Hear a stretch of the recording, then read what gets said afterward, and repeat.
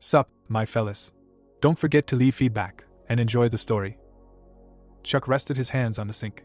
The guy looked at his reflection and asked who that person was. The guy made a serious face. Chuck frowned and asked the guy what he said. The guy looked at his reflection. Chuck touched his face. The guy said their names. The guy opened his mouth. Chuck's character said that he was the heir to a great clan. The tea bag touched the side of the container. The guy poured the contents from the container into a cup. The guy enjoyed drinking tea. The guy looked down. The boy was drawing at his desk. The protagonist assumed that he had become the character he had invented in his school years. The boy's eyes sparkled. The guy laughed as he drew the character in the sketchbook. The boy raised his palms and was glad that he had finally finished his work. The boy opened his mouth loudly. Chuck remembered that he had invented that character under the 8th grader syndrome. The man looked up and realized that all of this was because of one game. Dragons Fly Over the Earth. The name of the game appeared. The protagonist said that it was one of the best virtual reality games about another world. Flags with symbols hung between the houses. Chuck said that the game did not lose its popularity until it was closed, which made it a legendary game. A sign with the inscription "Legendary Game" appeared. The red sky broke into pieces. The news reported that the creator of the most popular game in history was missing. The ground under people's feet cracked. Debris fell to the ground. There were boulders around the building. The protagonist said that with the disappearance of the creator of the game, the arcana became part of reality. Monsters were holding onto the car with their paws. Chuck said that the monsters crawled out of the holes, and humanity was on the brink of survival. People pounced on the monster in the crowd. The guy said that along with the monsters, those who could fight them appeared. There was a smile on the faces of the people. The young man said that such people were called players and they used their skills to defeat monsters. The soldier raised his sword to the sky. The protagonist said that soon such people became heroes. The guy sat in front of the TV and thought that he once wanted to be one of the heroes. The boy held his knees. The protagonist remembered that then he realized that with the awakening of the Force, he would not be very popular. The guy glanced at the things. The moonlight illuminated the room. The protagonist said that the price of one virtual reality machine was more than a month's rent. Someone's pleas for forgiveness were heard. The girl leaned over the man. The man said that he was a bad father, since he did not let the child play everything he wanted. The protagonist remembered that then his father's business went bankrupt. The mother took off the glove from her hand. The girl asked her dad not to cry. The mother said that it was all her fault. The guy's hair covered his forehead. The young man recalled that at that time he did not yet understand the severity of this world. But he had no choice and he had to quit this game. The protagonist grabbed his hair and realized that if he had been aware of the future, he would never have quit this game.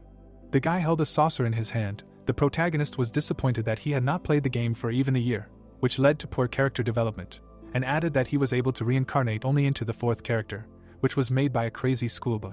The young man put the cup down and said that it was delicious. The character Chuck's cloak was fluttering in the wind. A sign with the guy's name appeared. The young man holds a book in his hand. The protagonist was indignant that he once played this character in all seriousness.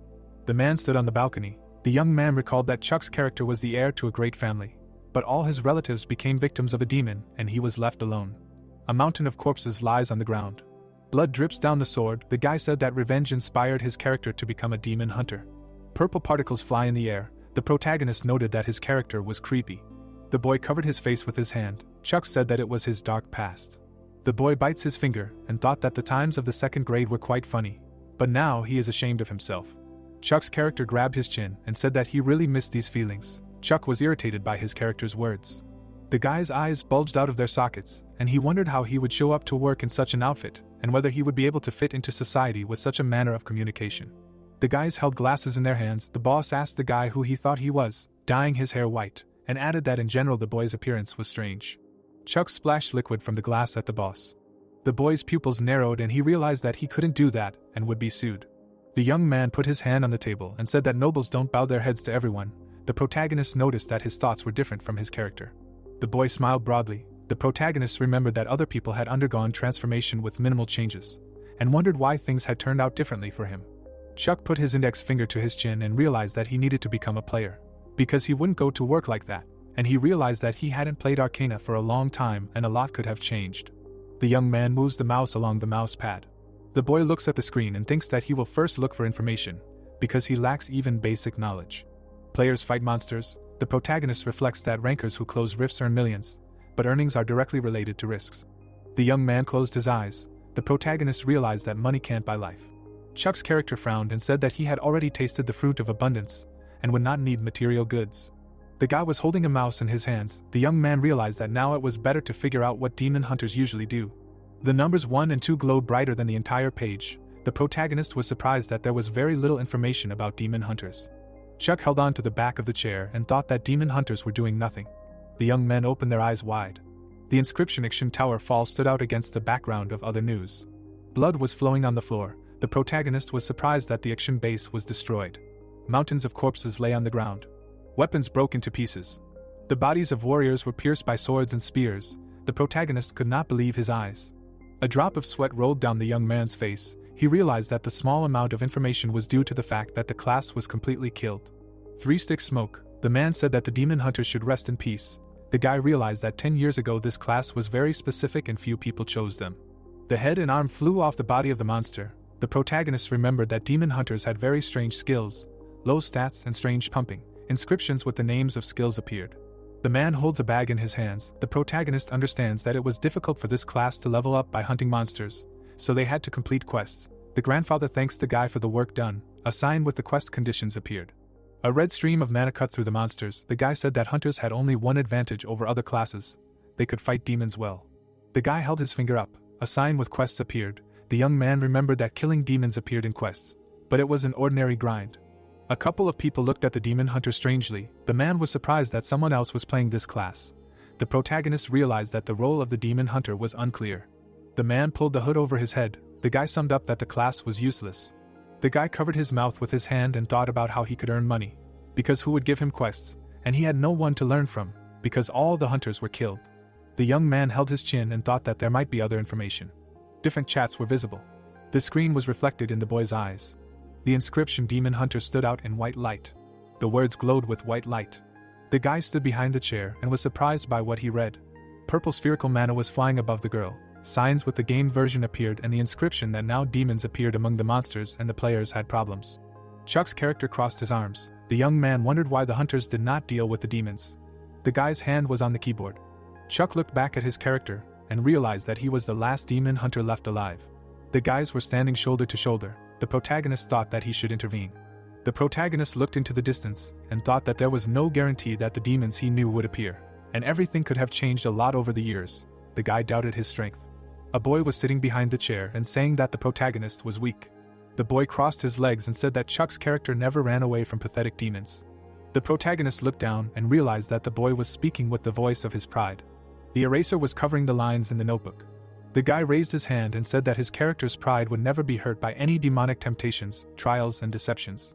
The guy's hair covered his face. The young man realized that he needed to act. Chuck's character closed his eyes and said that these thoughts were useless. The guy stood in front of the blinds and said that there was no reason to worry. There was a news monitor hanging on the building. Piles of corpses lay near the entrance to the subway. A hand held another hand. The light illuminated the room. The guy said that the monsters should consider it an honor that he would personally send to hell. The building was washed by streams of red. Several years had passed since the Great Cataclysm. The guy holds a cup in his hands. Many things were lost, but people were able to get back on their feet. People are smiling, the streets are alive again, and everyone has adapted to the new world. The guy is hanging in the air, but there is always darkness next to the light. The demon holds the boy on strings. The negative emotions of the people who have gathered together again became excellent food for the demons. Veins bulged on the guy's face. The warrior pointed his finger up. The man thought that this time he would choose these guys. The guy fell to the ground. The guy is holding a phone in his hand. Someone said that the last participant was late. Steven pressed the phone and asked everyone to wait another minute. A sign with the player's name appeared. The guy raised his eyebrows. The young man was walking towards the guys. The guy opened his mouth and noticed that everyone had gathered. Steven extended his hand forward and introduced the group members to Chuck. Chuck looked away. The guys got acquainted. The world was divided into 2 parts. The protagonist thought that this was a rift, and learned that this is how the players see him. The guys are holding phones in their hands. The young man realized that ordinary people cannot interact with the barrier. Hair covered the forehead of Chuck's character. The guy realized that he would be the same if he had not awakened. The barrier cracked into pieces. A sign with the characteristics of this rift appeared. The protagonist realized that this rift was suitable for levels of 40. The guy was illuminated by a light from above. He thought that this place was well suited for his level. Players were standing at the top of the stairs. The protagonist recalled that the average level of those attacking the rifts was 200. The light was directed at the backs of the players. The protagonist realized that it was too early for him to dream of a high level and he needed to work hard to reach the level of such players. The guy looked behind him and noticed that he was lucky to find a suitable group. Adolf was standing behind his comrades, signs with the characteristics of the players appeared. The guy clenched his hand into a fist and said that there was already another group inside and the guys could come in a couple of minutes. A table with information about the guy appeared. The young man's gaze was directed into the distance.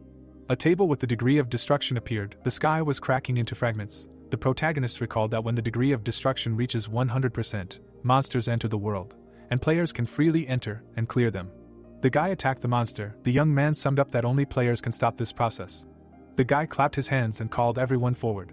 Chuck hid behind his character and thought that everyone was so friendly, and he wanted to say something. The girls were fighting with the protagonist. He remembered that he was able to survive thanks to daily sisterly battles, and it was not a problem for him to cheer someone up.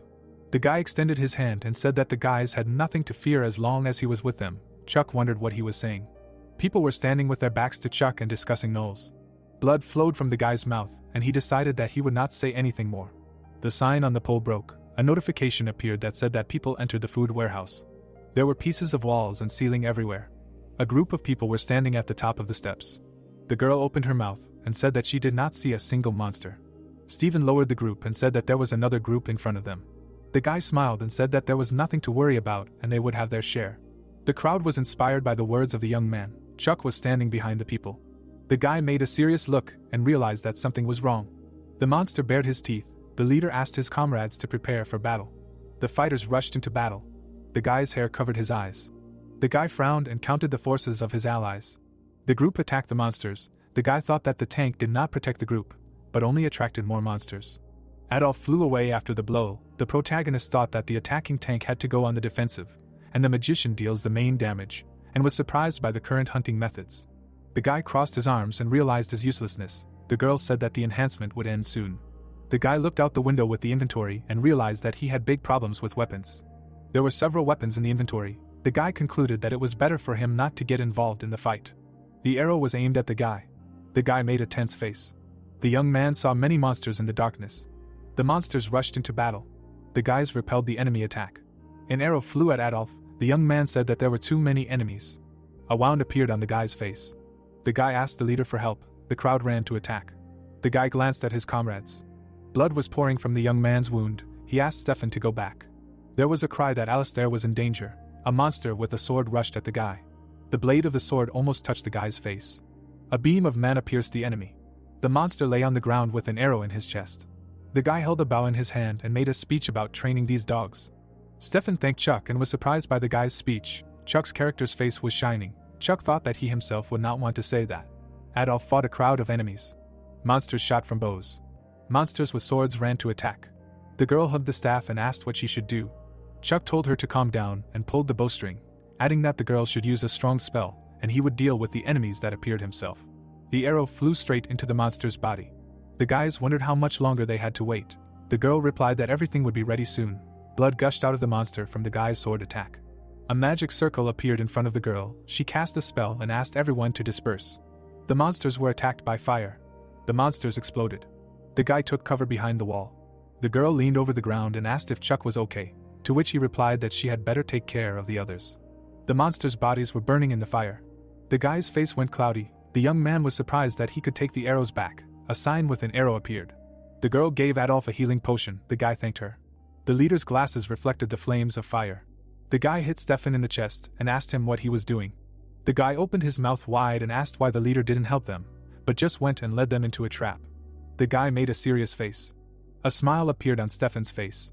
A broken lamp was hanging from the ceiling. Laughter was heard. The lamp was swinging on the ceiling. The guy grabbed his stomach and laughed loudly.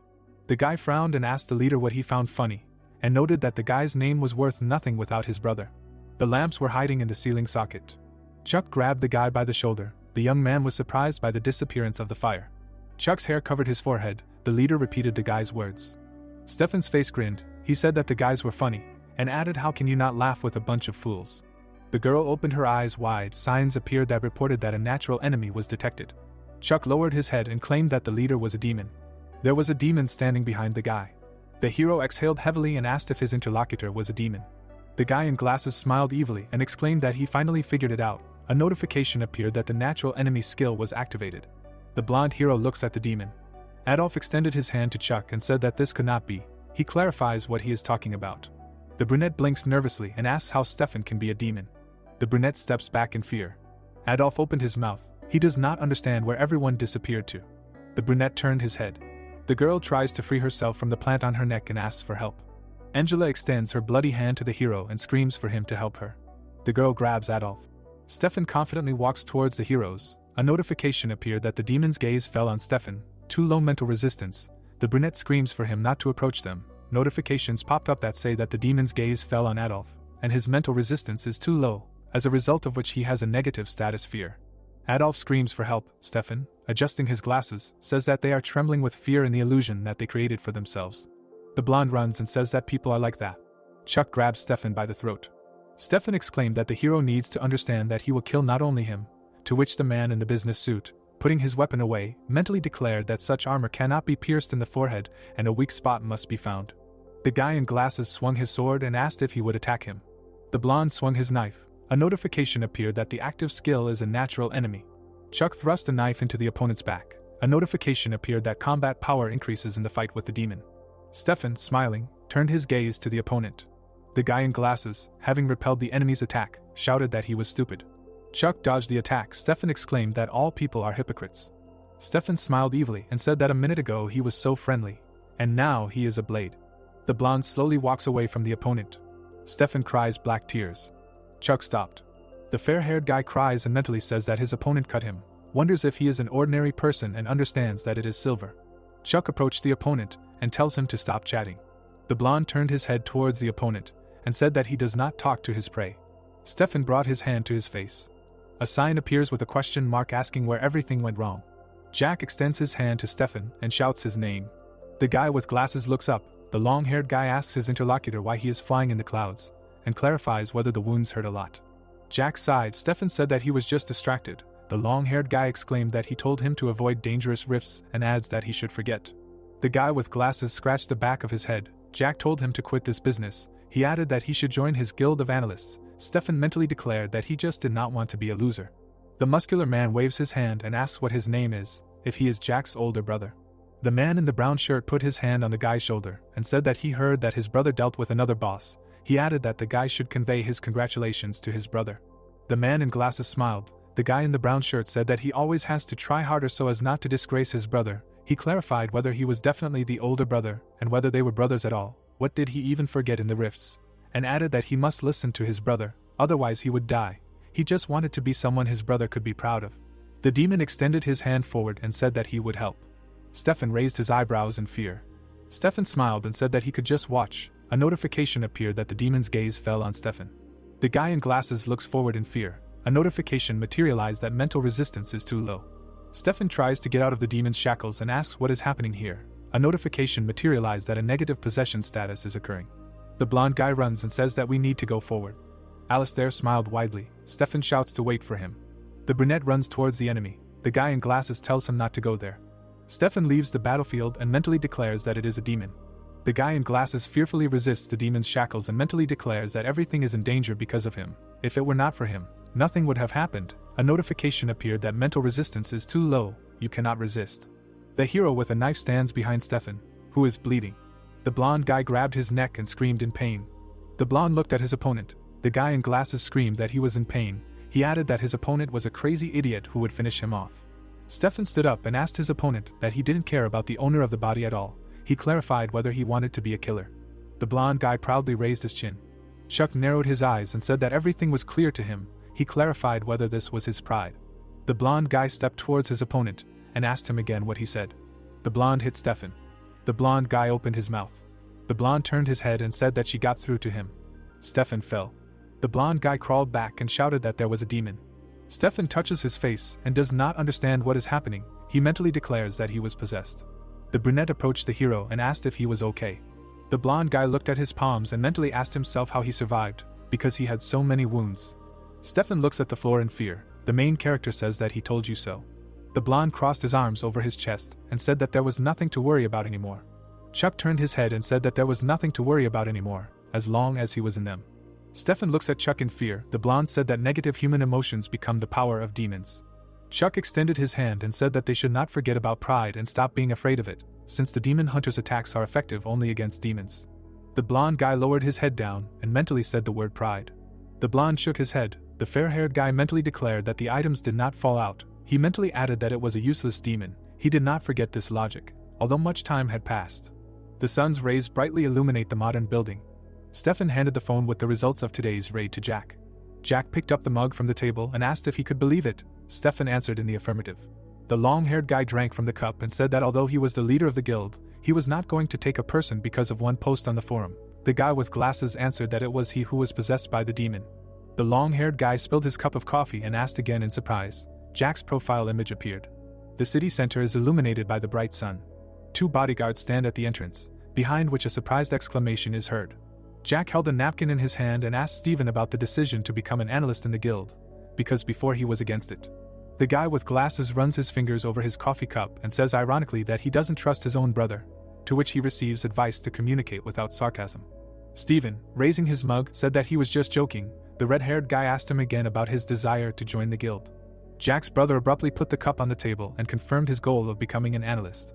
Steven stood up at the table and said that he simply realized his limit and a more suitable role. He, holding his hand enthusiastically, recalled how he did nothing but tried to catch up with his brother, and added that from now on he will go his own way. Jack, crossing his arms, said that he even wondered who could change his brother so much.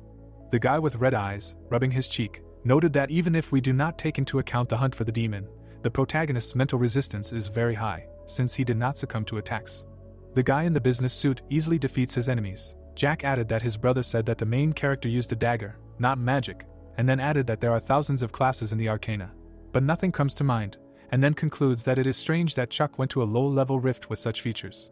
The red-haired guy stands at the table and claims that he understands how difficult it is to believe this story, and then asks his brother to believe at least once. Jack, rubbing his hand, asked who said that he does not believe, then added that his brother personally saw it. The guy with the tail sits at the table in front of Stefan and says that he clearly saw the patterns of boss attacks, guild management methods and recruitment of new players.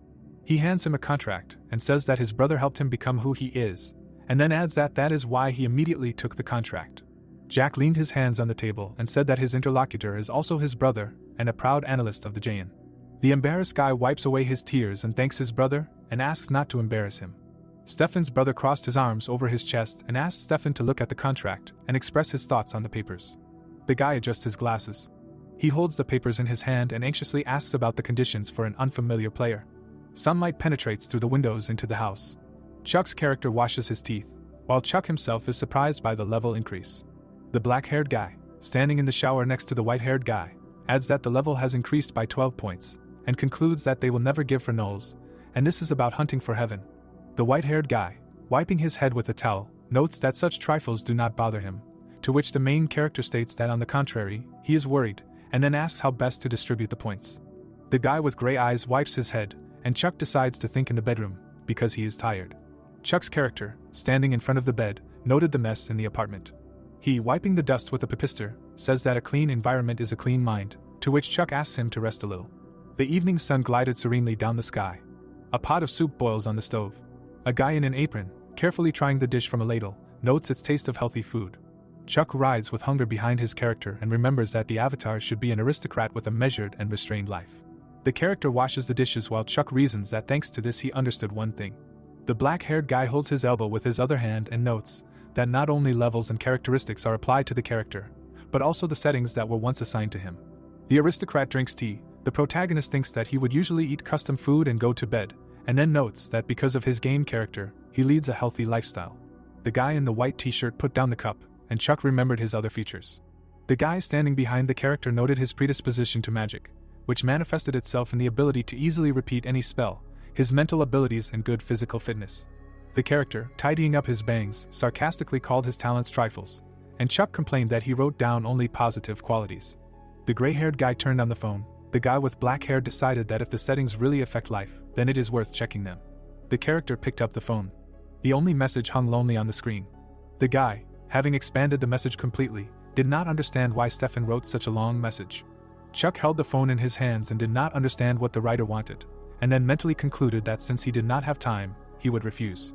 Chuck's character, pulling the notebook towards himself, decides to test his abilities. Fingers quickly enter a request in the search bar. The avatar decides to start with magic. The gray-haired guy began to take notes on the video lesson. The two brothers looked at the phone in amazement. The correspondent showed a cold response to the message. Chuck's message continued to be shown on the phone. The guy with glasses, picking up the phone, assumed that another guild made an offer to his interlocutor, to which the red-haired guy asked which guild could make an offer to the player. Stefan's brother furiously clenched his fist and listed the privileges offered to the aristocrat, in the form of a house, a car, financial support, and a share of 9.5 to 0.5, and added that he did not know who could beat such conditions. Stefan was talking about how foreign guilds were opening offices around Seoul because of the recently built Magic Tower, to which Jack slammed his hands on the table and rudely asked what kind of guilds they were that dared to encroach on his territory. The guy with glasses, rubbing his chin, said that even despite the other guilds, the best of them were already gathered in Seoul. The guy with red hair, jumping up sharply in bewilderment, replied that there was no guild with better conditions than his and that he would not offer such a contract even to high-level players in his guild. He quickly threw on his jacket and decided to set out to look for the mysterious player, because he could not lose the chance, and along the way ordered his brother to describe the character, to which he asked why this was necessary. Jack, adjusting his jacket, said that he would find that player himself and bring him to them, and then asked his brother to tell him everything he knew. Stefan, bending his fingers near his face, couldn't describe him right away, only mumbled about his wise appearance, to which his brother sarcastically replied that he could even describe magical animals better. The guy in glasses, sticking out his finger, remembered the player and called him a quirky aristocrat from fantasy. Jack held on to the lapels of his jacket and listened. The phone was playing a video lesson on magic. Chuck stood behind the character. On the phone, magicians demonstrated the basics of their craft, while the black-haired guy noted that he understood the principles of magic and could use any spell if he had enough mana. Chuck ruffled the gray-haired guy's hair and said that he didn't expect anything else from his avatar, and then added that he didn't care about the dark past of his previous character, because this was the symbol of high school, and then declared that his character was the best genius in history, to which the latter noted how rude it was. Chuck opened the character's profile and began distributing points. He raised his finger, choosing what to increase, because all the possibilities were open to him. His fingers slid across the screen, spending points on the skills of strength, dexterity, and mana. Chuck stopped and remembered the story of his character, which he himself had come up with. The black-haired guy continued to stand at the scoreboard. He instantly poked at the screen and increased the skill of luck by 1 point. The character, lying in bed, looked at the updated characteristics. Chuck thought that this was for the well-being of his character, who would have to try hard, and then concluded that it might seem that he had raised luck only from 1 to 2, but in fact he had doubled it. The avatar closed his eyes and fell asleep. Chuck thought about how he would find a coin on the road because of his increased luck. The guy woke up in the bathroom. He and Chuck were looking at the new message. Chuck, his mouth open in surprise, rejoiced at the luck that had brought him something more. The board showed a new class quest offer. The system suddenly flashed, announcing that it was a class quest, a prelude to counterattacks, and the hero asked if this was really the class quest he was thinking about. Chuck looked at his desktop in surprise, thinking that after the appearance of Arcana in reality, quests became very rare, and the reason was simple, because they did not have many NPCs who could give them out. The hero looked thoughtfully at the screen and thought that even a regular quest was a rarity, and here was a class 1 right away. Chuck looked at the search bar on his laptop and thought that simple Demon Hunter class quests were pretty weird. The guy looked at the screen in confusion. Chuck, intently reading the headlines of the article about the first-rank paladin named Guyver, thought that he knew about it. An image of a man holding a magic ball appeared. The protagonist thought that a class quest was a quest that was only given to one person from the entire class. The laptop screen showed many articles about a new first-rank paladin named Guyver, and the protagonist said to himself that this alone was enough to make all the news, because these quests were so amazing that they could allow any player to become one of the best. The curtains for the windows blocked the sunlight, and the protagonist added that if you look at it sensibly, there was no chance that a class quest would be given to a player with level 67. Chuck clicked his computer mouse and declared that this meant something. The protagonist looked tiredly at the monitor and said that as he thought, there were no demon hunters left except him. Chuck, calmly looking away from the screen, thought that this made sense. An image of ancient towers appeared, and the protagonist thought that action was the base of all demon hunters. The protagonist, looking up at the huge towers, thought that it sounded cool, of course, but the reality could be shocking. The branches of the bushes rose up the cliff, and the instructor cordially welcomed the soldiers to action. The instructor, pointing up, suggested climbing. The acceptance ceremony would take place at the top, while the system notified that it was necessary to climb the cliff. The hero with blonde hair, his eyes widened in shock, wondered if he had really gone crazy. The instructor, looking sternly down, asked if you could go faster, while the blonde guy, sighing tiredly, thought that their quests were a simple repetition of useless work. The one-eyed instructor, sternly pointing to the corner of the small room, told the heroes to stay here for now, and the hero added that the conditions left much to be desired. The players turned around cheerfully and shouted that the cafeteria was where they came from, because it was time for them to eat, while the system notified the hero that he had to go to the cafeteria to eat. The instructor angrily shouted at the newbies to move faster, because if they couldn't handle even that, he would kick them out, and the protagonist said that the NPCs were constantly yelling at you. Chuck, hanging his head wearily, thought that anyone would give up in such terrible conditions, and added that demons penetrate the human mind, so training was needed that would make him stronger, because the 8th grader syndrome was getting worse. The guy, decisively pressing his finger on the screen, thought that now it was in the past, and added that first he needed to see what the point of the quest was. The protagonist, thoughtfully looking at his character. The hero was actively searching for information on his laptop. Anti-Arcana United Headquarters, Korean branch. The tall glass building of the company's headquarters was illuminated by the evening sunset. The office workers were sitting in their small work areas, and the protagonist thought that to cope with the chaos and damage that had occurred after Arcana appeared in reality, an association of former game developers had been formed. The office workers were chatting animatedly, and Chuck thought that they were reacting to every update that was reflected in the real world, collecting and analyzing information for the players. Chuck thought ironically that in other words, this was a company with overtime, and the guy at the office desk stretched and exclaimed that this damn Arcana was already boring him. The employee, leaning back in his chair, asked his colleague named Sunbae if he thought the update would come out this week, since it was already late enough that it was unlikely to come out, while his colleague, narrowing his eyes thoughtfully, replied that they could only hope.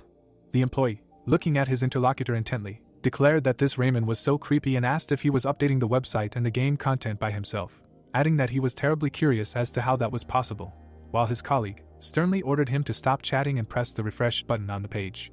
The dark-haired office worker, narrowing his eyes analytically, said to himself that as soon as an update appeared on the website, reality also changed.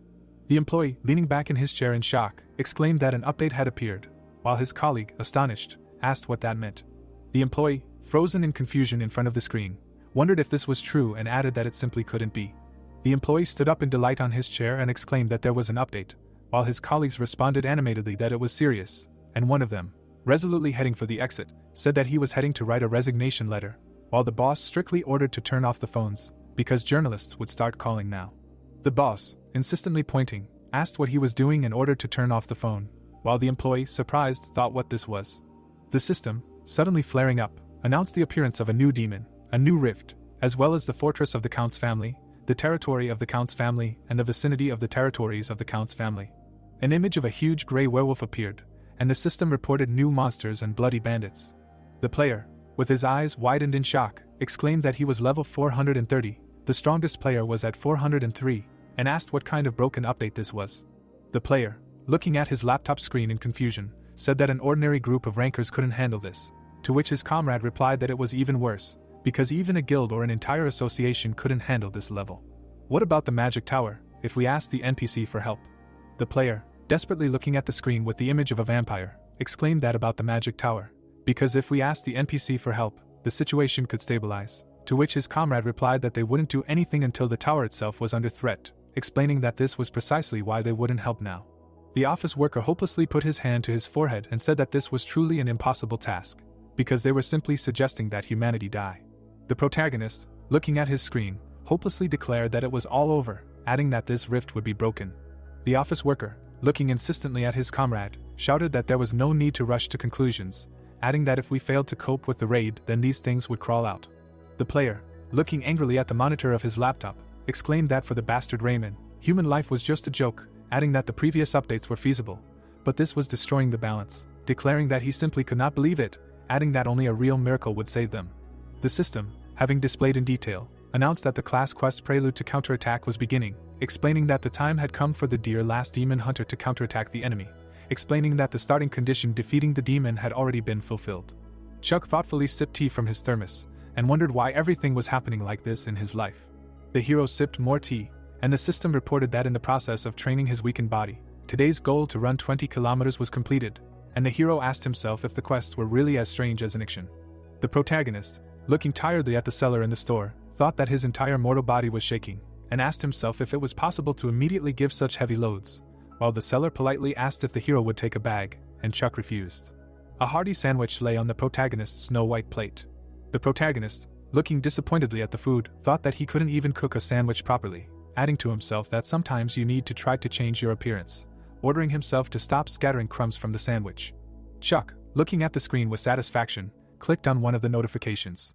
The hero looked at the screen with the tasks and thought that he liked this feeling of completion, while the system notified him that today's training was over, and the hero added that if it were not for his pride, he would have given up long ago. Chuck, disappointedly putting his body to bed, thought that the stupid quest was finally over, and added that now he would definitely get a good night's sleep. An old woman with her grandson were drying red peppers on her balcony, and the protagonist thought that he could not wait for the next quest. The blonde protagonist confidently pulled himself up on the horizontal bar. His body suddenly trembled from powerlessness, and Chuck cursed in displeasure. Chuck's face was absolutely calm, while his hero's face was twisted in horror.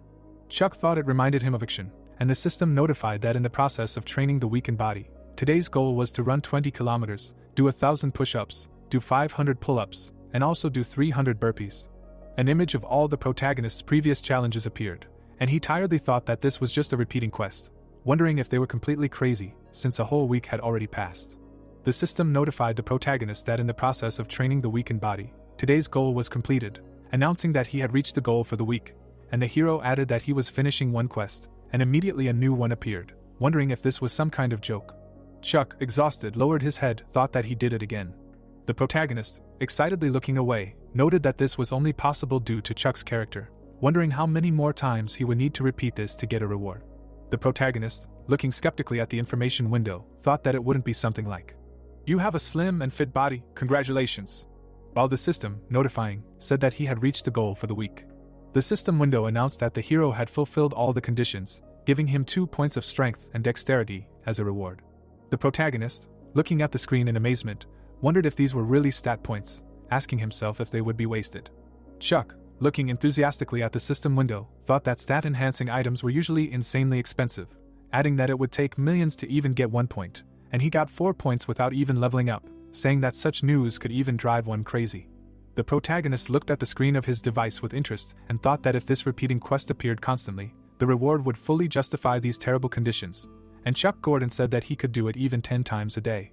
The protagonist looked at the broadcaster in surprise, and the host announced that the Arcana update that appeared this Thursday was the hottest topic of discussion. The protagonist looked at the events with concern, and the host reported that most of the guilds announced that they refused to participate in the raid on the Rift. The host, looking at the viewers directly through their monitors, said that a new rift called the Count's Family Territory had appeared, as well as a monster named the monster Count Oscura. The protagonist carefully brushed his teeth with a toothbrush, and the host analytically noted that the only thing known about this quest is that it is a demon and a vampire. Its level is 430, adding that this is the highest level of the monster at the moment. The hero paused the video, and the host authoritatively stated that the Korean branch of AAU refused to comment on anything for now. The main character pressed the button to turn off the lights and asked himself if level 430 was really possible. The protagonist looked at the screen of his device in surprise and asked himself how to kill something like that. The players, thinking pessimistically, said that it looks like our planet is finished. Such an update is real, the balance is finished. It seems to me that not only the balance is finished, but also us, we will all die. The host of the City podcast show announced in a sad voice that a level 430 boss appeared in this update, and added that it will be the hardest raid in history. The hosts of the Central TV channel said that AAU reported that Count Oscura is a demon and a vampire. The female host of one of the TV channels said that large guilds expressed a desire not to take part in the future raid. This is due to huge risks. The main character stared dejectedly at his laptop monitor.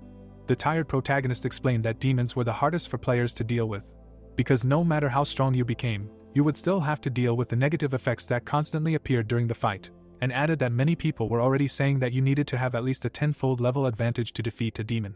The vampire looked at the hero darkly, and Chuck thought that Count Oscura was a monster that he could not even think of fighting. A pop-up notification said that it was time to counterattack the enemy, and the hero tiredly stated that if it were not for the new class quest, he would have given up long ago. The protagonist, angrily staring at his desk, thought that damn action, and asked himself if this was the only vampire so far, wondering in bewilderment if they were really asking him to defeat him. Chuck, fearfully lowering his head, thought that he was too scared, adding to himself that it was natural to be afraid of an enemy that could not be defeated. The hero looked ahead dejectedly and declared that these were just his thoughts, although it seemed that his heartbeat was as steady as ever, adding that if this body was not his, then what did Chuck feel in that case? The hero abruptly stood up from his chair and declared that these pathetic creatures were wasting his precious time. The protagonist looked away menacingly and thought that they would have to be severely punished for such an offense. Chuck slapped himself on the forehead and declared that he knew it, because his hero actually wanted to kill them. The sunlight illuminated the light brick building. The hero sat quietly on the floor and thought that, Judging by the search results, Count Oscura was in Russia. The hero began to actively type a search query in his phone, thought that first he would go to the magic tower. An image of dark figures appeared against the backdrop of a tall magical tower, and the protagonist thought to himself that he would go there precisely because there was a portal inside the tower, which was full-blown magic that allowed the user to travel anywhere, and added that this was one of the reasons why foreign guilds opened branches here. Chuck calmly turned his gaze to his device. He brought the screen of his phone closer and asked himself if he should call a taxi. The hero looked at his character in surprise, who said that it was time for him to go. Chuck threw on a black cardigan and said that he had already wasted too much time, to which the hero asked him where he was going to go looking like that, because in Russia the temperature was as much as -2 degrees Celsius. The protagonist was dumbfounded, and the hero approved of his actions, saying that he should at least throw on a down jacket. Chuck grabbed a pack of tea bags with his hand. The hero stuffed the tea bags right into the pocket of his black cardigan and declared that he absolutely must not neglect his tea party, to which Chuck ordered him to quickly put on his down jacket, calling him crazy. The journalist was reporting right under the magic tower. The employee, insistently pointing at his comrade, menacingly told him that they did not have time. The journalist, looking animatedly at the crowd, thought about how many reporters had gathered there, and asked his comrade if he really thought that Jayan would really come, to which he replied that new faults had probably appeared in Russia, and the magic tower was right under their noses, asking his comrade then what was the point of flying anywhere by plane. The reporter looked at the departing employee with hope and said that they were rankers, asking if they could use portal magic, to which he replied that there were only a few rankers in the world who could do that, adding that it required a lot of mana. Suddenly, the man's eyes widened at what he saw. The red-haired guy threw his huge weapon right over his shoulder. The man in blue suddenly rushed towards the guild members and said that they had arrived. The guild members made their way through the crowd of reporters, and the journalists vied with each other in asking questions, asking if they were really going to raid the new rift, adding if they were planning to share information with other guilds and why they decided to start before everyone else. One of the journalists, pushing his hand with a microphone through the crowd of journalists, asked the guild master if Jayan had already found a way to defeat Count Oscura. The guy in the suit asked the reporters with a disgruntled voice to ask these questions a little later. The red-haired warrior named Jack quickly raised his weapon and confidently declared that he did not know how to defeat this count. The guy in the suit awkwardly raised his hand up, declared that there had never been a time when they entered the rift fully prepared. The reporters filmed what was happening with their large television cameras in surprise, and Jack admitted that they were going into the rift first only to get ahead of their competitors. Jack, looking sternly at the reporters, said that they were not going to share information, and added that everyone said that this was for the sake of saving the world. The reporter looked at the guild member with frozen eyes, and the red-haired warrior said that if they were serious about saving him, then they should challenge the rift and see everything with their own eyes, and not watch from afar.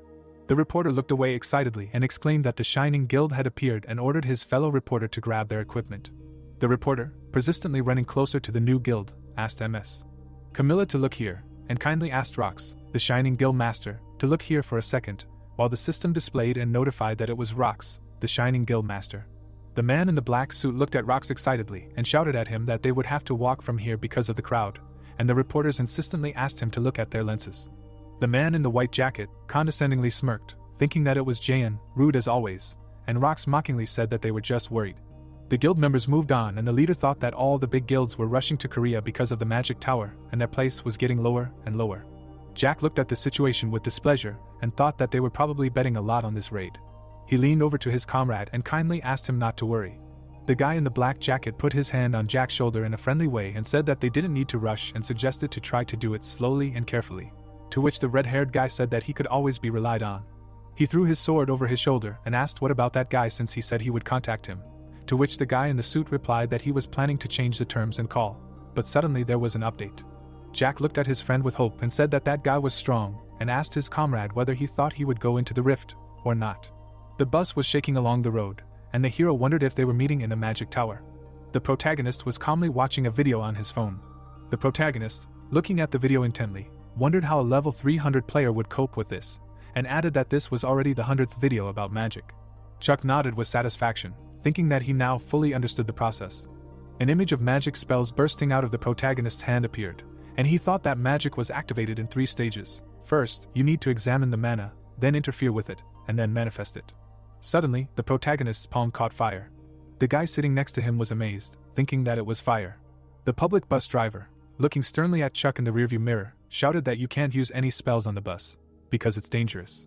The protagonist, confused, put out the fire, said that he didn't think it would work, because he had full control over the flames, and added that he would stop if the passengers were consumed by terror, and thought that he had enough of pretending to be tough. Chuck, calmly looking at the stats, thought that he had learned new skills thanks to the video, saying that he was a little nervous about what they would be, adding that it was useful anyway. Chuck raised his black eyebrows in surprise. The pop-up notification displayed many stats. Chuck, puzzled, squinted, thought that he had no magic skills, although they usually appear in the stats window immediately after you learn them.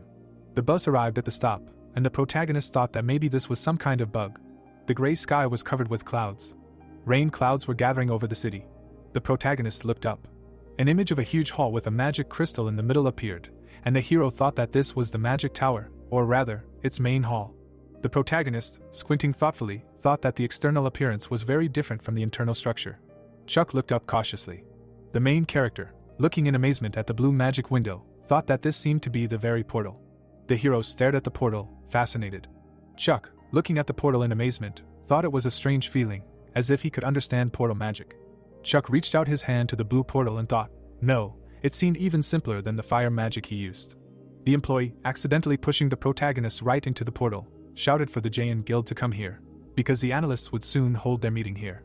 The guy, confused, turned around, asked if he had pushed someone into the portal and apologized, while Jack angrily shouted at him that he needed to watch where he was going. The red-haired guy, looking at the employee with irritation, said that he was ruining their reputation and suggested firing him, while his assistant named Steven fearfully apologized and explained that the guy looked like Chuck. Jack, looking at his comrade with authority, ordered to begin the briefing, while the assistant readily answered that he definitely had. Steven, pressing the button on the remote control to turn on the presentations, officially explained to the audience that, as they already know, the new faults are in Russia. An image of the diagram appeared, and the hero said that everything looks something like this, adding that this is the outer circle of the fault, the outskirts of the territories, has hundreds of different entrances. The guy in glasses, raising his hand with the remote control up, said that the inner circle of the Count's family's territory has about 30 entrances, and the last, central circle, the fortress of the Count's family, is the abode of Count Escura. The audience looked at the speaker in bewilderment, and Steven seriously said that judging by the analysis of the current and past faults, in the event of a breakthrough, with a high probability, the fortress of Count Escura will appear in their world. Huge magical cracks appeared in the sky above the mountain range. The reporter, professionally addressing the camera, said that he was in Russia near the new fault. This place is already flooded with reporters and players. Kidri, enthusiastically greeting the viewers, exclaimed that he was on the line directly from Russia, adding that he was now near a new rift. Kidri, gesturing animatedly to the camera, said that, as the viewers can see, there are a lot of cracks here, how cold it is. In any case, he, Kidri, will please them with funny content. Kidri persistently suggested that the viewers look at the rift, which is right next to him, while a stranger approached him. Kidri swung at the white-haired stranger and told him to mind his manners. Kidri, looking at his opponent in confusion, said that he found this rift first, while the stranger coldly ordered him to step aside. Chuck, threateningly leaning towards Kidri, warned that while he still had patience, he could still step aside. Kidri, frightened and dumbfounded on the spot, said that he was just cold, and asked to forgive him for his ignorance. Chuck calmly looked at the rift. The protagonist, looking thoughtfully at the rift in the air, said that he had finally come to the rift of the outskirts of the territories, and a pop-up notification informed the hero that these were the outskirts of the territories. The monster's head flew off from its body, and the hero said to himself that he hoped that it would be warmer further on. The girl ran away from the falling body of the monster. Ani, turning around, heard someone desperately screaming, asking her to wait. The girl in the white hat, tiredly catching up, said that she understood that their level was higher than 300, but asked not to run away so quickly, while her comrade indifferently answered that she should forget about it, because it seemed to him that she was simply looking for death. How cold it was. The girl turned around abruptly, and the other character sternly objected that it was not right to speak like that and that he should address her formally, and the first one, agreeing, said okay, while the system, notifying, displayed that it was Ani, level 348, player rank top 100, berserker and part-time leader of the Berserker Guild. Leonie Bellucci, grinning angrily, asked what he said and added that he should stop annoying her. The narrator, commenting, noted that words were pouring out of her mouth that were better censored. The system, solemnly notifying, announced that the hero had entered the territory outskirts rift, adding that the appropriate levels for this were 240 or even 270, and the degree of destruction was 97%. Chuck, looking around, thought that this place was called the territory outskirts. The protagonist shivered and thought it was even colder, adding that it was a good time to hunt, as his rage was boiling up. The blood wolves growled aggressively behind the protagonist and prepared to attack. The system notified that the blood wolves were level 230, and a crowd of wolves pounced on the protagonist, and he worriedly thought that he was only level 67. The system displayed the characteristics and showed that the natural enemy skill was activated, while Chuck sneered and thought that he could win, as he was being met by the Count's dogs. The protagonist looked coldly at the wolves and said that they had chosen the wrong master. The protagonist materialized a sword in his hand. The protagonist sneered and said that he was very kind, so he would help ignorant creatures. Chuck, looking menacingly ahead, promised to give the wolves a taste of the fear of becoming prey. The system suddenly announced that a vampire hunt had begun. The player sat down tiredly over the dead wolf. The red-haired girl cut the monster in half and screamed about how much shit was in them. The bloodied guild members looked at Ani in surprise and suggested that she calm down a bit, and one of the players said that everything was as usual with the girl. The red-haired lady, out of breath, looked at the dead wolf. The animal's bloody muzzle was lying on the ground. The player, tiredly wiping his sweat, said that so many had been killed and they still weren't ending, while his comrade calmly replied, "Come on, not that many." The guy with glasses, frowning in confusion, thought that was strange. The girl, standing thoughtfully in front of the crowd of her comrades, said that these bastards seemed not to feel fear, or rather, did not even know about it. The comrade asked in confusion what she was talking about, while another player sternly warned her not to be rude to her.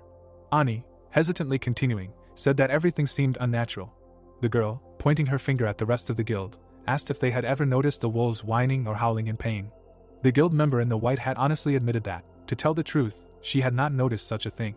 Ani turned around worriedly at the sounds behind her. A white light appeared behind the rocks, and the girl wondered what kind of howl it was. The player, looking analytically into the distance, said that it was not an ordinary howl, adding that it sounded scared. An image of a snowy forest edge appeared, and a member of the Berserker Guild noted that the wolves had not howled since their attack, and asked what had happened there. Leonie, resolutely running in the direction of the sounds, offered to look and find out, and ordered to follow her, while her comrades confusedly exclaimed that wait, and agreed to move forward. The protagonist pulled the bowstring of his bow. Chuck, concentrating on the arrow, thought that he felt something mana in the tip.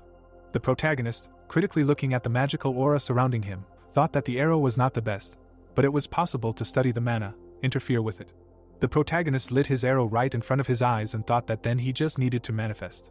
Chuck, having successfully used magic, released his fire arrow from his weapon. The wolves carefully moved forward. Chuck confidently released another burning arrow at the enemies. Ani, leaning tiredly against the tree trunk, looked at what was happening. The player, stopping in amazement, asked what it was. The girl looked at the protagonist sitting on the stone and asked what the hell was going on here. Chuck, elegantly sipping tea amidst the flames, was calmly resting. The guy behind, shocked by the scene, exclaimed that it was a fire arrow, a magic skill, and Ani, in turn, menacingly asked who this idiot was. The girl, looking at Chuck with disbelief, asked if the suit and shoes were really in the Rift Raid, clarifying that he was drinking tea amidst the flames. The player, pointing his finger at the protagonist, suggested that maybe he was a streamer. The girl glared at the protagonist, and the player explained that streamers were those who broadcast from rifts, adding that he must have been following some guild and got left behind, while his friend agreed that it sounded plausible, and the girl furiously called the protagonist a dumb bastard. The player, running up to Chuck in concern, shouted that it was dangerous here, adding that civilians had no business here.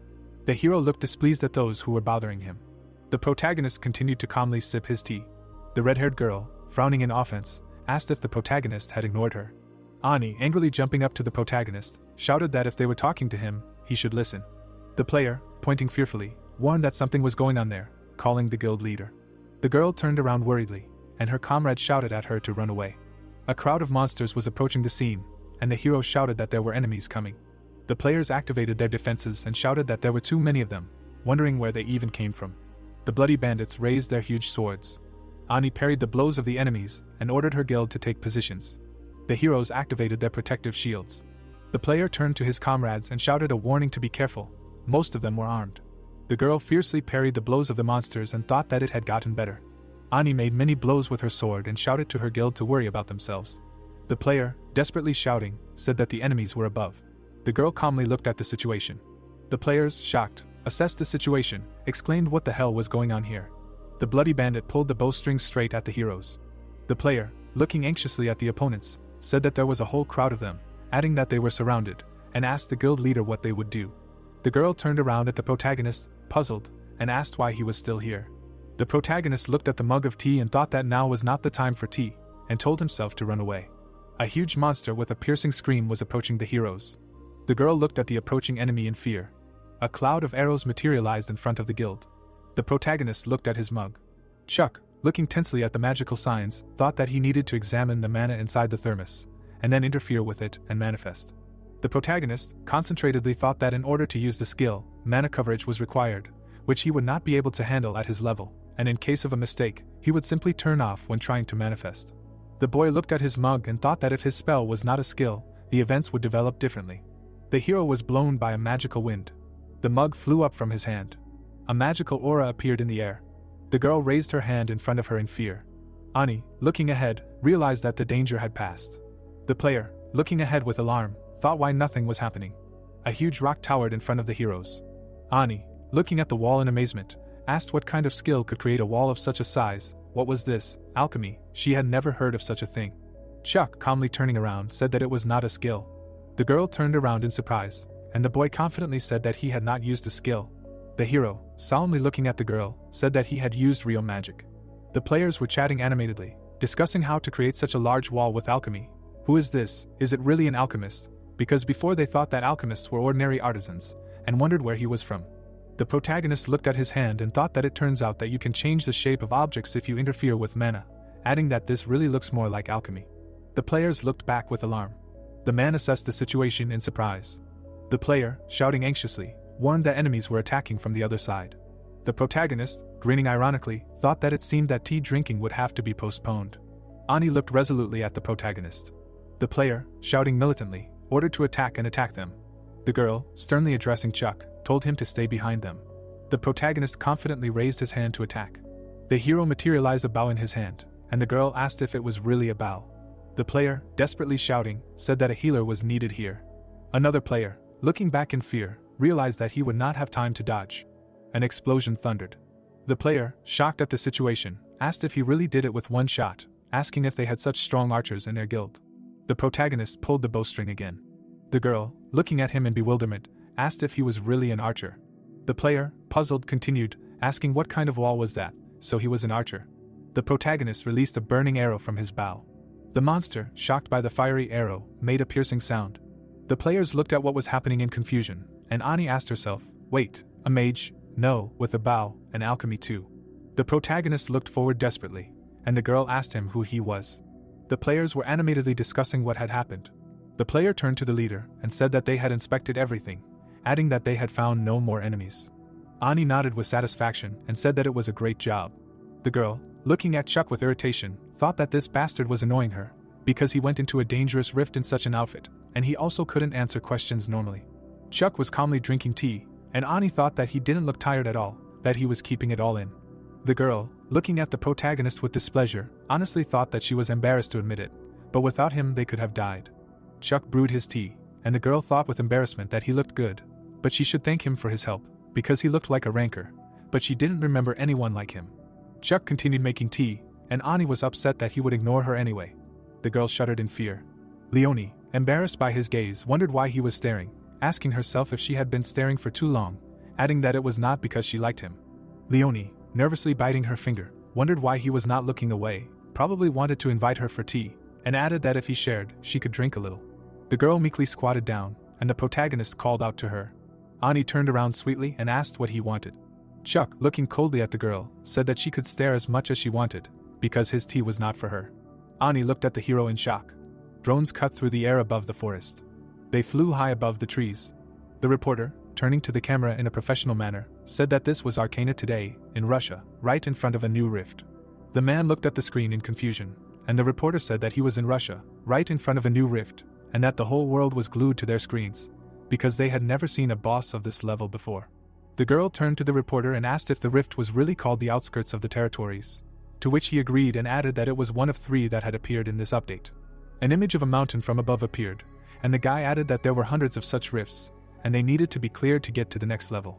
An image of Dek and his friend appeared, and the reporter said that Jayan and the Shining Ones were clearing them right now, and asked who would be the first. An image of the Shining Ones guild appeared, and the reporter said that the guild that cleared the rifts faster than the others would definitely gain worldwide fame. The man tensed up in front of the screen. A guy with a coffee in his hands looked in and offered the director a cup of coffee. The director told him to come in faster, and the guy asked why it was so dark in there. The man turned to the guy with displeasure and asked what was going on with the rifts. Were there any new videos? And the guy replied that only the Shining Ones were doing it faster than the others. The director drank his coffee and said that they needed to get ready near the rift, because they would take an interview right after they came out, to which the guy replied that it would take them forever. Suddenly, the guy in the hat was taken aback. The reporter said that they would continue, and the guy ran past him. The reporter, embarrassed, turned away and said that the director's assistant ran in front of the camera, probably because he needed to go to the toilet. The director climbed out of his tent and enthusiastically shouted that they had cleared it, the first rift had been cleared, ordering them to run after it. The reporter asked uncertainly who did it, to which the director replied that he did not know, there were many trees, it was not visible from the drone. An image of snow falling in the forest appeared, and the reporter shouted for everyone to run faster. The guy ran quickly through the forest. He suddenly turned around uncertainly. The director asked what he saw, and asked if he filmed it, and asked which guild it was, JN or the Shining Ones. The guild members came out of the rift, and the director received the answer that it was Berserker. The reporter asked incredulously, could it really be Berserker, who only had 32nd place in the ranking? The heroes began to move through the forest, and the reporter, confirming the information, said that yes, it was them, Ani was here, and added that he sent the video, because Berserker cleared out the first. The reporter, looking at the screen in amazement, asked if they really passed the territory outskirts, because the Shining Ones were only in the middle. Chuck adjusted his tie, and the reporter said that these guys seemed to be almost unharmed. The reporter, puzzled, pointed at the protagonist, asked if he was Korean. What? Berserk is a European guild, and where did he come from? The reporters, running animatedly to the scene, shouted that here, this is the Blue Rift, the first cleanup. The director pressed the headphones to his ear, and the reporter said that other reporters were running here, and said that he would try to get an interview, to which the director said that he did not understand what happened. Chuck languidly turned his head, and the reporter politely apologized. The reporter, persistently addressing the protagonist, asked if he could interview him, since he looked like a Korean, and asked what his connection was with the Berserker Guild, specifying what happened inside the rift. He came out of the one that was cleared, while Chuck coldly ordered him to step back. The reporter looked ahead in confusion and apologized. The protagonist, with a menacing glare, added that he should step back before his patience ran out. The hero began to move forward, while the reporter exclaimed in fear that he was frozen. The reporters enthusiastically surrounded the main characters, calling Ani for a few words, since she is the leader of Berserk. The reporters congratulated the guild on their first cleanup, adding that no one expected it to be them, and asked how they felt, specifying whether there were any differences from other rifts. The guy, tiredly turning to the annoying reporters, told them to calm down a little, and the girl said that she was not giving comments. The player, perplexed, turned to Ani, asked her if he could answer questions, to which the girl resolutely replied that they should ask that bastard questions. The reporters held out their microphones, and the guild member excitedly objected, since they were the first to clean up, and they should at least answer questions. The girl, angrily looking ahead, said that she had nothing to say, since that idiot pisses her off, since he was the one who went through the rift and cleaned everything. Ani looked around and asked where he went, to which the guy with glasses replied that the protagonist had already left. The girl's eyes widened in surprise, and the player explained that Chuck said they needed to go home for a while, to which the girl was loudly surprised. The crowd stood and someone was perplexed that he just up and left. The red-haired girl raised her hands and shouted that she gave up and wanted to give him the interview, and he just up and left, and added that it was a big part of clearing the rift first. The crowd asked Ani to calm down, because the protagonist probably had an important reason. The man looked at the blue glow, and in the background, a girl shouted that there could be no important reason to refuse an interview that would change the value and status of the guild. The guy turned the camera and shouted that a blue rift had appeared. The group looked in one direction and they realized that this was the second clearing. The squad exited the rift, and everyone realized that this was the JN Guild. Jack is standing with a sword and someone asks him for a comment. The man is standing in front of the red-haired man and congratulating him on second place. Ani is standing in front of his squad and Jack realizes that they weren't the ones who cleared the rift first. The girl leaned over and said something. The crowd looks at Ani and is shocked, trying to figure out what she said and if it was recorded. The JN Guild camp. Two guys are eating noodles. The girl leaned over and said that JN isn't the only strong guild in Korea. Steven looks at the screen and can't believe that she could say such a thing, and Jack adds that she glanced at him and said that crap. The bespectacled guy is stirring his noodles and is surprised to think that those were their first words after clearing the rift, and how they were able to overtake them at all, and remembers the girl's words that JN isn't the only strong guild in Korea. The man hands the noodles to the man in front of him and shouts what could be so good about this berserker, and who else can compare to JN, and adds that he has lost his appetite because of all this. Steven is sitting on the couch and says that Uni met someone strong in the rift, from Korea. Jack thinks it might be the Mythology Guild. The man leans over in rage because of Steven's words that mythology is still in the rift, and tries to understand who she was talking about then. The guy with glasses looks ahead and tries to figure out who can be stronger than the JN Guild, and he remembers only one person. The sun shines on the building. Water falls on the guy.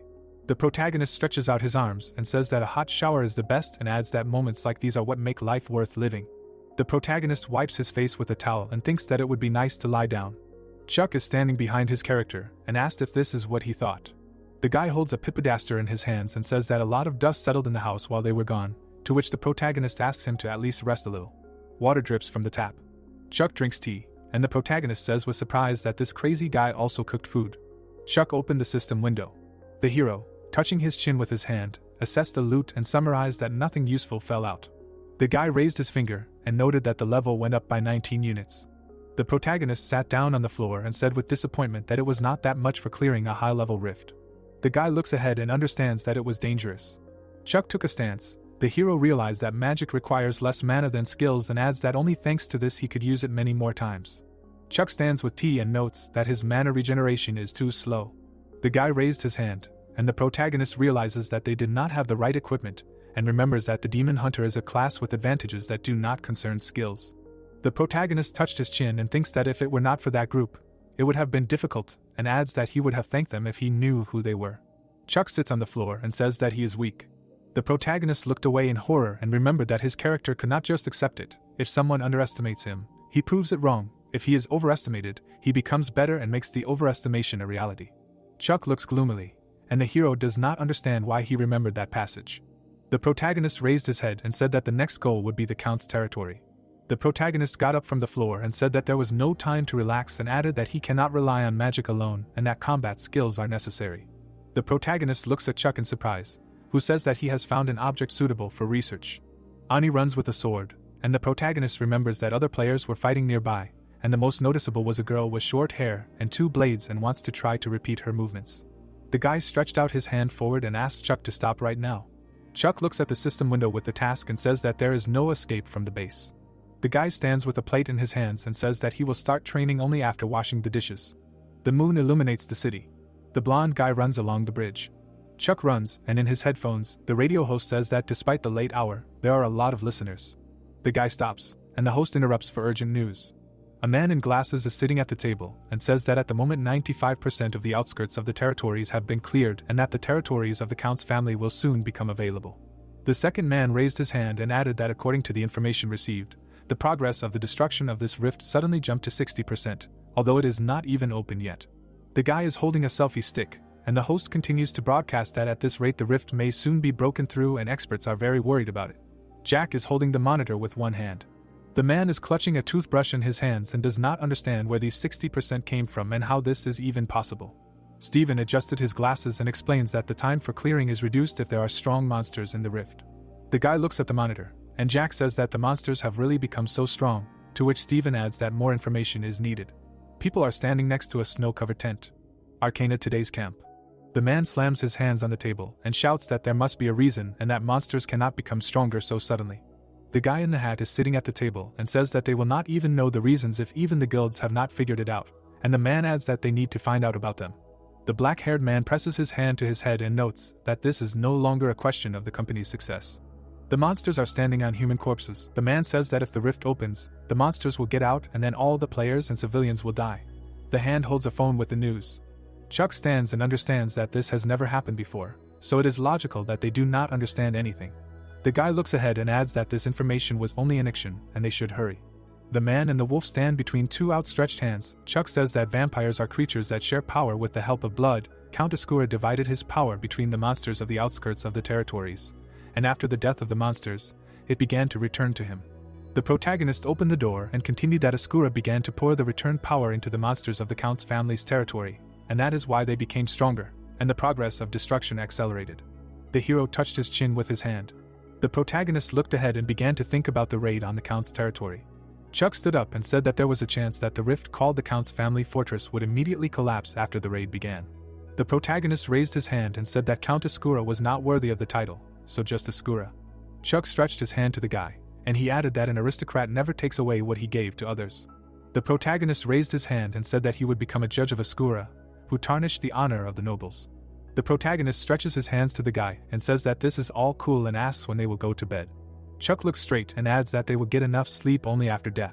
The territory of the Count's family, suitable levels 350 to 400. The purple crack is widening.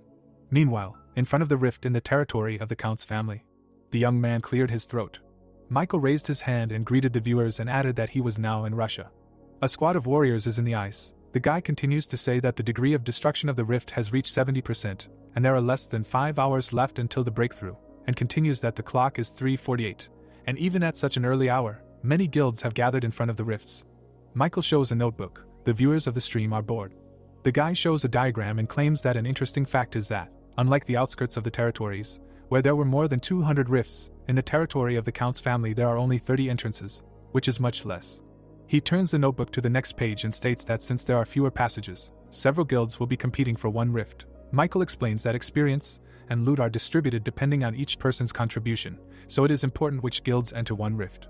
Stefan passes by the guy. The young man continues to say that they can see a competition between two guilds.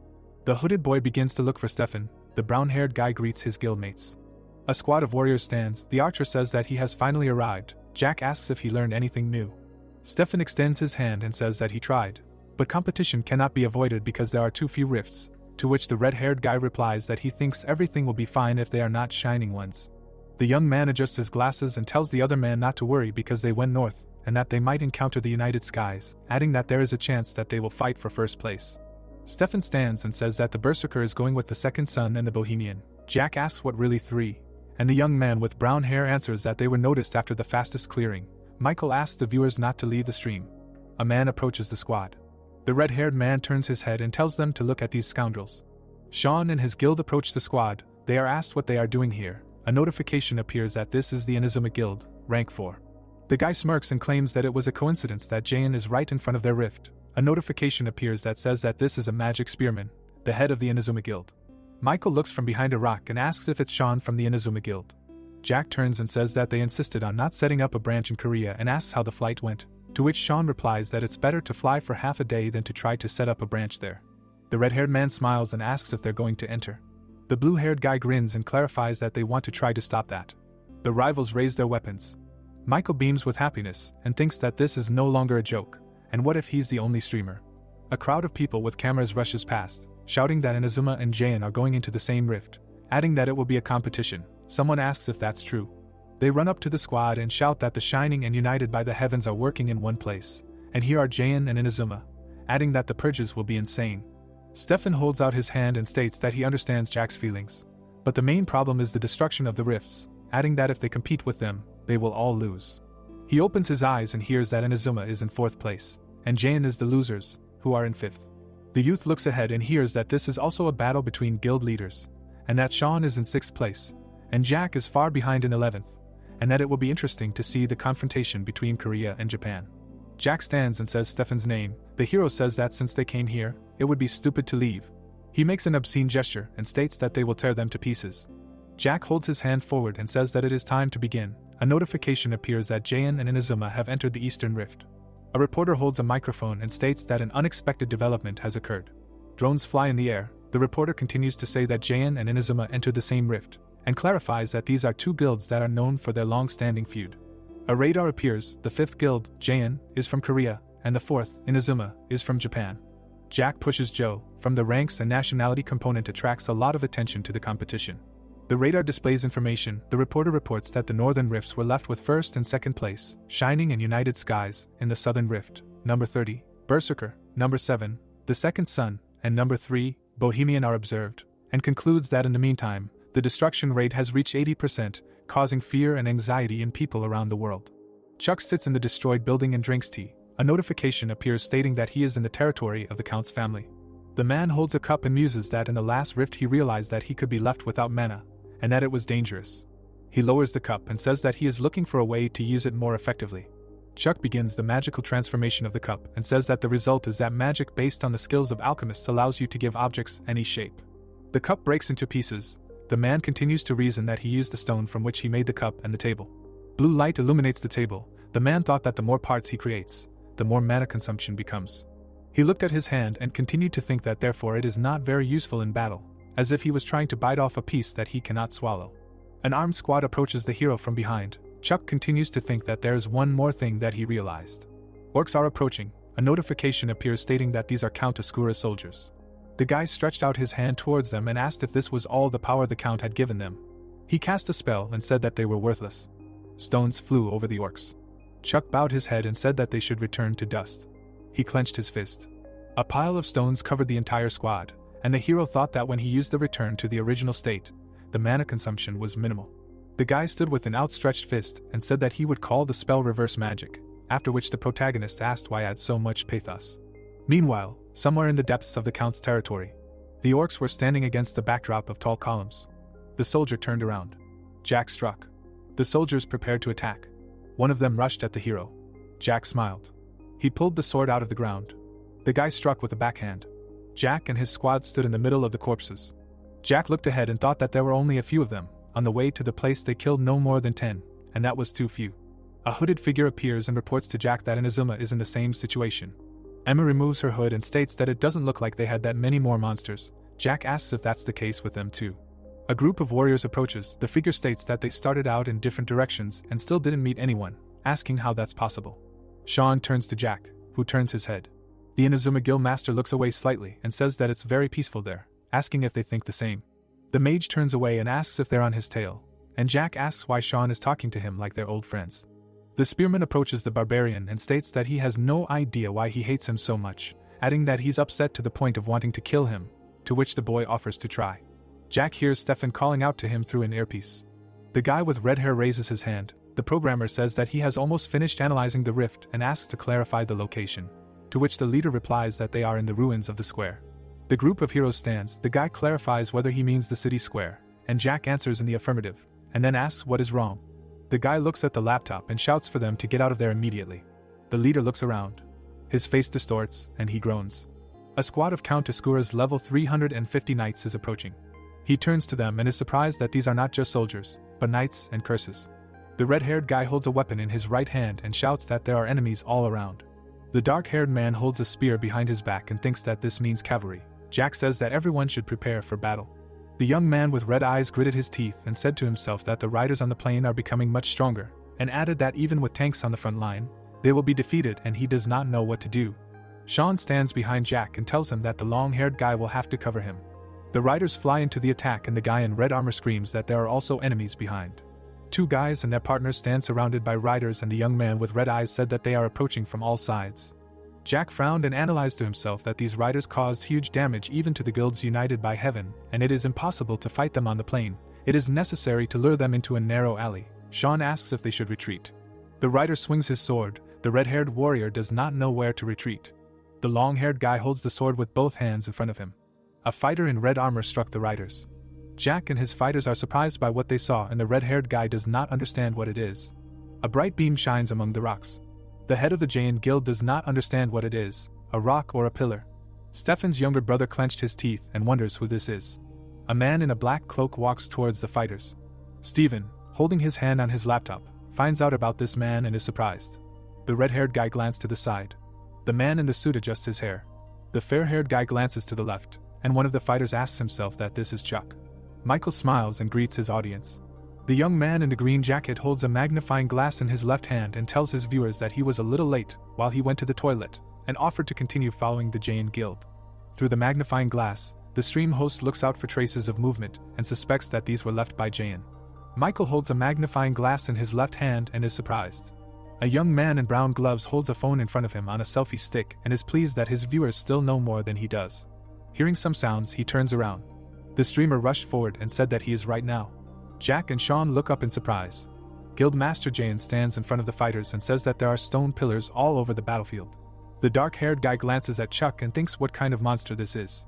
The man in the suit put his right hand in front of him and reasons that without a single movement, with one spell, the entire field was covered in stones. Sean frowned and thought about how much magic the fair-haired guy has, especially in pants and shoes, without any military equipment. Chuck looked straight ahead. The dark-haired guy added to himself, "Who is he anyway?" One of the fighters holds a sword and calls the master. The horsemen charge forward and the man in iron armor says that the enemy is breaking through the stone pillars. Jack looks straight ahead in surprise. A crowd of warriors passes among the stone pillars. The red-haired guy notices that the stone pillars immobilize the horsemen. Stefan's younger brother grabbed his face with his hand. The head of the Jain Guild removes his hand from his face and says that they will save words of gratitude for later. A notification pops up that the barbarian's unique skill, Berserk, increases attack power and reduces damage. The rider holds the horse by the belt. Jack swings his sword and says that with this skill he can resist them. The attack of the long-haired guy flies right between the writer's eyes. The blow of the head of the Jayan Guild flies in different directions. Sean takes his weapon aside and says that this is their chance to sweep away everyone in their path. The fighters attack the horseman. Sweat runs down Michael's face. The fair-haired guy's hand is covered in a blue aura. The young man in the green jacket thinks that some awesome support or mage appeared. Chuck extends his right hand forward. The streamer thinks that it is something more. The protagonist squeezes the fingers of his right hand. The broadcaster says that it is reverse magic. The stone pillars are enveloped in a blue aura. The young man in the hood is shocked that the fair-haired guy single-handedly confronts the entire cavalry. Michael holds the phone on a tripod and asks the viewers if everyone saw this and adds that he does not understand whether this is happening in reality or not. The guy in the suit, standing over the defeated enemy, puts his hand to his cloak. Chuck takes out a dagger enveloped in a blue aura. The protagonist, holding the dagger, looks down. The blonde guy's cloak flutters in the wind and the guy in the suit says that he feels sorry for the durability points. The guy in the cloak glances down. The blonde man holds a dagger that is covered in a blue aura and thinks about what would happen if he changed the dagger's mana and gave it a different shape, and then returned it to its original state. Then maybe the durability would be restored. An image of a stone turning into a cup and vice versa appears, and Chuck continues to reason that when he turned the stone into a cup, an ordinary stone turned into a very durable cup, and then he gave it its original form, and the cup turned back into an ordinary stone with no durability. The protagonist glances at the dagger and says that if the transformation can actually restore the original state, a sign appeared that said that the silver stiletto has low durability, but is capable of delivering a fatal blow to an opponent. Blood splashes. The guy in the suit thinks that it is quite possible that the window that said the level up flew out. Chuck restored the dagger to its original appearance, and was glad that the durability was really at the same level and now he doesn't have to pay for repairs. Jack, holding the sword in his hand, glanced to the side. The fair-haired guy is drinking tea against the background of happy fighters. One of the warriors tells the red-haired guy about this man, to which the head of the guild, Jayan, puts his hand to his face and declares that he knows and heard. Sean, with a grin on his face, turned his head to the side. Stefan's younger brother says that when he saw him in person, greed woke up in him, and adds that he can't let him go, especially now that the guys from Inazuma saw him. The protagonist holds a cup in his hand and thinks that 10 against 0 is great, and then concludes that he needs to think about it, and there is nothing more to add. The guy in the suit looked away after hearing someone's voice from behind. Michael walked up to the protagonist and greeted him, then added that he was running the channel. The blonde guy looked down. The streamer asked him if he could do an interview. The dark-haired guy smiled and asked the blonde guy to listen. A group of people walked up to Chuck and complimented him, asking if he was Korean or Japanese, if he was in a guild, and if not, what about their guild. People were asking the blonde guy his name, if he fought alone, when Jack pushed them away to approach the guy. The red-haired guy extended his hand to the person in front of him, said hello, and said that he had heard a lot about this guy, and added that he was Jack, who was in the Jayan Guild. Jack said that he had recently sent the hero a message about working with Jayan, to which the hero, raising his hand to his head, said that he did not observe the basic rules of etiquette. The guy who extended his hand was dumbfounded. A group of people looked at him with surprised looks. Jack and Chuck look at each other. The blonde guy holds his bangs. The mysterious player does not answer questions due to lack of etiquette. Someone saw the news, which says that Rox has reached level 400. Isabella played a very important role. The mysterious player does not answer questions. The Shining Guild base. People are sitting at the table. Rox is looking at the screen. He turned his head and asked his comrades what they thought it was. Sylvia smiled slightly and replied that she did not know, because she was an archer, so she did not understand anything about it. Fred replied that no matter how many times he asked, he still did not know. Rox looks at the screen. The red-haired woman tells him that a handsome guy like him can't understand that she barely got a date, and they've been stuck here for hours, and asks that she has to sacrifice her personal life for some freak. The blonde guy on the screen summoned a dagger. Sylvia looked at the screen and said that this guy is not bad and he should be invited to the guild. Fred cried and shouted that Rox was just jealous, that he hoped to be the first to clear the county, and now everyone is only talking about this guy. Fred said that they are already shown on the news too much, that the boss wants too much. Sylvia added that this happens all the time when newcomers appear. The guy in armor put his head on his hand. The girl said that they are deliberately pretending to be a star to increase ratings and views, while Rox smiled because of his interest in the guy. After that, Fred and Sylvia said goodbye and left. They walked through the snowy forest. Rox looked at the screen carefully. Someone entered the guild base and asked what was going on. Isabella approached the head of the Shining Guild and said that there was something unusual on the screen. She lifted her hat and said that it was similar to magic but different. Rox turned and said that it turns out that she can be surprised. The girl stared at the screen. She smiled and said that Chuck is a funny guy. Berserk Guild base. The Berserk Guild members look at her with surprised looks. The girl threw a rag at the dark-haired man and said that she told him that this guy is not just a player. Chuck was looking at the camera on the TV. The unknown girl asked what they answered her, to which the man replied that she should calm down and cover herself with a blanket so as not to catch a cold, to which he heard the answer that she was going to beat everyone up now. Inazuma Guild base. Sean put the phone to his ear and was told, "Why?" He smiled and someone continued to say that since this happened, it was necessary to get Chuck, to which Sean replied that he would definitely complete the task. The guy with dark hair adjusted his headphones and said that they had listeners again today. Rock smiles and waves. The guy with short hair says that after the rift, the county where the Shining and United by Heaven guilds met was cleared, that the Shining were the first to clear the dungeon without any incidents. One of the teams is sitting by the fire. The guy with glasses continues to say that the Count's Citadel remains next, that the rift is currently 72%, that players from all over the world have gathered here and are preparing to begin the action. One of the team members leaned his sword on his shoulder. The dark-haired guy continues to report that this time the rift is quite dangerous, that the players are feeling nervous, which has not been observed before. Tall buildings are burning in the city center. The guy continues to say that the rift of the Citadel can lead to the complete destruction of Russia. A mysterious force rises to the moon. The dark-haired guy said that they can only wish good luck to the players. Chuck holds the phone in his hand. The guy talks about today's news about the players. The guy with silver hair adjusts his tie. The dark-haired guy asks people to look at the shot of Chuck standing in a long coat with a business suit underneath, indicating a complete lack of weapons.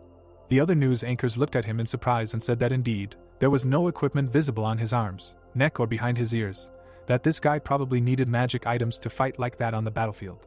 Chuck looks at him with a serious look, and the anchors say that maybe he has some hidden techniques. That's why he didn't use equipment. The young guy looked at his phone and said to himself that he doesn't have any. That's why he didn't put anything on. The young anchor raised his hand and said that it was impossible to believe that Chuck installed stone pillars with just a movement of his fingers, and asked everyone to listen to the opinion of the expert Jacob.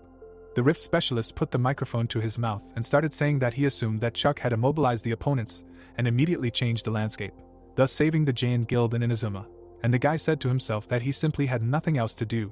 Chuck, pressed against the wall, stands calmly. Jacob continued saying that he calmly watched the guilds, thus saying that now it was the guild's turn to show what they were capable of. The rift specialist added that it was amazing to worry about the lives of other players in such a dangerous situation, and Chuck said to himself that he simply ran out of magic powers, so he let the other guilds attack.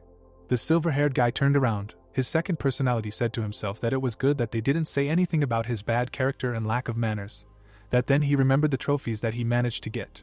A strange aura emanates from the necklace. The guy continued that these are rare items that he is holding in his hands for the first time.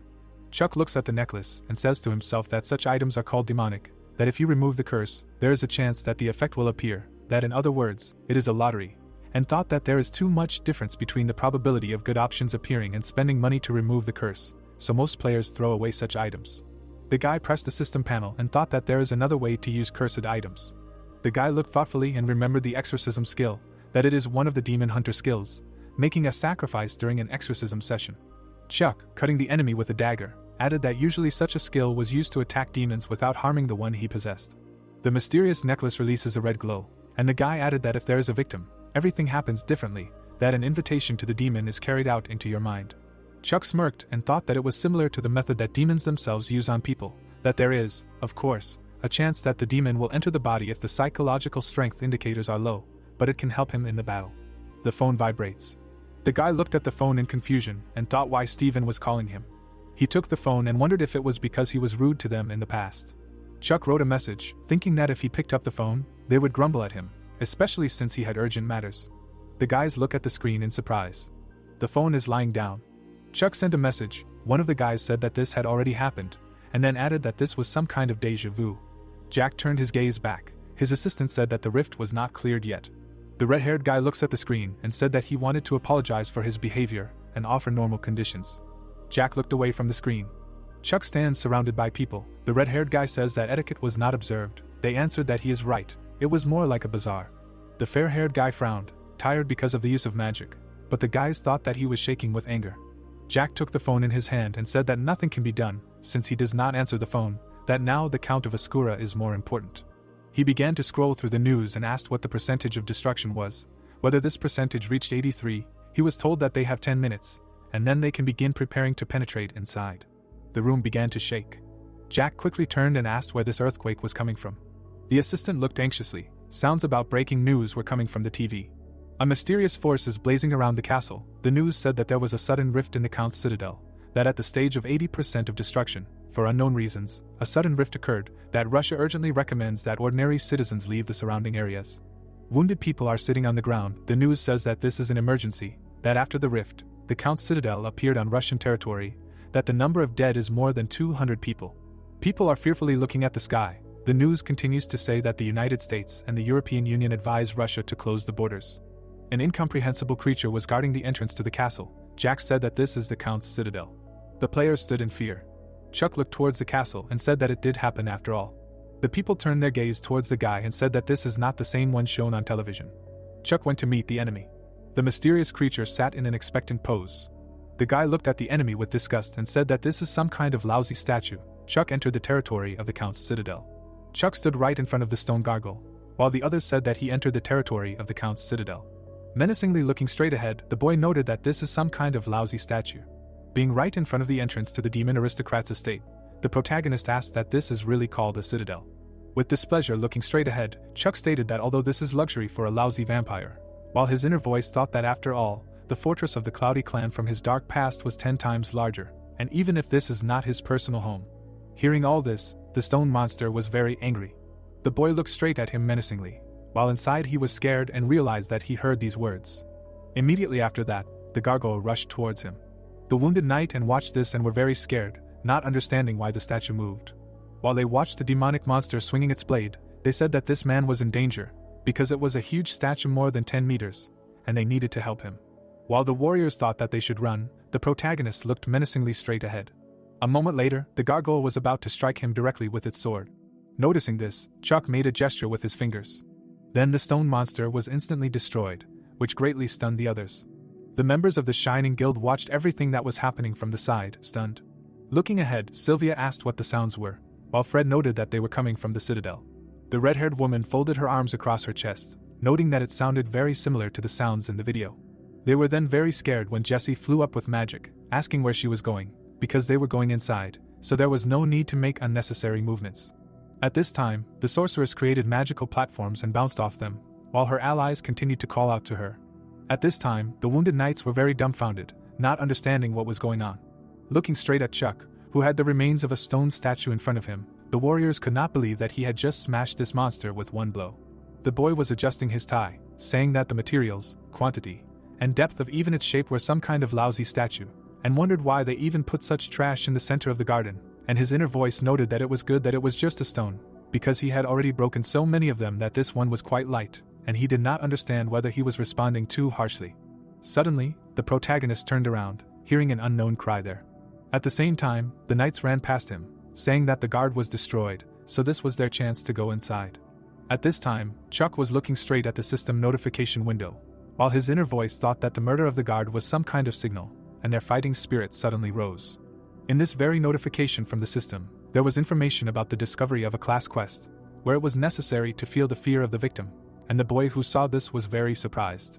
After stating that there was no time to think, the protagonist walked forward, and his inner voice wondered if this was the condition for entering the citadel, and did not understand what the victim's fear meant. Then Chuck walked straight into the Count's palace, and his inner voice suggested that he think first, because he would not be caught so easily, asking how he was going to feel fear, because Count Arthur was level 430, and he was only 100, to which he replied that he was a demon hunter. Hearing such an answer, the boy's essence did not understand what would happen next, while he confidently looked straight ahead.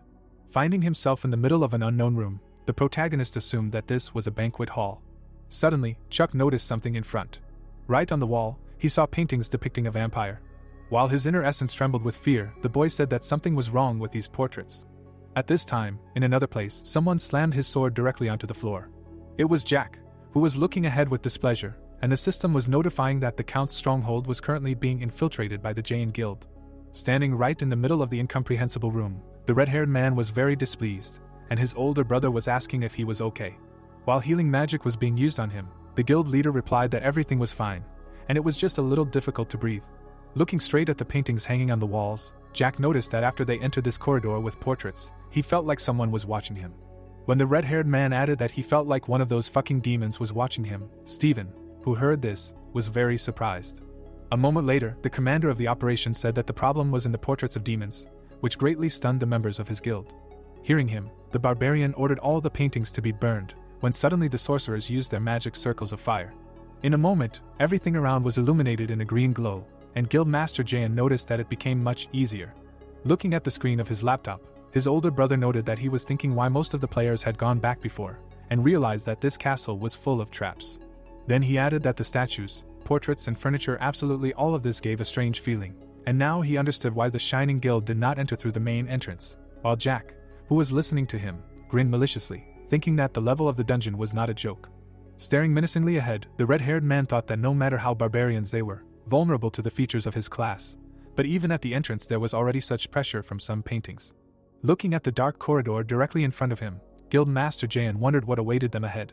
At this time, Chuck seriously looked straight ahead, talking about the portraits. A moment later, he walked forward with an angry expression, saying that they were simply awful, and asking how one could still have dinner surrounded by such ugliness, noting that one must have a good appetite for this, and his inner voice thought that he was being too harsh. Looking to the side, the boy concluded that the statues were also pathetic in appearance, and he felt sorry for the stone that had become such ugliness, wondering why there were so many useless portraits there, because it was already some kind of disease. Clutching his head, the protagonist added that the structure of the castle was also just a nightmare, and too many all sorts of passages and branches, and even a dead end at the end of the corridor, and if at least a little brain activity was used before building the castle, then this man's head was given to him for the sake of balance and decoration, and his original personality. Listening to all this, asked if he really came to a real estate office. Suddenly, Chuck noticed something right in front of him. The boy stood right in front of the stairs that led up. Then the protagonist grinned maliciously, suggesting that it seemed to be there. Looking straight at the huge door, Chuck stated that a foul smell was coming from there. Immediately after that, the boy climbed the stairs, while his true self thought that according to the diagram, this was the center of the citadel, and his grand fell intuition was telling him something. The protagonist continued to slowly climb up, realizing that this was where Count Arthur was. Fixing his menacing gaze forward, Chuck thought that, judging by the silence around, the other players had not yet managed to get inside. At that moment, Jessie appeared right above his head, saying that she had found him. Smiling widely, the girl with green eyes noted that she had seen his amazing magic. The protagonist at that moment looked straight at her with displeasure. Holding her hat, the witch asked that it was him. Watching everything that was happening, Chuck's inner voice could not believe that she was hanging in the air. The boy thought that he simply had no words, and someone was nagging him to save magic, and someone was using it like pouring water, and Jessie was smiling widely, saying that she was very curious, and she could not stand it anymore, asking what kind of skill it was, because she had watched that video with him so many times in a row, but she could not understand. Then the girl with green eyes declared that there were no such magical skills that she did not know, and asked to tell about this wonderful magic, while the protagonist simply silently lowered his head lower. Suddenly looking straight at the witch, Chuck said about etiquette. Immediately after that, the boy put his hand right on Jessie's shoulder, which she was very surprised by. Lowering her to the ground, the protagonist asked her to behave decently. With his menacing gaze directed forward, Chuck explained that this was the foundation that everyone who wanted to learn something had to adhere to. Looking straight at him, the green-haired girl was surprised. In an instant, her expression changed to one of fear. At the same time, the boy felt the approach of dark red energy. In an instant, the door up the stairs opened, and an unknown person appeared there. Chuck quickly turned around to see a notification from the system that the natural enemy skill had been activated. At the same time, the demon count was furiously staring straight ahead, asking who dared to disturb his sleep, and whether they were some kind of humans. Calling them stupid, vile creatures, the vampire releases his internal energy. Noticing the enemy, Jessie immediately took out her magic staff and did not understand why Arthur appeared there and was emitting such a powerful pressure, asking Mr. Magician if he was okay, while Chuck was addressing the Count. Then the boy remarked that it was very funny, and the demon Count, who heard this, looked at him in surprise.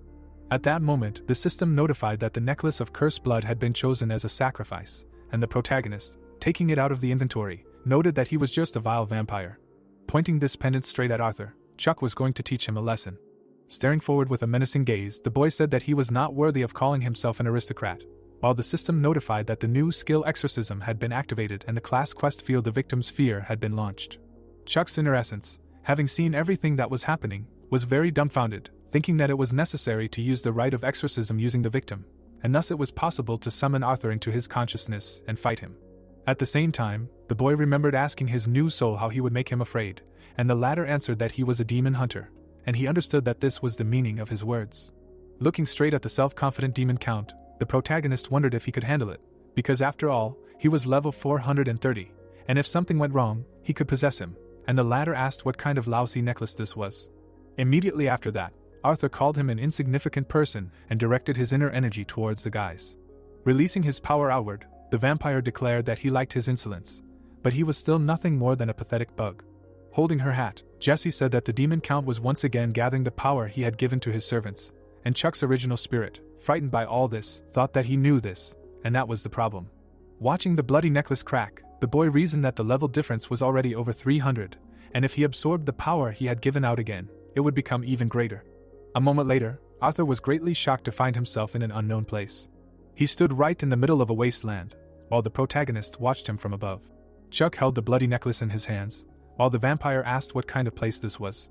Turning around abruptly, noticing someone's presence, the demon count suddenly laughed. Concentrating the power in his hand, Arthur noted that this person had very unusual abilities. Immediately after that, the vampire released his inner power, declaring that he would crush such tricks along with him, and that would be the end of it. A moment later, fireballs began to fall from the sky. The demon count stood in the middle of a destroyed wasteland, engulfed in flames. Looking directly at the ruins that he himself had created, Arthur noted that he had hoped to be able to amuse him a little, but he had gone and died. Then the vampire added that, as he had said, he was just a pathetic little bug, and the boy suddenly grinned maliciously, asking if he really thought so. At that moment, the demon count was very dumbfounded, seeing his opponent from the front. Looking straight ahead in surprise, Arthur called him a bastard and asked how he had survived. Then the boy, with a smile on his face, told him to look more closely. A moment later, the protagonist asked who exactly had died, and the vampire, who heard this, was very scared. He looked ahead with fear in his eyes. Suddenly, the demon count noticed that Chuck was sitting right on his bloody corpse. Realizing everything he had seen, Arthur was very scared. Immediately after this, the story's narrative shifts back to reality, where the vampire would grab his head and continue to release his inner energy. The demon count would then state that this couldn't be happening and that it was impossible for everything to happen, so these were his tricks, while all of his attacks would miss the protagonist. Then Arthur would state that this was true, this was a deception, because this could easily be done, and Jessie, who was watching in surprise, didn't understand what was happening. She would then wonder if Chuck was really standing still and the count was just running away, while Chuck would put his hand forward and tell Arthur that he seemed scared. At this point, the vampire would grab his head and scream in pain. Suddenly, the demon count would release all of his inner power, telling the worm to shut up. A moment later, his entire castle was destroyed, and the boys remained unharmed. The original spirit of the boy looked up, saying that the roof of the castle just flew away. Suddenly very scared, the protagonist realized that he almost died just now, because he couldn't even react, while the girl with green hair asked that he really foresaw that he would miss, and called him very calm, and she, out of habit, opened her shield, and it was all just amazing. A moment later, the plot explained that the skill of the exorcism rite is a skill that allows you to attack a demon without harming the one whose body it inhabits, while Arthur continued to writhe in pain, asking what the hell is this. Then the plot explained that when used by the victim during the rite, another effect can occur, and this is an invitation of the demon into the mind of its prey, while Chuck imagined in his head how the demon hunter stretches his hand straight towards the vampire, and the vampire asks him to leave him and take this one away right now. Immediately after this, the plot added that mind control relied on mental strength, so the demon was unable to shake Granfell, when suddenly the demon count sent an attack of bats forward. At this time, Chuck looked straight ahead in shock, thinking that he did not expect such an effect, and the witch standing next to him asked what was happening. Jessie, looking ahead in surprise, said that she could not believe her eyes and asked what he did to Count Arthur. Then she added that he only screamed loudly into the void or attacked the space where there was no one and ran away in fear, while the vampire continued to attack in different directions, saying that this could not be, and did not understand how some pathetic person managed to do this. A moment later, the hand caught Arthur, and the system announced that the Count was in a state of terror, while Chuck stated that this was very similar to the terror that demons instill in people. Grinning maliciously, watching what was happening, the boy received notifications from the system that the quest Feel the Victim's Fear was completed. Immediately after this, the protagonist took his dagger out of his inventory, realizing that it was time to finish, and the witch next to him noted what kind of fear and horror it really was, and asked whether he really instilled fear in Count Arthur, but how he did it, and whether it was new magic. A moment later, Chuck swung his dagger, while Jessie asked him to teach her this very magic. They say that, of course, not for free. At the same moment, the boy swung his weapon. Having accomplished what he had planned, the protagonist looked menacingly straight ahead. After the blow he dealt, the boy saw that Count Arthur's level 430 health bar had decreased by a very small amount, and he understood that no damage was being done at all. The protagonist turned sharply to the side and told Jessie to deal with him, and she was very surprised. Pointing at herself in confusion, the green-haired girl asked what she should deal with, since he had already done everything. A moment later, the witch flew right up to Chuck and noted that he could have destroyed him himself. At that time, the boy silently looked away, while his inner voice thought that he would gladly do it, but his level was not enough. Then he thought that she was also strong, since she had reached this point, so she should think faster and just kill him, when suddenly an idea came to Jesse's head. Immediately after that, the green-eyed girl activated her magic circles, asking for forgiveness, since she herself had asked to teach her. At that time, the witch clarified that he meant that if she killed Count Arthur, she would become stronger and would be able to comprehend new magic, while the dumbfounded protagonist, looking straight at her, thought that the heavens were helping him. A moment later, Jessie would deliver her strongest blow directly to the demon Count. At this time, Chuck watched everything happening with his arms crossed over his chest, while his inner being was scared. Then the boy was very surprised and did not understand what it was, as suddenly a huge number of system notification windows appeared, notifying about the destruction of a vampire and the recognition of the contribution for the kill, for which he received trophies and increased a huge number of levels. Jessie was sitting right next to a pile of ash left after killing Arthur. Looking straight at her, the protagonist thought that she was in a weakened state, and did not understand how she was able to destroy a level 430 demon Count with one blow. Watching the girl with green hair, who looked at the ash and asked why there was so much of it, Chuck thought that this is the power of a high-level player. At the same time, the sorceress took the dust left after the destruction of the demon with her finger. A moment later, the boy was very dumbfounded when he saw that she was going to try it. The original essence of the protagonist was asking if she had gone crazy and why she was putting it in her mouth, while he was looking straight at the system notification window that had appeared in front of him. This very notification from the system contained information about the completed class quest and the receipt of a new quest, the essence of which was to illuminate this world mired in evil. Suddenly, Chuck turned around, hearing an unknown voice calling out to Jessie. These were the members of the Shining Guild, who were running towards them and saying that all the settings had suddenly turned off, asking if it was really her magic and she had destroyed Count Arthur. The girl with green hair scratched her head in confusion, not knowing how to explain everything. At that moment, Rox looked straight ahead in surprise, thinking about this guy. He watched as Chuck looked straight at the sorceress standing next to him. Then Jessie said that she was not very familiar with etiquette, but she would try her best, and the boy looked straight at her.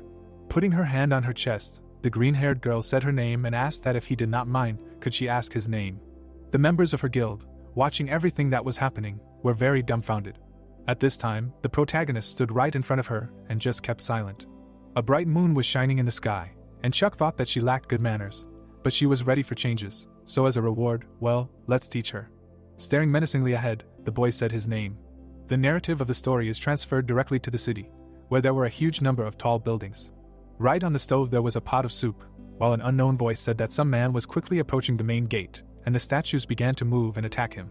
Then someone said that the players freeze, but quickly pull themselves together and smash the statue, while the woman was talking on the phone, saying that they are fine and she and Jean live normally, and they have a lot to do without it.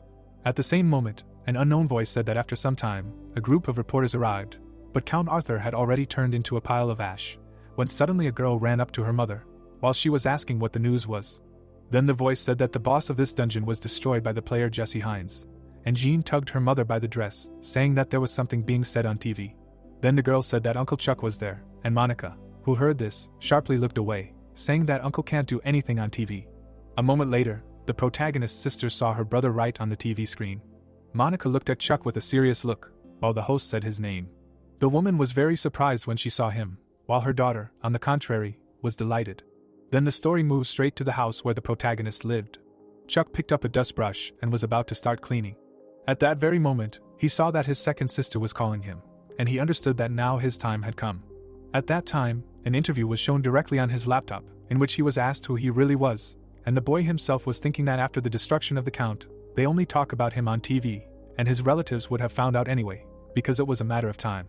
Looking at the screen of his smartphone, the protagonist saw a huge number of missed calls from his sisters. A moment later, the phone rang again, and there was a caption that it was the third sister. At that time, Chuck imagined all his sisters in his head as penguins and reasoned that he had 3 older sisters, and they had been very close since childhood. Visualizing these penguin girls yelling right at him, the boy thought that, or rather, they were among themselves, and he didn't want to pick up the phone, because of course, they would start grumbling. A moment later, the protagonist was extremely dumbfounded when he heard someone's voice calling him. Chuck was looking straight at the front door, on which someone was knocking, and said that he knew he was home, so he should open it. Then his sister asked him why he wasn't answering the phone and told him to open it quickly while she was kind, and the protagonist, who heard this, was very scared. Opening the front door, Chuck saw his 3 sisters standing there. Straightening his tie, the boy explained that they were disturbing the neighbors. Directing his serious gaze forward, the protagonist asked them to calm down first. Seeing the new image of their brother, the girls were very surprised. At that very moment, the voice of the anchorman, who was broadcasting the news, was heard right along the city street. The man with the microphone in his hand was telling about the new information about the star player who appeared like a comet, and recently, together with the famous player Jesse Hines, he defeated Count Arthur. Stephen was holding the remote control in his hands and listening to the host as he said that when he was asked to give an interview, he gave his name and disappeared, so he became a real sensation, which was watched not only by Korea, but also by the whole world. At the same time, Jack was holding out a mug of cocoa and asking his brother to drink it, while on TV they were saying that a member of the Berserker Guild was also working with him. Lying right on the robe, the guy with glasses was saying that everyone was talking about him, and asked if he thought he would join their guild, because it was a real failure, and now they were finished, and the man with red hair did not understand why he was so upset. Pouring cocoa into his mouth, the guild leader explained that he was most likely to choose them, because they had his number, as well as a reason for calling. Hearing this, Stephen stood up a little, asking what other reason, and his brother explained that he was against the atrophy that they collected in the square in the county, and they got them thanks to Chuck. Then Jack added that therefore it was worth sharing with him, and this corresponded to the norms of etiquette, and the guy with glasses, looking straight at him, dumbfounded, noted that this was true, and asked how much he wanted to give. Tightly squeezing the mug in his hand, the man with red hair said that this was all serious, and even if they did not manage to hire him into the guild, they should do everything to be remembered by him. While breaking the glass with his hand, the guild leader noted that it was necessary to make 10 out of 0 for this. A moment later, Jack said that they needed to call him right away, which greatly shocked his brother. After what happened, Stephen swept up the glass shards right from the floor and told him not to break anything there. At the same time, the boy's phone began to ring. Jonna was braiding her uncle's hair, when suddenly he turned to the sisters. Monica, who occupied 3rd place in the family ranking and was the first sister, with a wide smile on her face declared that his hair color was cool.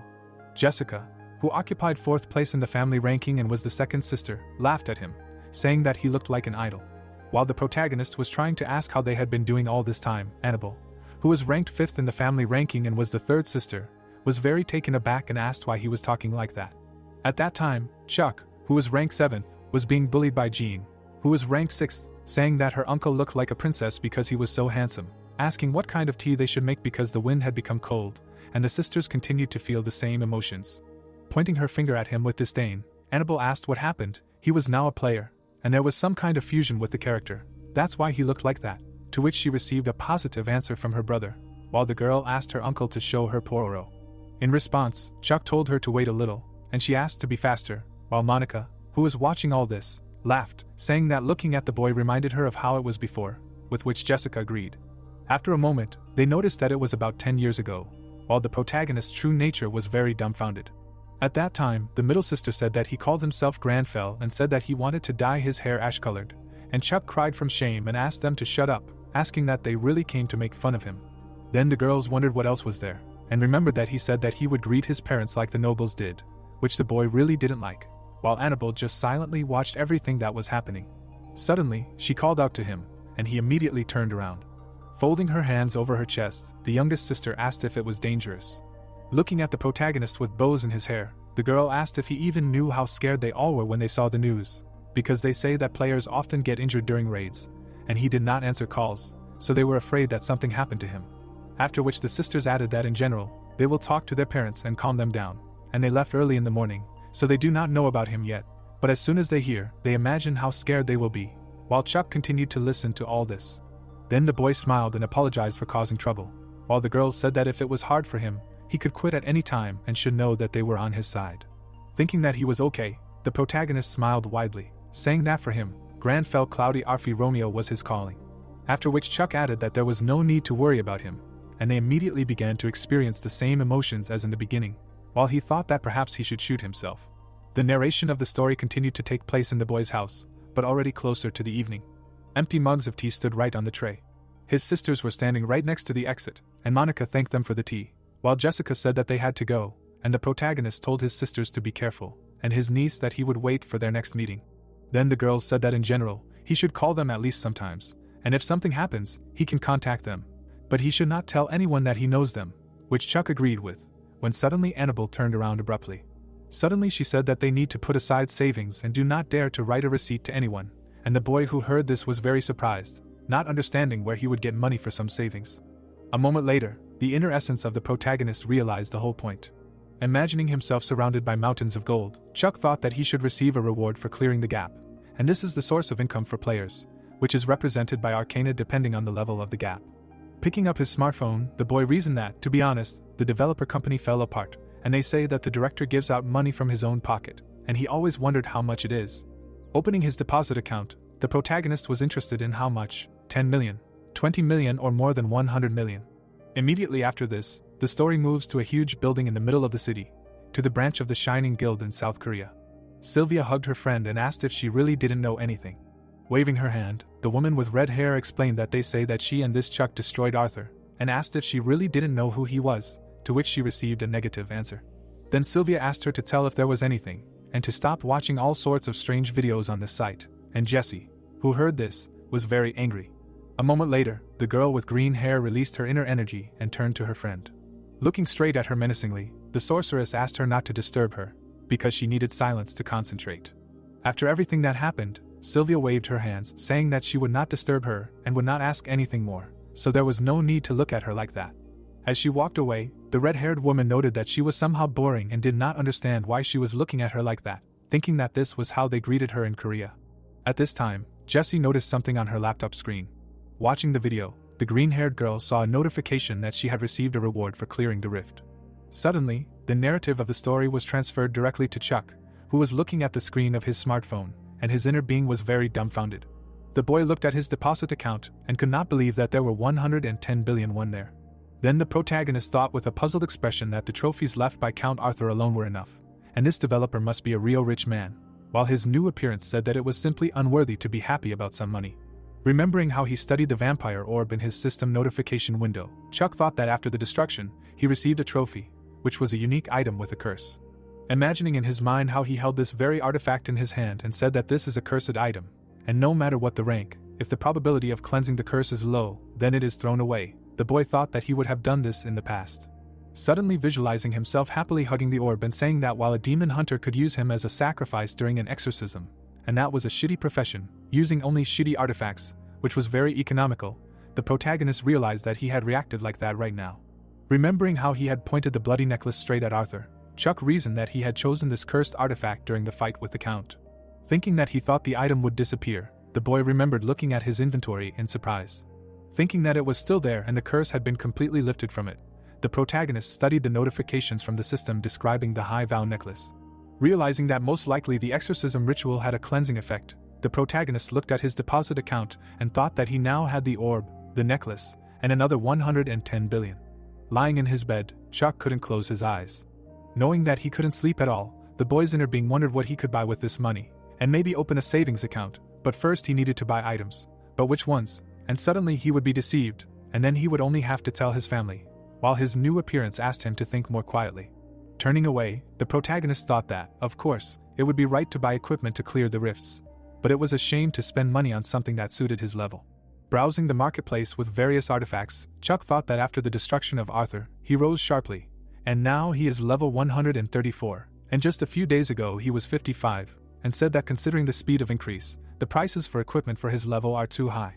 Looking straight at the screen of his smartphone, the original essence of the boy reasoned that there are no items with the necessary indicators of magical power and regeneration now, and initially he was a millionaire, so nothing bothers him, and his current appearance explained that he needs to stop staring at the phone and sleep, because this only spoils your eyesight, and noted that he was not a millionaire, but a billionaire. Immediately after this narration, the story is transferred to a tall building standing in the middle of the city, which was the Korean branch of AU. Right inside it there was a huge number of people in business suits who were listening to someone. A man in glasses showed a demonstration on the screen, saying that you need to look closely at the screen, and if you look closely at how the rubble turns into stones, then the use of spells will become undoubted.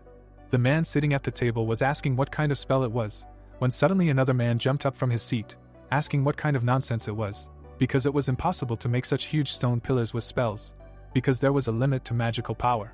Then the people started arguing with each other, saying that the spell was definitely visible there, but it was impossible according to the laws of magic, and poking each other with the fact that they worked in different departments, so they had their own opinions, while someone silently watched them. Haim held his head, thinking that he was very tired, because wherever he went, they talked about Chuck, and his friend asked if he knew anything. Adjusting his glasses, the company employee asked if he was really there too, and explained that if he didn't know, then he certainly didn't, and Sam noted that it had been very difficult lately, because friends and relatives asked him to tell them secrets. The man with black hair was tiredly explaining that there was no person with that name in the Arcana database, and it was unclear whether it was a real name or a nickname, so everything was annoying, and his colleague was saying that it was Thursday after all. Looking straight at his laptop, Haim noted that as soon as the update appeared, everything should calm down. A moment later, the two were very stunned, noticing something in front. Immediately after that, the guys saw notifications about the game update and the appearance of a new location. Suddenly, the plot took us to a forest inhabited by mythical animals, and told us that this is the island of Yusra, and in the times when Arcana was a game, this area was referred to as a treasure island. Showing us a huge number of different plants and crystals located there, the plot explained that no one had yet managed to find, but on this island grew precious stones that no one in the world could compare with, and now this island has appeared in reality. At this time, the reporter, holding a tablet in his hands, said that this was news about the latest update of Arcana, and said that along with the appearance of the island of Yusra, regular conferences of magicians would be held from this week. Then the host said that experienced mages would gather, discuss important issues that would help in developing magical skills, and this was the first conference since the appearance of Arcana in the real world, which aroused considerable interest in the society. While Chuck listened to all this, watching the news on his phone, the boy continued to look at the screen of his smartphone, as reporters asked Miss Jessie that she really came there because of the island and whether she planned to protect the tower together with the protagonist, and she answered that she came to take part in the conference of mages, and does not give interviews. While 500 stretches were doing well, talking about the conference of mages, while his real self asked that so, she was in 4th place, and he tried to be polite to her, and she was 1st. After finishing his training, the boy jumped down, saying that it was natural. Putting his smartphone right in his shirt pocket, the protagonist stated that they say that it is not skills that are important for the tower, but magic. Watching his new manifestation, Chuck thought that this phrase appeared when she was still a game, while he said that he did not know what regular conferences meant, but it seems it is in his favor. At the same moment, the boy put on latex gloves on his hands. Having started to wash the dishes, the protagonist declared that they would move out as soon as he finished his dishes, and his original essence did not wonder that usually they did not do this right away. Then the narrative of the story moves directly to the Tower of Magicians, around which a huge number of people gathered. Inside there were also a huge number of sorcerers. At this time, a girl was sitting right on the floor. It was Claire, an experienced mage of the Tower of Magicians, who was happy that the conferences had finally resumed. At this time, the guy was saying to go faster and was going to be the first, when suddenly he was told to look back, and behind him was an experienced sorceress, who was interested in what the result of the research was, and what kind of report this time would be Mr. John's. A moment later, this same guy was very scared, seeing that Claire was behind him. The experienced sorceress continued to sit boredly. At that moment, the guy asked what it was, and said that he was in pain, and his friends laughed at him, noting that it seemed like he was in too much of a hurry to Yusra. Then the guys asked if he really decided to enter the wall, and he said that he had disgraced himself, and asked to help him up, while the girl watching this from the other side of the wall called him an idiot. Suddenly, someone told Claire that you can't call her names like that, and she was very surprised. At that moment, a sorceress passed through the wall, who said that this was the magic of the illusion created by the owner of the tower. It was Jessie, who was looking straight at her friend, explaining that it was difficult to pass through without an invitation. Noticing the girl with green hair, Claire was very dumbfounded. At the same moment, the guys in the Tower of Magicians watched in surprise, while the experienced sorceress said that in fact even experienced magicians had a hard time bypassing this magic, and she was wrong, so she asked for forgiveness, to which she received the answer that there was no need to apologize to her. Climbing straight up the magic stairs, Jessie asked if she was really going to show the way today, and showed her invitation, and Claire explained that she was trusted to accompany the hunters to the Crystal Hall.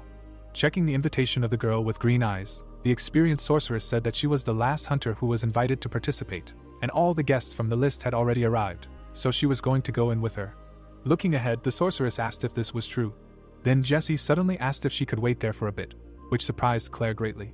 The green-haired girl looked straight ahead with a serious expression, stating that she thought there was one more person coming to this conference that needed to be met. At that moment, the story's narration shifted straight to Chuck, who was looking straight ahead with a displeased expression. Standing right in front of a huge magic crystal, the boy was thinking that this was the mage's tower. The protagonist stared menacingly ahead, thinking that for some reason every time he came there, he didn't like everything. Trying to get through the huge number of people there, Chuck thought that it was too crowded.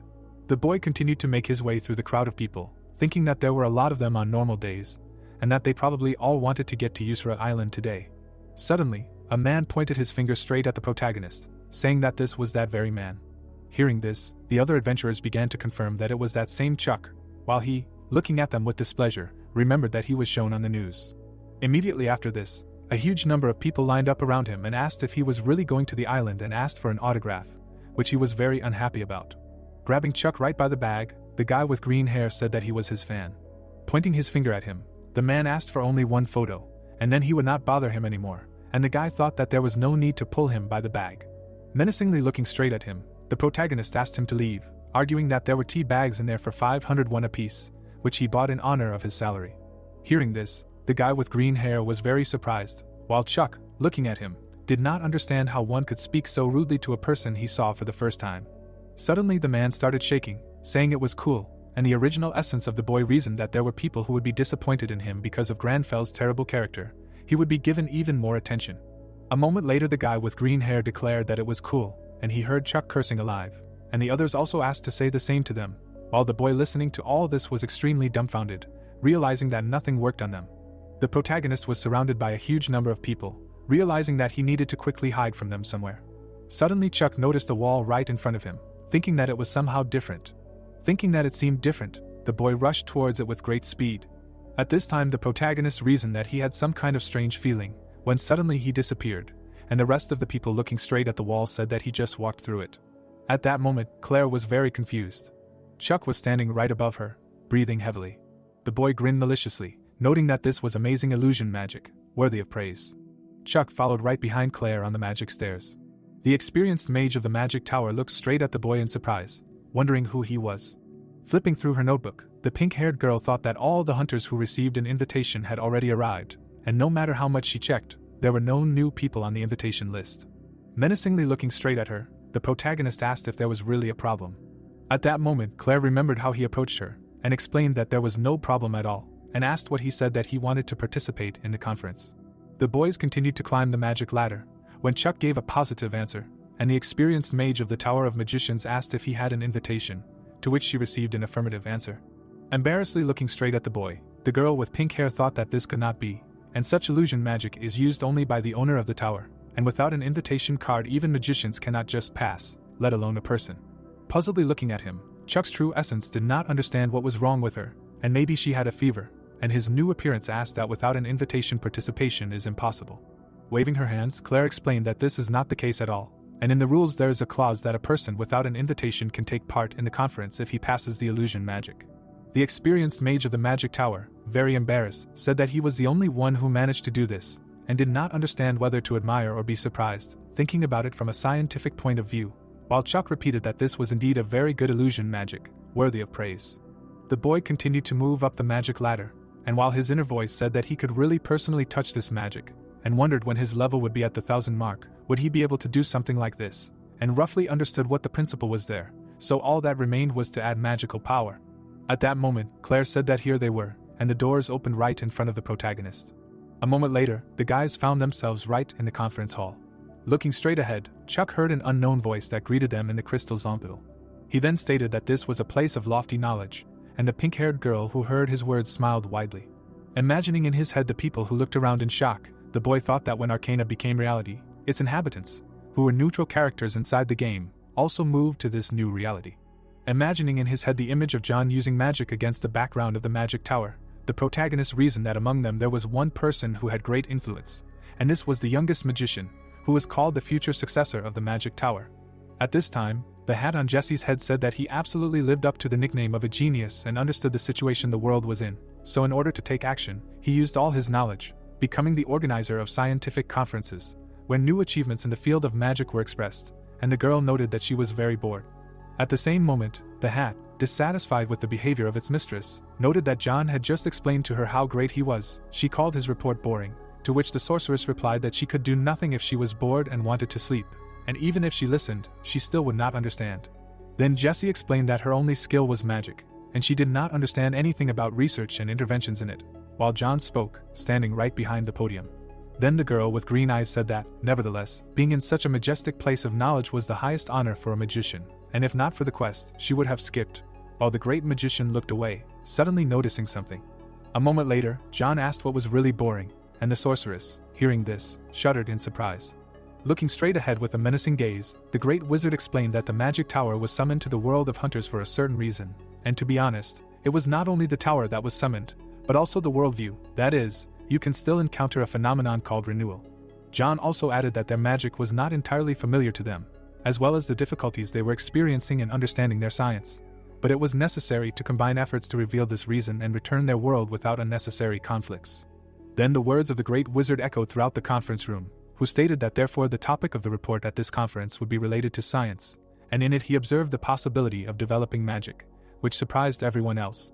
A moment later, John created fire magic in his hand. Looking at the cloud of flame in his hand, the great wizard used fusion and explained that this was the name he gave to a new type of magic, and this was a new flash resulting from the harmonious fusion of science and magic.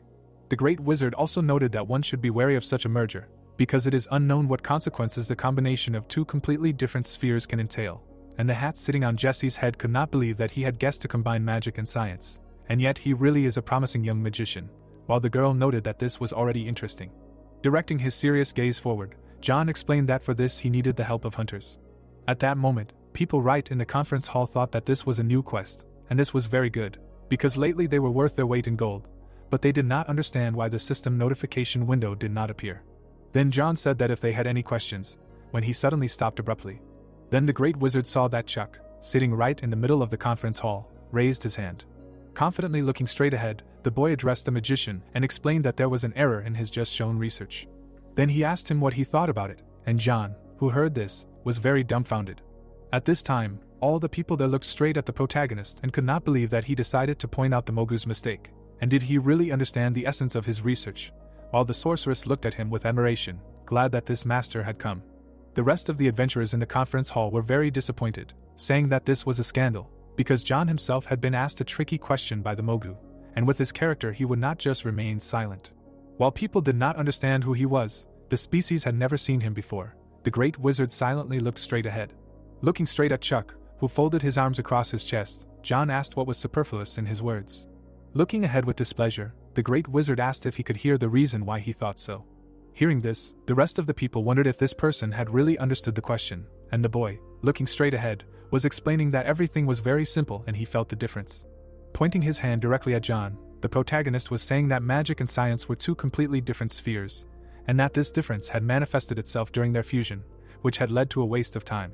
Creating a sphere of fire in his hand, Chuck noted that he had once experienced the difference between skill and magic. Seeing this, the great wizard was very dumbfounded.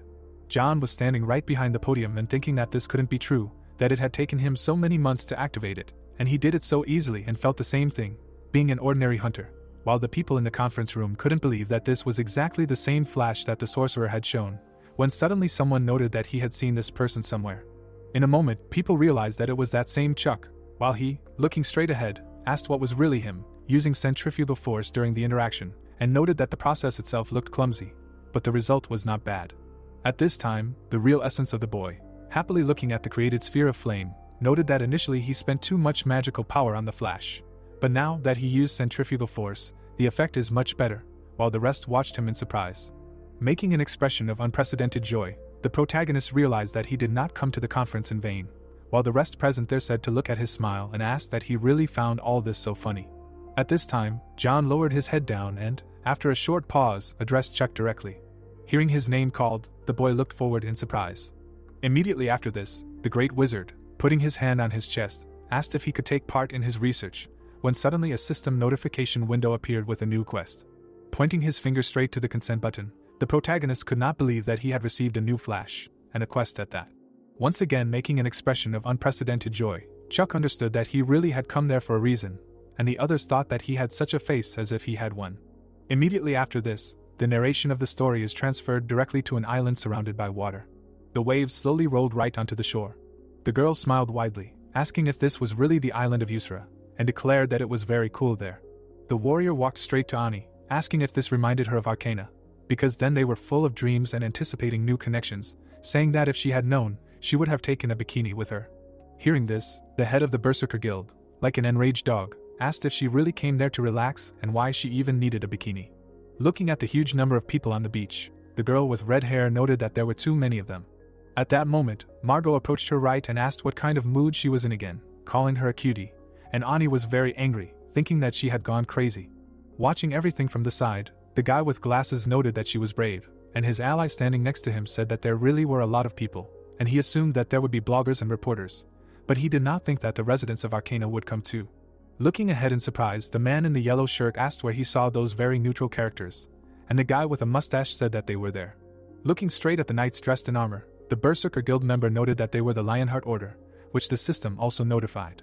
Looking at the man standing near the tree, the black-haired guy noted that, judging by their figure and muscles, they were shadow mercenaries, which the system notification window confirmed. Looking straight at the people wearing cowboy hats, he added that there was a hunters' union ahead, and the system was just notifying about this. At the same time, Margot hugged her friend, saying that everything was correct, and Yusra Island was known as a treasure island even in Arcania, and Ani noted that this was true, and they all probably came there specifically for treasure, and probably didn't even know about the rift. At the same moment, the girl with red hair, like an angry dog, said that her head was simply splitting, because now she would have to compete with some neutral characters, while her watch suddenly rang, and her friend said that the guys from the tower had not arrived, so she needed to think positively. At the same moment, Margot asked who it was, and the head of the Berserk Guild looked straight at her watch, saying that there was one person, and asked if the conference had really ended already. At the same moment, the girl said right from the watch that it was incredibly cool, and said Chuck's name, and Ani, who heard this, asked what was wrong with him. A moment later, her assistant explained that he said at the conference that there was a flaw in the mage's speech, and there was a whole scandal, and the red-haired girl who heard this laughed, asking that he really dared to point out the Mogu from the tower himself, and called him a psycho.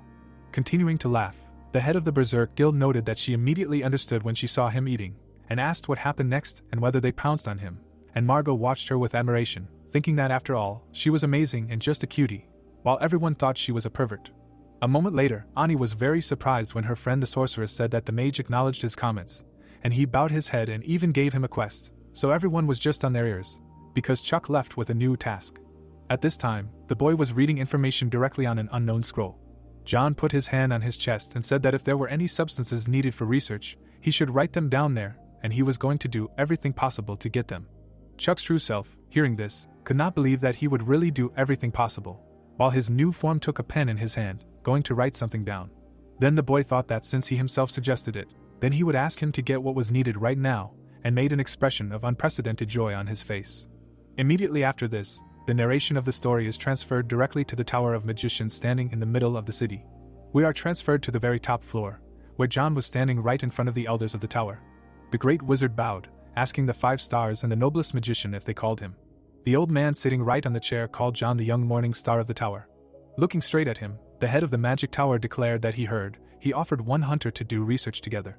Looking straight at the great magician, who lowered his head down, the old man declared that the Tower of Magicians does not interfere in the affairs of hunters, and he broke the rules of the tower, asking why he made such a mistake. Then John, confidently raising his head, explained that the hunter Chuck understands the basics of magic, and it was also noticeable that he distinguishes them. Then the great wizard said that his abilities in magic can be of great help in the current world situation, so they will no longer have to just watch the violation of the rules, and the head of the magic tower said that he is the magician of the tower. Immediately after this, the old man, sitting straight in his chair, explained that magicians make their own decisions and are responsible for them, and he knows this better than anyone else. At that moment, the head of the magic tower declared that he respected his decision, but asked him to remember that he will personally have to answer for it, and John, who heard this, was suddenly surprised. Finally, he added that if he had nothing more to say, they would talk later, and he could leave, when suddenly the doors leading to the exit opened. Coming out of this room, the great wizard looked straight ahead with displeasure, saying that they were just old idiots. Holding his head, John thought that they were talking about some kind of responsibility, and did not understand how they dared to talk about it when they themselves were in an illusory world and ignored reality, not understanding how much longer the owner of the tower intended to remain silent. At that very moment, a joyful Claire ran up to him, calling out to Mr. John. Noticing her, the great wizard asked what she was doing on this floor, and the girl with pink hair, sparkling with joy, explained that she was looking for the things Mr. Chuck asked about and was just about to take them to him. Then John told her to give them to him so that he could take them himself, and Claire, hearing this, was very upset, saying that this was not necessary, and he was busy, so she would take them herself. Looking straight ahead, the great wizard noted that there was nothing wrong with this, because he was going to him anyway, and he needed to check something. Surprised after hearing this, the girl with pink hair thought that if she checked, then okay, and gave them to him. A moment later, the narrative of the story moves to the doors made of gold. Chuck was reading a book, being right in the magic library. John, sitting right in front of him, showed the artifacts, saying that these were the items he asked for. Then the great wizard noted that these were magical tools related to the restoration of magical power, as well as books about magic, while the boy looking at them saw a video of the system notification windows showing the characteristics of these artifacts. Suddenly, John looked straight ahead with a menacing expression and called out to the hunter Chuck. He then asked if he liked it, and the boy looked at him seriously. Looking straight at the magnificent items in front of him, the protagonist did not believe that he was actually asking if he liked it. Immediately after that, Chuck looked at John, who had folded his hands, and called out to him. With a smug expression on his face, the boy asked that he really thought that all these items were suitable for his level, while the system showed that he was only level 134. Hearing this, John was very dumbfounded. Sighing heavily, the great wizard stated that he knew it, and apologized, saying that he overestimated him. Hearing this, Chuck's true self asked if he really overestimated him and asked to give him an item that he could use right now, while John stated that when he asked to bring him tools related to magic restoration, he immediately thought that he knew about the existence of this thing. A moment later, the great wizard put a hexagonal brooch, one of the 6 unique ranks, right on the table. Looking straight at it, the boy was extremely surprised. Taking this artifact in his hand, the protagonist thought that the level limitation suited him, and if he could restore magic by 1% without restrictions on options, it was also not bad, so he should have given him this item right away, and said that he would take it. Closing his eyes, John said that when he understood the basis of his magic, he immediately thought that he was an unusual person, but did not think that he knew about this item, and once again thanked him for agreeing to work together. At this time, the original image of the boy looked at the hexagonal brooch in surprise, noting that it was a simple object in appearance, and did not understand what was so great about it, when suddenly the great wizard noticed something. Looking away, John said that he would not be able to work normally now, because, as he said, there was a lot of unnecessary stuff in his research. A moment later, a system notification window appeared, notifying about John's research quest, and Chuck, hanging the artifact on his jacket, realized that it meant he had to wait for the next task, and said that he would wait until he corrected his shortcomings. Hearing this, the great wizard smiled and thanked him for understanding. Looking straight at the smiling boy, John suggested that perhaps with his help he would be able to change this tower. An inner voice thought that a free brooch was cool. Suddenly, the narrative of the story transferred directly to Mike, who was sitting under a tree on the island and looking at the screen of his smartphone. Smiling broadly, the vlogger turned on the live broadcast, saying that he was following in the footsteps of Mr. Chuck, and greeted everyone, noting that he was sitting in front of the portal to Yuzra Island and waiting for the master. Looking straight at the huge number of people passing through the portal, Mike noted that there were many other players there, and he believed that Mr. Chuck was about to arrive. Looking straight at his smartphone in surprise, the vlogger asked that didn't they know that the main character always appears last, and was going to wait for his idol until the end. Suddenly, an unknown man in a mask appeared right behind Mike. At that moment, his face was shown directly on the live broadcast of Mike's channel, and people wrote different comments. Looking furiously straight ahead, Dexter said that this Chuck was everywhere lately, and called him a rising star.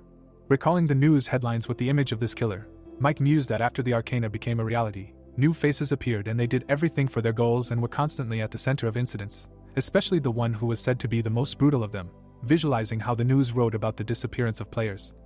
The video blogger reasoned that the players entered the rift with this gang and disappeared without a trace. At the same time, Dexter hugged the boy, who was very scared, and wondered why he suddenly began to show interest in Mr. Chuck.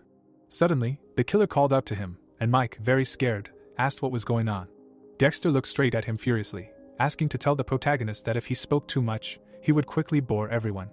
Waving his hand, the killer walked away and said goodbye, saying that he would be watching his broadcasts. At that moment, Mike looked straight at the screen of his smartphone, where the plant manager asked what would happen if Chuck really could clear the island alone.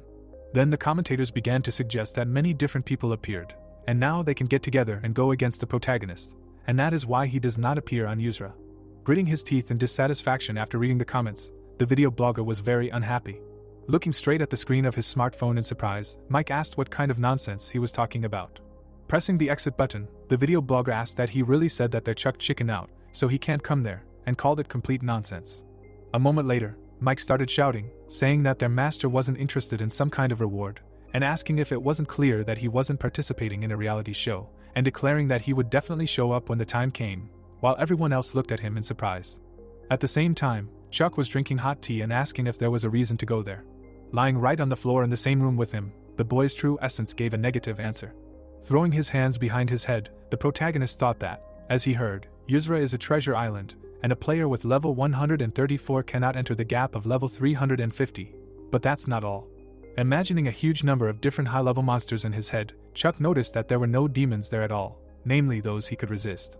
At that very moment, the boy saw notifications from the system right in front of him, arguing that at this rate he would be killed immediately, and if there was at least one demon there, he would still try.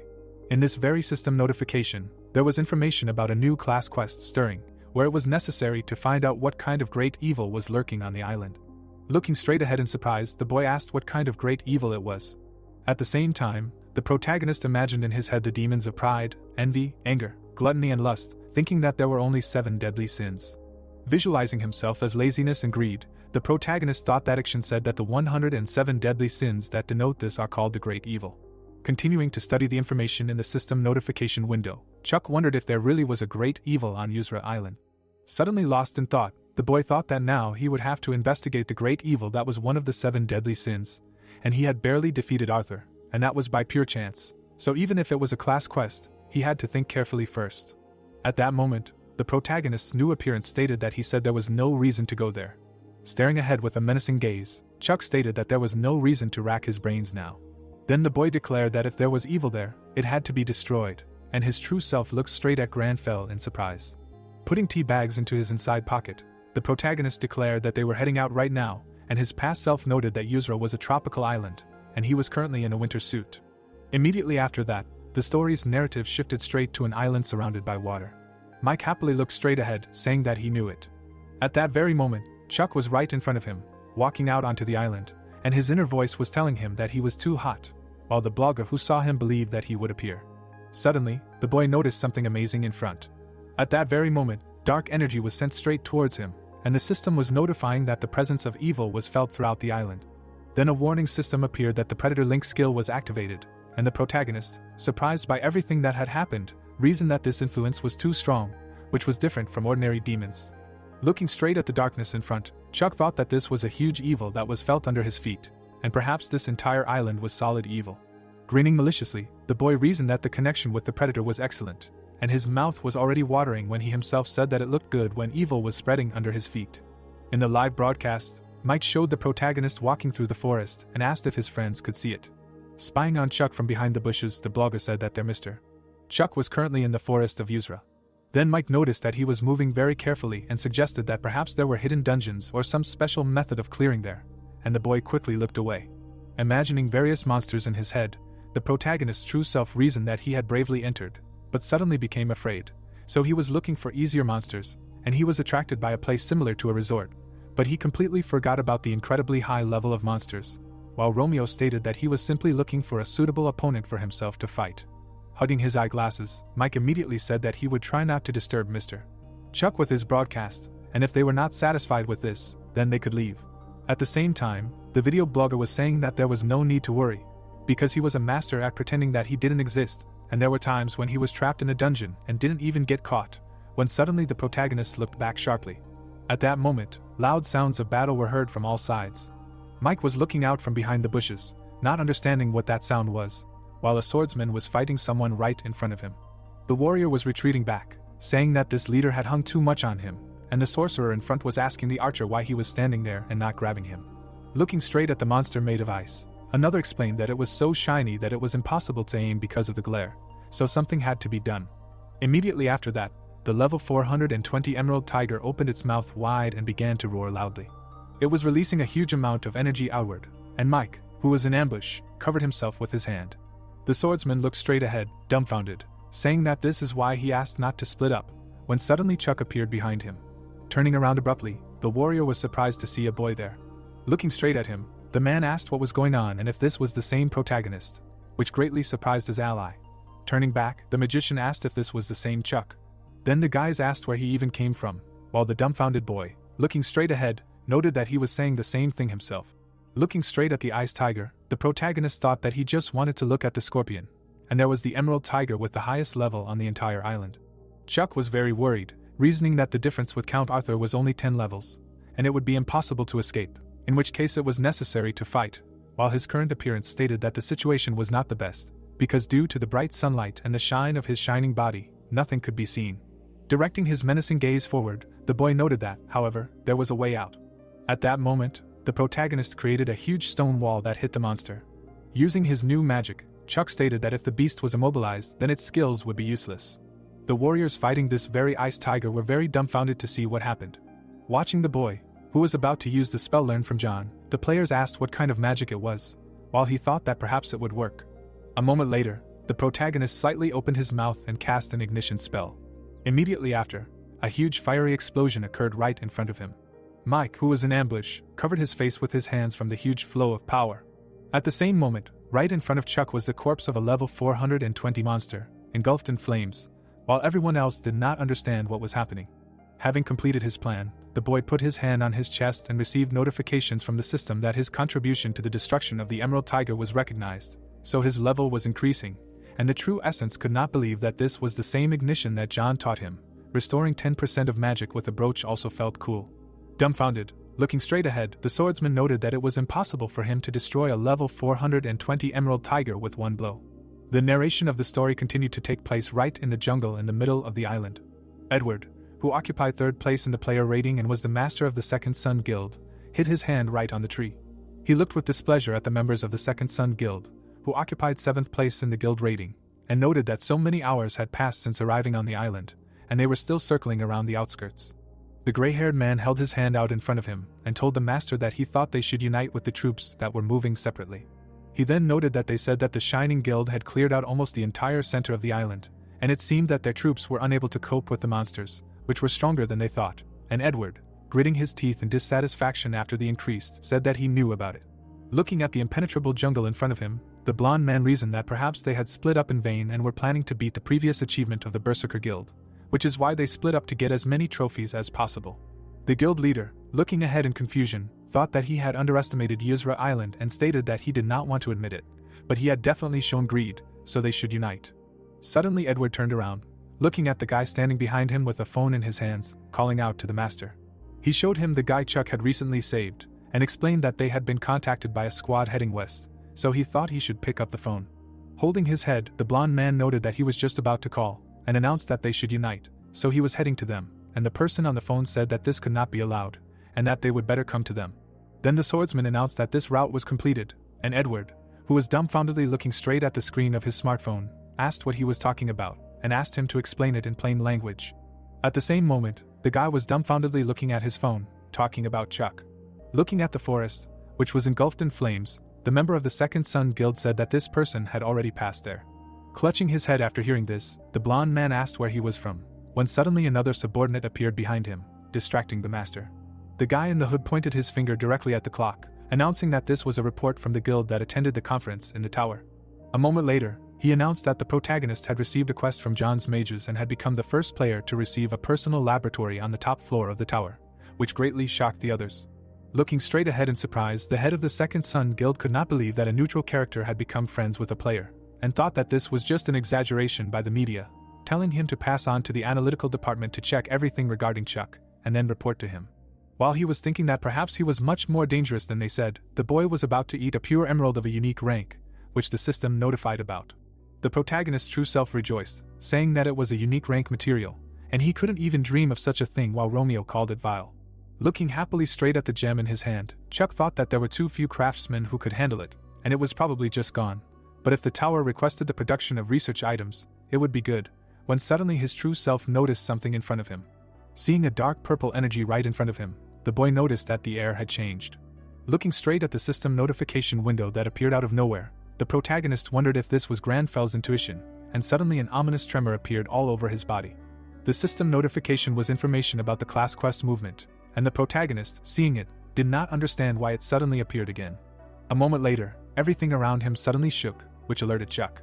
Immediately after that, the birds flew into the air, while the entire forest was shaking.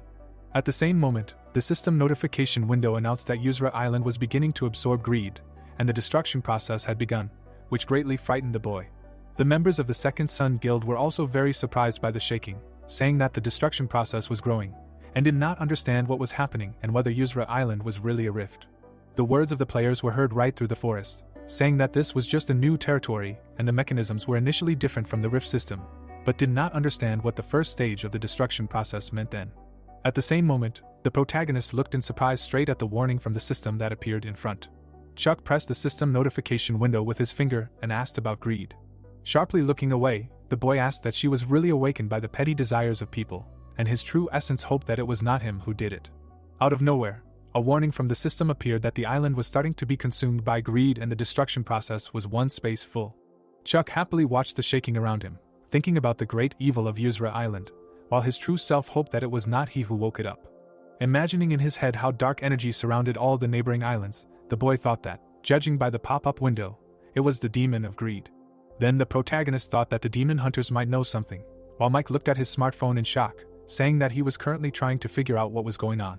Suddenly, he noticed a comment that Yuzra consisted of 10 islands, and the Shining Ones had only cleared one of them, and probably one cell of the destruction process indicated this. While Chuck thought that if the destruction process was completely filled, the great evil would awaken. At that moment, the boy saw a system notification window appear right next to him. Thinking that he knew it, the protagonist looked at the system notification window with the class quest stir. Hearing an unknown sound, Chuck turned around sharply, thinking that it was good that he did not need to destroy it, but to prevent it. At this time, the members of the Berserker Guild were fussing and declaring that they said that the Shining Ones cleared one island and found treasures. So they really did, and there were only 9 left, and if they did not hurry, they would get nothing. Then the guys shouted that they also had to get at least one treasure before everything was destroyed, and the guy, looking menacingly to the side, reasoned that this was a normal reaction. Watching the players who were under the influence of dark energy, the protagonist thought that at this moment all the players on the island were thinking the same thing as they were. Visualizing the man stretching his hand forward, Chuck realized that in order to stop greed from reaching the treasure, he had to let go of his own desire. As he reasoned that it was impossible to convince all the players of this, the boy heard the voices of others echoing right through the forest, about the guild arguing among the ones who had originally come there. The protagonist's true self was very scared and did not know what to do. At that moment, Romeo declared that there was only one way, which greatly surprised Chuck. The boy directed his menacing gaze forward, declaring that he would take all the treasures for himself. The protagonist's true self was very dumbfounded, looking straight at him. The story then shifted to the second island of Yuzra, where a rift was appearing in the sky above. The Shining Guild squad was looking straight into the system notification windows. Looking straight ahead, Fred asked Sylvia what she thought about the process of destruction, and she explained that it was obvious, and Yuzra consists of 10 islands, and in the process of destruction there are 10 cells, one of which is painted over. When the woman with red hair explained that it filled up immediately after they found the treasure, so it was a countdown, and asked Rox if that was true, and he, grinning maliciously, confirmed her words and asked if they had heard the report from Jesse. Looking in his direction in surprise, the man with brown hair asked that he was really talking about the report that Chuck received a quest in the tower and went to the very top floor, and Sylvia noted that Jesse was very nice, and her eyes sparkled when she mentioned the protagonist, suggesting that there was something between them. At that moment, Fred asked the red-haired woman to be more serious in this situation, and she noted that someone like him, who rented an entire hotel and then got rejected, could not understand what made him so angry, while the head of the Shining Guild, who was watching all this with a smile, noted that this Chuck was rising quite quickly, which could be dangerous. A moment later, the knight asked what they thought and whether they would be able to defeat him if they went against him, which greatly stunned his subordinates. Puzzled, looking away, the brown-haired man said that he would like to do without switching if possible, and Sylvia asked that he was really joking, because now the Rock Guild alone was already making his head spin. Then the girl with red hair added that especially Jessie will not stand aside, and perhaps she will rise up against them, to which Fred agreed, noting that she did nothing bad to them, and Rox, who turned for his head, noted that this was true. With a malicious grin, the guy said that he said this simply out of envy, because there is no point in them going against them. At the same moment, the members of the Shining Guild looked at the warning from the system in surprise, saying that another cell was filled. The guild leader, holding a blade in his hands, asked where exactly, and the man with brown hair said that the United by Heaven had just found treasure, while Sylvia noted that it seemed like everyone had activated their powers. Hearing this, the knight kneaded his shoulder, saying that at this rate they will be left with nothing, so they need to move. Immediately after this, the narrative of the story moves to another island, Yuzu. Chuck's true self stared straight ahead, dumbfounded. She tried to hold on to her current body, telling him to stop, and asked what he meant by that he would take all the treasures for himself, and did he still not understand that if all the cells were filled, greed would awaken, and she answered that he would literally take everything for himself. A moment later, the protagonist asked him if he really wanted to get the treasures, since greed would not stop him anyway, when suddenly his true self suddenly stopped. Chuck saw a Knight of the Lion Order right in front of him. Looking straight at the man in beautiful armor and the flag fluttering behind him, the boy noticed that they belonged to the Lion Heart Order. At the same time, Chuck's true self said that she did not think that she would meet the best order of the Arcana era there, while Romeo smiled and looked straight ahead, saying that this was the commander of the Lion Heart Order. When the boy said his name, Oliver looked forward happily. The knight standing right behind him noted that this was impudence and asked to show respect to the commander, and the latter stopped him with a hand gesture, asking the adventurer if he could ask his name. Then the protagonist put his hand right on his chest, saying his name, and noted that he did not expect to meet the Order of the Lionheart there, until his true essence understood what kind of speech it was, like in a historical film. Looking straight ahead, Oliver noted that he felt that he was very different from the other adventurers. Suddenly, the commander of the knights noticed something. He was looking straight at the brooch hanging on the protagonist's collar. When Oliver said it, Chuck was very dumbfounded. A moment later, the boy abruptly jumped to the side from the unknown with a blow of magic. After what happened, the Lionheart Knights looked ahead in surprise, asking if it was a meteor, while the assistant commander asked if he was okay. A moment later, Kevin was greatly surprised when he noticed something in front of him. Looking straight at the huge turtle monster, he declared that it was the owner of the island. The monster opened its mouth wide, while the system announced that it was a huge turtle with golden fangs of level 450. Seeing it, Oliver made a hand gesture, telling them to prepare for battle, while his subordinates asked why such a monster with the highest level was the owner of Yusra. Noticing how the monster's eyes glowed brightly, the commander of the night squad said that he was going to launch a meteor. A moment later, the huge turtle roared loudly, while Oliver ordered everyone to take their positions. Kevin gritted his teeth in dissatisfaction, noticing that their opponent had incredible power.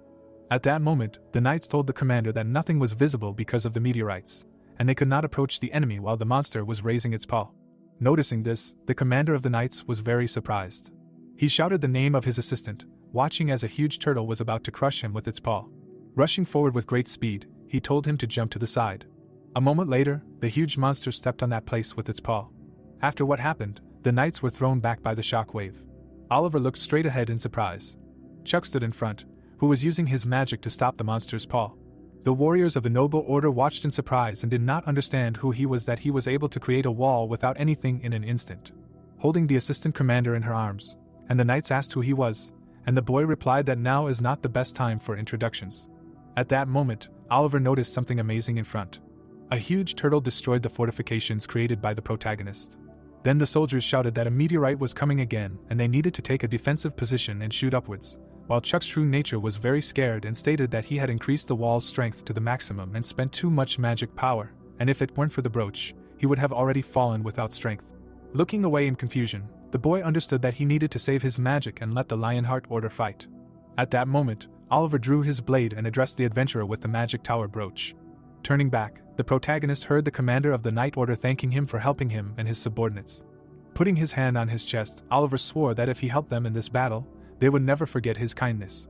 Hearing his words, Chuck's true self imagined the Knight Commander asking him to get on the bus and was going to give him money for the ride.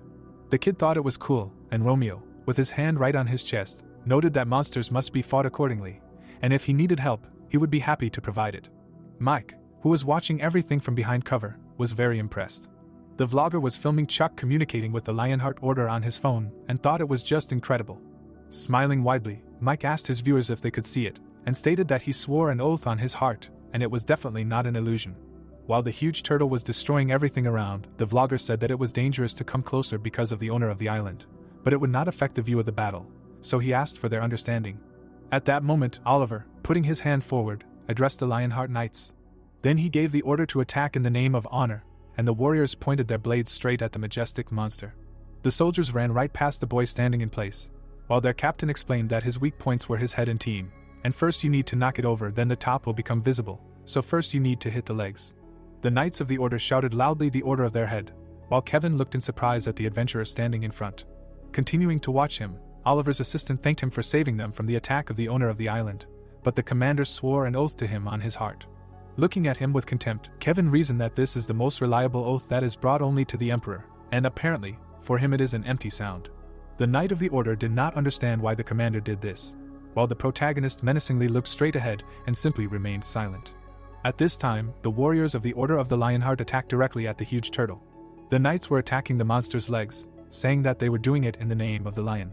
Then the order was given to take it down, aiming for its legs, while Chuck, who was watching everything, was amazed at this order. The boy was dumbfounded, looking straight ahead, not believing his eyes. Watching how the turtle did not feel any attacks from the knights, the protagonist realized that they were much worse than he thought. Clutching his head, Chuck reasoned that the Lionheart Order was far from weak, but this was not good at all. Watching how the owner of the island trampled them with his huge paw, the boy thought that they were used to fighting at close range, and the reserve troops were just standing behind and waiting for their turn to attack, wondering how long it would take them to completely defeat the enemy. Suddenly, a system notification window appeared right in front of the protagonist. Looking at the information contained in this system notification, Chuck could not believe that the destruction process was already half full. Gritting his teeth in dissatisfaction, his true self understood that the others were finding treasures too quickly, and at this rate, they would soon reach this island. Thinking that if he could create space for them to attack, the boy noticed how the eye of the huge turtle suddenly flashed. A moment later, the majestic monster roared loudly, stunning its opponents. Covering his face with his hands, Oliver declared that an earthquake was approaching. A moment later, the Knights of the Lionheart Order saw lava rising from the ground right under their feet. The protagonist was also in the middle of the battlefield, while the commander of the Knights explained that if they fell, they would definitely die. The guys around him shouted that there was no room to attack, while Chuck watched in fear. At the same time, the boy remembered the magic staircase in the magic tower and thought about space. A moment later, the protagonist looked forward with a serious gaze. Immediately after that, Chuck called out to Oliver, who was very surprised to hear his name. Then the boy asked if they were ready to attack, and the Knights of the Order who heard his words were very surprised. Then the protagonist declared that he would open the way for them, and released his blue energy. A moment later, a huge number of stone platforms appeared right around the owner of the island. Kevin watched what was happening in shock and asked what it was. At this time, Michael, who was watching everything from behind cover, was extremely surprised. The commander of the Knights looked straight ahead in confusion. Chuck put his hand straight ahead and created a huge number of stone platforms, while the commander of the order realized that this was the stairs of the owner of the magic tower. Surprised, Kate looked to the side, noting that she saw her in the tower, and her ally said that this could not be, because an ordinary hunter is not capable of such magic. Then the boys wondered who he really was, while the boy held his hand out straight in front of him, and his true self thought that his mana was running out. At that moment, the warrior pushed off the ground with his foot. It was Oliver, who declared that the way was open, and ran forward at great speed. Looking straight at the displeased expression on the owner of the island, the commander of the order ordered not to miss this chance. Then he said that we need to quickly put an end to this battle, when suddenly all the warriors rushed straight towards the giant turtle. Oliver swung his blade to strike. A moment later, the commander of the Knights completed his attack, destroying the enemy. Immediately after that, a system notification window appeared right next to Chuck. Seeing the information in it, the boy was very surprised. The protagonist could not believe that Commander Oliver was refusing to contribute to the destruction of the giant turtle with golden fangs. A moment later, another system notification appeared, which contained information that Kevin followed his commander's example. Chuck was looking at the huge number of system notification windows, which were notifying that the players had conceded the contribution to the destruction, and therefore he was gaining many levels. At the same time, Oliver came up to him from behind and told him about his brooch. Holding a blade in his hands, the man in armor explained that it was one of the gifts that the Emperor had given the tower in the distant past. Then the commander of the Knights announced that they owed him the lives of many warriors, and the boy just looked away. A moment later, the protagonist was very surprised when all the members of the Lionheart Order knelt before him. Oliver, closing his eyes, said that their Lionheart Order remains with him, the owner of the brooch, Chuck. Immediately after that, a system notification window appeared right next to the boy, notifying that the giant turtle with golden fangs had been destroyed with the highest contribution. Then, out of nowhere, a clot of blue energy appeared. Noticing this, everyone present there was very surprised. The protagonist's true essence looked in surprise straight at the cluster of blue energy, saying that it was the island's treasure. Watching the magic ball, Chuck wondered what he should do and whether he could take it for himself. But if he took it, the great evil would awaken, and if he didn't, another person would, and then the great evil would awaken anyway. A moment later, the boy was very dumbfounded, noticing that the system notification window showed information that 6 cells were already filled. Then the protagonist called out to Granfell, saying that he should think about the island's treasure while he was taking it into his own hands. Noticing this, Chuck's true essence was very dumbfounded. The boy was scared, calling himself a crazy idiot, and asked if he even knew about the consequences, because now the great evil would awaken and it would be the end for everyone, while Romeo was absorbing this blue energy. The protagonist, looking straight ahead with a menacing gaze, declared that for Granfell, Cloudy, Arfie, Romeo, wealth is fleeting. The Knights of the Lionheart Order watched in amazement as Chuck pondered what it was like for him, who was born the heir to a great family and had experienced all the delights of wealth. At this time, Mike looked straight at his phone with admiration. Thinking that the feeling of greed was unfamiliar to him, the boy held a tiara of blue energy in his hand. Joyfully looking straight at it, the protagonist said that the way to prevent greed from swallowing the treasure was very simple, and it was necessary to take it without any hint of greed, while the system notified that he was receiving the treasure of the island. Chuck's true essence realized the reality that he had succeeded, and recalled the events of the past. Immediately after this narration, the story is transferred to another jungle of the island. An unknown man was looking straight through binoculars. He watched the protagonist, saying that he had finally found Chuck. With a huge number of corpses behind him, Dexter told him to collect all the remaining treasure. At the same time, the exhausted knight said his name, calling him a pathetic killer. When he said that he would not leave this just like that, Dexter cut off his head. The shadow of the killer towered right above the corpses of his victims. Holding a bloody dagger in his hands, Dexter saw the system notification windows notifying that he had killed the player, and his karma points were increasing. Looking directly at the crystal in his hand, the killer stated that it would be more convenient for him to take them from him in one go, while the system announced that he had collected 32 trophies in addition to the emerald. Chuck looked straight ahead and thought that for his character, wealth is fleeting. The Knights of the Order were also watching him, and they were very surprised while the boy was arguing that for him, who was born the heir of a great family, and had experienced all the delights of wealth. Being in ambush, Mike was delighted, seeing everything that was happening. While the protagonist understood that the feeling of greed was unfamiliar to him, a tiara of blue energy appeared right on his hand. Joyfully looking straight at it, Chuck declared that the way to prevent greed from absorbing the treasure is very simple, and it is necessary to take it without any hint of greed, while the system notified that he was receiving the treasure of the island. All this was watched from the side by a video blogger, who was about to burst into tears of happiness. Continuing his live broadcast, showing the protagonist and the Knights of the Order there, Mike asked his dear viewers if they saw this, and the master received the treasure of the island, and the speed of destruction did not increase at all. Zooming in on Chuck's image on his phone, the vlogger claimed that he remained so calm, without even moving, and there was really not an ounce of greed in him. At this time, the boy's true essence looked straight ahead with displeasure. Looking at the broken crown in his hand, the protagonist wondered if this old thing was really a treasure, and it didn't even have a description. Suddenly, Chuck saw a system notification window, while his essence was thinking that this was probably a joke, and soon all the greed would disappear. Hopefully not all treasures are the same. In this very notification from the system, there was information that the Lionheart Order had joined his team, and the characteristics of these warriors were shown. The boy's true essence wondered what this was and what kind of team this was, while Oliver, standing in front, asked what he hadn't told him. Putting his hand on his heart, the commander of the Knights declared that they were ready to go with Sir Dude. At that moment, the protagonist remembered how they had knelt before him, and Oliver had said that their Order of the Lionheart would not forget the kindness of the brooch's owner, and he could not believe that he had really meant it.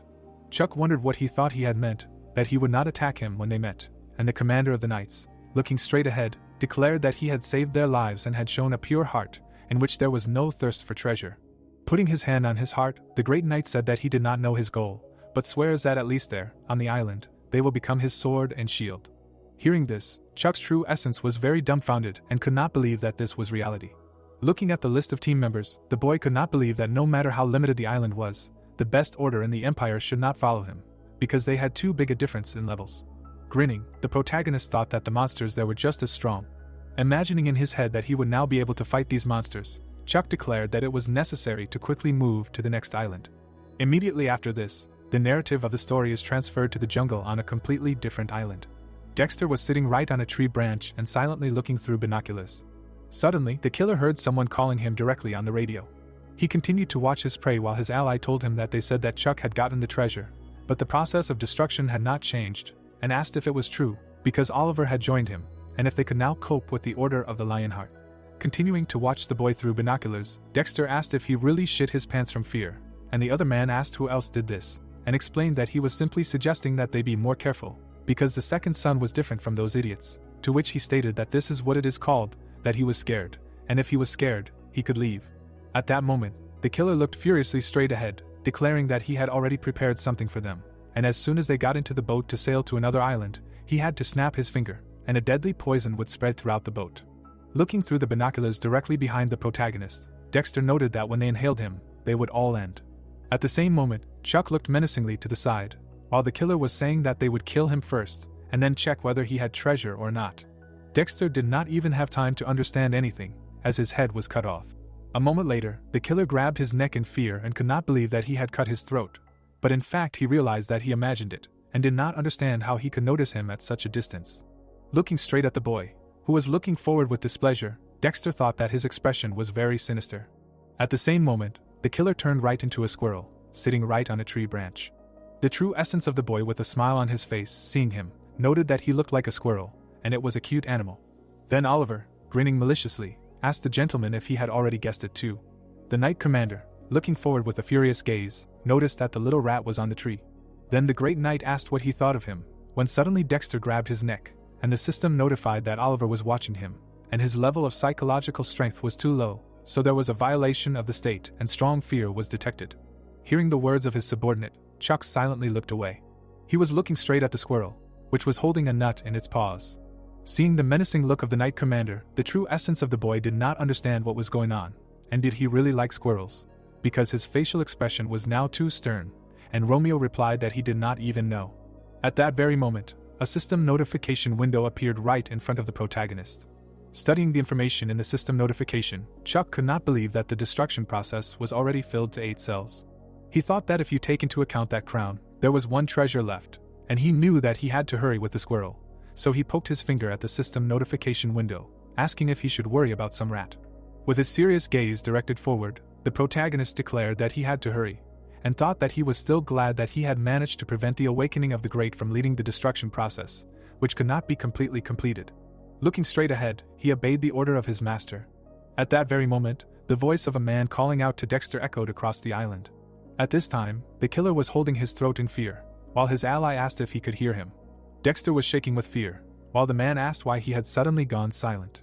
The killer seemed to be plunging into a dark abyss and did not understand why Chuck left him alive and why he felt sorry for him, or whether he was not worthy of paying attention to him.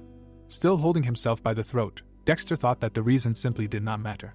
Taking off his mask and crying, the killer said that he was washing his hands and mentally thanked them for sparing him. At that moment, his ally was with his friends and asked what kind of nonsense he was talking about, and Dexter explained that they, too, if they wanted to live, should not touch Chuck. The man looked dumbfoundedly straight at the screen of his smartphone and wondered what was going on. At the same moment, the guy with the mohawk standing next to him asked Harvey what happened, and he threw the phone on the ground, saying that this idiot abandoned him. The man screamed in frustration, saying it was like a curse and so much had been invested in this, and that freak Dexter said the only thing that could help was hydrovenom, so he took out a personal loan, while his ally tried to calm him down. Harvey glared at him, asking why he had to calm down. The man grabbed the guy with the mohawk by the shirt, noting that he was fine because it wasn't his money. The muscular man pushed Harvey away, telling him to stop, asking why he was so worked up, because it wasn't like him. Immediately after that, the man unleashed his dark energy, asking where he was getting worked up, noting that they were the calm little rats, wondering why that was. Harvey then said that they were in the same gang, asking how much Dexter had paid them, and his allies didn't understand what had happened to him, asking him to calm down so they could talk it out. At that moment, the man looked straight ahead furiously, asking how much of his money they had agreed to take for themselves. At that time, Chuck looked at the birds flying above in surprise. Oliver looked in the same direction, asking if something had happened. The boy turned around abruptly, explaining that it was nothing special, while he himself did not understand what was happening. Several system notification windows appeared right in front of him, notifying that the influence of a great evil had spread throughout the island and the natural enemy skill had been activated, and the protagonist, who saw this, reasoned that they were just ordinary notifications, no different from those that were when he first arrived on the island, and began to feel it even more. Suddenly stopping in place, Chuck thought that it looked like the intuition of a demon hunter was sending him a warning. Fixing his menacing gaze forward, the boy realized that the demon was somewhere nearby. At that moment, Harvey pierced his ally with a blade. Shaking with pain running through his body, the man with the scar on his face called his ally a traitor and said that he knew he was obsessed with money, but not to that extent. Looking straight ahead menacingly, the man asked what kind of nonsense he was talking about, while the system announced that he had killed another player. Holding a bloody dagger in his hands, Harvey claimed that they were the ones who first conspired with Dexter to take his money for themselves, while the system announced that he was getting a gold raft and 62 other trophies. At this time, a frightened Mike watched everything happening from behind a tree, and the man claimed that they started it all. Then the video blogger looked back with fear in his eyes. At the same moment, Harvey seemed to turn into a demon, saying that he just got what was his. Someone is running. Michael runs in horror and realizes that it is a murder. He runs through tropical bushes and thinks that this means that the rumors that he killed people in the rift were true and hopes that he did not notice him while the commentators discuss what is happening. The redhead trips over a root and thinks about what will happen if he is noticed, specifically that he is finished and that first of all he should get away from there. He looks at the floor in horror.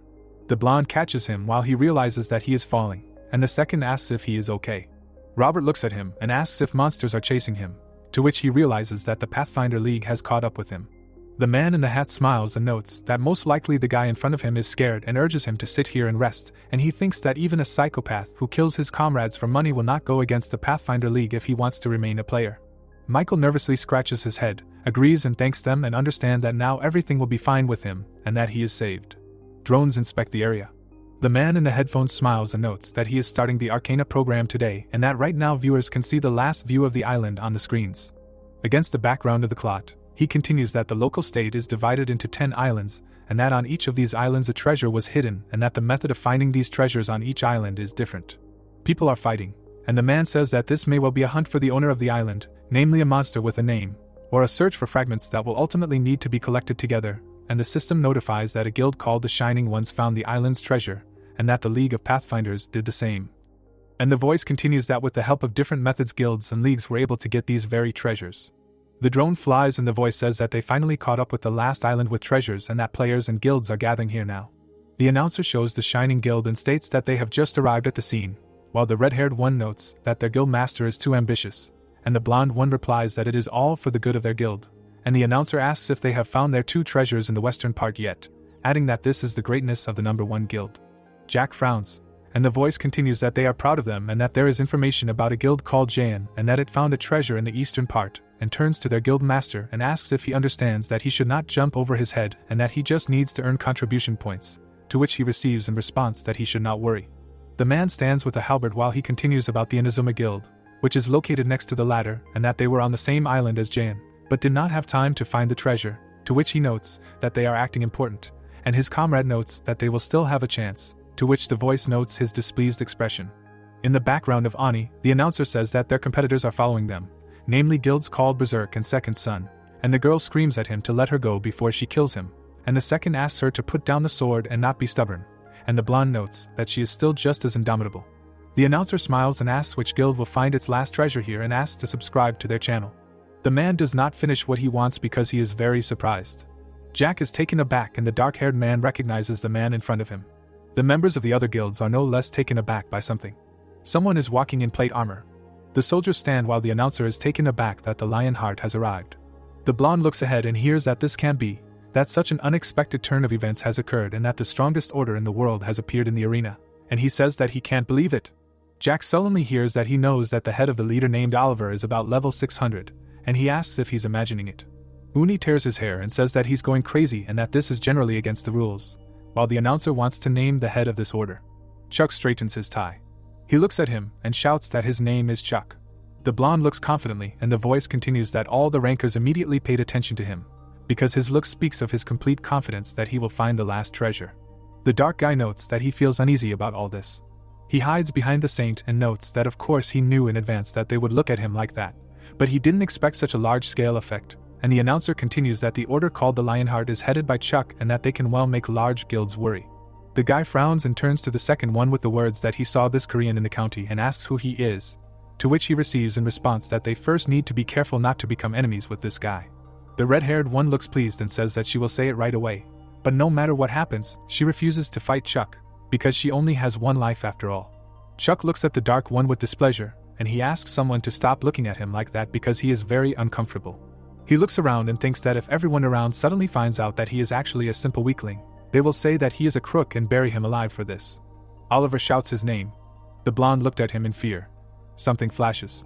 Jack asks in horror what is happening and why lava suddenly started coming out of the ground.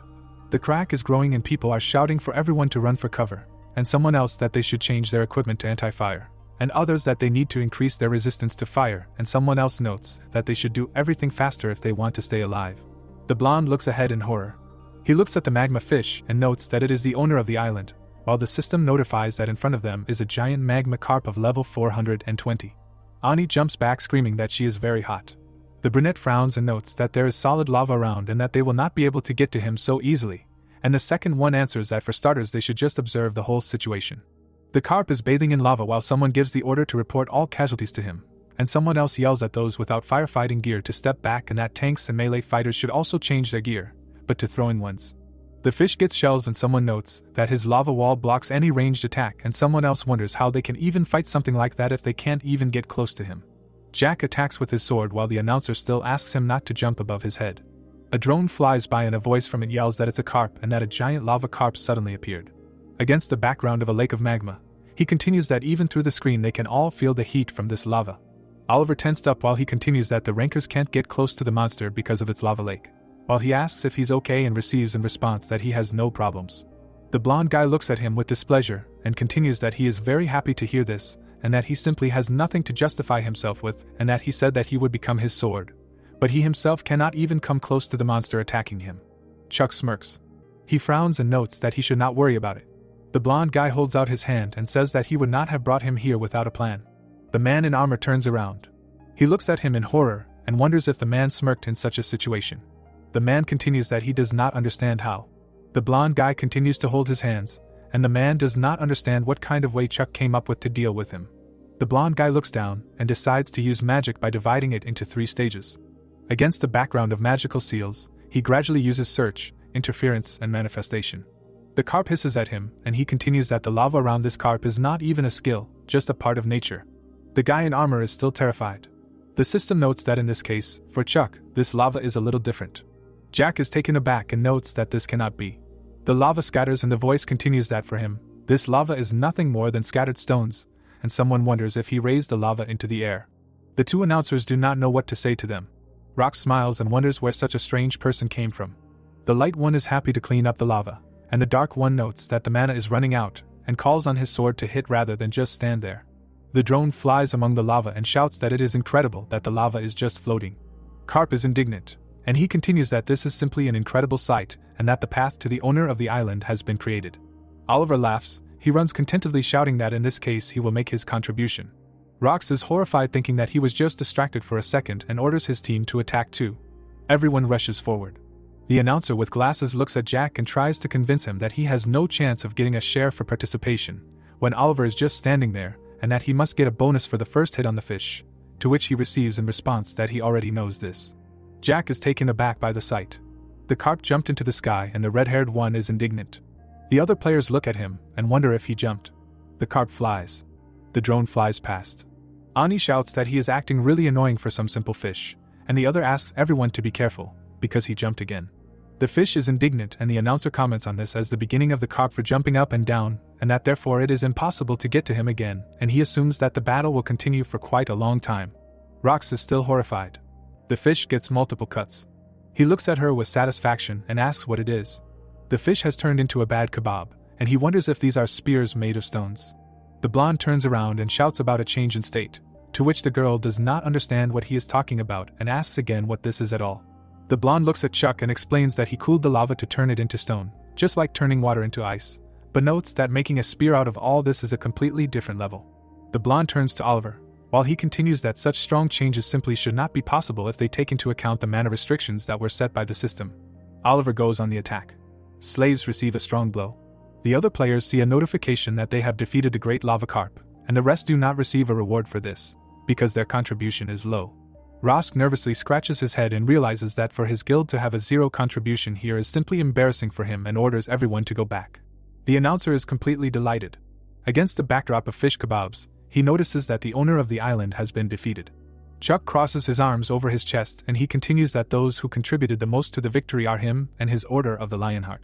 The blonde rolls his eyes and the announcer says that he just can't believe it, and what's happening, and asks everyone to look at how calm this guy is and that he did everything with such ease that it's simply unbelievable.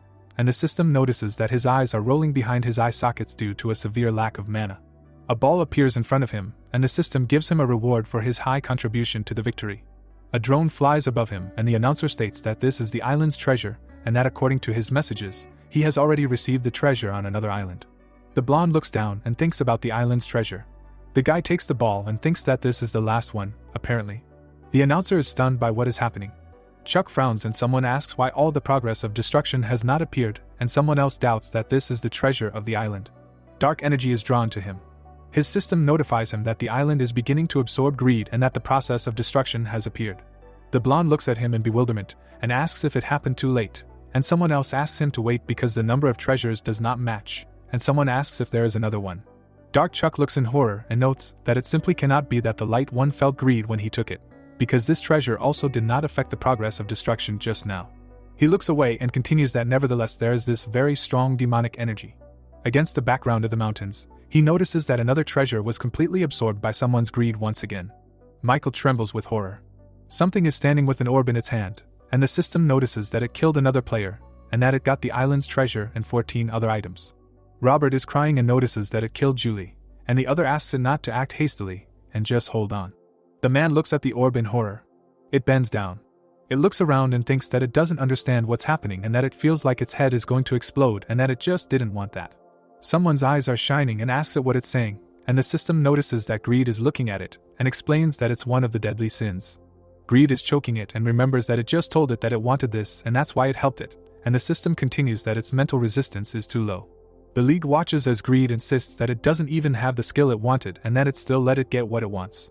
He absorbs the guy saying that it's his turn to take what's his. Someone is getting ready to run. The brunette delivers a slashing blow. Michael is taken aback. Kate turns to him and asks if he's okay, to which he is taken aback by the presence of a member of the order called the Lionheart. He trembles because he understands what this all means. Someone is coming and he understands who he really is. Chuck scratches his nose saying that it stinks of rotten demons here. Everyone in horror recognizes him as Mr. Chuck. Michael wipes away his tears. He gets up and calls out to the others asking if they'd been waiting long because the cool stream is resumed by the blonde's fan. The blonde doesn't understand where he is. Kate screams that he's still alive and asks him to give them an order. The Light One in horror receives a class quest, and the Dark One asks to wait. The demon explodes, and the Dark One realizes something, while the system notices that the evil of this island is boiling. Oliver is horrified. While the Dark One is perplexed by the deadly evil and why it is now, he also does not understand. The sphere glows and someone shouts that this is the treasure of the island. It cracks over the person. Chuck frowns at this, and the system notifies him that the treasure of the island is defiled by greed. The Dark One looks displeased and reads the conditions of the created class quest, where he needs to prevent the resurrection of greed and make sure that greed cannot touch the treasure of the island. The demon appeared and the system continues that the destruction has already begun. The guys looked in the same direction. Margot touched Ani's shoulder when she asked about what it was. The creature with appendages was in front of them when someone spoke about the hand. Dark limbs rushed forward. Black palms were opposite each other. The man in armor opened his mouth wide and asked what this shaking was. A black substance enveloped everything around when someone cursed and asked what was happening. The frightened guys were sitting in front of the monitor when one of them exclaimed that the islands were merging into one, and the other remembered that it said something about destruction. Something appeared from a crack in the ground. The building was shown from above when someone shouted that something was rising in the center of the united island. The protagonist and Oliver looked up when the latter said that it was incredible. A majestic palace appeared in front of him. The guys in armor looked in one direction when someone reported that a castle made of gold appeared right in the center of the island. Then they repeated his words, asking if this was all. The protagonist looked ahead carefully when everyone started talking about it being a palace made entirely of gold, and if this was also the treasure of the island, then he thought about it. The space around the castle turned crimson when Chuck realized that this was the Palace of Greed, in which unbridled greed sat on the throne. A system window lit up on the side of the protagonist when he thought about the ominous aura around him that he did not want to get closer. A system window was shown close up, telling about the class quest and that he needed to find out what kind of great evil was lurking on the Yuzra archipelago, and that he had to prevent the resurrection of greed and make sure that it did not touch the treasures of the island. Then the protagonist realized that the last task was paused, remembering that they had failed. Chuck was behind Oliver, who reported that something was approaching. A dead man's hand came out of the ground, when everyone was told to prepare for battle. A frightened Kate opened her mouth wide when she advised everyone to watch their step. The undead began to crawl out of the ground, then they shouted about it. Clark was sitting next to Brad, when he told about the sudden appearance of a golden castle, and now the dead, and then wondered what was happening, reminding them that Arcana was with them today. Sweat appeared on the dark-haired man's face. The commentator looked away when he asked about how now was not the time for jokes. Someone slammed their hand on the table. Sam was standing next to Hein when he exclaimed that they needed to stop them, then his colleague said his name, saying that he had just received confirmation of a new update. The brunette opened his mouth wide when he shouted that at this rate they would really die soon, and that they should not prevent their invasion and just cordon off the entire island, and then advised him to look at the enemy levels. In the man's hands was a phone, which said that a new rift had appeared on the Yuzra archipelago, and that the new boss was one of the 7 sins, the embodiment of greed, level 650. The protagonist looked at the undead indifferently. The armored warriors fought the undead, saying that these monsters had gone crazy and that their guild was retreating, Then system notifications appeared saying that the protagonist needed to make sure that greed did not touch the treasures of the island, and suppress the army of the undead, and also defeat one of the 7 sins, or rather the embodiment of greed. After that he decided that he was going crazy and wondered what he should do. Chuck walked along the battlefield, while people were shouting that they needed to evacuate civilians first, and called the members of the League of Rangers there, and also urged them to save their lives and retreat. Then he thought that they should not give them meaningless quests, and that there were mobs of level 500 and a boss of level 650. Oliver turned his head to the side when he ordered the knights to hold their formation and retreat slowly. Then he decided that he had to hold it at all costs.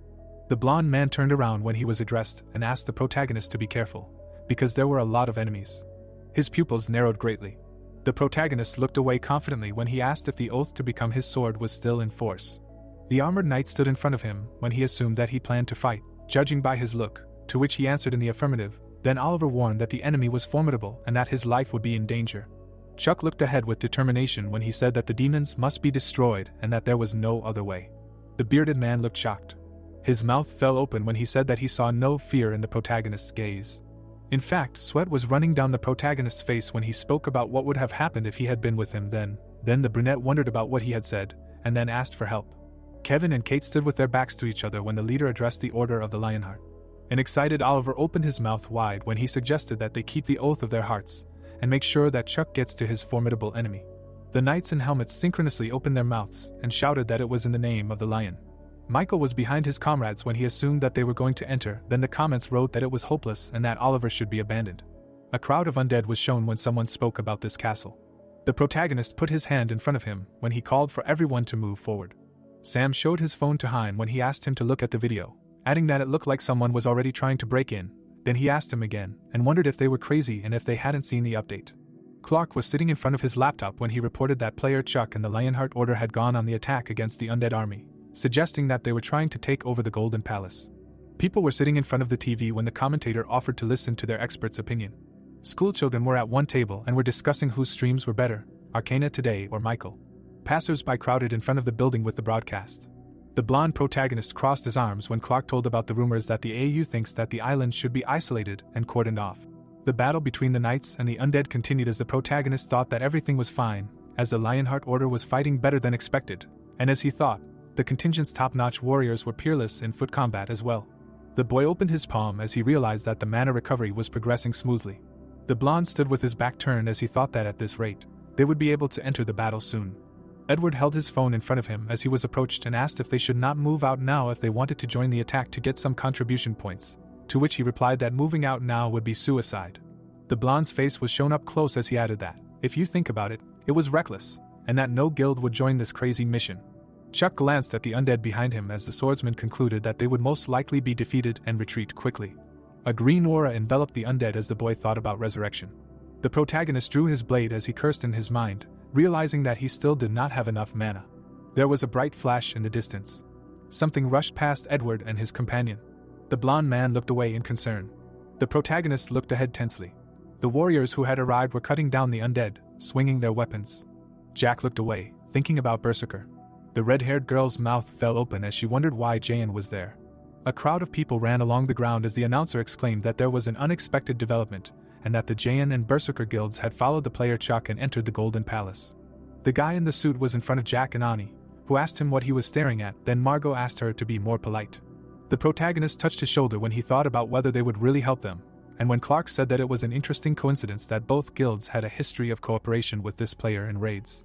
The blonde guy looked down arrogantly when he said that they would help him. Then the protagonist called him crazy and asked what he was talking about, because you need to ask with respect, after which he added that he would not ask nicely anymore. Then Chuck decided that he had gone crazy. The players were surrounded by the rest of the people present.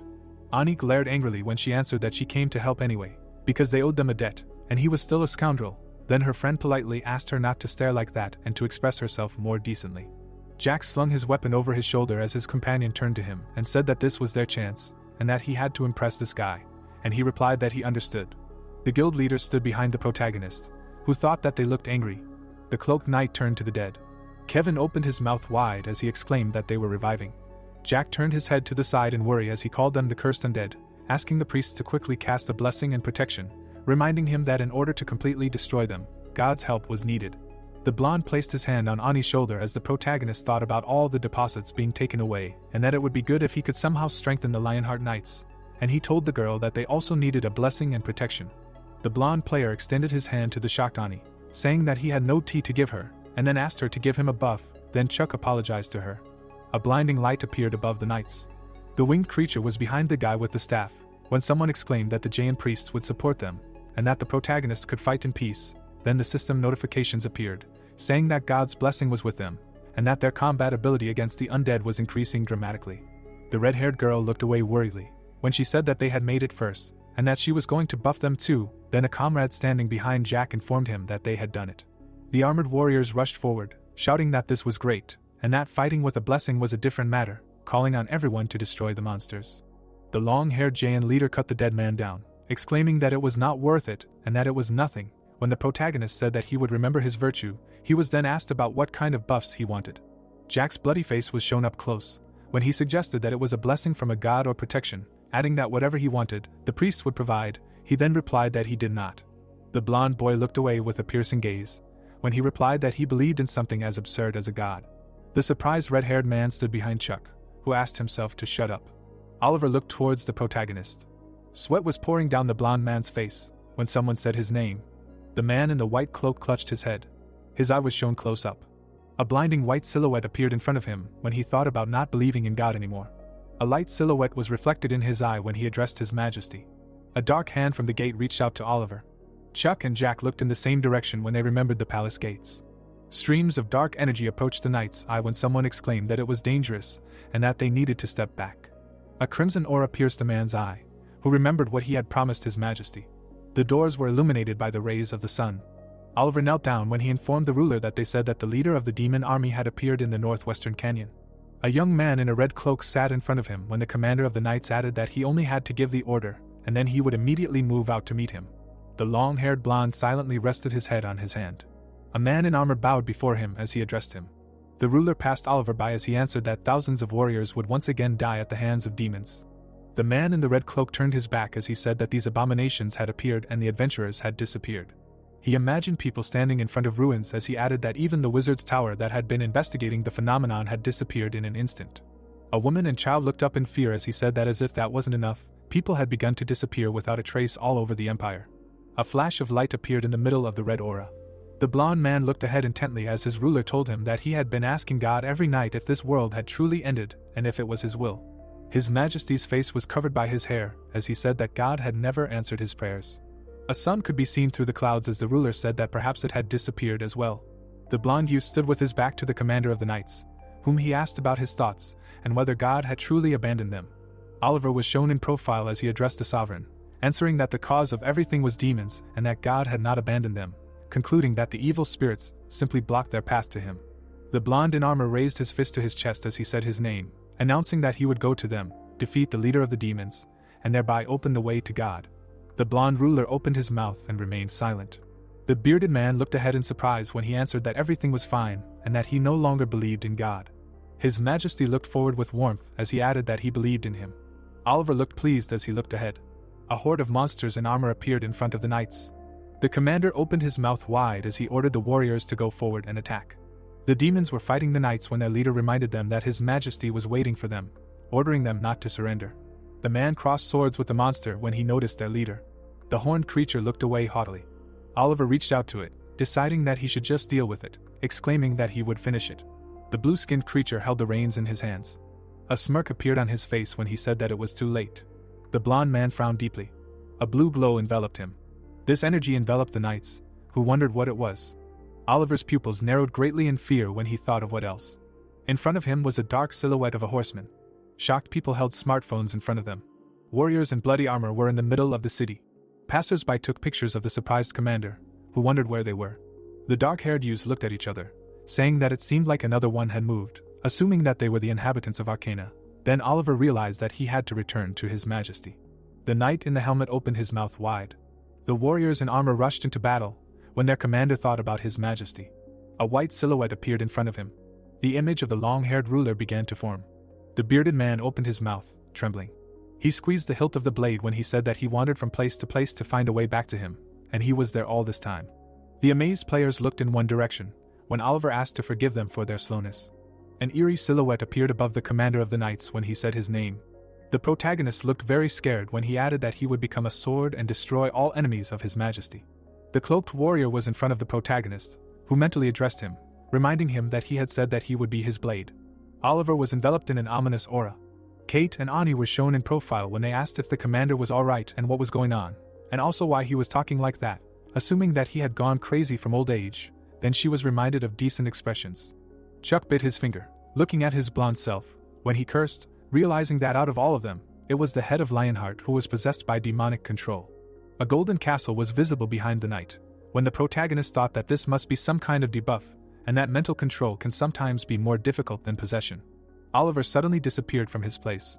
He appeared behind the blonde. The blonde protagonist looked at Jack, who appeared. The red-haired guy smiled widely as he exclaimed that Chuck was safe. The protagonist looked back menacingly. The long-haired muscular guy looked confused. The brunette made a stupid face when his comrade told Jack that he overdid it. Then he explained that he was just worried about his safety. Then his friend retorted by saying that no matter what happened, he had no right to get in his comrade's way, then told him to look at him, adding that he was clearly disappointed, and wondering what they should do now. Then he realized that he was actually offended and wondered what he should do. In fact, Chuck was still restoring his mana. The dark-haired protagonist looked ahead in shock when he realized that his energy had almost recovered, and that if it weren't for the head of Jayan, he would have definitely died. Kevin and Oliver crossed swords when the guy wondered where he was. The blonde knight looked ahead with a scowl as he asked the commander to come to his senses, reminding him that it was them. The bearded man looked menacing when he was asked about how they shouldn't all return to his majesty together. He gritted his teeth as he told him to be quiet. Dark, creepy entities were shown as Oliver wondered how the filthy demons dared to mention his ruler. Kevin and Kate looked scared when the guy asked him again, suggesting that they seemed evil to him. Then the brunette exclaimed that it was them and called their names. The commander walked towards his subordinates with a sword in his hands as he responded that now they dared to insult his order. Oliver waved the blade in front of him, saying that he did not want to listen anymore. Sweat appeared on the protagonist's face as he recognized that glow. The possessed man rushed towards his subordinates, then they were asked to take care of themselves, warning that he was going to attack head-on. The powerful blows sent rocks flying in all directions. Worried, Jack opened his mouth, looking forward, as he asked them to be careful. The knight commander hovered in the air above the people, as he exclaimed that he was going to attack. He moved forward in lightning speed. The blow created a depression in the ground. The red-haired head of Jayan plunged his sword into the ground, as did Ani. The eyes of the scarred man flashed. Oliver rushed past the warriors present and his subordinates. He raised his sword up, leaning forward. The knight commander struck the ground. Streams of energy were sent in all directions. Drones flew over the rubble. Ani sat in front of Margot, who asked how she was, to which she replied that she simply tripped. Kate looked at the knights who had approached her, saying that everything was fine and that they should take care of Kevin, when someone called for help, shouting that they were stuck under the rubble and asking if there was a healer. Jack was holding on to the blade stuck in the ground when he thought about how he was just a monster and how he looked more like a disaster than a man. Then a comrade turned to him and asked if he was hurt anywhere, to which he replied that he was not. The head of Jayan opened one eye when he said that everything was fine. Suddenly, his eyes widened. Margot, Ani, and Kevin looked in one direction in surprise. Michael and the guys in hats looked confused. Someone's palm was open. The guy in the suit stood in front of the warrior with the blade. Then someone exclaimed that this was incredible. Kevin and Kate looked amazed when they thought about him stopping their furious commander with a single gesture, wondering what kind of power was that. The protagonist looked ahead in confusion when comments were shown about him not even blinking an eye, and how he knew he was incredibly strong himself, as well as how his awesomeness had broken all boundaries. Romeo looked ahead with blank eyes when it was explained that this was a stance that asked not to be hit. Oliver looked ahead in horror, asking what was wrong with him. The protagonist and the blonde looked surprised. A white male silhouette was shown when the knight wondered why among this blurry horde of demons, he alone seemed clear. Romeo looked ahead seriously, thinking that he did not know. The armored man looked forward angrily and told him to identify himself, warning him that he would have to strike him down if he did not, as Chuck thought about how he had no way of knowing what he was seeing, and how it could be because he was a demon hunter, and how it could be one of the effects of the exorcism skill. The blonde guy was shown in profile as he cursed after the protagonist thought about how if he didn't speak, he would become a corpse, deciding that he needed to say something. Romeo looked shocked. In front of him was an armed Oliver, as the protagonist realized that this was the end, as he was unable to even squeak due to the shock. A terrified Chuck opened his mouth wide when he asked if he was silent or unable to answer. The enraged knight held his sword in front of him as he said that no matter what, it wouldn't matter once he was killed. The boy held his open palm forward as he asked him to wait. The blond man stood in front of Oliver, holding out his hand. The possessed man's eye was shown close up as he wondered what it meant, assuming he was trying to trick him. A white silhouette stood on the bare ground. He placed his hand on his chest. The commander of the knights looked forward, fascinated. A brooch flashed on the boy's jacket as he recognized it. Behind the man were his loyal warriors as he remembered that this brooch was a gift from His Majesty to the tower, and that he saved their lives.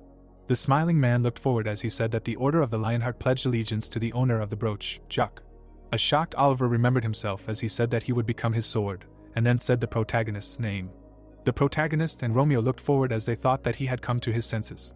The blond boy extended his hand forward and placed it on his chest, as if to say that he was unarmed and was his friend, so there was no need to be hostile. Sweat trickled down the brunette's face as he thought about how, as expected, sincerity worked. The system windows appeared next to the blond boy, telling him that the exorcism skill had increased in level and that new effects had been added. He put his finger on the system window as he wondered if it had worked, and what these new effects were. Oliver looked away worriedly, his mouth slightly open.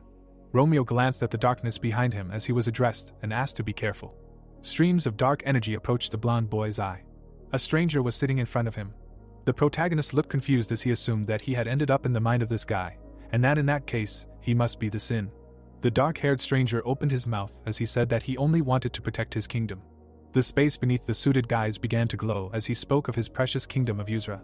Smiling people were near the crystals as it was told that the lands and seas were bountiful, the soil was full of shining gems, and the inhabitants loved each other, thus peace reigned and everyone was happy. A man was lying on the coast as it was told that everything was like this until one day a stranger appeared on their shore. A blond man was sitting at a table holding golden dishes as the guy told that the people of the kingdom, like him, welcomed the stranger with warmth. Children were playing with gems as he added that they sent him back with all the help they could. Buildings were engulfed in flames as it was told that in return they were invaded. The armored bandits were bullying the villagers when the king told them that his people did not know how to fight. The traitor held the brunette in front of him when he told them that they had trampled their kingdom. The handsome youth in the crown was shown in profile when he asked the reason for all this, saying that if he desired the stones, they could share them with them. The man opened his mouth wide and laughed loudly when he asked him again, wondering why he would do such a thing. The broken crown fell from the king's head when the traitor asked why he should share when he could have everything by simply plundering them. The boy grabbed his head. The demon stretched out his hands to the blonde. His face was shown close up when he said that all this was his and no one else's, only his. Romeo stared ahead when he exclaimed that he was talking about this island, the ocean, and the sky. The coastline was shown as the announcer announced that they were there, on the legendary treasure islands, the Yuzra archipelago. The warrior brandished his blade as he added that it was obvious that all sorts of treasures were hidden there. The boy in the hat held up a sphere as the demon shouted that it all belonged to him. The angry blonde opened his mouth wide as he told him to shut up, saying that he had started all this mess over some pennies and that he could not listen to him anymore. Then it was explained that he was extremely rich. The dark-haired boy looked ahead in confusion as he asked him again. Romeo put his hand on his heart as he said that all riches were futile and that he would show him that the only thing that could be taken from him was the pride in his own chest. The demon's eyes flashed as he asked the boy again. The boy's astonished face was shown up close. Oliver looked at the blonde in front of him as he addressed him, asking if he was okay. The boy pointed his hand towards the golden castle, thinking about the foundation of the palace. Romeo looked ahead tensely as he realized that he only needed to interfere a little. Cracks appeared on the towers of the structure. A broken column was shown up close. The guys in the hats looked scared. Clark grabbed his laptop with his hands as he exclaimed that something incredible was happening. The rubble of the palace was falling to the ground. Rox was holding his phone in his hand as he smirked, saying that he was a monster. The castle was left in ruins as the commentator called him an absolute monster, announcing that the palace was destroyed. The blond boy opened his mouth, looking ahead as he told Greed to get out. Then the protagonist thought about his mana, and how good it was that he didn't pass out, and also that he should get some rest. The golden ruins glittered as Romeo advised his opponent to see how meaningless wealth was. The bodies of the dead lay on the ground as the boy advised his opponent to see how many soldiers had sacrificed themselves to protect him. A bright aura appeared above the rubble as he was asked how he could call himself their ruler. A dark entity emerged from the ground and screamed. The blonde looked up, crossing his arms as his opponent exclaimed that he dared to destroy his palace and his wealth, and that he dared to challenge him, one of the deadly sins, greed. Streams of dark energy rushed towards those present as he called him a pathetic human and told them that he would swallow them all, him and the warriors. Jack and Ani gritted their teeth, trying to break free as they screamed that this was another abnormal state and that they should endure it, calling for healers. The girl tilted her head forward as she realized she couldn't breathe and couldn't stand it for even a second. The monster's multiple eyes were shown as the system reported that the deadly sin of greed had turned its gaze on them, The monster then screamed that it would turn them all into undead and that they would guard his wealth for eternity. Jack looked down at his sword as he refused, deciding that he would rather kill himself. It was then explained that his judgment of the situation was impaired by a desire that he couldn't control. An angry Romeo opened his mouth and exclaimed that it was enough. The armored knights looked shocked. The guild leader stood behind the blonde. The monster bared its sharp teeth as it asked how he had broken free from its dominion over his mind, adding that it was one of the deadly original sins of greed. The fair-haired boy looked forward with determination as he answered that it was neither greed nor a mortal sin. Then he was asked again. Several system notifications appeared, stating that he had chosen the vampire orb as an offering, and that the exorcism skill had been activated, which protected nearby allies from abnormal conditions and lured the chosen demon into his mind. Romeo held the magic orb in front of him as he asked the last King Yuzra to wake up. The multi-eyed monster opened its mouth. The blonde's eyes were shown up close as he said that it was time to correct his mistakes. Cracks appeared on the orb. The enraged monster opened its mouth wide and laughed as he screamed that such an attack was easy to avoid. His fearful eyes were shown up close. The brunette extended his hand forward as he said that he understood and that was enough, summing up that his palace had already fallen. The monster's eyes were blinded by a bright light as he turned to Oliver, saying that he had betrayed him. The monster's body was torn apart in front of the guy in the suit. Michael's mouth dropped open in shock. Clark and Brad stared at the laptop monitor. Sweat was breaking out on Edward's face. The blonde guy was shown from above as the announcer exclaimed that he did it. The man with the headphones looked worried as he said that Chuck just didn't know when to stop. The dark-haired stranger knelt down as he wondered who it was. The last king of Israel was sitting in front of Romeo as Clark announced that a man had emerged from the remains of the original sin. The black-haired guy looked at his hand in confusion as he asked about the location and how it happened, since he had just killed himself along with the deadly sin, assuming that it was the one who stood up to greed. The blonde guy was presented with a bunch of system windows saying that he had leveled up. Then he thought about how he couldn't hear him at all and how it would probably take a year to check if there was loot. A system window was shown nearby, stating that there were 9 seconds left until the end of the hidden quest. Then the man who appeared said that he did not understand how he was still alive and thanked him for saving him. Romeo's pupils narrowed greatly when he noticed the time-limited quest, wondering what that was and thinking that it was certainly great. System windows were shown, stating that the king who was about to commit suicide with greed had not yet found a reason to continue living, and that the player needed to remind him that he was the king of Yuzra by placing the crown on his body in the remaining 8 seconds. Then the young man wondered about what crown, and where he should get the crown now. Then the protagonist asked to let him think. The blonde and the protagonist stared at the system window, which showed a broken crown, which was an epic rank quest item. A glowing sphere appeared between the people. Romeo and Chuck continued to stare at the system notification. People crowded behind the blonde guy and the stranger as Clark asked about the mysterious man who appeared in the same place where greed disappeared, assuming that it was her original form or another original sin. Edward and his subordinates looked shocked when the announcer announced that the player took something out of their inventory. Then the audience realized that it was a crown. Romeo handed the lost jewel to the king. The brunette looked down at his hands in surprise when he spoke about his body. Then the system notification appeared that the quest was complete. The protagonist placed his hand on his chest, breathing a sigh of relief when he thought about how he got it after defeating that turtle, and how he thought it was just a useless item that accidentally got a high rank, concluding that he now understood how it was supposed to be used. The blonde looked down carefully as the system messages appeared stating that he had fulfilled the conditions, and that the secrets of the Yuzra archipelago would be revealed. The system windows appeared in front of those present, stating that someone had revealed the secret of these islands. The guy in red armor turned his head to the side when he asked what that was supposed to mean, and that it meant that the rift had been cleared, and what kind of guild it was, and was told that it wasn't a guild, and he asked again and wondered what the guy was talking about. Fred was in front of Rox, who was called the guild master, and asked to look at the notification, and he laughed when he realized that it didn't say who exactly. A lot of comments appeared above Michael, asking what kind of notification had just come in, adding that he thought that some kind of disaster had happened or something. Clark grabbed his head in shock, exclaiming that this was a worldwide notification, and that the same message was being broadcast to players all over the world right now. A system window appeared in front of John. The girl adjusted her hat, looking ahead. The protagonist shielded his face from the bright light as he wondered what it meant, assuming that it was referring to him, saying that someone had revealed the secret. The armored knights stared at the system windows in front of them as it was revealed that the ancient kingdom of Yuzra was revealing itself. Rays of bright light broke through the dense forest. The man turned his head to the side, looking at them. Golden buildings appeared among the forest. Kevin and Oliver looked up as someone exclaimed that a historical site was rising from the ground. The commander said that it was incredible. In the distance, multi-story buildings were visible. When the man said that this was the ancient kingdom of Yuzra, then a system notification appeared that a new region had been discovered. Clark looked away in fascination, when Brad behind him wondered what it was.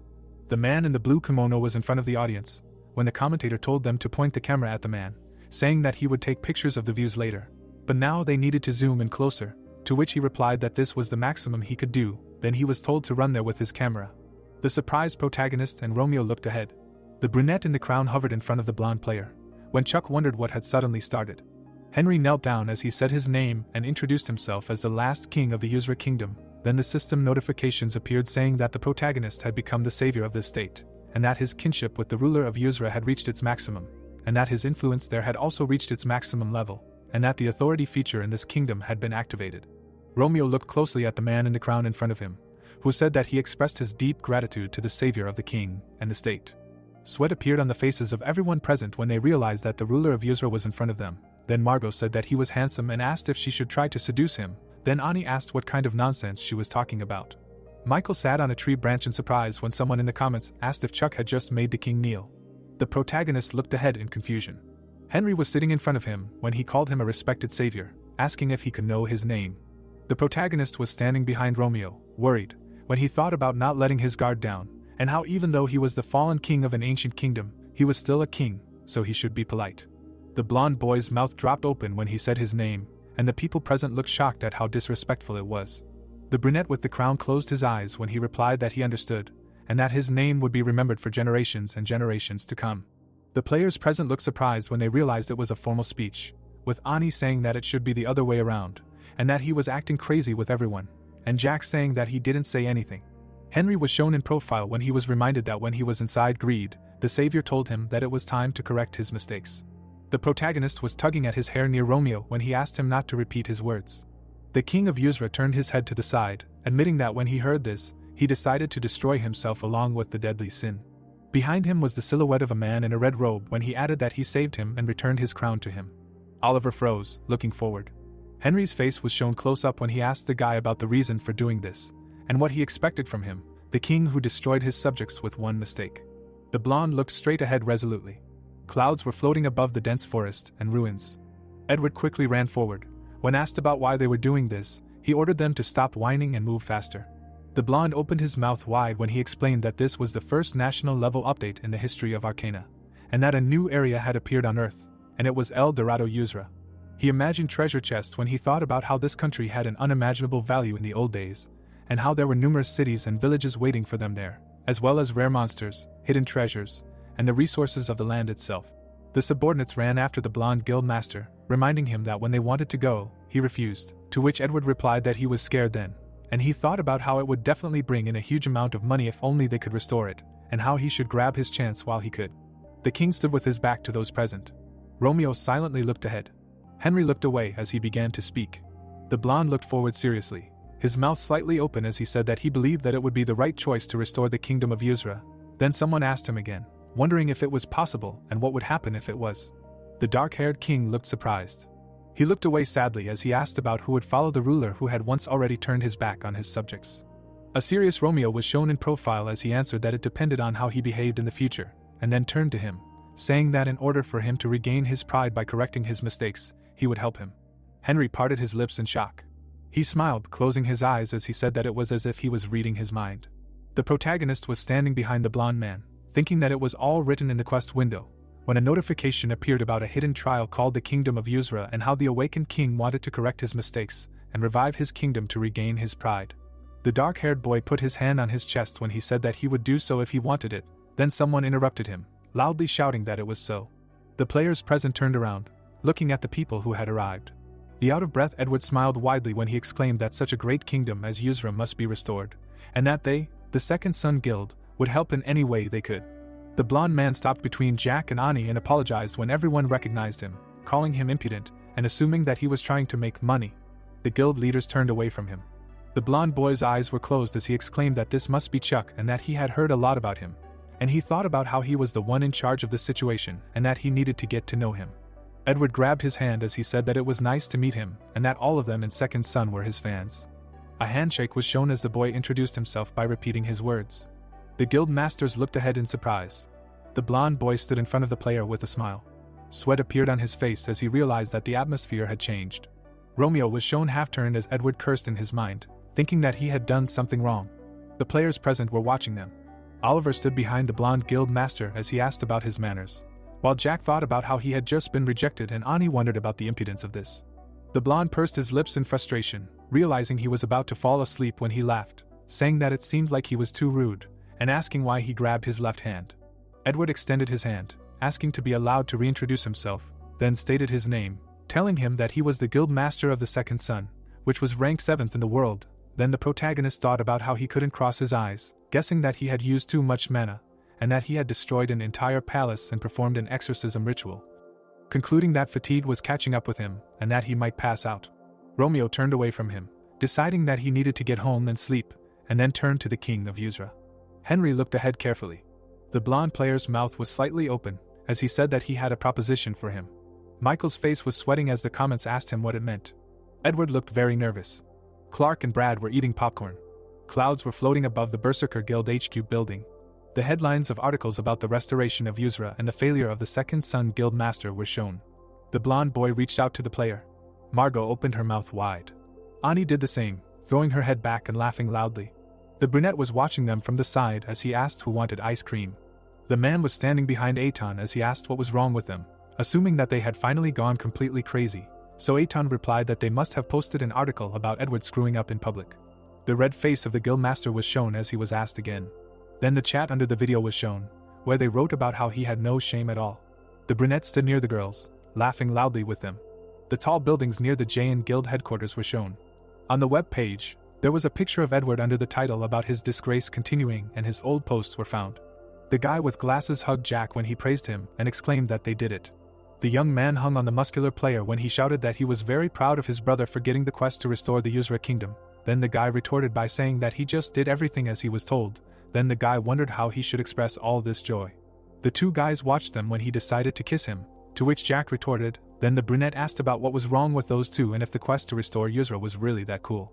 The brown-eyed blonde looked away as he explained that he wasn't just cool, and that it was the first kingdom to appear after Arcana began to renew itself in reality, summing up that once the reconstruction was complete, its value would skyrocket. They watched Jack as he tried to fight off his brother, as he added that he was sure there were a lot of people trying to get along with the kingdom, and that Edward was one of them.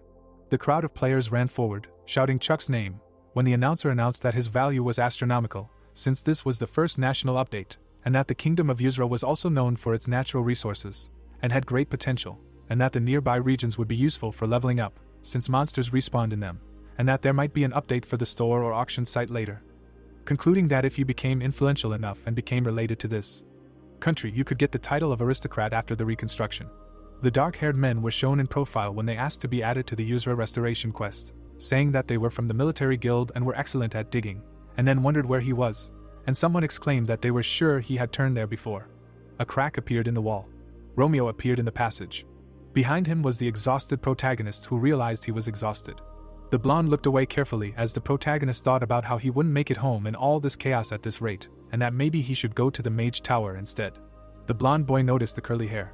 Next to him was a girl hanging upside down who called his name, and exclaimed that she had been waiting for him. Then the system reported that her name was Jessie, and that she was the 4th ranker in the Shining Guild. Chuck's mouth dropped wide behind Romeo as he cursed, realizing he thought he had seen a ghost. The blonde held her hat in her hands as she was told that she was going to teach everyone a polite Korean greeting and that they should first take off their hats in front of older people. The girl looked forward in amazement when it was explained that she was then to clasp her hands together in front of her. Jessie tilted her head forward when it was explained that she was then to bow slightly, keeping her back and neck straight, and say a greeting. The blonde was in front of the player when she asked how he was doing. Romeo looked angry. He looked forward from under his brows when he replied that it was very polite, thinking that he was tired. The blonde was sitting in front of the girl when he said that he didn't have any tea with him, and then asked her to sit down, adding that it turned out that the missile couldn't reach the mage tower. Smiling Jessie was in front of him when she exclaimed that it was good, and that it would be bad if a missile hit them, saying that she could stop it too. Then Romeo replied that she could say whatever she wanted, when the protagonist wondered what kind of nonsense she was talking about. The blonde's eyes were closed as the sorceress told him that she had some questions about magic and that she had watched a lot of videos about him, and it turned out that he was extremely skilled in research, interference, and manifestation, and was able to copy the spell of the Supreme Mage on the first try. Then he realized that he was tired, and Chuck thought about how today was a very long day, and that he had a lot to think about. Especially the deadly sin of greed, because he said that he was the original sin, but did not know that his skill was exorcism. After that, the girl added that her teacher also said that he was more than a genius. Then the protagonist concluded that a demon of such an order should have recognized the hunter, and that it could not be any other way. Jessie winked when she asked if it was true that the power he uses is magic. The blonde silently looked at the player in front of her. Romeo sat with his arms crossed over his chest when she called his name. His calm face was shown up close. The green-eyed blonde opened her mouth slightly. There were bruises under the boy's closed eyes when he made a noise. The sorceress lifted one finger. The girl climbed onto the table in front of the player. Her finger touched his eyelids. Romeo's eyes widened. There was a note on the table in front of him. An arched window was shown when he assumed it was a dream. The piece of paper was weighed down by an inkwell when the boy wondered how much of it was a dream. Romeo held the note in front of him when he thought about how he really looked tired and how he even fell asleep right in front of the person, and then said that it was a bit indecent of him. Suddenly, a system window popped up in front of him. The notification was shown in close-up as it became clear that it was about John's research quest, and that the tower's archmage wished to reach new heights in the study of magic with him, so he needed to prove himself and convince the senior mages. Romeo touched his eye as the protagonist thought about how he wondered what the calm before the storm was, and how it couldn't have happened that the mages in this tower would accept a researcher so easily. Besides, in fact, he just got this position thanks to John without deserving it, so he expected that there would be some kind of test. The protagonist inside him opened his mouth wide, yawning as he wondered why today of all days, since he was very sleepy. The blonde player was sitting in front of the doors when a knock was heard, then he asked the visitor to come in. The brunette opened the door when he answered that it was him. John's eyes were shown in close-up as he said that he was in a hurry to meet him because he had something to tell him. A sleepy Romeo sat in front of him at the table when he answered that he knew why the high mage was there. The blonde boy's mouth dropped open, looking ahead when he said that he needed to prove himself. The dark-haired man looked ahead intently when he wondered what was wrong with his hair, and then apologized, explaining that it was because of his shortcomings that people did not trust him. The blonde man put on his jacket, standing in front of him, when he answered that it was not him who lacked something, but himself who was wondering about the lack of sleep. Then he asked him again. Romeo looked away resolutely when he told him to lead the way, saying that if they did not believe in him, then he would make them do it. System notifications appeared, telling him that he needed to convince the senior mages, and that they wished to greet him, so he should attend their conference.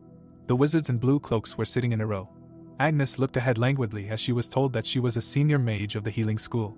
The boy stopped in front of the door as she thought that it was a pity, but it would be impossible to prove that he was qualified.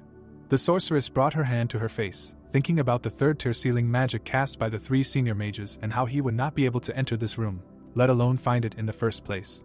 Romeo turned to the side. He passed by the blue door. Suddenly, the blonde man put his hand forward, opening the door. The mages looked shocked. Sweat appeared on Agnes' face as she thought about how it was impossible, and how he could so easily destroy the third-tier ceiling magic, realizing that even John, the creator of the science of magic theory, could not do it, and then asked how he did it. The blonde man passed by the mages as he began to speak. The green-haired girl was shown in profile. Romeo looked forward menacingly as he said that it looked like someone had messed with the door. The surprised mages looked in one direction, wondering what kind of overwhelming power this was. The guy in the suit stopped in front of them as he said that he had come all the way there because he thought they all wanted to meet him, making everyone wonder how a mere player could do such a thing. The man in the black shoes took a step forward. He leaned forward, his mouth slightly open as he continued speaking.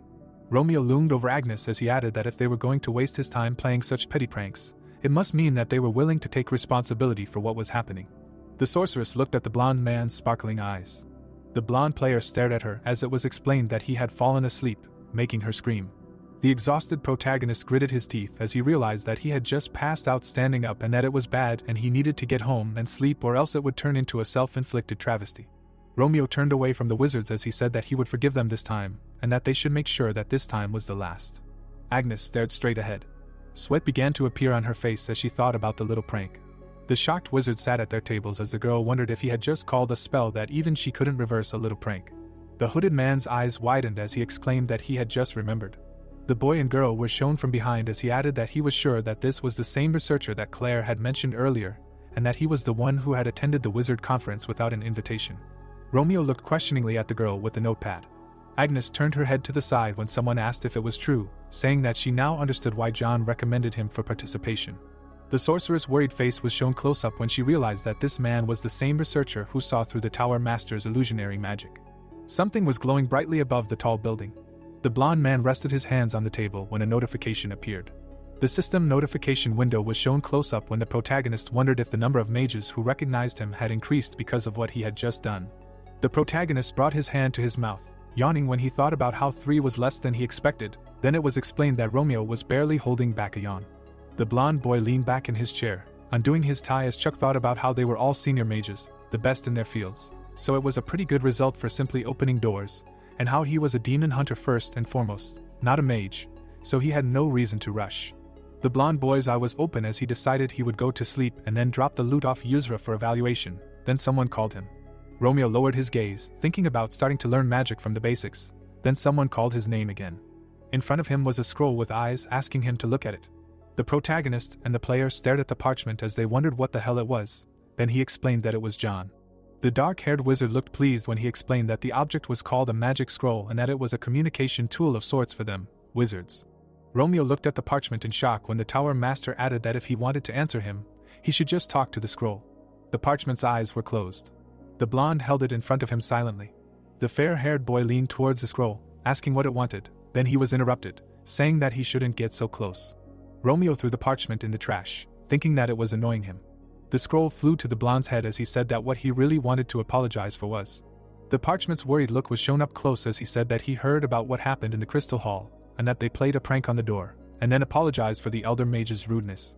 Behind John was a tall tower as he explained that a supreme wizard was someone who had reached the peak of magic, regardless of the school, and that the elder mages required supremes to constantly prove themselves worthy of their position.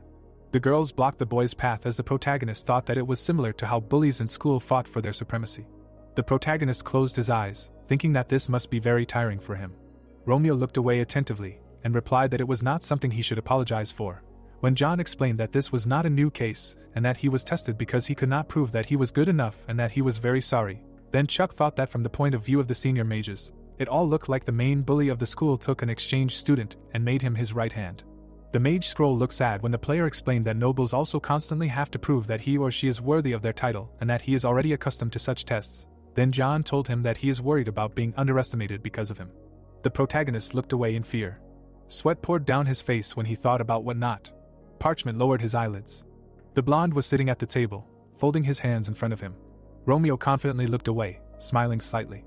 The mage's scroll stared ahead, mesmerized. Chuck covered his face with his hands when he remembered that if he were to speak in front of it about being underestimated, it would start to say incredibly shameless things. The blonde boy closed his eyes, smiling and saying that when others underestimated him, he should just prove himself, and when people overestimated him, he should just make their expectations come true. The scroll was in front of John when Romeo added that if someone doubted him, he would just continue to improve himself.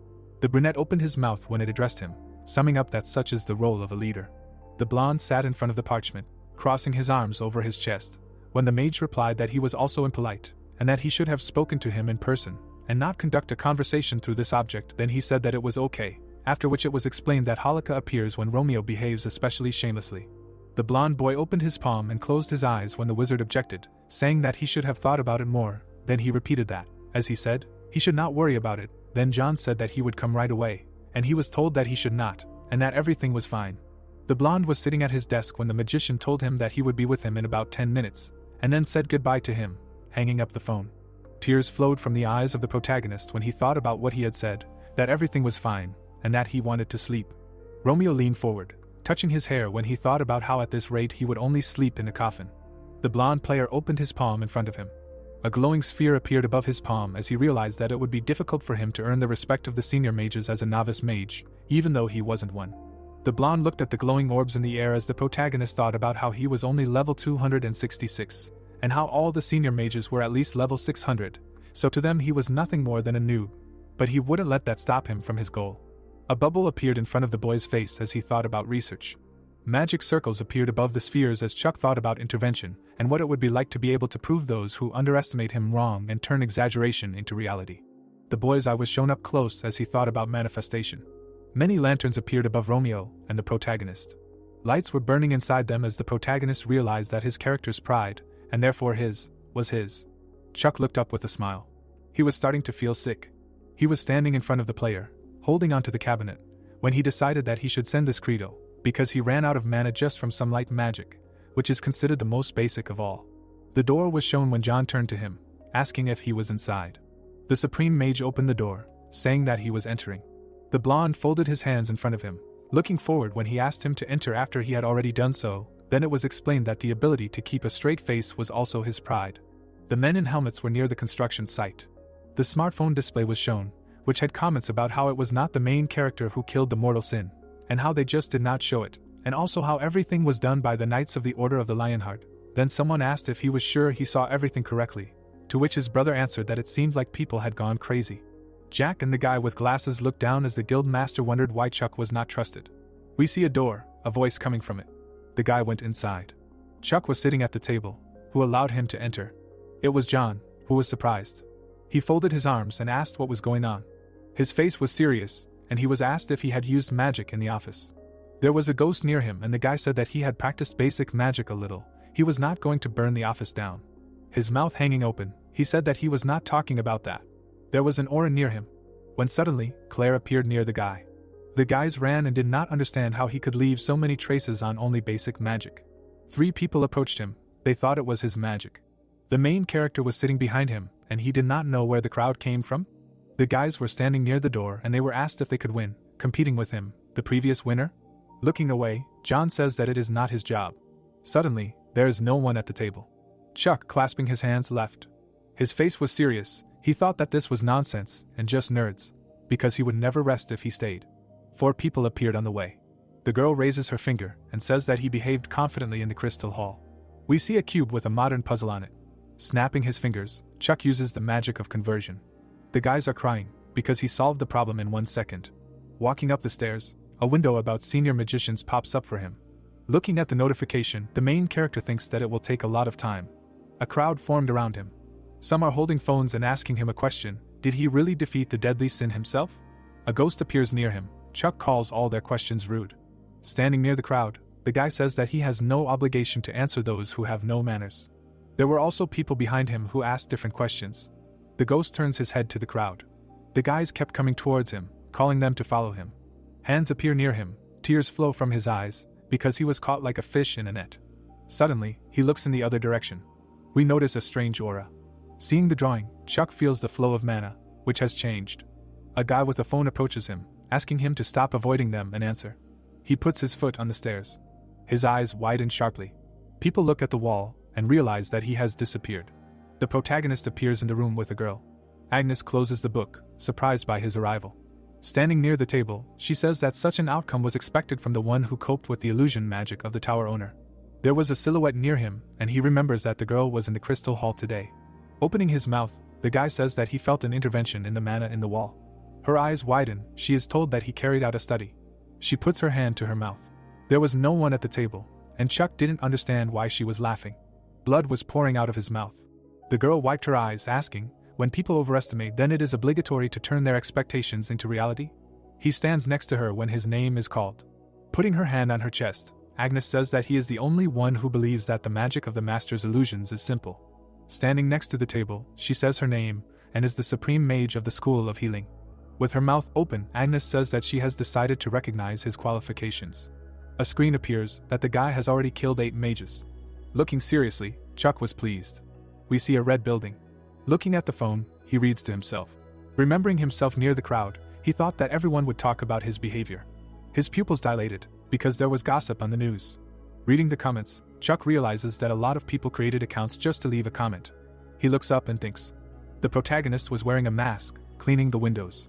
He takes out the trash from the building. Then Chuck does some pull-ups to practice. Tears stream down his eyes, thinking he's dreaming.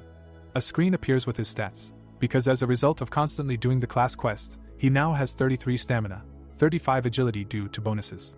Standing in the kitchen, he chops carrots, and also thinks that this is a big difference just for doing the quest again. A blush formed on his face, because for a demon hunter, stamina and agility stats. Putting his hand to his lips, Chuck realizes that they are useless. He kneels down, thinking that it would be nice to come up with something for close combat. We see Chuck and the aura sword that Gwen used. He is still chopping carrots. Closing our eyes, we see a man jumping and using magic. His eyes widen sharply. Chuck looks down and remains silent. Carrots were flying through the air. There was an aura near his hand, because he used a shredder with one blade. There were carrots on his hair. The protagonist is sweating. There is also water visible on the street, because he used an aura sword to chop carrots. The worker commands people. It was the Berserk Guild Archipelago Restoration Team. Ani holds the phone and stares. 2 guys are talking, realizing that the girl is stuck on YouTube. The news showed two guys, because they can't say for sure that the knight's order did most of the work. Veins were visible on his face. He shouts that everyone stood up due to an abnormal condition, but Chuck saved everyone. The masked man says that the protagonist grabbed the chance to get up. Ani throws the phone on the ground and swears. Margot comes in asking why she is angry. She folds her arms and says that the losers continue to talk nonsense about what happened with the deadly sin. Opening her mouth, she is told that Chuck won. Her cheeks turn red when asked if she cares about how they treat him. The man holds a drink and says that his guild master has a crush on him. Holding a shovel, Margot says that it is just gossip and everything will calm down. It is better to talk about good things. Taking off her hat, she is asked if she remembers what was said about issuing titles if the influence level is raised. She is kneeling. It was a ceremony of resolution, because their points and kinship in the kingdom will raise points. Uni stands near the boys, because then even the Shining and the Second Son will have to treat her with respect in this kingdom. She thinks that the boys would be in the ground. A blush formed on her face. She smiled. Margot tugs her cheeks while she asks her to stop. Looking down, the girl thinks that the quest to restore the Yuzra kingdom really became an opportunity for them. We see different crosses, because treasure islands have appeared, where it is possible to extract arcana resources without entering the rifts. Even just the rights to develop one mine would be extremely valuable. The protagonist is standing next to the guy, and we do not know why he gave this opportunity. She scratches her head and understands that the guys owe him even more. Chuck is below. While Ani was at the fortress, she was wondering when he would invite her for a cup of tea. Holding the phone, we see that his contract was extended. He turns it off and sees the time. There was an aura near him, because everything turned out great, but the lack of control is very bad. The guy is lying on the floor and freezing, because his health decreased as a result of using the aura sword. He passed out for 6 days. His feet are on the grass, because he once started looking for something on the internet. Only web novels were found, and that's why he came here. The guard raises his hand and asks to stop, because from this point and further there is the territory of the kingdom of Yuzra. Standing near the bridge, he says that the kingdom is currently being restored and you can only enter with permission. With his mouth open, Chuck says that he does not have a citizen's ID or a pass. His eyes shine and the guy asks him to leave. Squeezing his hand, Chuck says that he came to meet Gwen. His pupils sharply dilate. Sticking out his tongue, he says that this is an extremely important person and cannot allow him to enter, who does not have authority. Waving his hand, the guy says that under no circumstances will he let him in. Straightening his finger, he asks a question. Is he thinking of deceiving? Someone with golden shoes was walking towards them. It was Henry, a smile on his face. The guard turned and was surprised by his arrival. Chuck opens his mouth, calling his name. A window appears, revealing the name. 2 more screens appear, indicating that the authority feature is activated. Shaking hands, Henry asks what brings him here. His mouth hanging open, he says he has business with Gwen, but he needs permission to enter. His pupils dilated. The guy does not understand what permission is being discussed, because in the boundaries of the kingdom of Yuzra, he has the same level of authority as himself. The guard stands near the car, because what kind of king asks permission when entering his own kingdom? Opening his mouth, Chuck understood everything. Putting his hand to his chest, Henry asks what his business is. The guards are standing near the sea. Kate opens her mouth, screaming that their stances are disgusting. They hold swords when they are ordered to scream louder. The man holds a cup and asks about mastering the sword of aura. Putting his hand on the table, the protagonist says that he wants to understand how to control the light that his sword emitted back then. Opening his mouth, he says that this is not something that can be simply felt if he does not have talent, even after training for decades. Closing his eyes, he says that there is nothing surprising about it. Exhaling, the man says that the aura sword is not something that can be learned by simply wanting it. Open-mouthed, Chuck says that he can manifest it. Sitting next to him, he says that he can. We see his teeth, because the protagonist wants to learn how to control the aura sword. His eyes widen sharply. He calls out to Kate, who is standing nearby. Open-mouthed, the man asks to get the sword and the oath of the lion. Opening her mouth, she asks to wait a minute. We see a wall with a lion depicted on it. The protagonist examines it. The guys are standing nearby and do not understand why the oath of the dragon is needed here. Open-mouthed, he says that the name of the wall is the oath of the lion. It is a relic passed down from generation to generation in the order of the Lionheart, made of a special type of metal. The protagonist is standing next to it, because one of the scars on the lion's face was left by the very first commander of the knights. He picks up the weapon. Gwen holds the sword, asking him if he can really manifest the sword of aura, then could he leave a 3rd scar on the metal? The protagonist looks at the weapon. The man straightens his hand and shouts that he is not in their guild. A smile formed on his face. Their eyes widened, because they said that he cannot take the sword. Approaching the training ones, he takes one of them. Gwen looks at him in surprise and cannot understand. He is standing near the wall, but it was strange, because the blade on the sword was dull. A blue aura appears near them. The man dilates his pupils. The newcomers also look at this. The protagonist was able to make an attack. With his mouth open, he thinks that this cannot be. His hair flutters, the guy asks, "Is it enough?" With his mouth open, Gwen says that he is constantly surprised and he is curious to see how much his potential will be revealed. He looks at his hands, offering to start training now. Chuck squeezes his hand on his chest and is told to train himself better. Standing next to him, he asks to start with the basics and let him learn from the guys. Turning away, the protagonist agrees. People are standing on the beach. The guy looks at him, thinking that the magician is going to learn how to wield a sword and also gain the favor of the commander. Closing his eyes, he thinks that he was not satisfied with treating him with respect. Kate opens her mouth and says that she is an instructor who will be responsible for training from now on. Looking the other way, she thinks that she will make him work like a horse. The protagonist changes into their uniform. The girl bites her lower lip from his muscles, and then decides to start training. She takes a sword in her hands and says that the basics of swordsmanship are formed from how to hold the sword. People are holding weapons. One of them is told that the left hand should be in front. The protagonist is also holding. Behind him he is told that the right hand should tense only at the moment of impact. We see a man holding a sword. He raises his weapon. His pupil has sharply dilated. Chuck makes an attack that causes the wind to rise. The boys are surprised by this sight. Their hair stands on end from this. Holding his head, he is told that he imitated Gwen's movements. Keith opens his mouth, remembering the lion. Because it was impossible, he just showed the technique of wielding the commander's sword, the final stage that the Knights of the Order strive for 10 years. Looking at the weapon, Chuck says that it is very useful. Gwen stands nearby and watches. Smiling, he thinks that this is a talent given by God, surpassing even him. It would be a shame if he buries it, being a mage. Henry comes up to him. The boy, gaping, heard that his savior came to him to learn the aura sword, so he decided to watch. Turning his head, he says that the sand can cause problems for the savior's respiratory tract. The guards behind him are surprised. They put on masks and ask if they want Chuck to get tuberculosis. Raising his hand, Henry says that the sun is mercilessly beating down and the savior can faint from sunstroke. The guards behind him are surprised by these words. They pull out trees to plant near the beach. Standing next to him, Gwen could not imagine that he was so concerned only about the first lesson. Putting his hand on his chest, he accepts this advice. Throwing away the rag, it seems to him that he has relaxed too much lately and will also undergo training with the recruits. The guy is sweating and doesn't understand what the commander is doing. The man approaches him and asks to participate with them. Chuck opens his mouth and says that he is always glad. We see a palm tree and Romeo says that this is a great idea. Their eyes began to turn red. People are still training. She was awkward with the knight commander. Evening came, we see a building. Someone knocks on the door. Open-mouthed, he allows them to enter. A man entered their lab. Matthew sits and writes on paper. He was the man who raised black magic, which was considered non-standard, to its current position. Looking up, he asks what's going on. Coming to the table, the guy says that one of the items is related to black magic. There is a red ball on his table, as well as other items. Looking into the distance, Matthew asks to bring him the magic parchment, because he will personally evaluate the items. Night falls on the beach. The training was over, the people felt killed. They lay down on the bed. One of them called for their mother. There was no one on one of the beds. We see a hand that squeezes a metal pipe. The protagonist trained his body, although his muscles ached. Blood poured from his mouth. Romeo understands that he reached the limit during the day during training.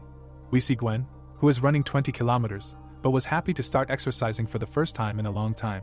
3 screens appear, because he has reached the necessary conditions and will be given a reward. A window appears with his characteristics. Because of it, fatigue was removed. Chuck looks at the screen and studies. A bird flew to him with a letter. The letter had a face. It says that this is a senior mage and is here to let you know about the results of the assessment. Opening his mouth, the protagonist asks to say. We see a red ball. This is a vampire sphere with a minimum level of 400. Opening his mouth, he says that the vampire sphere is a magical tool used by demons and must be rented for research. Looking seriously, he says that he will allow rent. We see an emerald. There was no minimum level. There was also a silk koi scale. When used to create an item, some effects will be transferred. Folding his hands, he realizes that he has never heard of aesthetics. With his mouth open, the protagonist says that he will not be able to rent silk scales and wants to ask to use the emerald to create jewelry and silk to create a scarf. The letter is still near him, asking to take into account that if he wants, the items will be put on a high price tag. The sheet of paper is picked up. Opening his mouth, he says that the price does not matter, wanting to see the best result. His eyes lit up from these words. Opening his mouth, he understood everything. The protagonist lies on the bed, saying goodbye to him. The letter flies near the nightstand, understanding that the man has already fallen asleep. The letter says to meet him. Further, it says that he will wait in the Hanging Gardens. We see a golden building. Everything happens in the morning when everyone is asleep. There was no one on one of the beds. Someone was running in the desert. The protagonist exhaled. He was training his body. An owl flew over him with a piece of paper. Frowning, the paper said that if he had a message that he left and caused dissatisfaction, then he asked for forgiveness. There was no one on the bed. Chuck did not see anything. There was a note on the table. Matthew cast a spell with his hand and said that if he did not see anything, then everything was fine and he wanted to respectfully ask to meet. Opening his mouth, he said that it would be difficult. Standing near the bird, he said that everything would be difficult. We see his lips. His gaze was calm, because this is a test, the first outside scientist of the Tower of Magicians, and he wants to understand whether he has the etiquette and manners befitting a senior magician. Opening his mouth, Chuck said that it was difficult. Frowning, he asked when he would be free. Romeo stands behind him, and the protagonist says that he has a free morning in 2 days. After that, the bird flies away. Gwen folds her arms, watching this. The sun was shining during morning training. The guys are training, holding swords. With his mouth open, the man says that he has nothing more to teach him. With his mouth slightly open, he is told that the guy is at the stage where he needs to achieve enlightenment in real battles. Frowning, the protagonist asks if he is sure. He had yellow eyes. Gwen says that he underestimates his abilities. Holding the sword, the protagonist agrees. He looks down and thinks that the aura sword is different from skills. Like the magic he learned before, it is an ability that can be mastered regardless of class. His pupil dilated, because he feels the flow of something different from mana through his body. Kate and the guy noticed the light. The guys also turned their heads. Gwen's face began to form a smile. There was an aura around his sword. Romeo opens his mouth and realizes that the aura sword is an ability similar to magic. After using research and intervention, the aura of the sword stabilized. Walking up to him, Gwen says that even after yesterday's training, he practiced this morning, there is no reason why he should be able to control the aura sword. A blush formed on his face, because he never imagined that he would be so clean. Air came out of his nose and Gwen asks if he will follow him on the path of the sword until the very end. Chuck turns around and apologizes, because he did not plan to dedicate himself exclusively to the sword. With his mouth open, he says that if a sword meets on the path he is on, then let it be his. The man beams with happiness. Waving his hand, he hopes that they will meet again. The boys turn around, thinking that the way to master the aura sword is with a diligent attitude. They begin to train harder. Kate looks down, because she has never heard of a person who can master the sword of aura in one day. Near the light there are 2 people. Her eyes lit up, because one day she will stand shoulder to shoulder with them. Her friends' eyes lit up too. They were all ablaze. Gwen smiles, thinking that they are bursting with enthusiasm. Geniuses tend to change those around them. The protagonist walks through the forest. Romeo looks out from behind him. He thinks that the low-level monsters are over. When suddenly, he looks in the other direction. A playful leopard appears near him. The ghost gets scared and grabs him by the hair. His eye lit up, because the monster dared to bare its fangs in front of him. Holding a sword in his hand, he decides to teach a lesson. The girl stands near the dead animals. Kira holds the swords, asking where they went. Turning her head, she does not understand where so many monsters came from. She stands behind a tree and watches. The protagonist is standing nearby. There was an aura around him, because adventurers who know how to use the aura sword are not lying on the road. The monster's eyes were glowing. Smiling, Kira thinks that they had to slow down to avoid running into the leopard, but thanks to the fact that he grabbed it, they can quickly reach the kingdom. We see her face. She asks for forgiveness in her mind. Raising the sword, she shouts that when they move to the ground, their pathetic lives in the Arcana ended. Walking along the road, she laughs, because if they achieve something worthwhile in Yusra, she can even become an aristocrat. Romeo grabs his head. He is standing near the beast, because he uses the aura sword, but there is a difference of 74 levels between him and the enemy and, unlike that time with the mortal sin, the natural enemy does not activate. We see what could have happened. The leopard could have simply killed him. They were serious, because it was better than before, but the sword of aura still absorbs a lot of power. The monster opens its mouth. Holding the sword, Chuck says that it is time to show everything he has learned. The monster jumped on him. Romeo cries from fear. He thinks that he will die. With his mouth open, he asks his parents for forgiveness. As suddenly his eyes became balls. The leopard was attacked. Holding a bloody sword in his hand, we understand that there is no natural enemy. With his mouth open, he thinks about the power of the sword of aura. He trembles, because this is not enough to warm up. We see the island. It was the day of the meeting in the Hanging Gardens. Matthew is sitting on a chair. He folds his arms, trying to figure out what kind of person this is. Suddenly, a foot stamps near him. It was the main character, walking down the road. His mouth hanging open, he asks, "Is the guy a magician?" Standing up from his chair, Matthew says that he is a researcher of black magic. Chuck, mouth hanging open, is glad to see them. We remember how he killed monsters. Approaching him, he is asked to sit down. Matthew's hand turns black. His eyes widened, because his rings darkened in an instant. His other hand was like that, because he had never seen such deep darkness before. His pupil decreases, because magic is deep. Seriously looking, he does not answer him. Someone dropped a box of things. Behind him are the guys who apologize with a grin. He squeezes his hand. They tell him that they could not imagine that he would be so fixated on crude witchcraft and curses. Holding the book, Matthew wanted to prove to thoughtless people the true value of magic. We are in the great hall of the scientific community of magicians. Near it there is a small monster, because with the right mana you can make the carcass of a dead animal move in this way. People open their mouths and scream for it to be thrown out of here. Raising his hands, Matthew asks to stop blindly denying it, and just look at the essence. The old man sits quietly and listens. With his mouth open, he asks a question: what does he want to call this direction of magic? Raising his head, Matthew thinks about the president. With his mouth open, he calls it black magic. The guy is sitting at the table, because after this, other magicians also began to accept black magic, but the glory did not last long. He grabs his head, because he believed that he could solve the problem of interference in the universe with the help of black magic. But several years have passed, and he has not advanced in research. There was a red aura near the tower, because after several years, the Tower of Magicians appeared on the earth as a result of interference in the universe. The man is standing on the balcony, because he could not do everything alone. Chuck was in black silhouettes, because he could not imagine that someone with such a strong sensitivity to black magic could exist outside the arcana. With his mouth slightly open, he thinks that together with this guy they will be able to overcome the limit of research into black magic. Sitting at the table, Chuck asks a question: does the light that his rings emit somehow relate to their conversation? Closing his eyes, he says that he can afford to allocate only 1 hour to him. Raising his hand, Matthew asks for forgiveness, because these rings determine sensitivity to black magic. With his mouth open, he is told that this is a different kind of magic that uses mana different from the usual. A golden bird appears near him. On the other side was a spider, because black magic uses inner darkness as a source and is a slightly different force. Near Chuck was a monster, because this black magic is created in the heart of the caster and especially depends on his past. The deeper and darker the past of the caster, the more powerful his black mana. Turning his head, he asks about his past life. His half-face turned black. Romeo grabs his head and turns off the sound, because they were talking about his past. Holding the cup, he thinks, what kind of magic of public humiliation is this? Closing his eyes, he thinks about Romeo's dark past. Letting go of the cup, he says that it is quite unpleasant. Putting his leg down, Chuck says that his etiquette includes intruding into the history of other people at the first meeting. Matthew puts his hand on his chest and says that due to his frivolity, he made a mistake. Closing his eyes, he says that he will report this to his superiors and elders, who will apply official disciplinary measures. With his mouth open, the protagonist accepts the apology. Sitting on a chair, he says that an inquisitive mind is a virtue of a scientist, and he cannot help but like a scientist devoted to his duty of researching black magic. The sun shines on Matthew. Approaching him, he is told that since black magic uses a type of mana different from the existing one, it must mean that even in a state of depleted mana, it is possible to use it.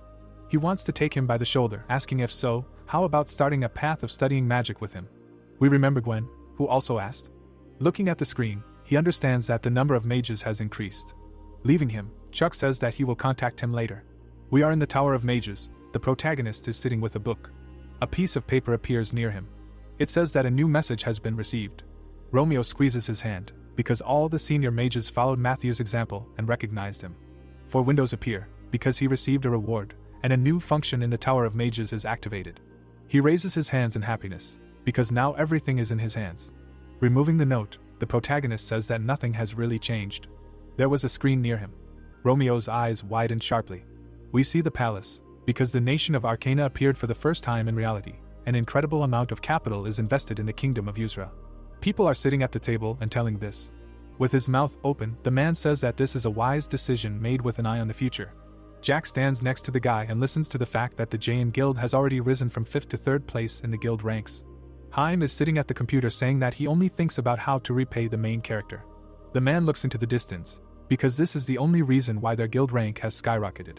We see a monster next to him, because if it were not for him, his brother might not exist. The news commented on everything they know. Squeezing his hand, Jack suggests that they should finish the Yusra restoration quest properly. The computer says the rank of the Jain Guild. Sitting next to the guy, he says that this time even a member of the National Assembly has spoken out. People are standing near the coins, because the members of the National Assembly have a lot of free time. Haim was serious, thinking about mythology. There is a golden badge on the jacket. The man is half naked, there was a purple aura around him. Nearby is a girl, from whom the aura emanated. Bella holds a glass, calling on the phone. With her mouth open, she asks to cancel plans for tomorrow. On the other phone was the protagonist. Licking her lip, she thinks what to tell the member of the assembly tomorrow. Her hair turned white, an enemy appeared, she tells her to tell her that she went to the kingdom of Yuzra. We see the Tower of Magicians. The protagonist pokes the screen. Turning his head, he notices that he is being called. There were messages from his sister. Drinking a cup of drink, Chuck thinks why she is writing to him. A piece of paper appears near him. Taking it in his hands, he thinks that it is from the Tower of Magicians. The sheet had a smiling face. With her mouth open, she tells him that she sent the parchment because he did not answer. Then she is pushed and another piece of paper appears. Chuck was in a daze from the notes. The protagonist runs away from them. We see a golden building. This is the palace of the Yuzra archipelago. Henry opens his mouth and laughs. He drinks tea and is told that he came here because he needed peace and quiet. Sitting at the table, Henry says that this is what it means to become a partner in the scientific work of the Supreme Mage. Thus senior mages express sincerity. Exhaling, Chuck says that he does not take bribes, especially when they are presented as an expression of sincerity. Raising his head, he laughs and says that this is like him. There was a strange aura around him. They ask him if he saw the new video from the Jayan Guild. There was a call from his sister on the phone. Taking the mobile device in his hands, he asks for forgiveness. Annabelle frowned and shouts that it is enough. A girl appears near her, and her sister asks her to wake up. Their angry faces were similar. Smiling, Chuck thanks them. He puts his phone aside and sits at the table. The protagonist lowers his head and asks for a place to rest. Chuck asks for a regular room with his mouth open. We see a house in the woods. He opens the door, his face was not visible. There is a jacket on the hanger. Chuck takes off his tie. There are things on the board. He sits down on the couch and picks up the phone. The screen offers to turn off autocorrect. His face was calm. Chuck thinks that he should sue them for filming without consent. The sun shines on the house. We see his face, he understands that something is wrong. With his mouth slightly open, the protagonist reflects that he has already felt this way. He puts on a mask, because it is dust. People were walking around the Yuzra archipelago. 2 guards are standing near the tent. Jack raises his finger. Pointing to the graph, he thinks, what is this? Haim exhales, explaining that this is all because the Mythology Guild has spread rumors again. Putting his hand to his face, he thinks that the boys are trying to tell him that they should share the quest to restore Yuzra before they get drowned even more. Someone approaches the guard. Raising his hand, the man asks what he wants. Bella is standing next to Jack. He says that she has a mole on her backside. She opens her mouth and asks where she heard of such a thing. Putting her hand to her hair, Bella says that she knows things about her that she herself did not know. Opening her mouth, he says that their guild members should stand guard outside. He grabs the curtain with his hand. The guards are lying on the ground. Looking back, Hayam is sure that she understands what an attack will entail. Putting her hand to her face, the girl pretends to be a fool, because it has nothing to do with it. Her eye lit up, because they just fell asleep. Tentacles were crawling in Hayam's head. He looks up, because he feels an unpleasant sensation. There was a mole near her eye, the #1 girl in the world of business in South Korea, the child of the Mythology Corporation and the guild master. Pointing at her, Jack asks a question, what is he trying to do now?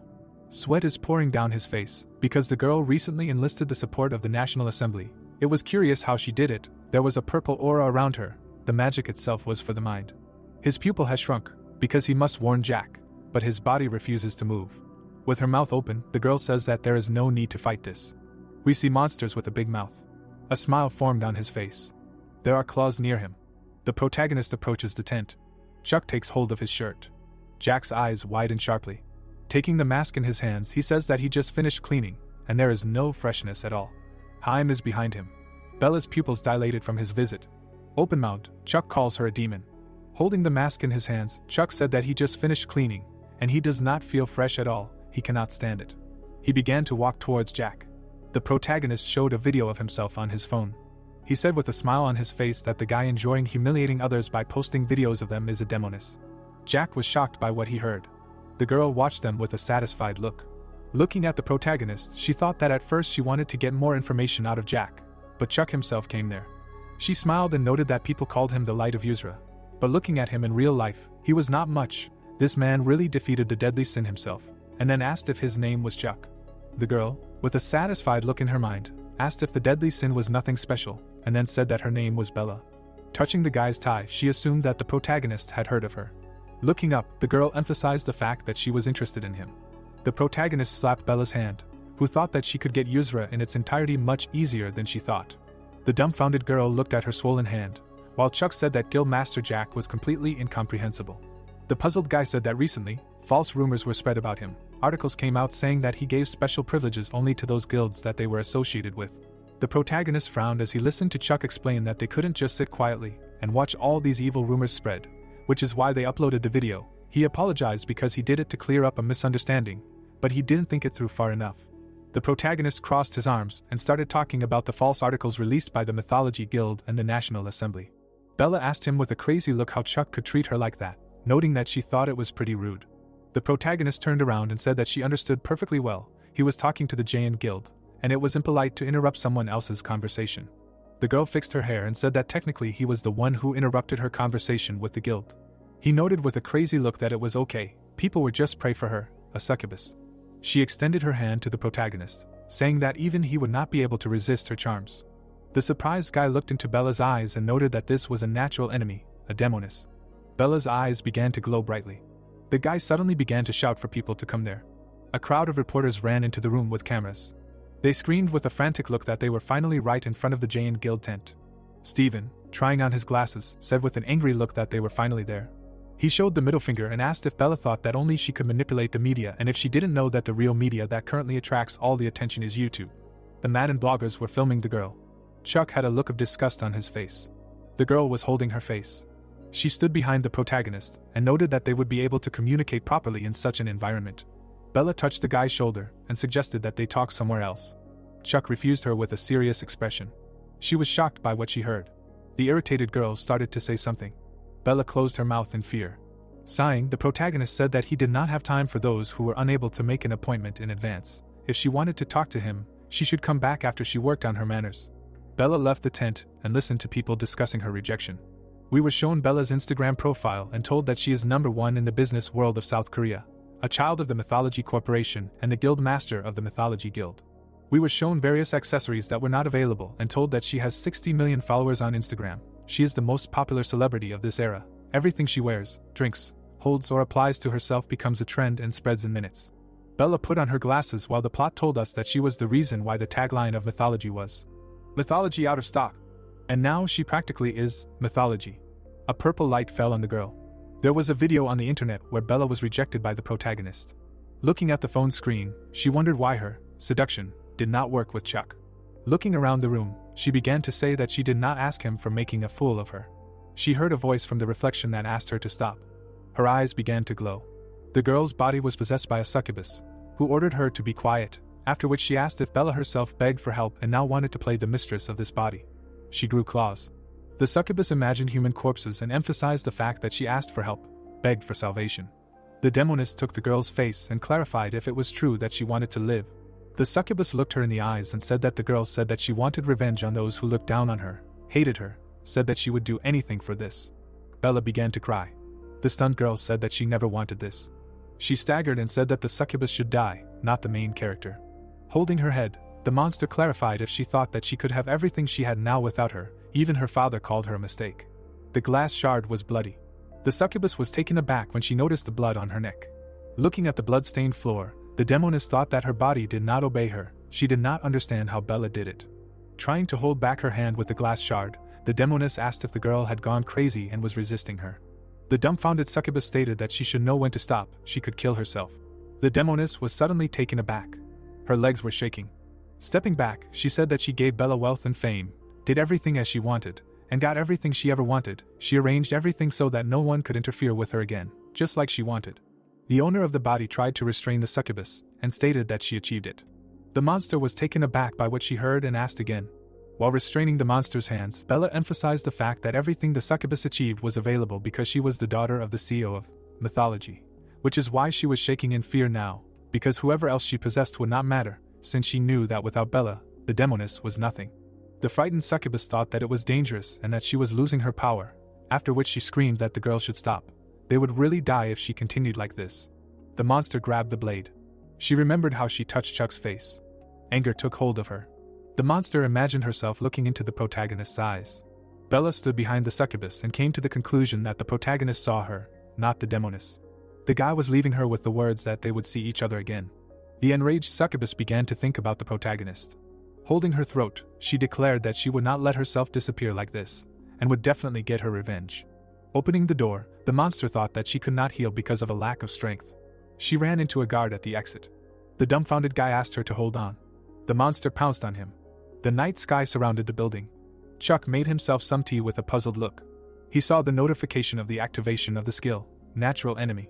The protagonist shifted his gaze. Sitting on the chair, he noticed that Bella was sneaking around at such a late hour without any permission. She was still as shameless as before. Putting down his cup, he asked the demoness to come in, noting that she was not the guest he was expecting. Smiling, the protagonist emphasized the fact that he would be hospitable. He crossed his arms. He looked at the closed door. The protagonist in his true form sighed and thought that even demonesses did not want to come at such a late hour. Closing her eyes, the girl said that he was more sensitive than she expected. The protagonist shuddered in fear. Turning around, he asked if she had sneaked in through the window like a thief in the middle of the night, and if these were the manners she had learned. Spreading her arms, the demoness said that Chuck had asked her to work on her manners. Touching his face, she apologized, noting that she had forgotten, and the protagonist thought that he did not see Bella's silhouette as before. Frowning, he said that he did not see the girl. Smirking, the succubus clarified what he was talking about, because she was there. He was taken aback when the succubus asked if he meant the dead girl. The demoness remembered how Bella had injured herself, and told him that she was dead because she suddenly wanted to stab herself like some crazy person. Apparently she died of shock because she couldn't feel her anymore either. She asked with a crazy look, what else could you expect from such a stupid girl? Frightened, Chuck thought that it couldn't be that Bella was dead. Taking a step forward, the succubus asked if he wanted to know something interesting. Approaching the protagonist, she noted that the girl had died because of him. She said with a satisfied look that Bella continued to talk nonsense, something about how he was the only one who saw her.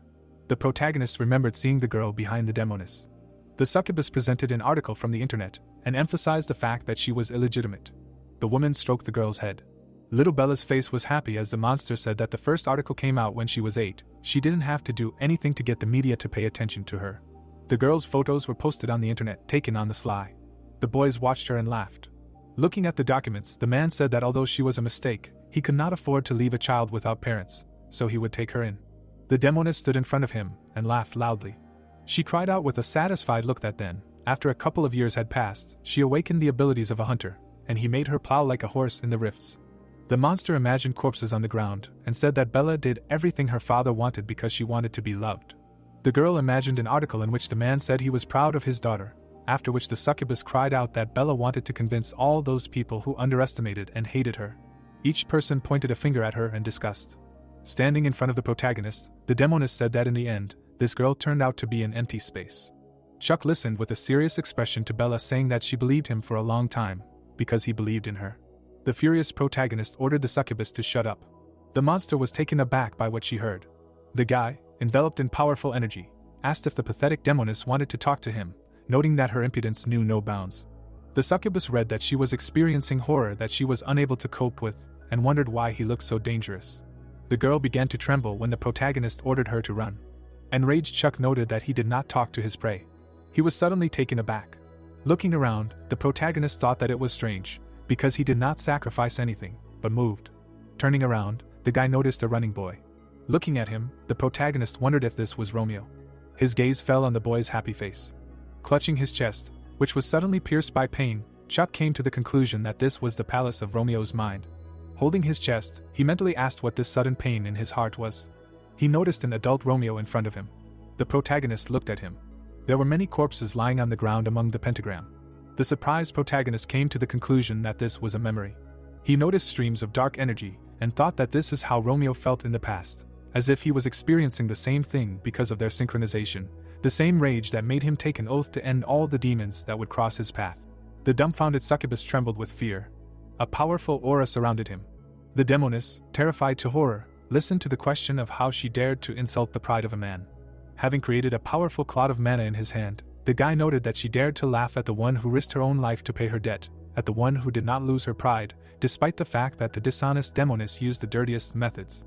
The monster tried to step back. Chuck created magical blades. He pointed his hand at the demoness, who bowed her head. The protagonist directed an attack at her. The protagonist's face was serious. Having lowered himself to the girl, he asked if Bella could hear him. He calmly noted that he saw her pride. She lowered her head. Tears were streaming down her face. Pointing his finger to the side, Chuck said that it was too late, she should go home and cry there.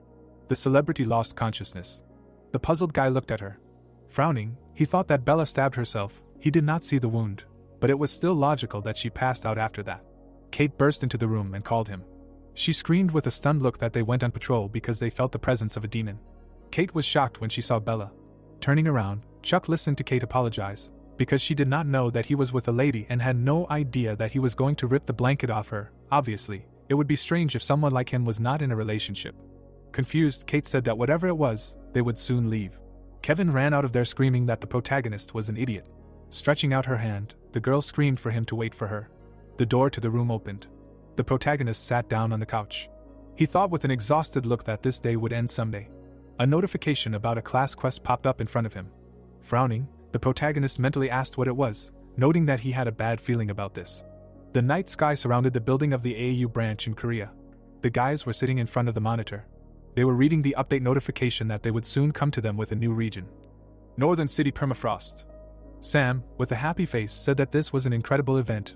Permafrost was the largest metropolis of Arcana, and stores and forges would open there, to which Haim replied that this update would allow them to breathe a sigh of relief.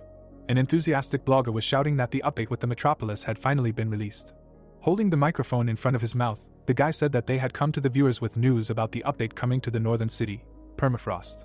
Articles on the internet were full of discussions about the update. Chuck was surprised by this. Looking at the projection about the class quest, in which you need to attack the Demon King, the main character asked about Permafrost. The stunned protagonist sat behind Romeo and said that everyone else needed to know, they should leave a comment on the Arcana pages. The boy remembered how in the days when Arcana was a game, he was training as a non-demon hunter and a man stood in front of him and said that the Demon Kings were powerful. Looking at Romeo, he noted that they were not just powerful, but extremely powerful, and there were a lot of them. They had a ranking system. Few demon hunters survived a clash with even the lowest ranking Demon King. The man handed him a thick book and noted that the boy should prepare. It contained the names and descriptions of the Demon Kings they knew about. He asked him to memorize them with a satisfied look. Closing his eyes, Romeo said that it was a significant time that allowed them to gain valuable knowledge. Looking at the phone screen, the protagonist thought that at least this was useful now. Life is so unpredictable. He wrote a message that he proclaimed to everyone to make every effort to prepare before entering Permafrost, where the threat of the Demon King awaits them. Chuck threw the phone away, thinking that he didn't take it seriously either, so he didn't care. He fell onto the bed next to Bella and thought that Permafrost was a huge metropolis. Nothing too bad would happen. Even the Demon King couldn't do everything he wanted. The update was going to be big. The protagonist happily emphasized the fact that he first needed to look at the items he ordered from the Mage Tower. She was asking a lot for custom-made items, but it didn't matter, because he was sure everything would be fine. The protagonist started rolling on the floor in shame and disgrace, screaming that he couldn't sleep because of this stupid post. The bird held a package and said that it was a delivery from the Mage Tower. Flying away from them, she said that people were ordering contactless delivery now, and Chuck was only making his job more difficult. Opening the order, the protagonist thought that whatever. This is his order, now he does not have to stomp all the way to the Tower of Magicians. He held the ring in his hands and read that it restores stamina when hit. The interested protagonist wondered if there were any other conditions, if he just needed to be attacked, and he would begin to restore health, adding that as expected from the Tower of Magicians, they made an amazing item.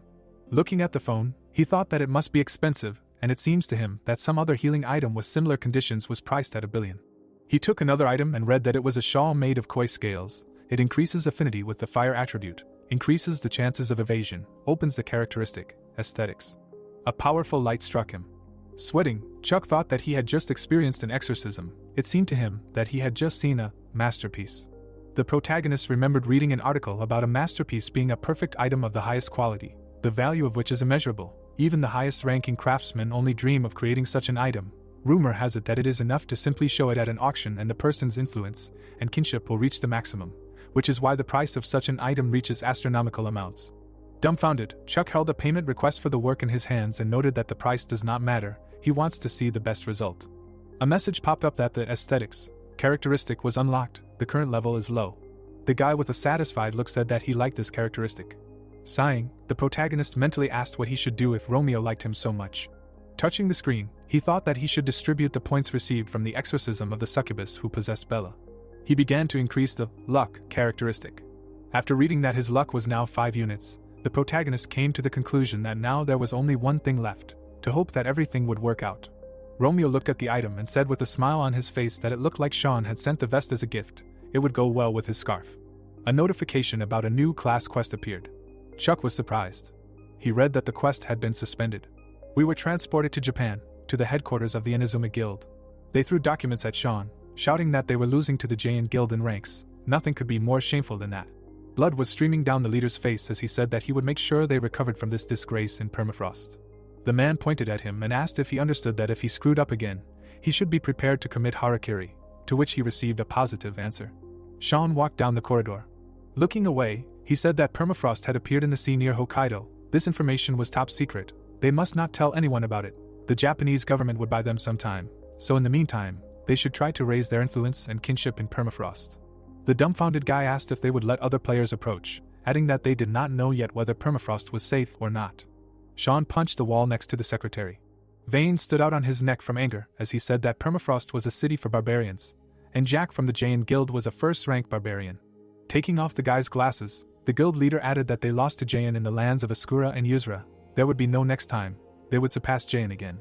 He continued moving down the corridor, saying that then they should give the order to all guild members to leave for Hokkaido. Smiling, Sean asked the analyst to watch his behavior if he was not going to commit harakiri for him, noting that everyone was acting so frivolously, because they were not the ones who would have to take responsibility. The frightened analyst replied that he would take this into account. He wrote to someone that permafrost had appeared near Hokkaido.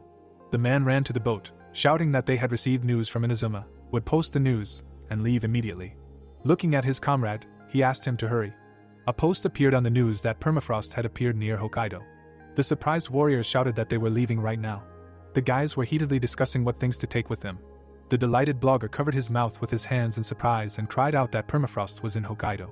People gathered in a snowy city while the plot told us that this is the northern city of permafrost, where you can get the barbarian class. It was one of the main bases during the time when Arcana was a game. Passers-by talked to sellers while we were told that there were blacksmiths, NPCs and various shops, typical for a metropolis. People were not just delighted and called this event the beginning of the return of humanity. If the content of the city is the same as in the game, then this city will greatly help players. Knights stood in front of the portal to permafrost, in Hokkaido. Jack's face was angry and asked what they were saying and if they were crazy. Holding the tablet in his hand, Stephen asked what was wrong. Pointing to the military, Jack said that they were asking for a passport. He had never been asked for a passport. How did he become a player? Stephen approached the military and suggested that there must be a mistake, to which he received the answer that they would not be able to enter without a passport. Stephen was shocked by what he heard. Looking at the guards, people shouted that they were not letting anyone in. They had sealed almost everything. It was like that with everyone. Gusts of wind blew around the settlement. Warriors ran through the snowy forest. Sean closed his eyes and screamed that they had little time. They had to get there first, even for 10 minutes. A smile appeared on his face. The guy was surprised. He crushed a branch under his foot. The guild leader was shocked. He was looking around the city, teeming with human corpses. Scared, Sean asked if this was permafrost. The scared man clarified what it was. A paw of a huge monster appeared behind him. The demon's claw pierced his chest. People began to run away from there. Sean's face was distraught. A huge demon with glowing eyes appeared in front of him, while the guy thought that there was no need to be afraid of harakiri. We were transported to Chuck's residence on the Yuzura archipelago a few hours earlier. Bella was still asleep. She had dreamed of the protagonist defeating the succubus in her body and waking up. Jumping out of bed, the girl wondered why she was still alive when she lost consciousness, and whether she had embarrassed herself too much. Looking at the protagonist's back, Bella thought that she had cried uncontrollably when he said that she was amazing and now owed him her life. But she didn't know how to answer for all the inconvenience caused. Chuck's face was thoughtful. He was reading the quest description, which said that if the bar was empty, the quest would fail, after which the protagonist assumed that the Demon King had begun to act. Closing his eyes, he noted that he needed to go. The embarrassed girl stood in front of him. Frowning, the protagonist asked if she had woken up yet. Bella looked down and said that first of all she was grateful to him and sincerely sorry for all the inconvenience caused to him, and he also saved his life. She said with flushed cheeks that this debt meant that she would pay by any means, even with her dignity. Chuck noticed that Romeo was holding an envelope with a payment request. He began to kneel with happiness and think. He raised his luck. Prayers generally work strangely, but this is incalculable wealth. It was written on the document. The production was free. The surprised protagonist assumed that it was because of that new function, noting that he adored Jack. Chuck turned around when Oliver knocked on their door, after which he allowed him to enter. The man was surprised when he saw that the protagonist had a guest. He assumed with a smile on his face that the rumors about Kevin burst into tears after the protagonist rejected him were true. Henry entered the room, saying that he had something to discuss with their savior, and the knights escorted him there. The girl, looking pleased, apologized for the late introduction. Placing her hand on her chest, she introduced herself as Bella from the Mythology Guild, greeting King Henry and Commander Oliver. The men looked at her with a smile. Extending his hand, Henry stated that he understood that it was late and apologized for intruding, but he had come for his wise advice. The girl, surprised, wondered what was going on and if the King of Yusra was asking for advice. Henry approached him and said that a resident of Arcana had recently settled in Yusra, wanting to start a new life, but in the past his behavior in Arcana left much to be desired, so he wished to entrust his fate to the Savior. The king looked away, adding that if Chuck did not mind, he would bring the man there. Turning around, the protagonist addressed the girl. The embarrassed Bella replied that she was listening to him. Standing before her, the protagonist stated that she should now return home and establish in writing how far mythology was willing to go for the good of the kingdom of Yusra and bring the recording to the next meeting. A message about a class quest popped up. The girl looked down and wondered if the next meeting meant they would see each other again. She suddenly looked up. The guy's face was dumbfounded. He started to leave there, saying that he had to leave immediately. Taking off his jacket, the guy said that he was heading to Permafrost. Surprised, Oliver asked him to briefly explain what kind of sudden business he had there. Frowning, Chuck said that the Demon King had arrived. He looked at the projection of the quest. The guys were standing in front of the portal. Enraged, Jack slammed his fist on the table and screamed that he ordered the soldiers to get out of the way, because something was wrong there. Looking at the guard, he said that Joe and the guys had already spent some time in Permafrost. The knight watched the angry Jack. Holding his head, Rock said that he had not intended to interfere to avoid embarrassment, but now he felt uneasy too. He asked with a smirk on his face if the soldiers were correct in their understanding that this was a violation of the AU agreement, noting that if they were unlucky, this incident could become an international issue. Jack was dumbfounded, thinking it was an American. The soldiers began to move as ordered, when they heard that they had to retreat and leave their positions. The warrior raised his tablet, shouting that a recording had arrived from a drone that had been sent to the Permafrost. Rox was shocked. He was looking at the footage of demons killing members of the Inazuma Guild. Sean listened to the government's plans to send bombers, and with a serious expression, told them not to do such things and not to interfere with the players' actions. The guy smirked, thinking that the rift was in an accessible area, they could use modern weapons, but they would also be killed. His comrade was killed by a powerful blow. The dumbfounded guild leader called out to him. Sean couldn't move and watched the guys. His face was scared. The demon appeared in front of him. Rox released a stream of blue energy. The demon was cut in half. A powerful blow was heard. Jack grabbed the guy by the collar and called him a stupid coward. Grinning, he noted that Sean was punished for behaving so dishonorably, and he was going to leave him, so he should thank Chuck. Looking at the mountain, Sean noticed the silhouette of a man and asked if this was the protagonist. The protagonist stood with his arms crossed. He calmly told the guys to move out. The enthusiastic guys said that it was Chuck. The Knights of the Lion Heart rushed into battle. A fierce battle with monsters began. The protagonist turned his gaze. Examining the corpses of people, the guy thought that this, according to them, was the historical Permafrost. An angry Chuck turned to the Demon King. Holding his face, he noted that this was pathetic and ridiculous impudence. He would meet a proper end. Oliver stood behind him and thought that since the protagonist said so, he believed that the Demon King had appeared in Permafrost. But he did not expect that the city itself would be in such a bad state. The knights were striking at the demons.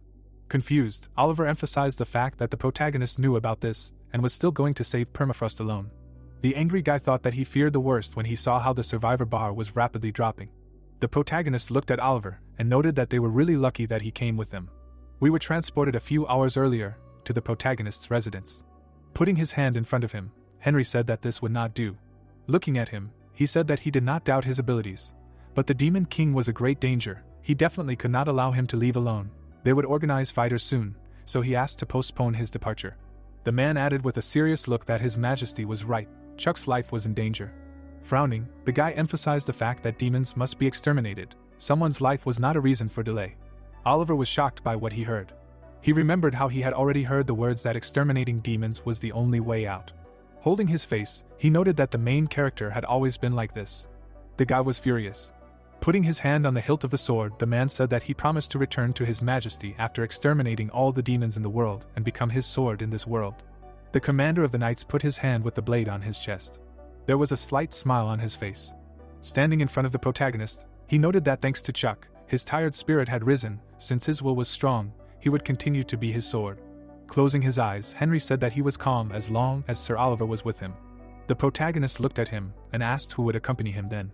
Bella left the house saying that she would take on this role. Bowing, the girl added that she had created so many problems for His Majesty and Chuck and Yuzra, so she wanted a chance to improve. Henry, looking pleased, said that they were now ready. Looking at the guys, he said that he hoped for the safe return of the Savior, and wanted him to bring peace to Permafrost. Stretching out his hand, the protagonist said that he had no choice but to respect his will. He touched the knight's shoulder. The dumbfounded guy asked to hurry. The red sky surrounded the southern gate to the city. We were shown the guy's current location relative to the city. Sean glanced at the mountain. Looking at Jack, he clarified what he meant by thanking Chuck. Looking away, the guy said that he only meant that as soon as the protagonist passed through the portal, he immediately said that the main task was to save the survivors. The Japanese was shocked by what he heard. He grabbed his face when he heard that they were just guys desperately trying to curry favor with the protagonist. Saving the survivors was not that bad, so there was no reason to disobey. Continuing to cover his face with his hand, Sean thought that even their homeland, Japan, wanted to finish them off along with the permafrost, after which he noted what idiots they were. Looking at the guy, he added that they were their competitors. Examining Chuck's face, he thought that this was expected from the Knights of the Lion Heart. Sean's gaze fell on the corpses of the demons and noted that they had quickly cleared the area in front of the city gates. The title of the strongest knights in the empire belonged to them by merit. Thanks to them, they would be able to enter the city sooner than expected. Oliver was suddenly surprised. The protagonist began to release streams of blue energy. Rox was stunned. He suddenly looked at the city. The guy presented a plan of the city, on which they were near the western gate. Fred was out of breath and asked where they were going, adding that they had long passed the city gates. Looking up, Rox said that he saw one funny post on the Arcana forum.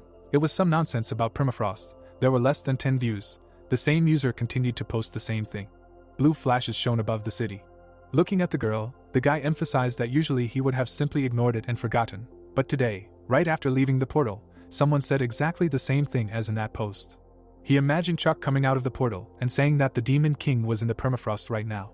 The protagonist held out his hand and said that those who wanted to run could run now, but those who were going to fight, their main task was to save the survivors. Wind currents swirled through the forest. Michael ran through the forest and shouted that he had been waiting for the permafrost update so much that he had spent the whole night looking for information. He suddenly stopped. Looking at the glow, Rox noted that he thought that Chuck was weaker than him, but he was very wrong. The guys were shocked. The guys looked at the magic spheres and asked if this was light magic. The protagonist held out his hand and thought about intervention. The guy opened his mouth and noted that this was not so, these were bubbles. A powerful layer of aura surrounded the protagonist's hand. Surprised, Michael raised his head. The girl raised her head, holding her hat. A powerful stream of energy hit the city. The sorceress lowered her head and said that these were beautiful magical traces that were unforgettable. All the mages around thought the same. Rox, dumbfounded, said that he was completely wrong. The gates began to collapse. The warriors were frightened by what they saw. The gates began to crack even more. The city gates were destroyed. A message about a common quest appeared in front of the players. The guys began to look at the notification. They read that permafrost had fallen into the hands of the Demon King. They needed to free the city. Valor would be rewarded. Rox, smiling, said that this was a common quest, as stated in that post, after which he said that he really decided to just pass by the city gates. After all, during a siege, the city gates are counted as a significant contribution. He presented the layout of the city and said that there was nothing to catch near the southern gates. They ran through the forest, while the leader shouted that they needed to hurry to the other gates. Gusts of wind surrounded the forest. Stones lay on the ground. Oliver watched the people from the mountain and said that this couldn't be happening. He noted with delight that Chuck was truly amazing. He had never seen such a siege in his life. The main character's face was angry. Looking around the passage, he thought that the unpleasant aura was getting stronger after the destruction of the gate. He was sure that someone was inside. Jack raised his head and screamed that they would immediately go on the attack after the command. He noted with a smile on his face that the protagonist could not worry. They would give him all the contribution points. Looking at him, Chuck loudly ordered to stop. A horde of demons pounced on the guy. Someone calls out to the red-haired man, to which he turns around and asks what he needs. The undead grab him. The bespectacled man calls Jack. Chuck frowns and understands that he is about to be dragged behind the walls and calls for the knights. Kate flies to help. She cuts through the undead. Jack is taken aback. He stands in horror against the background of splashes, while she suggests that they continue the offensive. Jack looks in surprise and talks about her technique. Kate goes on, and he understands that the technique is barbaric. Chuck realizes in horror that this is not all. He calls the girl sullenly. Both are in shock, while he notices that they are being attacked from above. The guy jumped. The blonde runs to them. Kira enters the fight. The girl turns around and asks Alex to set up a portal right next to her. The magician casts a spell and asks for forgiveness, and Chuck wonders who all these people are. Alex looks at Larry and notes that he did everything and calls him to enter the portal, to which Chuck wonders where they all came from. Larry exhales. He jumps, while the guy reasons that they are not from the magician's tower at all, but the old one used portal magic. The portal spins. Something flies out of it. Larry lands. Chuck holds his hair, while the magician notes that everyone around can see that the portal is pointing downwards, so they should not be afraid, but use it for their own pleasure, and the blonde agrees with the magician and suggests going on the attack. Chuck looks ahead and calls for the knights to follow Gwen and figures that he will most likely fly down and die if he goes through the portal, so he will prefer to jog a little. The team strikes the undead. Chuck sees notifications from the system that all three, Alex, Larry and Kira, are giving him their battle contribution points, and wonders why and what for they are doing this. Kira passes by and corrects her voice. Gwen turns around and hears that she is pleased to meet him. All three are standing in front of him, and she clarifies if he is the commander, because she is part of the reinforcements that were sent by the king and that she is the captain, introduces herself and notes that she can't wait to join the battle shoulder to shoulder with him. The blonde looks pleased and replies that he is glad to hear that His Majesty has sent them reinforcements. Gwen turns her head and says that despite all this, he is not the one in command here. He points to Chuck in that direction and notes that he is the one in command, to which she is pleased. She thinks about how the famous Chuck is the commander, and that it's great because if he meets him here, he can earn bonuses in the future. Chuck frowns and remembers that she once asked him for forgiveness because she is in no way obligated to save him, and said goodbye to him. Kira fell to her knees while Chuck looks at the screen and wonders if they already have 35,000 contribution points, and that he has no idea if that is a lot or a little, and wonders if they jumped because he opened the gate. Chuck imagines a frosty area and notes that this is the eastern gate of permafrost, and that they are behind the castle gate. The reporter holds onto his headphones and notes that he is hosting a special broadcast and announces that at the moment the guild called United by God is in second place in the ranking, specifically at the eastern gate. He imagines a diagram. Chuck looks at the title of the quest and hears that the general quest to liberate the permafrost has begun as soon as they enter the territory. He looks at the live broadcast and notices that at each of the 4 gates of the castle, each guild is in the heat of a heated battle. In the background, Lance gives the order to reload. The reporter continues that his guild has many more members than the others and that they are calmly conducting the siege and replacing fighters on the front lines from the rear as needed. In the background, screaming creatures, he gives the order to attack. Lance is happy, while the reporter continues that in addition to this, there is the fact that his contribution points have reached such a level that he asks the viewers not to be surprised that he has 1,812 points. In the background, the guild master continues that he has the most points out of all the players who have made their contribution points public and asks what the viewers think about how the positions in the guild rankings will change after this siege.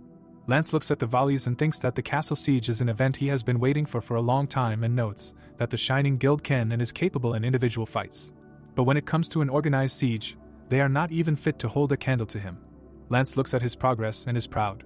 He is delighted to note that no one has ever scored so many points during a siege and that he will become the ruler of the permafrost with such a number of points, and shouts that everyone must go on the attack and continue the offensive, and that the whole world is only at their feet. Chuck looks to the side and realizes that he has almost 36,000 and the number continues to grow. Chuck's squad goes forward to the southern gate of the permafrost. The blonde crossed his arms over his chest, thinking that he was afraid to go here simply because there could be potential traps along the way. But he notes that it's good that the Shadow Mercenary squad volunteered to explore the area through the portal first, while Kira hopes that he didn't recognize her and that he doesn't hate her anymore. Chuck turns to her and talks about the Shadow Mercenary squad. He imagines the full team and continues that it is formed from several elite specialists under the command of Captain Kira and that they will carry out the received task by all available methods and that they are also known for not paying attention to the ethics of their tasks. Chuck thinks about the king and continues that he assumes that he was talking about them then, and that he is only better off because help has arrived, and the red-haired one hopes that he will not want to take revenge on him for not helping him during the battle with the leopard. The blonde hears that the magician has addressed him. Alex stands next to him saying that he looked around using the portal, and that it can promise that no one is hiding near them. The old man frowns and continues that he also suggests that they still shouldn't go straight through the gate because there are enough traps on this path to instantly kill the dragon. Chuck is taken aback while he continues that this is very strange because when he tried to create a portal inside the gate, some powerful force did not allow him to do this. While Chuck realizes that he is talking about the power of the Demon King and replies that he understood everything and that this means that they need to find another way to get in. Kate puts her hand on her chest saying that she knows a secret passage into the permafrost. She looks at him saying that under the permafrost there is a huge shelter for evacuation and that underground passages permeate the entire territory.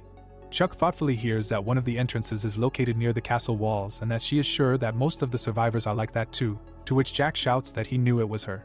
Jack smiles and says that he just thought his sword technique resembled a barbarian one and asks if she is from the permafrost, to which she answers positively and realizes that she knew that he is a barbarian.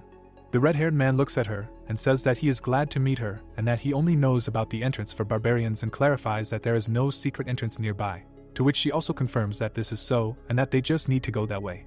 Jack turns around and asks Chuck not to worry because everyone in the permafrost is familiar with the basics of evacuation and that the shelter under the city is as huge as the catacombs under Paris.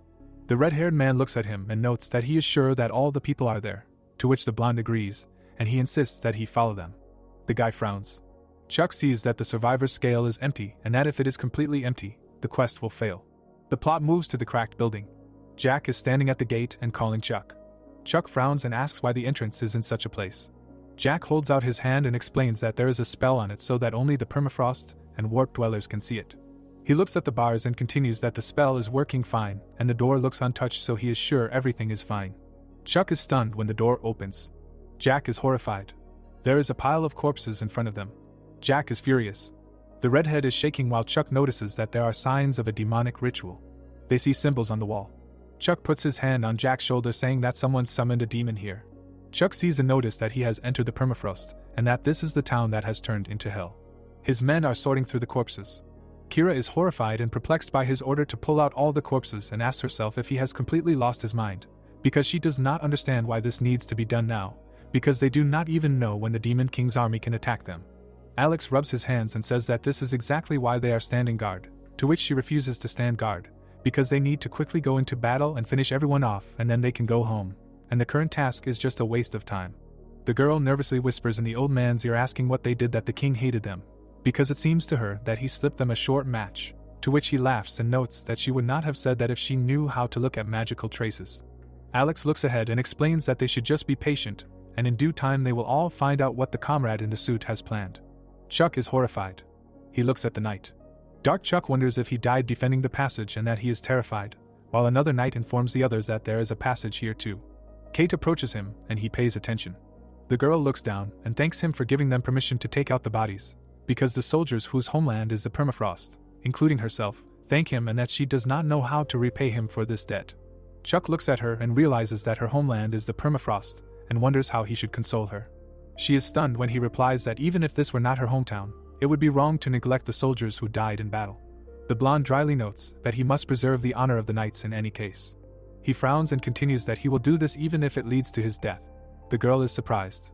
Chuck turned away while she was inspired by speeches about honor, and Dark Chuck was indignant about this consolation, to which the guy himself continued that she should not think that he did this because of her, and that she should not worry. Chuck sees the point counter that has exceeded 41,000, and the guy is perplexed by where the contribution points came from during this time.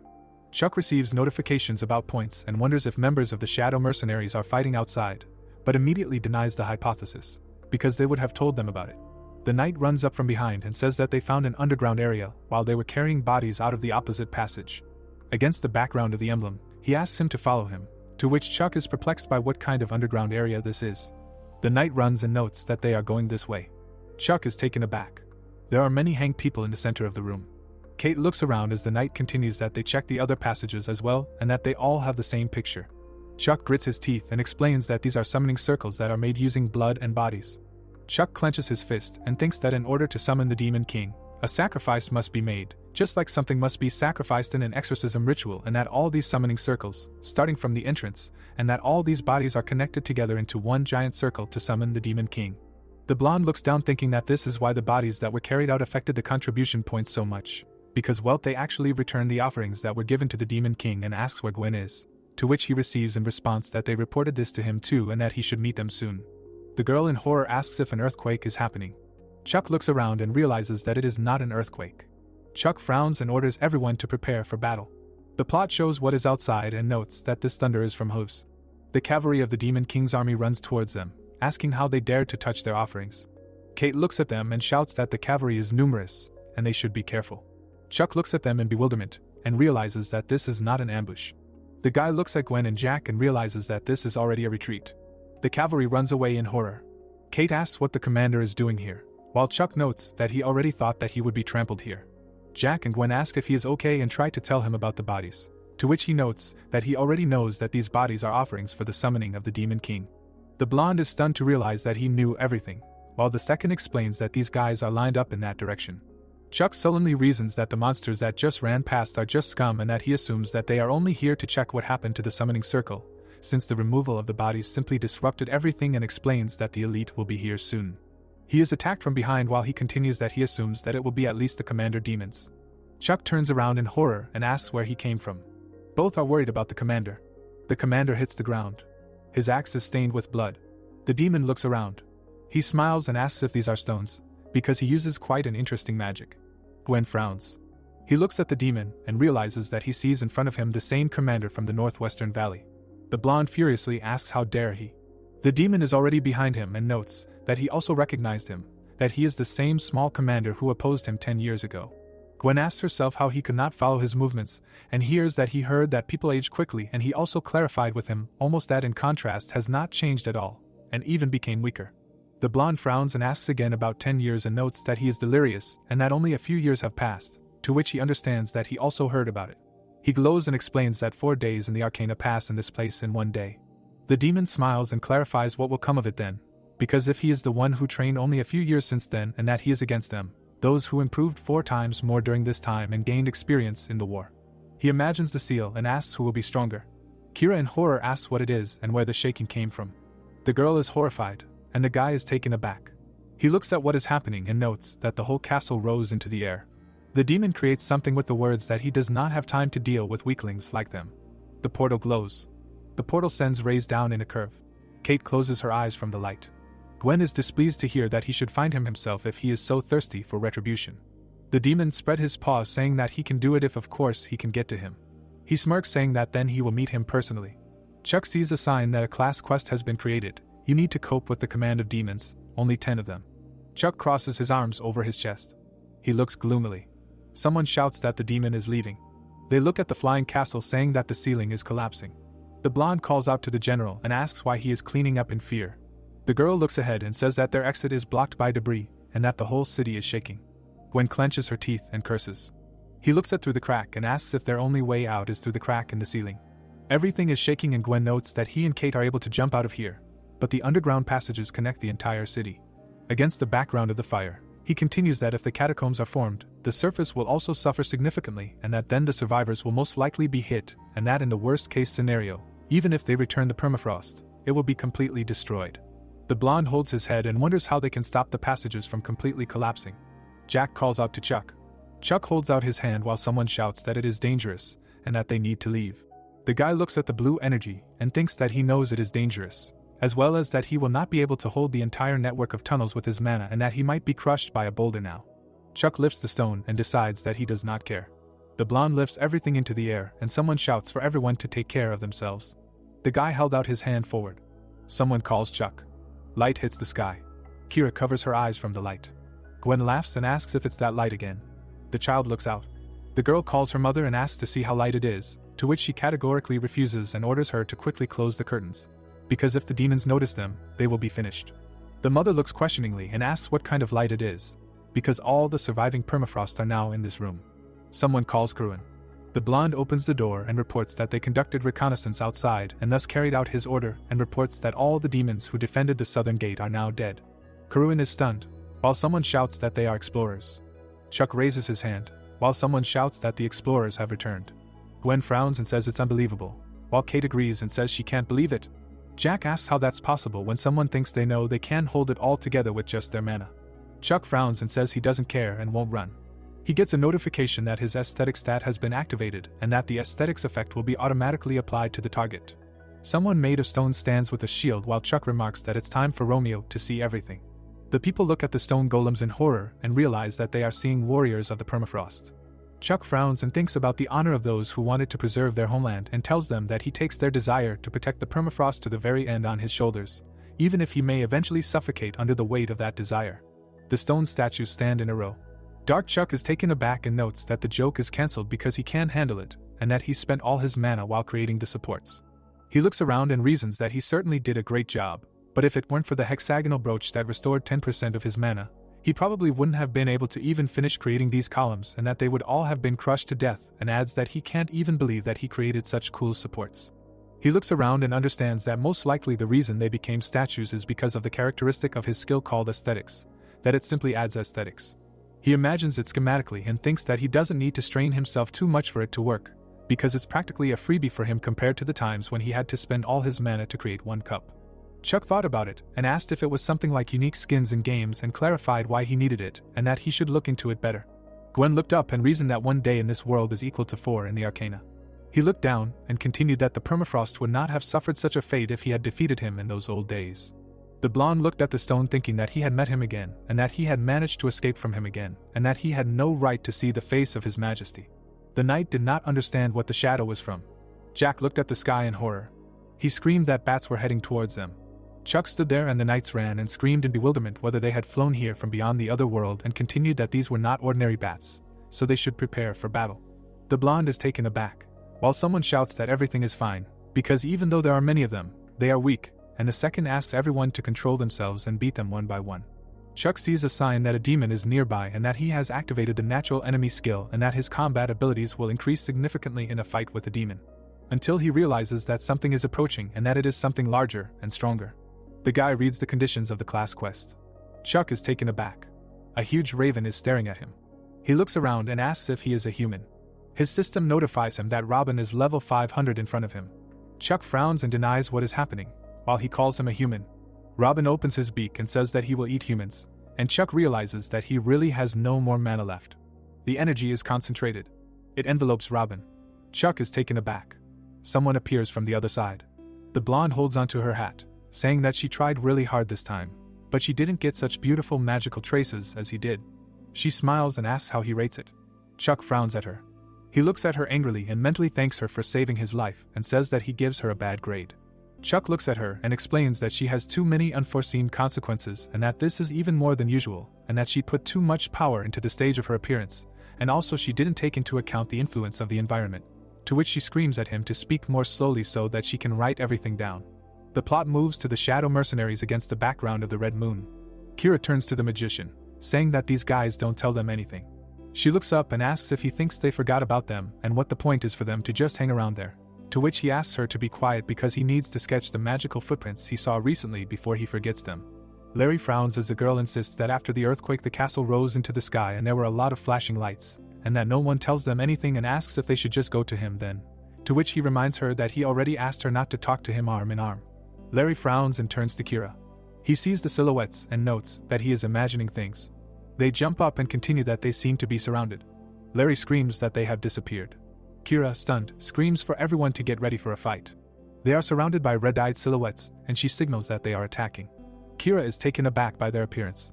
These comrades are puzzled that there are people in front of them, and the girl herself asks who these guys are. The blonde points at her while she asks if they are barbarians, to which he asks if they were the ones who flashed the light at them. The plot moves to the columns. The witch is shaking. Chuck sees that the quest is slowly being completed. He looks at the screen and notices that the commander-in-chief, whom Jesse just killed, has been counted and that apparently it is not necessary for him to eliminate the generals.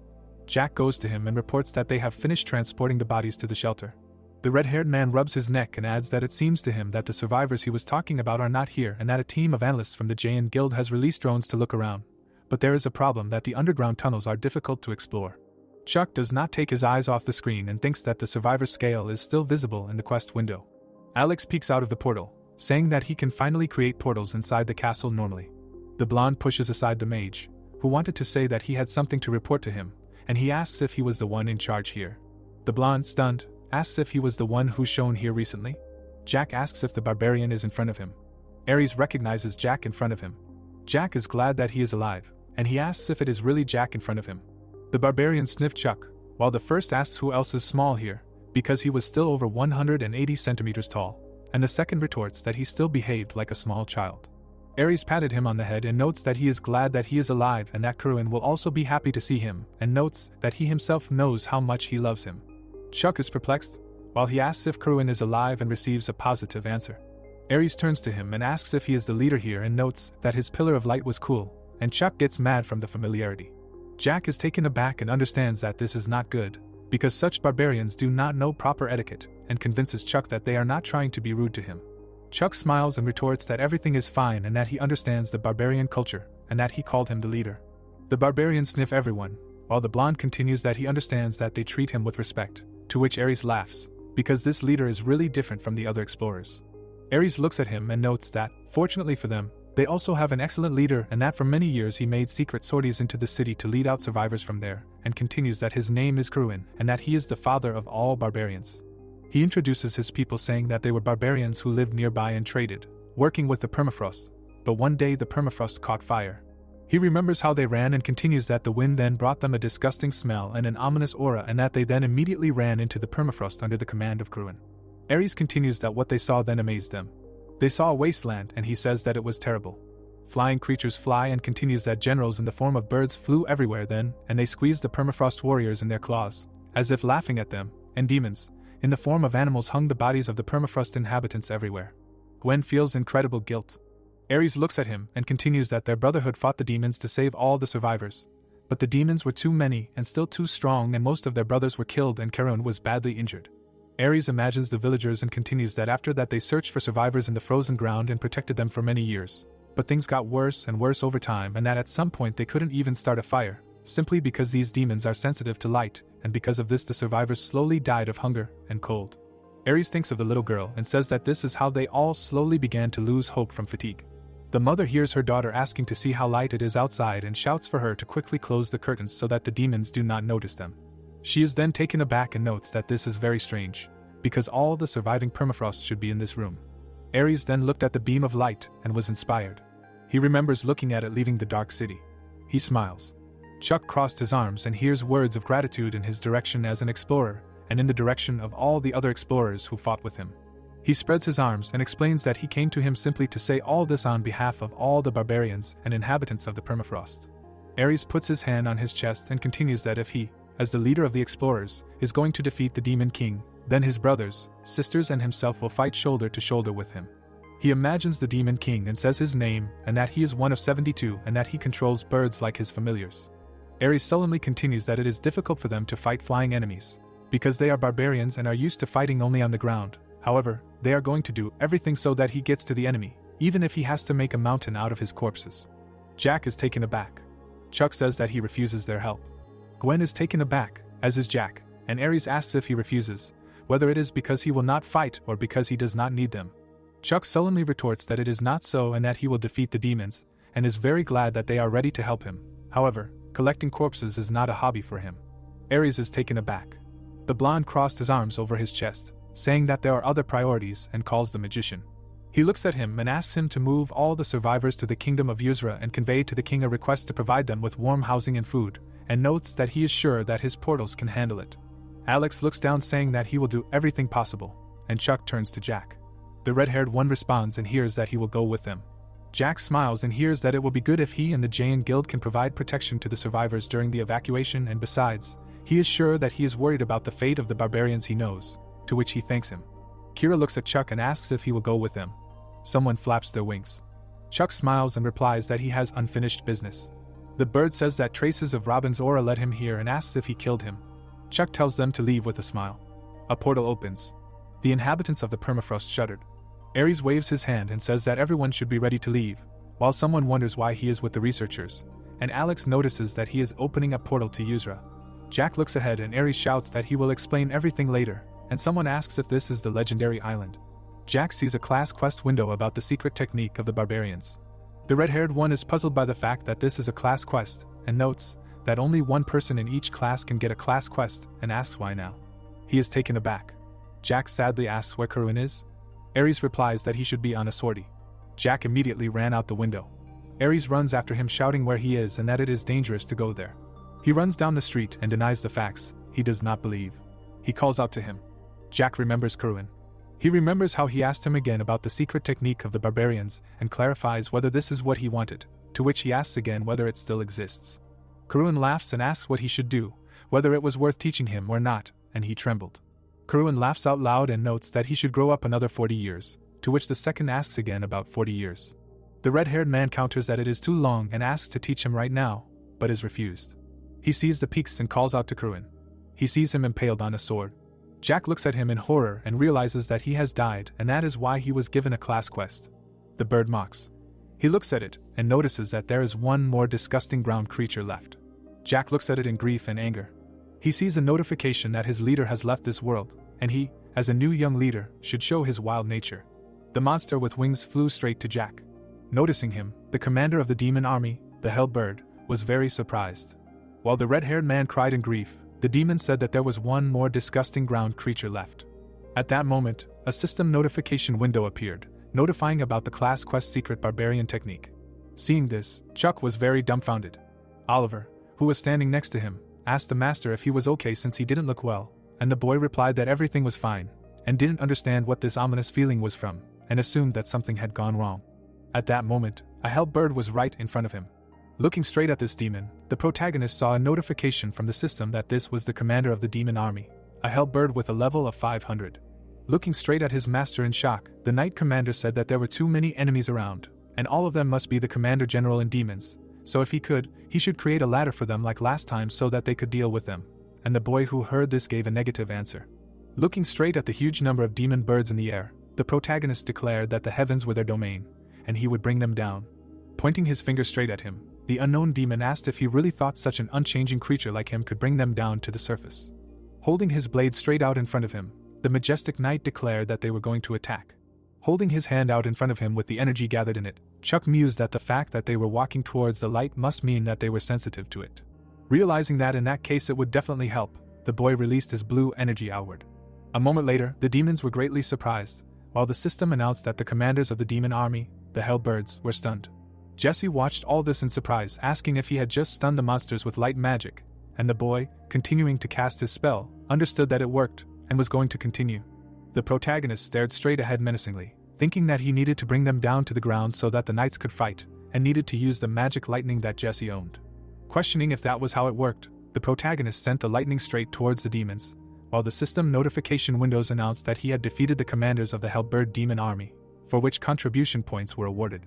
The green-eyed girl stared straight at him in surprise, unable to believe that one spell was enough for him. After everything that had happened, Chuck stared at his hand in surprise, saying that he didn't expect to kill them so easily, and didn't understand when he became so strong, or if these demons were just vulnerable to electricity, while the sorceress, admiring him, stated that she expected this from Mr. Chuck, and it was very elegant, and she learned a lot. At that very moment, the boy saw a notification from the system about completing the class quest with 6 out of 10, and understood that there were still 4 left. Looking straight at the piece of land flying in the air, the protagonist thought that he was somehow uneasy, and hoped that Jack was okay. At that very moment, he turned around. Right from the portal behind him, a frightened Ares was coming out, saying that the man with red hair had not returned, and the old wizard was explaining that they had finished evacuating the civilians, but the barbarians could not calm down. Throwing his hands out to the sides, the barbarian leader declared that he had rushed off alone to look for Kruin and still had not returned, and that he had never been so late on sorties, so 100% something had happened. At the same time, a puzzled Alex noted that, from what he could see, they were quite reckless, and Chuck, looking straight ahead, asked which way the head of the Jayan guild had gone. At the same time, the Hellbird was lifting its opponent straight off the ground. Blood was dripping from his feet. The demon army general was holding Jack by the neck. Looking straight ahead, Hunter laughed, asking if he really tried to defeat him alone. Then the Hellbird noted that it was presumptuous and stupid, and the man with red hair gritted his teeth in dissatisfaction, thinking that he could not raise his hands. At the same time, Jayan was discussing in the guild what it meant that the commanders were so strong, and did not expect it to be so difficult, while the demon grinned maliciously, asking if he would beg for mercy like all land creatures, and explained that then, perhaps, he would spare him if he tried. Hearing this, Jack laughed, saying that barbarians never give up and they die fighting. Smiling widely after his words, Hunter noted that he had more than enough impudence for a weakling, and called him stupid, although what else could you expect from an earthly beast? Looking straight at Kruin, who was impaled on the stake, the Hellbird noted that the cur over there was also like that. Looking straight at his old acquaintance, Guildmaster Jayan listened as the demon commander told him that he was stupid enough to enter the battle doomed to defeat, and squealed like a pig. Looking straight ahead with displeasure, Jack asked him not to laugh at Kruin. Hunter concluded that weaklings like them should run with their tails between their legs and beg for mercy, squealing something like a plea for forgiveness, so he ended it like that. Hearing all this, the red-haired man clenched his fist and repeated once again that there was no need to laugh at his friend, a warrior who had fallen in battle, and told himself to raise his fists. Biting his lip in despair, Guildmaster Jayan reasoned that this demonic spawn considered Kruin an idiot, so he had to finish him off. Immediately after that, Hunter asked if he could guess what the idiot's last words were, which greatly shocked Jack. At the same time, He remembered how the barbarian warrior said, leaning on his blade, that he was in deep trouble, and someone extremely foolish would soon come for him. Then the Hellbird listened to the man kneeling right in front of him, who said that he could smell him in the wind, and it was a long time ago, because that guy was really crazy, and he chose him as his heir a long time ago. A moment later, the barbarian leader announced that a new leader, who was no match for him, would soon arrive there, and Hunter, who heard this, swung his weapon, saying that he was yapping too much for a dead man. Kuruen, right before his death, said that he kept asking about some secret barbarian technique. Finally, the barbarian leader said that he was sure that he would like him, and Jack, having heard all this, looked ahead sadly. Seeing his expression, the demon commander said that he was curious about what kind of super strong guy would drag himself along, when he suddenly asked if it was really him. Then Hunter began to laugh, wondering if it was really him that the man was yapping about, and the man with red hair clenched his hand into a fist. At this time, the Hellbird continued to laugh, saying that he understands people no better than an animal. Suddenly, Guildmaster Jayan bit right into the demon commander's arm with his teeth. He clamped his jaw with great force and bit off a piece of Hunter's flesh. Throwing his opponent into the ground with great force, the Hellbird asked what he was doing. Looking at his bitten-off arm, the demon commander was very scared. Hunter, who was in midair, asked where his arm was, while Jack, who was on the ground, said that he told him so. As if engulfed in flames, the red-haired man said that it was wrong to laugh at Kuruen. Seeing his expression, Hunter suddenly smiled. Looking directly at Guildmaster Jayan, who seemed to be releasing fire, the Hellbird asked what kind of a creature it was and remarked that it was no different from an animal, while he stated that his friend knew he was there, and the system announced that the Class Quest Barbarian secret technique had begun and a special skill was issued. Taking out his weapon, the demon commander stated that no matter how hard he tried, he was still a land beast. He then added that he didn't have to worry, because he would meet again after being shot in his stomach, while Jack opened his mouth wide and screamed loudly, while the system announced the use of a class skill. A moment later, the red-haired man rushed towards his opponent with great speed. With a deft swing of his hand, he managed to tear out Hunter's heart. After receiving damage, the Hellbird bled out. Looking straight at Guildmaster Jayan on the ground, the demon commander didn't understand why he was moving at all differently than before and what kind of oppressive feeling he was feeling. Jack suddenly disappeared from his place while Hunter realized that he would be captured if he got close and he needed to fight at the maximum possible distance. A moment later, the red-haired man was right behind the Hellbird and declared that the wings were driving him crazy. Immediately after that, Guildmaster Jayan grabbed the demon's wing with her hand. With a deft movement of her hand, he managed to tear off Hunter's wing. Looking at his opponent in fear, the Hellbird called him a mad bastard and asked him to let go. At the same time, Jack looked at his opponent with a furious expression. When Hunter thought that he could no longer hold on, someone pierced the red-haired man's body. It was the commander of the demon army, the level 500 Hellbird Amiken, who asked if his ally had become addicted to walkers. Watching him throw Jack's body down, the demon commander replied that he had simply let his guard down for a second. A moment later, the red-haired man landed right on the ground. While Guildmaster Jayan opened her eyes with her last strength and thought that this was the end, the Hellbird said that a problem had arisen, and therefore they needed to quickly sort things out there and leave. Seeing two demon commanders right in front of him, Jack apologized to Kuruen, suggesting that he was probably still far from becoming a worthy leader, and his recklessness was probably a problem for Mr. Chuck as well, so he wanted to apologize to him as well. Reasoning that his brother would definitely be very upset, and that it really bothered him, Jack saw someone right in front of him. The red-haired man looked ahead in surprise, not understanding what was happening. Guildmaster Jayan rose slightly from the ground and asked Chuck, who was standing in front of him, how he got there. At that time, the Hellbirds in the air did not understand who he was. At that time, the boy was adjusting his tie.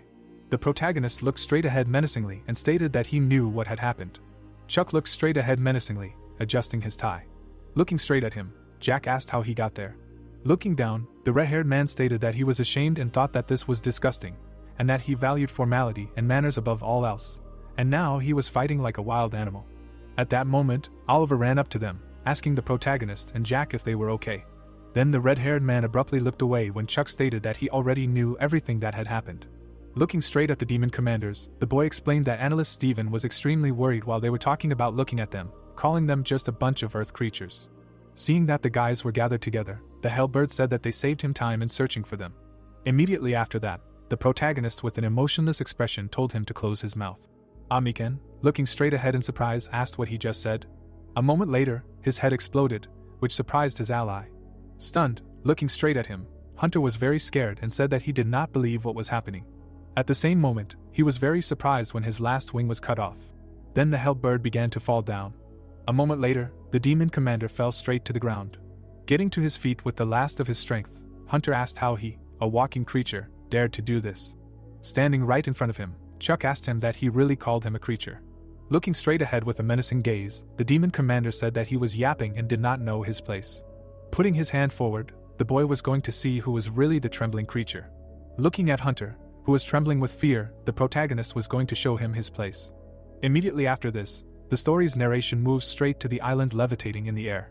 The commander of the demon army, a hellbird with an unknown level 500 name, used his sharp claws and made his way through the crowd of people. A moment later, he rose into the air with great speed, and Fred, who saw this, told everyone that he had flown again.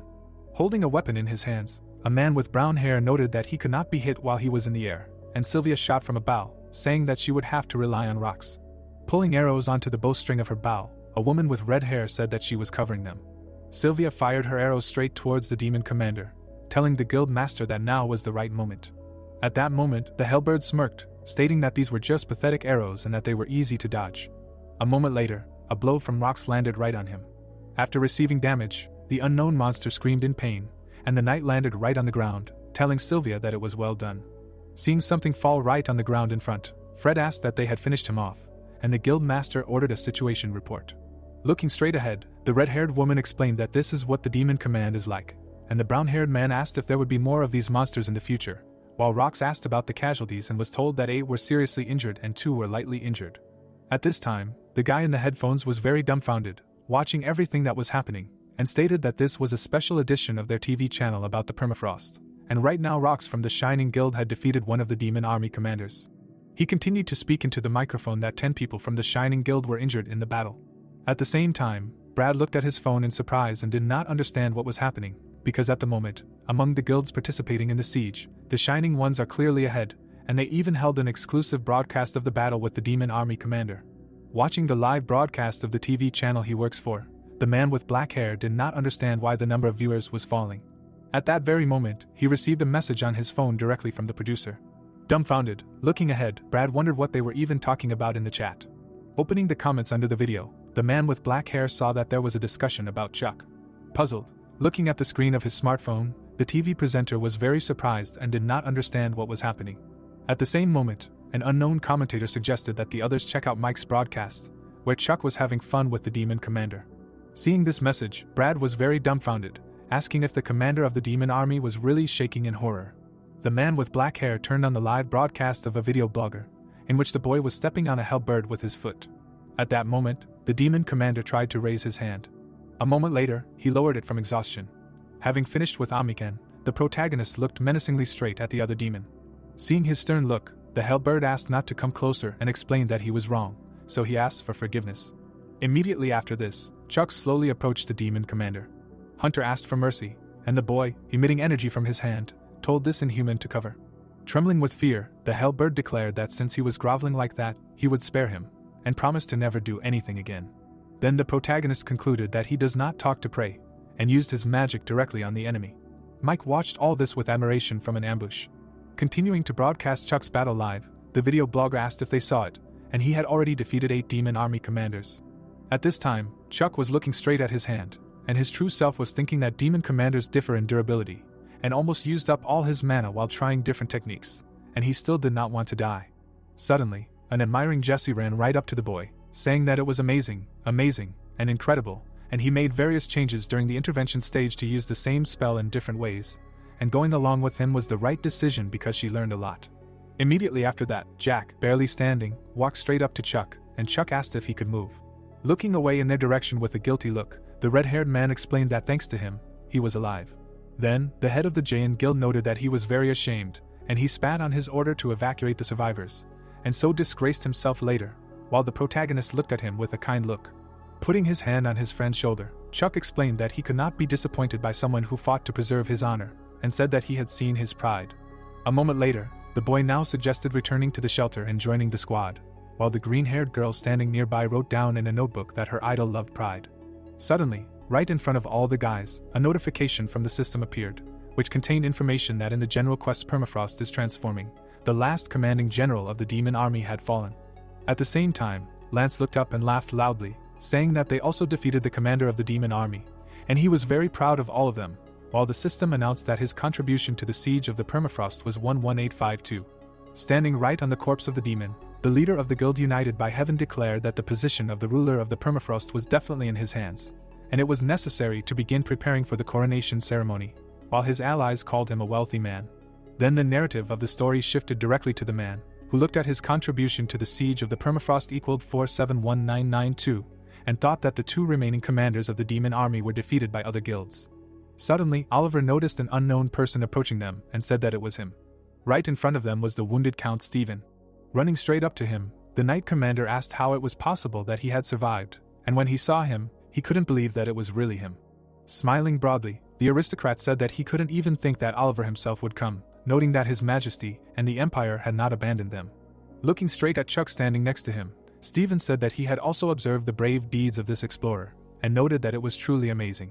Extending his hand straight towards the boy, the aristocrat greeted the hero who had arrived to save the permafrost, and explained his name. They say that he is the lord of this place.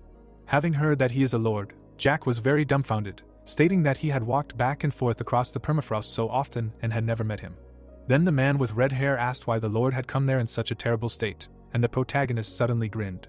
With his menacing gaze forward, Chuck said to stop this farce right now, while the system notified that the natural enemy skill was activated and his combat abilities were significantly increased in the battle with demons. When the kid called him the Demon King, Stephen grinned maliciously. At this time, Mike continued to broadcast, showing Stephen and Chuck, and asked the viewers what this was. The video blogger continued to watch the events from behind cover and was very dumbfounded. At this moment, Brad was very surprised, looking at the screen of his smartphone, and his colleague, taking off his headphones, asked what he was watching instead of their broadcast. Chuck looked menacingly straight ahead and said to stop this farce right now. Hearing this, the Demon King grinned maliciously. Oliver spread his hands to the sides, asking what the kid was talking about, and what Demon King, which also surprised Jack. Immediately after that, the commander of the Knights of the Order stated that this man was undoubtedly the ruler of the permafrost, and there must be some misunderstanding, while Stephen lowered his head down and began to laugh. Then he added that he understood that he was considered the king of demons, and that it was normal for him to look at him like that, and the boy directed his serious gaze forward. Clutching his head, the lord of these lands said that he failed to protect his subjects and was the only survivor, while the head of the Order of Lion Hearts explained that it was not his fault. Then Stephen noted that he was unable to use his duties, but he regretted it, when suddenly a stone spike was directed towards him. A moment later, it pierced his body, which greatly surprised him. After receiving damage, Stephen coughed up blood. Watching everything that was happening from an ambush, Mike was extremely dumbfounded. At this time, Brad and his colleague were also extremely surprised. Oliver looked straight ahead with a blank expression and called out to Count Stephen, while Jack, standing behind him, asked Chuck. Walking straight up to the boy, the knight commander asked him why he did that. At the same time, Jesse smirked, noticing that he was still alive. Turning around, the head of the Lionheart Order was very surprised. At the same time, Stephen began to release his dark energy outward and asked if it was a bit rude of him, because he was talking while the system was notifying that the opponent's earth element resistance was too high. Then the system notification window appeared, notifying that the opponent was not affected by earth element attacks, and Chuck, looking straight ahead, thought that this meant that he had resistance to his magic, and this would be difficult to deal with. Immediately after that, the Demon King towered over the others, saying that they should take a closer look, and called himself Stephen. Turning into something terrifying with a huge number of eyes, he called himself the Lord of Frost, whom they were looking for with such diligence. Noticing this, the boy's true nature was greatly surprised. Seeing him, Oliver took out his blade and called him a demon. Swiftly heading straight towards Stephen, the commander of the knights called him a pathetic demon. Pointing his blade forward, the head of the Order of the Lion Hearts asked how he dared to insult His Majesty's vassal. The boy, standing aside, watched everything in surprise, thinking that he shouldn't say that, while Jack, standing next to him, asked if he really finished him off. At this time, a white glimmer appeared right in the middle of the cloud of dark energy. Then everything around began to be sucked in. Immediately after that, the dark red energy rushed straight towards the island, levitating in the air. Watching everything that was happening, the man with red hair could not believe that he rose into the sky, while the protagonist noted that he thought so for this reason and asked not to say. Then this same dark red energy enveloped the sky island from all sides. Oliver looked straight ahead in shock, saying that he could not believe it. Looking straight at the unknown black and red entity heading towards the levitating piece of land, the knight commander stated that he was merging with the permafrost castle. At this time, the people in the city did not understand what kind of strange thing enveloped the castle. Kevin watched in surprise and wondered what was happening. The barbarian stood right next to Ares and asked if he thought Jack and the leader of the explorers were okay, and he remained silent. Immediately after this, the narrative of the story moves directly to the northern gate of the permafrost, which was slightly destroyed. Right there, people were fighting against demons, swinging their blades. Ani used her weapon and destroyed another monster. At this time, Eitan also fought against the monster and asked where so many of them were coming from, because they never ended, and the guy with black hair asked to spend his energy on spells instead of chattering. A moment later, a monster appeared right next to Margot, who was going to attack her. Realizing that she would not have time to dodge, the girl covered herself with her hand. A moment later, the monster froze right in place. Margot did not understand why it stopped, while the monster sharply looked away. The demon suddenly said that the king was calling him. The girl, who was looking straight ahead in surprise, did not understand anything. Then the huge monster turned its back to her and began to run away. Watching everything that was happening, the members of the Berserker Guild were very surprised that the demons were running away. At the same time, Ani was extremely dumbfounded, looking up. Right in the sky, the red-haired girl saw a huge number of flying monsters. Lance looked up and dumbfounded and did not understand where all the demons suddenly went. Suddenly, a system notification window appeared right behind him. This system notification contained information that the Demon King would soon reveal his true formula. At this time, the Shining Guild members were very dumbfounded, looking up, and thought about the Demon King. Looking straight at the unknown black and red entity that was absorbing the demons around and reaching straight for the levitating island, everyone thought that it was the Demon King. Frightened, Rox looked straight ahead and gave a negative answer.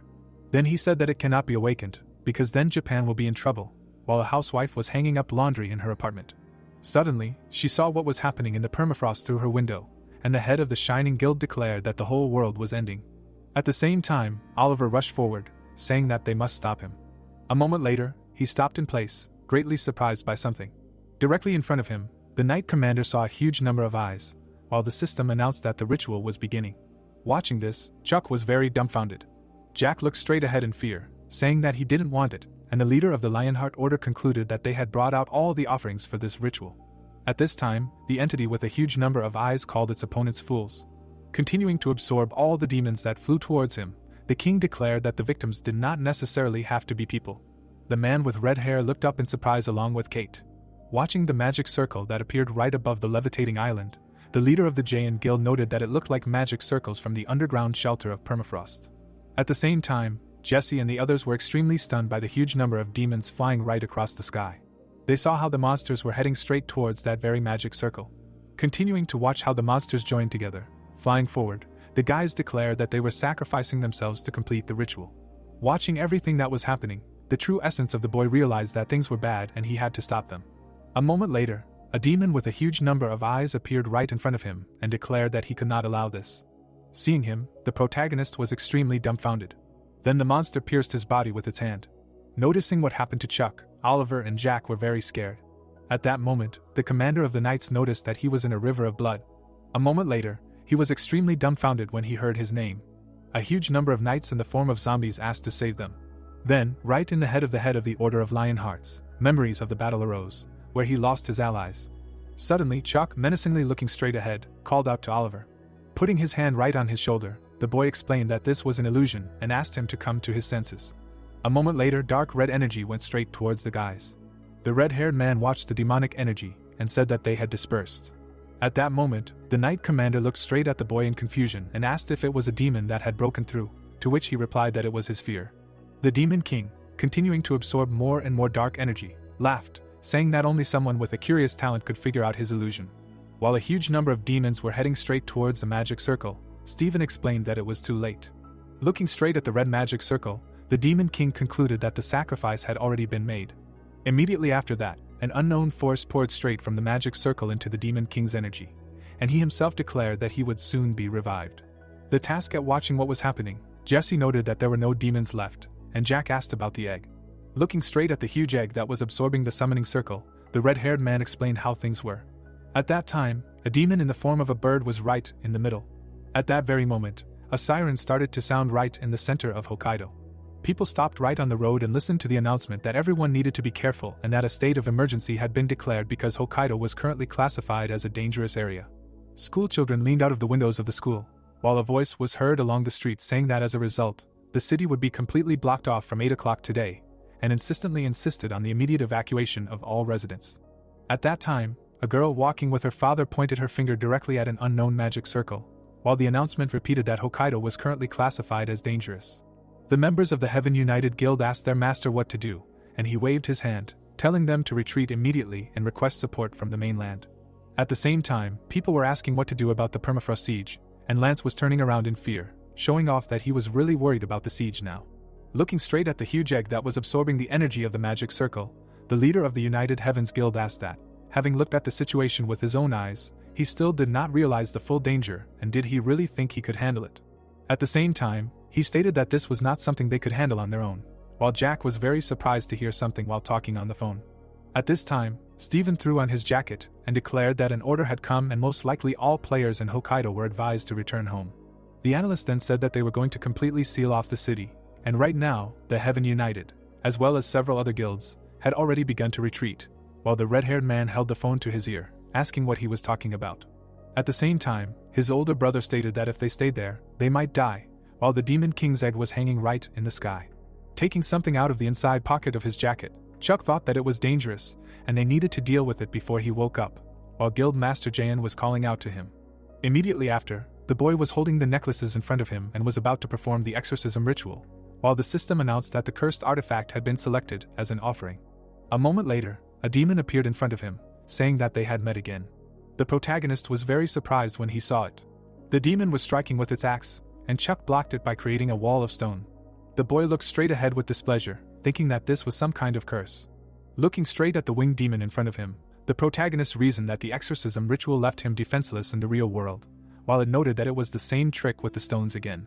Watching the demon hold a battle axe in its hand and laugh, Chuck realized that they were in danger until they dealt with this guy. Swinging its weapon, the demon was about to strike, saying that it would break through the stone itself. A moment later, he crossed his weapon directly with Oliver. At the same time, the commander of the knights looked menacingly straight ahead. Noticing him, the demon grinned maliciously, noting that it meant he was still alive. Holding the blade straight ahead, the head of the Order of the Lionhearts declared that he said, "A day there is equal to 4 in Arcana." Tightly gripping the hilt of his sword, the knight said that after hearing this, he could not hold back his grief due to his own weakness. Releasing his blue energy outward, Oliver noted that he made his majesty wait too long. The winged demon right in front of him lowered his axe down and began to laugh, saying that this boy uses quite a serious sword aura. Continuing to release his internal energy outward, the commander of the knights told Chuck to continue, because the battle with him can be left to him. The boy nodded his head approvingly after hearing this, declaring that since this was his reason, he would trust him. At that moment, the winged demon grinned maliciously, saying that this battle promised to be fun, and was also going to meet him with his blade. At that moment, Oliver waved his sword, saying that he would fulfill his majesty's last order. Enveloping himself in his inner energy, the commander of the knights declared that he would do it right now. A moment later, the two clashed in a fierce battle.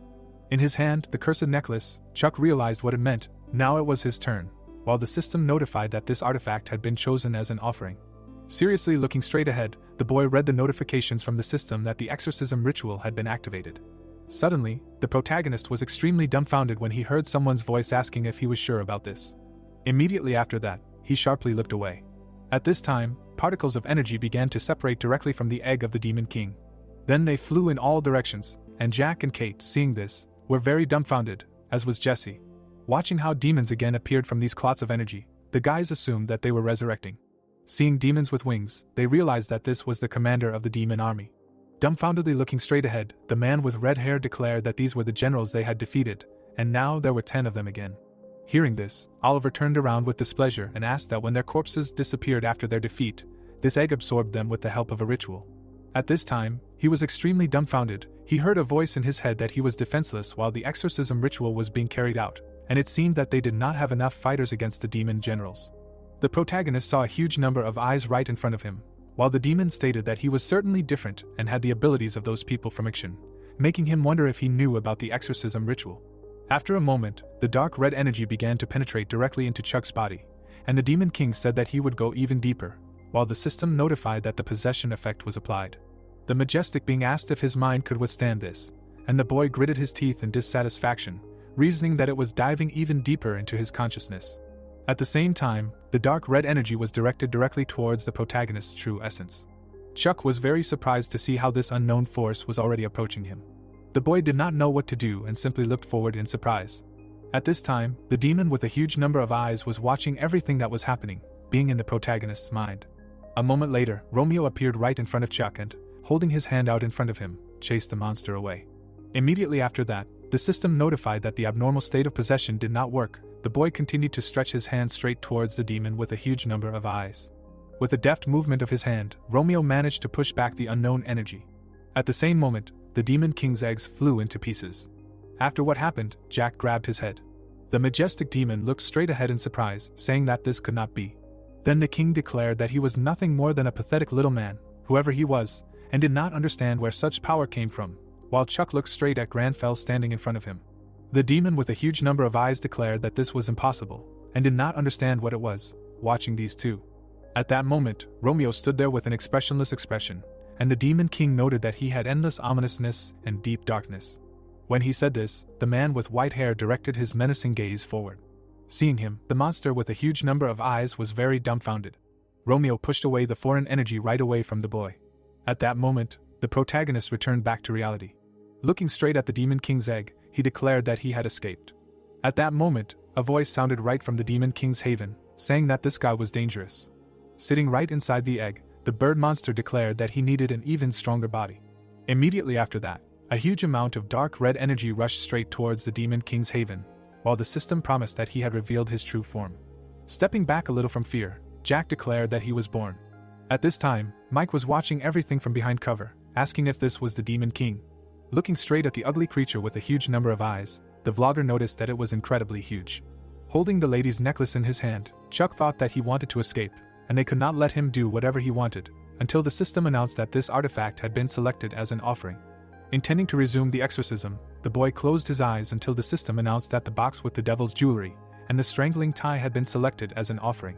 A moment later, a bright light flashed in the middle of the darkness, until the system announced that numerous offerings had increased the effect of the exorcism ritual. Then this same light began to gradually intensify. Breaking through reality right behind the Demon King, Chuck declared that he had found him. A moment later, the monster with a huge number of eyes looked back in fear.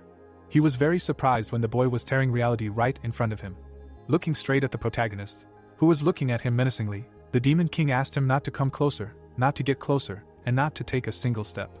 At the same time, the revived demon commanders were very dumbfounded. The rest of the monsters were flying forward at great speed, getting ready to attack people. Looking straight at the sky, Jack declared that the commanding generals had taken action. At this time, the true form of the Demon King was addressing his warriors directly, asking them to protect him. Looking straight at Chuck, who was standing in the middle of the wasteland, the creature with a huge number of eyes declared that there was danger there. Pointing his paw straight at the city, the Demon King said that they needed to run away from danger faster. A moment later, he was destroying a large house with his paw. The creature with a huge number of eyes trampled several houses in the middle of the city. Kate covered her face with her hand, and Jack, doing the same, said that it was just a step. At this time, the guys in the studio were covering themselves from the blast wave reaching them and said that they were barely holding on and should retreat, because the vibration had reached even them. Watching as the Demon King was about to take another step forward, the people said that he was going again. At the same moment, the true Demon King flew back, asking who he even was. Looking straight at the protagonist, who folded his arms over his chest, the flying monster declared that no human could imprison the Demon King in a ritual while keeping his mind intact, but he could.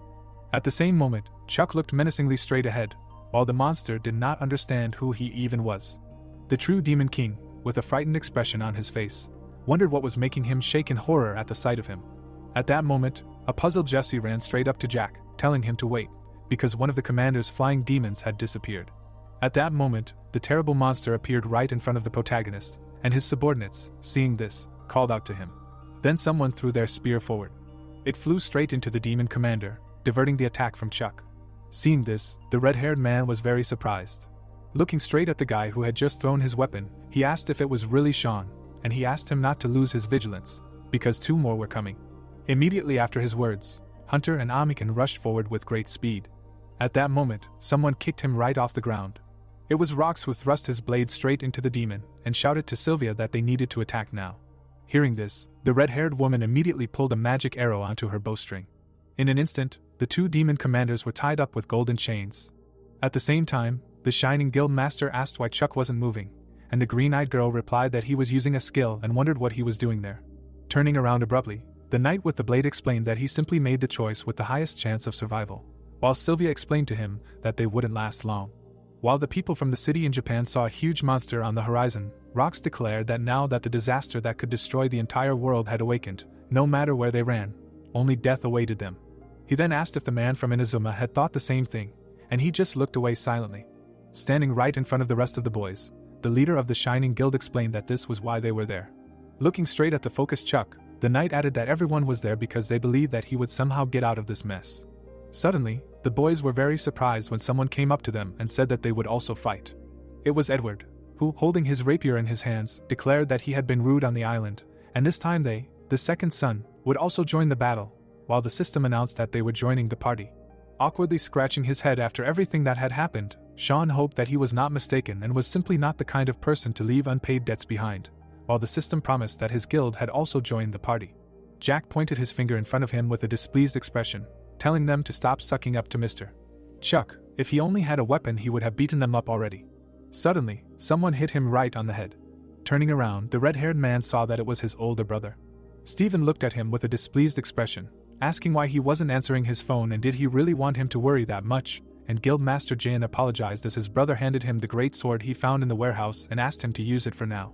As the flying demons were rapidly approaching them, several system notification windows appeared, notifying that several guilds had joined the squad and a large squad had been registered, so the status was automatically assigned to raid.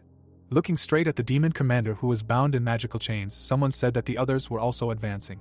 Then the order was given that they could not be allowed to reach Chuck, and Rox and Sean, who heard this, rushed to attack.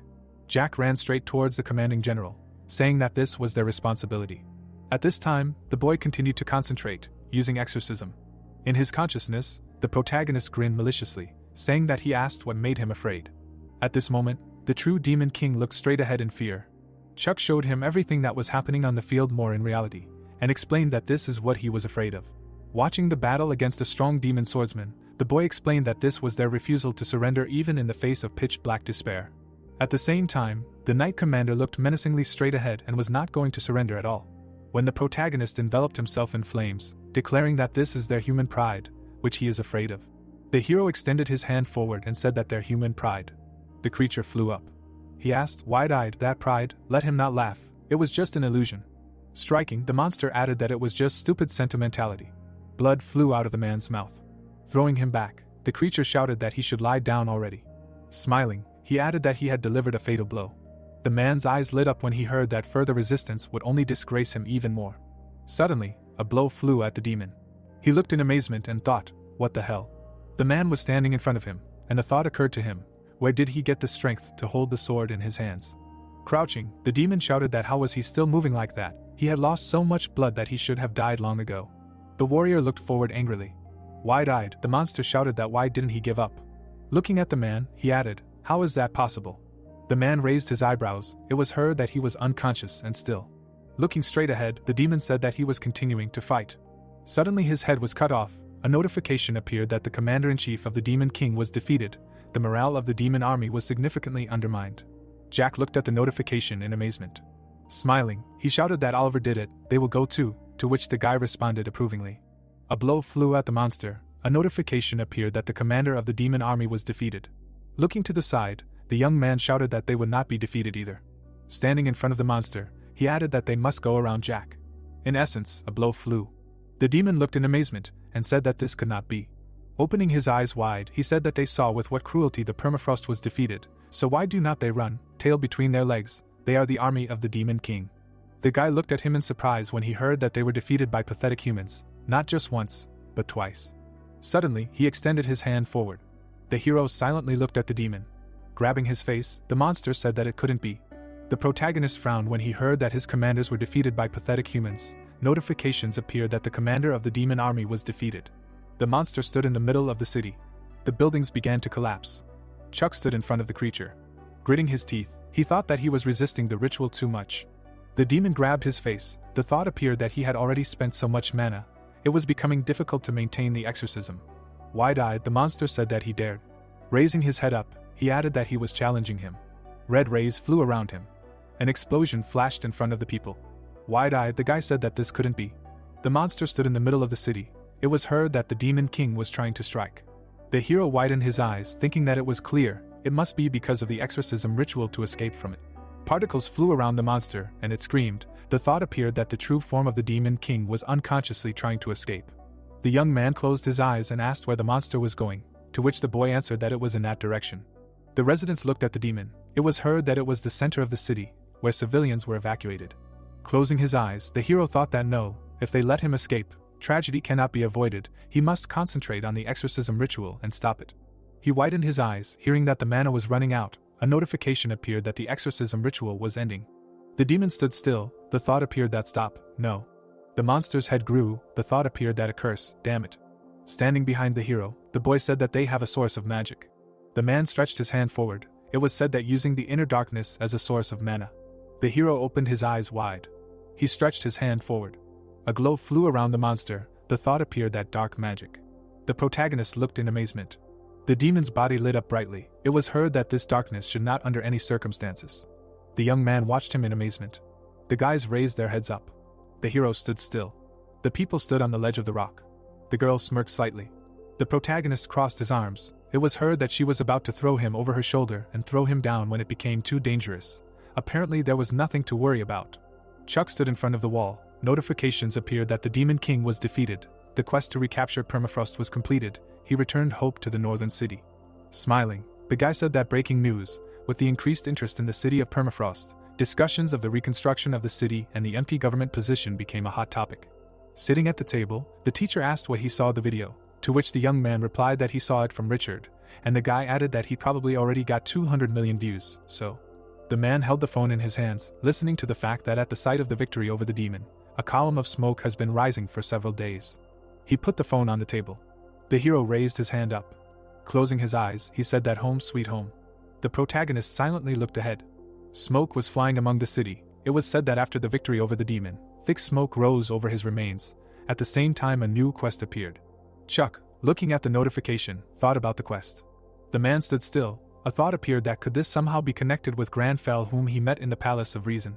Looking straight ahead, the hero thought that nothing could be certain yet. The Demon King's last words were disconcerting. The man frowned, and the thought occurred that this darkness should never fall into the hands of people. The news appeared, and the thought occurred that in a few days after Permafrost's return, a view of the Yuzra archipelago opened up. There was a knock on the door, and it was heard that it was time for an examination. Entering the room, the girl asked how he was feeling. People looked at him in amazement. Oliver smiled and said that it was her. Taking a step forward, Bella shouted that she had said that he needed bed rest, that they might have cast healing magic on him, but the injuries were extremely severe, to which the man replied that it was nonsense, and the doctor said that he was making his job very difficult. Closing her eyes, the girl said that if he did not get better, she would not be able to look Mr. Chuck in the eye for shame, and the guy said that he was glad that he was in excellent health. Bella looked away and exclaimed. Closing his eyes, Henry said that yes, everything is fine, let them feel comfortable.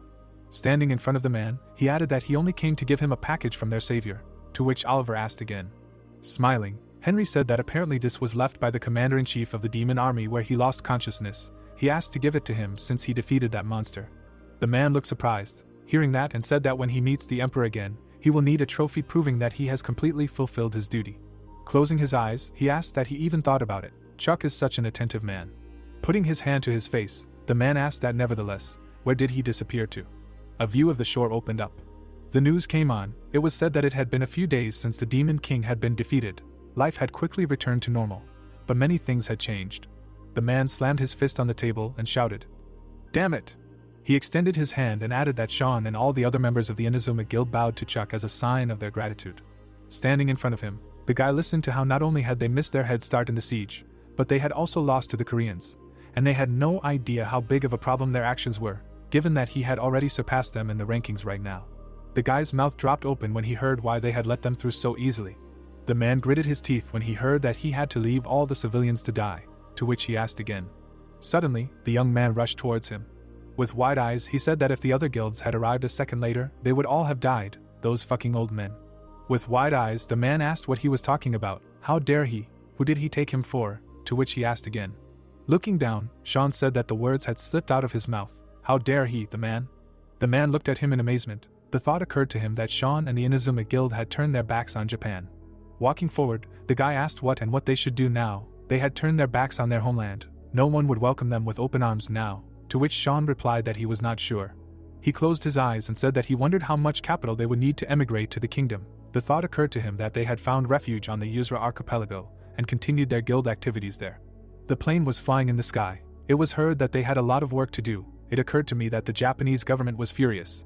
But they could do nothing about it, because technically they themselves kicked out the best players of their nation. The guy looked amazed and shouted that they wanted to sign a contract. They wanted to take a walk with him. They didn't have a girlfriend yet. It was said that Michael had gone viral with his channel and was now receiving offers for cooperation from a variety of companies. He announced that due to the number of incoming calls he would take a break from broadcasting until Chuck returned, although people would not turn on his stream without Chuck. So it was not a problem. The man smiled. It was said that Edward from the Second Son managed to raise the rank of his guild in the Siege of Permafrost. Apparently, he atoned for his shame for the incident in Yusra. The guy raised his finger, listening to the fact that according to their information he became the new leader of the barbarians. Let them say a few words about this. He is thinking about accepting the surviving barbarians into Jaen. And the young man said that it is necessary to stay in the permafrost. A thought appeared that in relation to Jaen, everyone is talking about Jack's class quest. The expression on his face at the press conference became a meme. The news appeared that Jessie Haynes announced her departure from the Shining Ones. Putting his hand to his face, the guy asked what was so, and what was his opinion about this news. The girl closed her eyes, hearing that as far as he understood, she did not feel affection for the guild, but did not expect that she would be taken away from him in such a way, to which she replied that she never said that she was leaving. Jessie held a cup in her hands. Grinning, Rox said that if she really was going to leave, she would not accept it, except for Chuck. Jessie closed her eyes and asked him why he was so tense. Sitting in front of the guy, she said that Mr. Chuck had disappeared anyway. The books were on the table. Looking straight ahead, the hero thought about how he had been searching for information about the new class quest for days and nights, but hadn't made any progress. Sitting on a chair, he added that this legacy even existed. A call came on the phone, and the thought arose that besides that, the protagonist rejected the call. Messages were coming in on the phone. A call came on him, and the thought arose that why the hell were they texting and calling him so much? Putting his hand to his face, Chuck said that he was tired. It was time to turn off the phone or something like that. It was even worse than it was with Arthur. He wanted to visit the library of the Mage Tower, but it was too scary to go outside. Sitting at the table, the hero thought about the lack of progress in the class quest, the lack of a reward for the siege, and those last words of the Demon King. Putting his hand to his face, the hero thought that this darkness should never fall into the hands of people. Images of warriors appeared. A thought appeared that he always suspected that he was somehow different from other players. It seemed to him that his behavior should not change so much even though he synchronized with his game character. The man stood still. It was said that plus Granfell, whom he saw in the exorcism ritual.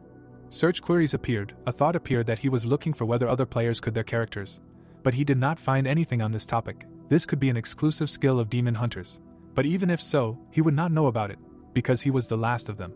People looked at the child. A thought appeared that, in addition, if this was really so, then how did he manage to look into Granfell's past? Putting his hand to his face, the hero thought that he could learn something new about Granfell too if he dealt with the legacy.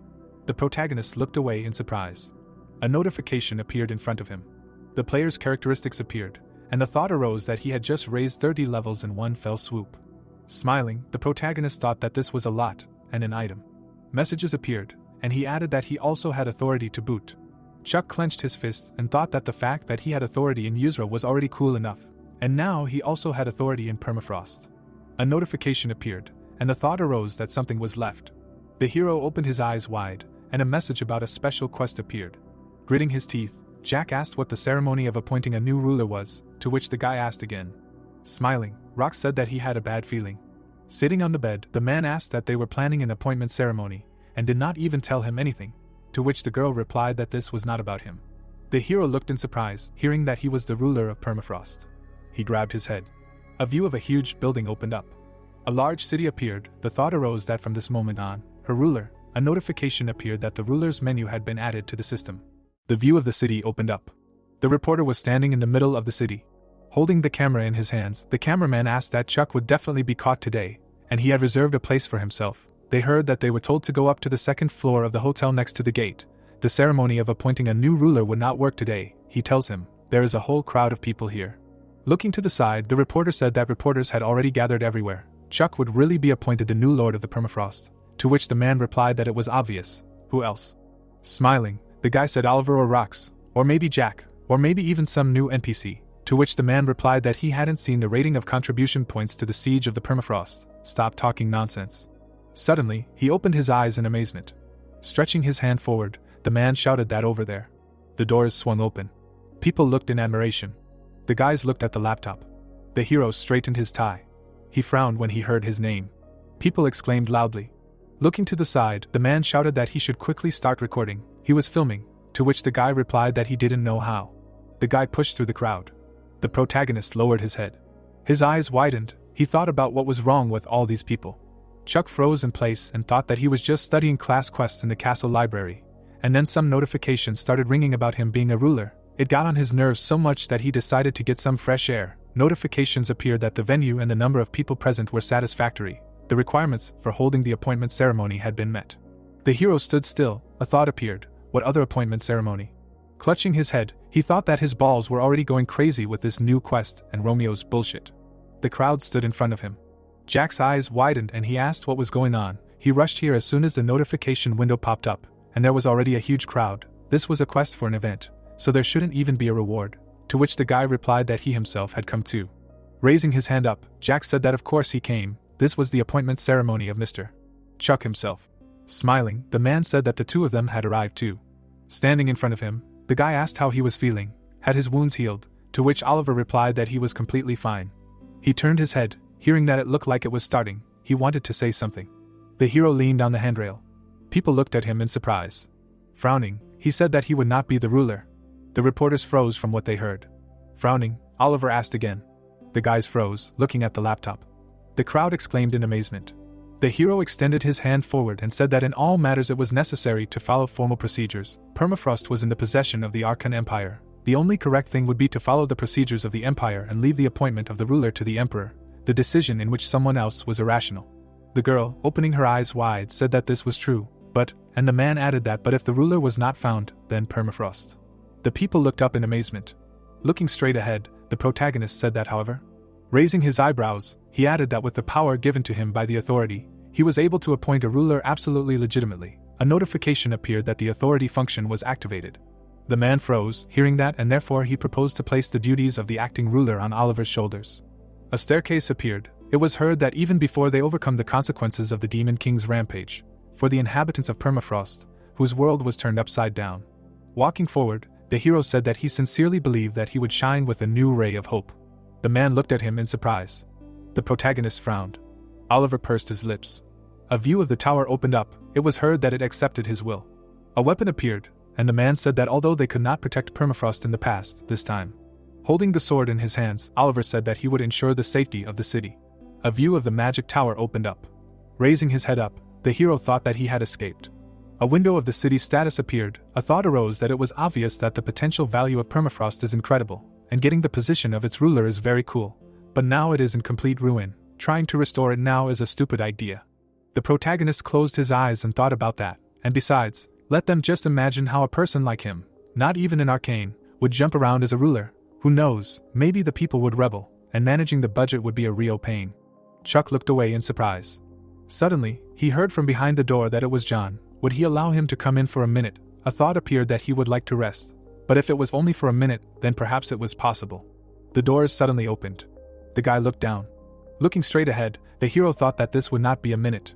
Looking down, John said that he heard the news. They say he stopped the descent of the Demon King in Permafrost, and in addition to this, the position of ruler was transferred to an arcane. The protagonist frowned, hearing that both an arcane and also the best mage of the tower. He was incredibly ashamed. All he could do was say thank you, to which he thought it was strange. Chuck crossed his arms and thought that the Tower of Mages initially does not get involved in matters that do not concern them. Why did he bring up this topic? And also, what kind of tone is this? John closed his eyes and said that he came today only to express his gratitude. He would be grateful if they treated with understanding the fact that he is only able to present words of gratitude. A thought arose that such a feeling that he wanted to say that he wanted to help so much, but did not have the opportunity. Smiling, the hero said that he is sure that everyone has their own circumstances that cannot be talked about, and then thought that he should look at him. The young man stood against the background of the tower. A thought arose that the hidden circumstances of the Tower of Mages, because of which the mages cannot afford direct intervention. John does not agree with them, but cannot openly speak out against. The protagonist grinned slightly. Stretching his hand forward, Chuck said that he should sit down. He perfectly understands his torment. A notification about the quest appeared. The hero frowned and said that he should let him pour him some tea. John looked down. Sitting at the table, the protagonist thought that this was the research quest that he was doing with him. Looking down, he said that he only had green tea and rice tea, and then thought that maybe the ending of the quest was somehow connected with these secret circumstances of the tower.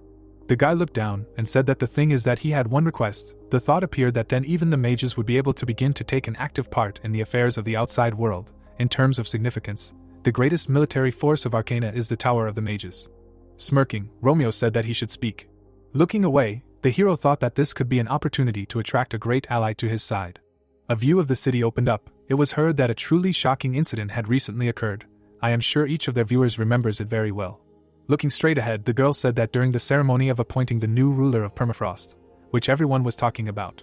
Holding the remote control in his hands, the man heard that the player Chuck handed over the rights of governance due to him to Oliver, the commander of the Lionheart Order. He changed the channel, hearing that according to their estimates, Chuck is a player of at least level 600. This must mean that he has surpassed Rox from the Shining Ones in levels, so it is, in fact, Rox himself has made a similar opinion public. On TV, he heard that he will not be the ruler. Throwing the remote control aside, the girl shouted that every day, wherever you look, there is one Chuck. The guy straightened his tie, hearing that these creatures, what do they think of their viewers as morons? They are not going to talk about anything else except him. Of course, they raised their ratings, to which he replied that she should forget it, and that's it. Smiling, the man asked what she had seen the news. Chuck wanted to thank the guilds that had fought alongside him in Permafrost, and suggested that their guild masters have a tea party. Putting his hands to his head, the guy said that this was what was driving her crazy. They were all drinking at his expense, and she didn't care, because they were covering their rear. He closed his eyes, hearing that green tea wasn't that expensive. Why wouldn't he tip their leader a little? To which he replied, exactly. Looking away, the man asked, okay, and where was he going? What about his outfit? To which the guy replied, to the Mage Tower. Holding the envelope in his hands, he added that today was the deadline for submitting papers for preliminary review to the scientific community of mages. He was in Topaz. The view of the tower opened up. It was said that scientific conferences are regularly held in the Tower of Magicians. This is the largest event in the world of magic, in which each of the magicians has the opportunity to present the results of their research in the Crystal Hall, which is why a stage of the most thorough preliminary check is carried out. People turned around in amazement. The thought appeared that the Hall of Truth Topaz. Walking forward, the guy thought how many people are here. Turning his head, he added that he would look where the line for verification was. Suddenly, the young man opened his eyes in amazement. Raising his eyebrows, he thought what was going on here. Did someone die or something? Did they fail the presentation? But no, even if so, is it really that bad? Standing next to the magician, Edward thought that it seemed like these guys were just so sensitive. Did they really fall into such a depression because of the bitter truth? To which he asked that he was from the Berserker Guild. Now it was his turn, he could go. Edward closed his eyes and thought that this time he was confident in his presentation. He just needed to throw the sweetest noodles on the ears of these old men from the tower. The hero put his hands to his face. Sitting at the table, he said that he should sit down, to which the man asked again, and then thought that what was Chuck doing here? He sat down on a chair and lowered his head. Looking down, Edward thought that why was it so scary what Chuck was doing here? The hero put the documents on the table. With his eyes wide open, he thought that this was John's quest. As the best of the magicians, he was obliged to participate in the preliminary check of the research that would be presented at the conference, and then asked what he wanted to say, that he was going to present this at the conference. Edward looked at him in amazement, and exclaimed. Pointing to the document, the protagonist said that from the first page, as well as from the 4th to the 12th, all they had worked on was cleverly paraphrasing other authors' texts. Did he really think that this work was the fruit of their labor alone? The man lowered his head, hearing that well, for such a lazy person, he was truly full of self-confidence, or he was deliberately going to disgrace the scientific community of the Magic Tower. With wide eyes, the hero said that their bravado was commendable. Get out of here, this very second. Suddenly, the man rushed forward. Raising his head, the protagonist sighed, and then thought that the entire Tower of Magicians would side with him if he dealt with John's problems. So he decided that he would complete any task without question. But how did he end up checking the scientific papers of the entire magic community, although he is not even level 300? Looking at him, the protagonist thought, damn, and his bilious tongue doesn't help, and Romeo said, next. The doors opened slightly. Putting her hand to her face, the girl said that she was greeting him. She was Claire. The hero frowned and said that he should sit down. Standing in front of him, the girl said that she was a mage of the healing school, and then thought that it was a personal test from Sir Chuck and added that, well, this was her research related to the cultivation of non-medicinal herbs. The protagonist frowned, listening to the fact that if she succeeded, it would be an incredible breakthrough in the production of magic potions. The girl began to cry and said that so, it was difficult to cultivate. Chuck looked surprised, hearing that, but it was worth it. Claire stood by the door. Lowering her head, Agnes said that she literally saw how the soul jumped out of the body. Looking away, she added that it seemed she had failed the test. The mage took a step forward, hearing that it was okay, The topic of her work on plant cultivation was quite far from the activities of mages. It was likely that he simply could not appreciate the true value. Clenching her fists, she said that she had passed. Looking away, Agnes asked again. A thought arose that this was impossible. Plant cultivation was more related to the process of producing potions than to magical theory. It was a really important area of research, but she always thought that it would be difficult to get it through the test. Holding the book in her hands, Agnes asked that John really did not ask anything, to which Claire replied that no, the examiner. She looked surprised, hearing that it was his scientific partner Chuck. Raising her hands up, the mage said that she had an extraordinary approach and did not ask anything at all, but immediately said that he was looking forward to her presentation at the conference. Putting her hand to her face, Agnes exclaimed and wondered if this meant that he was not only familiar with healing, but also had a great understanding of potions and the process of their production. Looking down, she added that it was really such a pity, and then said that she was starting to envy John. She should have picked him up first. A view of the room opened up. John stuck his finger in his ear. Looking at him, the hero asked what was wrong, to which the guy replied that he was asking for forgiveness. Let him forgive him. His ears suddenly lit up. It felt like they were talking about him behind his back. A glow appeared around the plant. It was heard that, by the way, he heard about everything. He missed only one work, so it was also about the cultivation of non-medicinal herbs. This plant is really a rare ingredient that can be used in the production of potions. Grinning, the protagonist said that it was so. The success of his cultivation would have a great impact on innovations in the development of new magic potions and reduce research costs. The thought appeared that as well as on his wallet. Lowering his head, John said that it was clear. He could not even think that his knowledge extended to the field of potion making. As always, he was amazed by his erudition in the world of magic. Sitting at the table, Chuck thought about the man. How much longer was he going to bend over here, just to mumble something under his breath, and then said, "Let's get down to business," to which the guy replied that he saw right through him. Apparently he really could not hide anything from him. The hero opened his eyes wide, hearing that the quest was being completed, to which he thought that it was paradoxical. Looking straight ahead, the guy said that he would like him to explore the boundaries between worlds, or to be more precise, the rifts between them. John held the flame in his hands. It was heard that he remembered the flash that he showed at the last conference. That same fusion of magic and science, two completely different concepts. He decided to call this new development in the theory of magic a paradox. The protagonist looked in bewilderment, hearing that he would also like him to help him prove the existence of this paradox, to which he thought that thing. Only how is it even related to the study of rifts? Romeo opened his eyes in surprise. A purple glow appeared. A thought arose that exactly. A paradox is an ideal fusion of two opposite concepts. The rift itself is a space in which the real world and the world of arcana mix. Closing his eyes, he thought that he was a paradox, and then said that he heard his intention. Frowning, the hero thought that perhaps he could learn more about Romeo's appearance in his life, and then said that great. So where do they start? A view of a mechanical tower opened up. It was said that mechanical in arcana is called a veiled tower that began to appear everywhere. Dragons flew in the air. The thought arose that even NPCs do not know exactly what this place is. Mountains appeared. The thought arose that the location is so mysterious that even the method of entering it is unknown. Putting the cup on the table, the hero thought that this is the kind of rift added in the update. Leaning on the table, he added that John asked him to explore, and then said that apparently it will be necessary to prepare. The thought arose that the minimum level for passing this rift.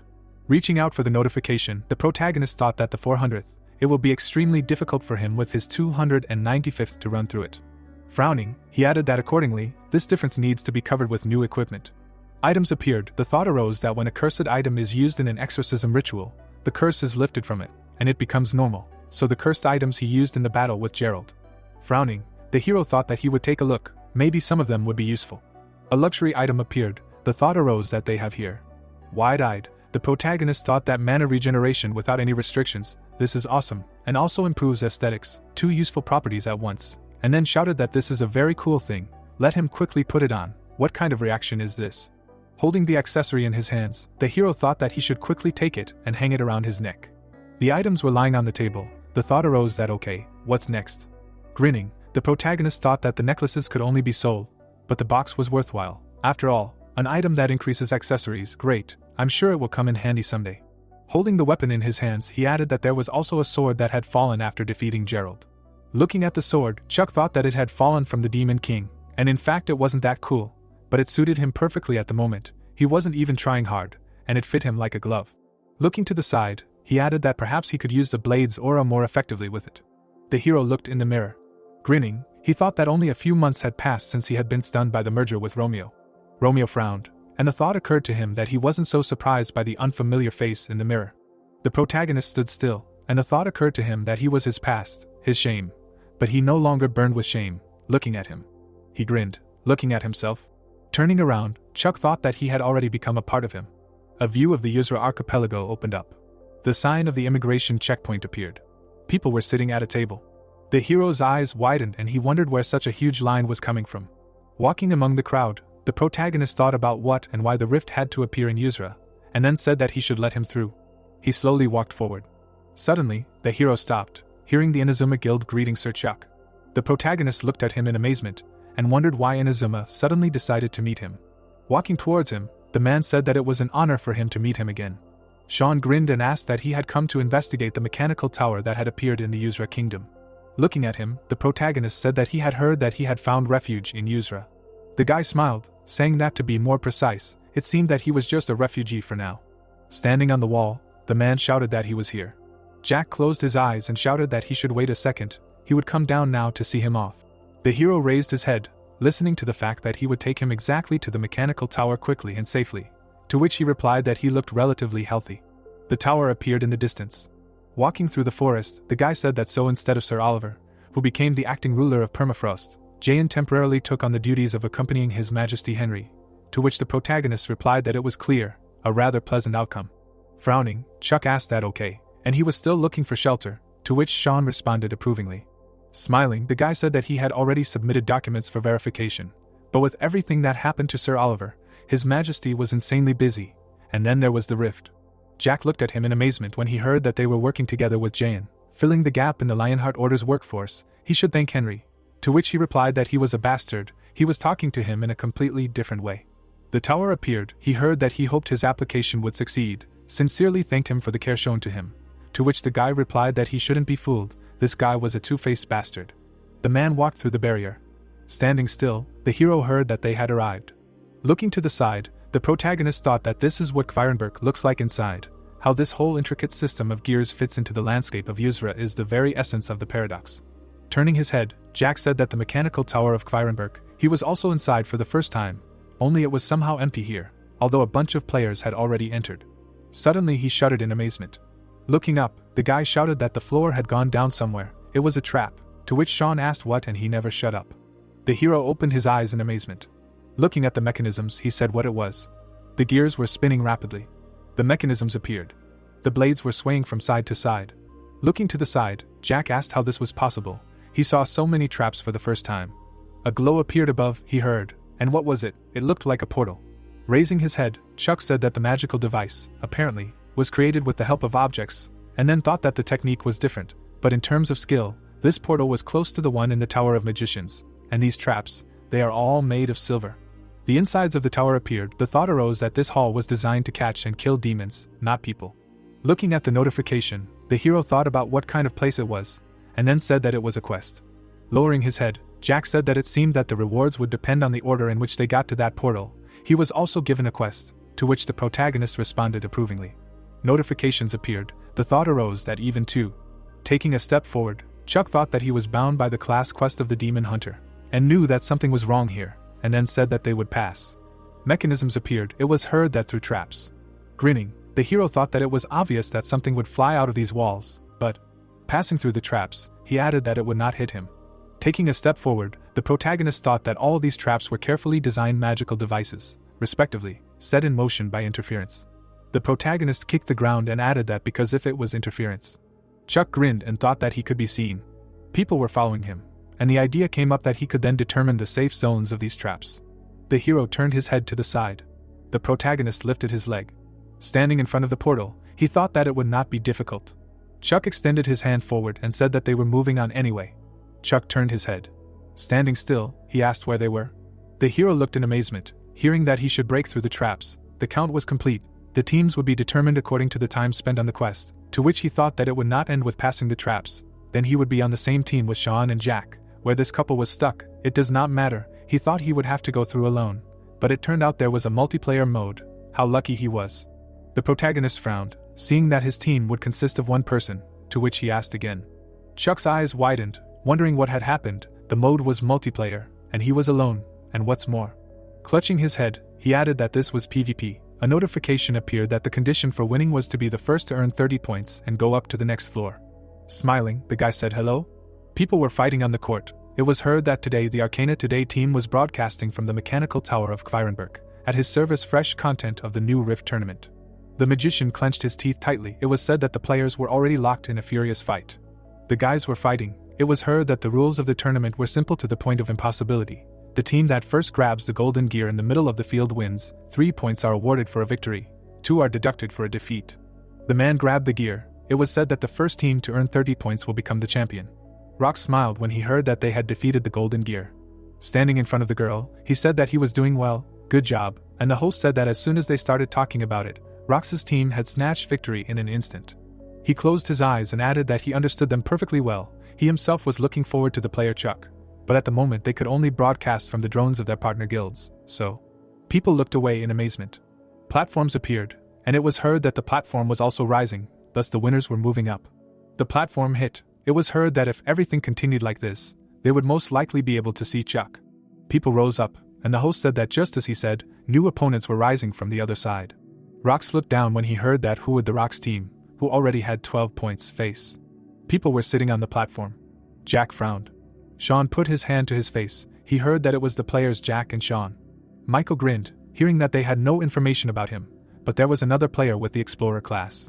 Looking down, Rox said that it was an interesting combination, and then thought that they had nothing in common at all, and their characters were completely opposite. Apparently they were united based on points and the average level of the characters. The drone flew forward. He heard that a golden gear appeared. The guy grinned, hearing that the team led by the second in the player rankings. The players looked around, hearing that against a team of players in 6th and 11th place. The young man lowered his head, listening to the fact that it looked like it would be a tense fight. Who would win? And then said that he should take care of Sean's speed and be sure to dodge Jack's first attack. As soon as they dealt with it, they would immediately crush him. The boys punched each other when they heard that the battle was about to begin. Rox watched the battle, hearing that it was because of him that they lost Chuck. If he hadn't run out of breath at the portal, they would have caught up with him. But he was also out of breath. People were falling down. It was heard that it wasn't his fault that the platform had crashed. The guy adjusted the camera and grinned. The player raised his hand up. A notification appeared that they had received a golden gear. Rox's team had won, and the host said that the team was also winning easily. The mechanism on the platform was moving. It was heard that the winner's platform was rising, and the loser's platform was falling down. The platform rose, and the host asked who would be the next to stand against that team. The guy exclaimed in amazement. The man opened his eyes in surprise. A notification appeared that a team that matched the criteria was not found. The search would be suspended until a suitable team appeared. The hero stood still. He looked at the players. The protagonist frowned.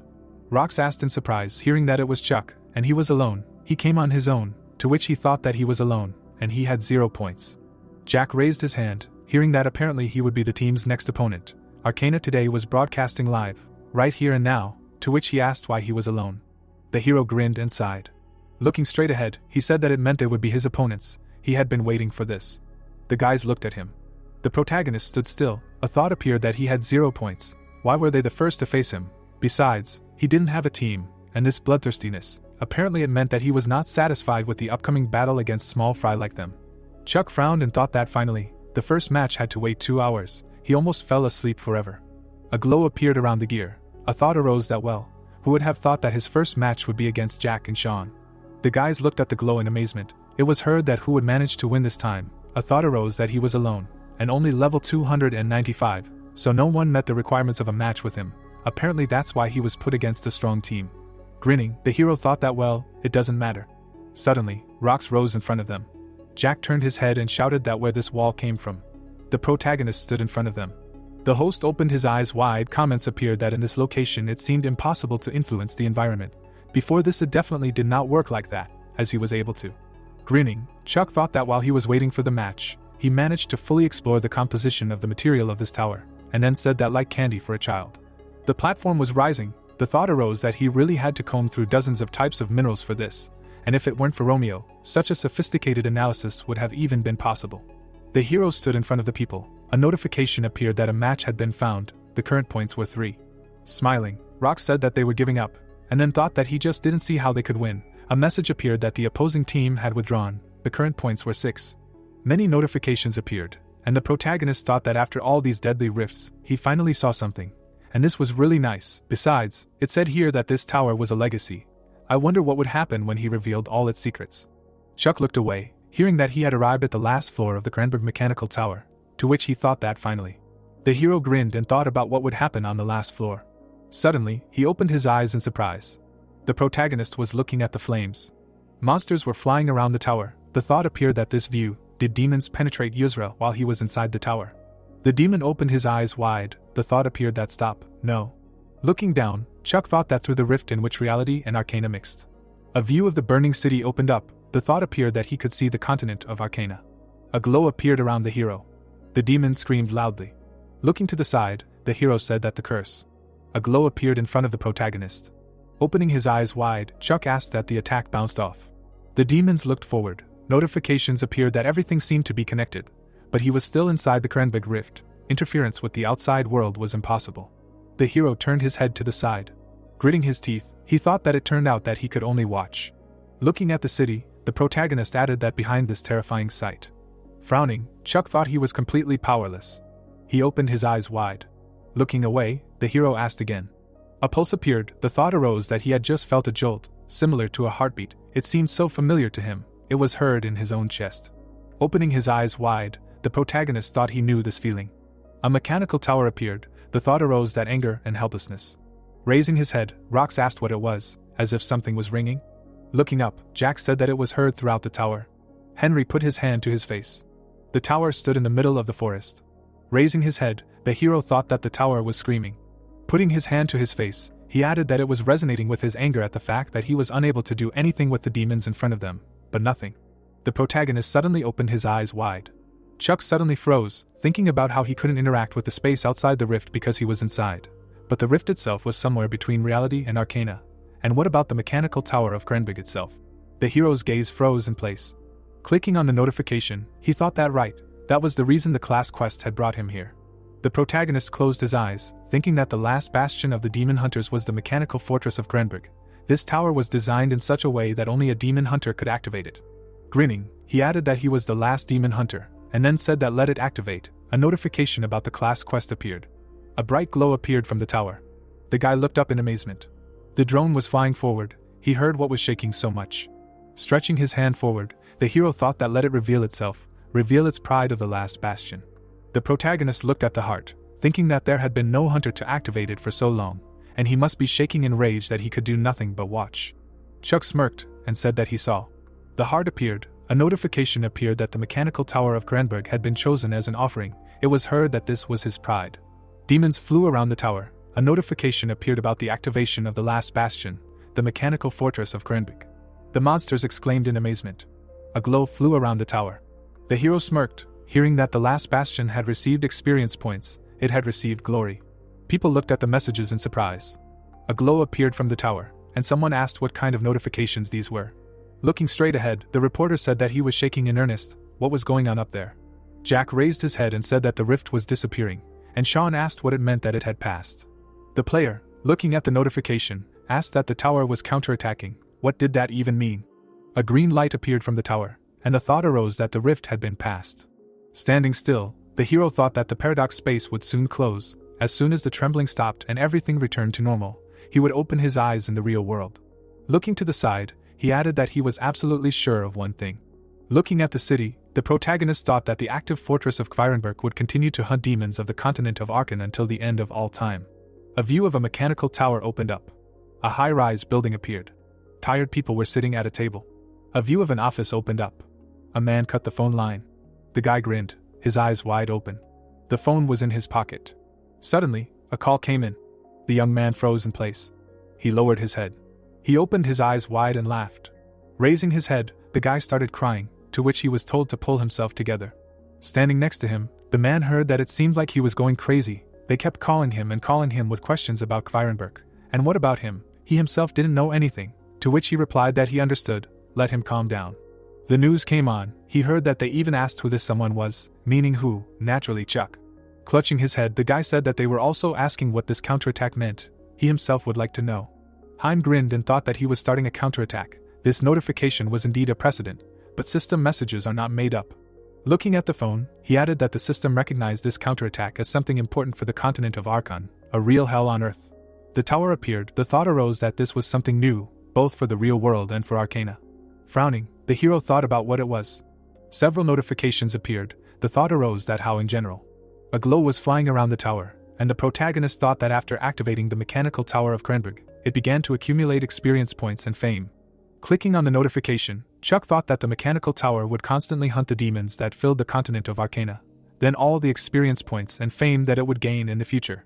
Closing his eyes, the hero thought that fire, and then said that these were just rites, it was too early to celebrate. Grinning, the protagonist thought about the fact that this was not receiving, but the rights to receive, and still, it should be something like a savings account from which he could withdraw everything one day, right? But for now he can slowly look for a method of withdrawal, so there is something to celebrate. Chuck looked away, hearing his name. The scroll flew in the air. It was heard that he had heard about his return. Holding the sphere in his hands, John said that he could already assume this, but the mechanical tower is a structure built using dwarven technology. His impressions. The hero crossed his arms and thought. Grinning, he thought that he did not even know, and then said that it could well be called a technological miracle. The scroll grinned. It was heard that dwarven technology is the pinnacle of science in its field and even comparable to magic. For example, they have a device known as a magic portal. The thought appeared that the dwarves, it was built by dwarves. The blacksmith held a hammer in his hands. It was said that the dwarves, no one can boast of having seen them. Even when Arcana was just a game, they can just as easily be a legend. Crossing her arms, the mage said that the dwarves, their technology is really on par with magic, but the man put his hand to his face and said that they say that the greatest weapon of those that exist now is on the level of an ordinary dwarven chopper. The thought appeared that such rumors were widely spread among the players. Frowning, the hero thought that, but he heard them mentioned by an NPC for the first time. Unusual and sophisticated designs and traps were the product of dwarven craftsmanship. The demon hunter pointed to the side. The thought appeared that the maximum that could be counted on at headquarters was a loaf of rye bread 3 times a day. And where was this dwarven technology? The protagonist frowned, listening to the fact that they may have chosen a path different from the Tower of Magic, but he completely understands their passion for science and relentless pursuit of development, to which he replied that it is understandable. John raised his eyebrows and asked if he could ask him about the events that were happening inside the mechanical tower. Chuck looked at the notice. He frowned, reading about the quest. The book was on the table. He heard that as he could guess. He was able to look at the position of the continent of Arcana through the rift. John's eyes widened, hearing that wherever he looked, there were demons. Sitting on the chair, the hero heard that he expected this. Putting his hand to his face, he listened to how incredibly ashamed he was. Despite knowing about it, he could not allow himself to act.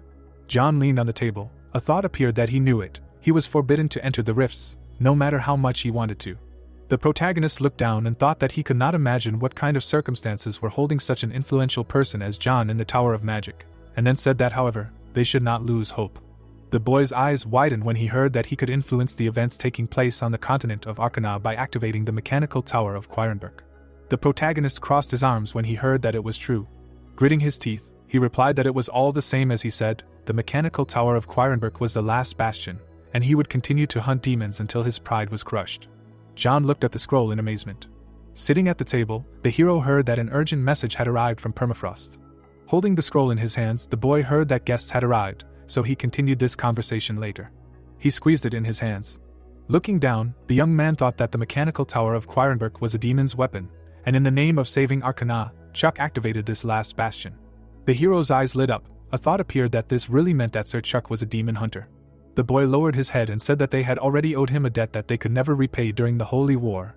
How could they owe Sir Chuck another debt? A glow appeared around the ball, and it was heard that the head of the tower. How much longer would he remain silent?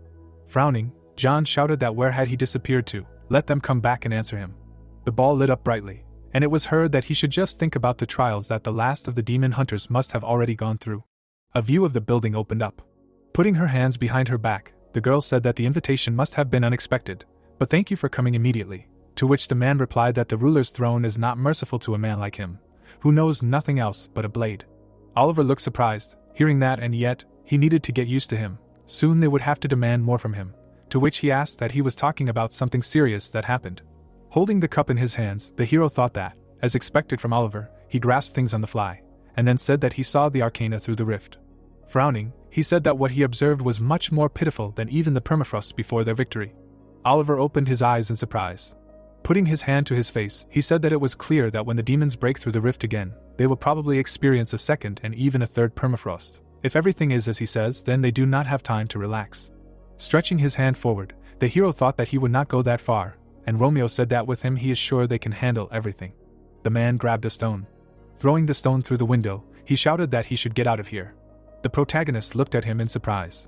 People looked at him angrily. It was heard that Hokkaido was the land of Japan. Let them throw out the refugees right now, they would take back their homeland.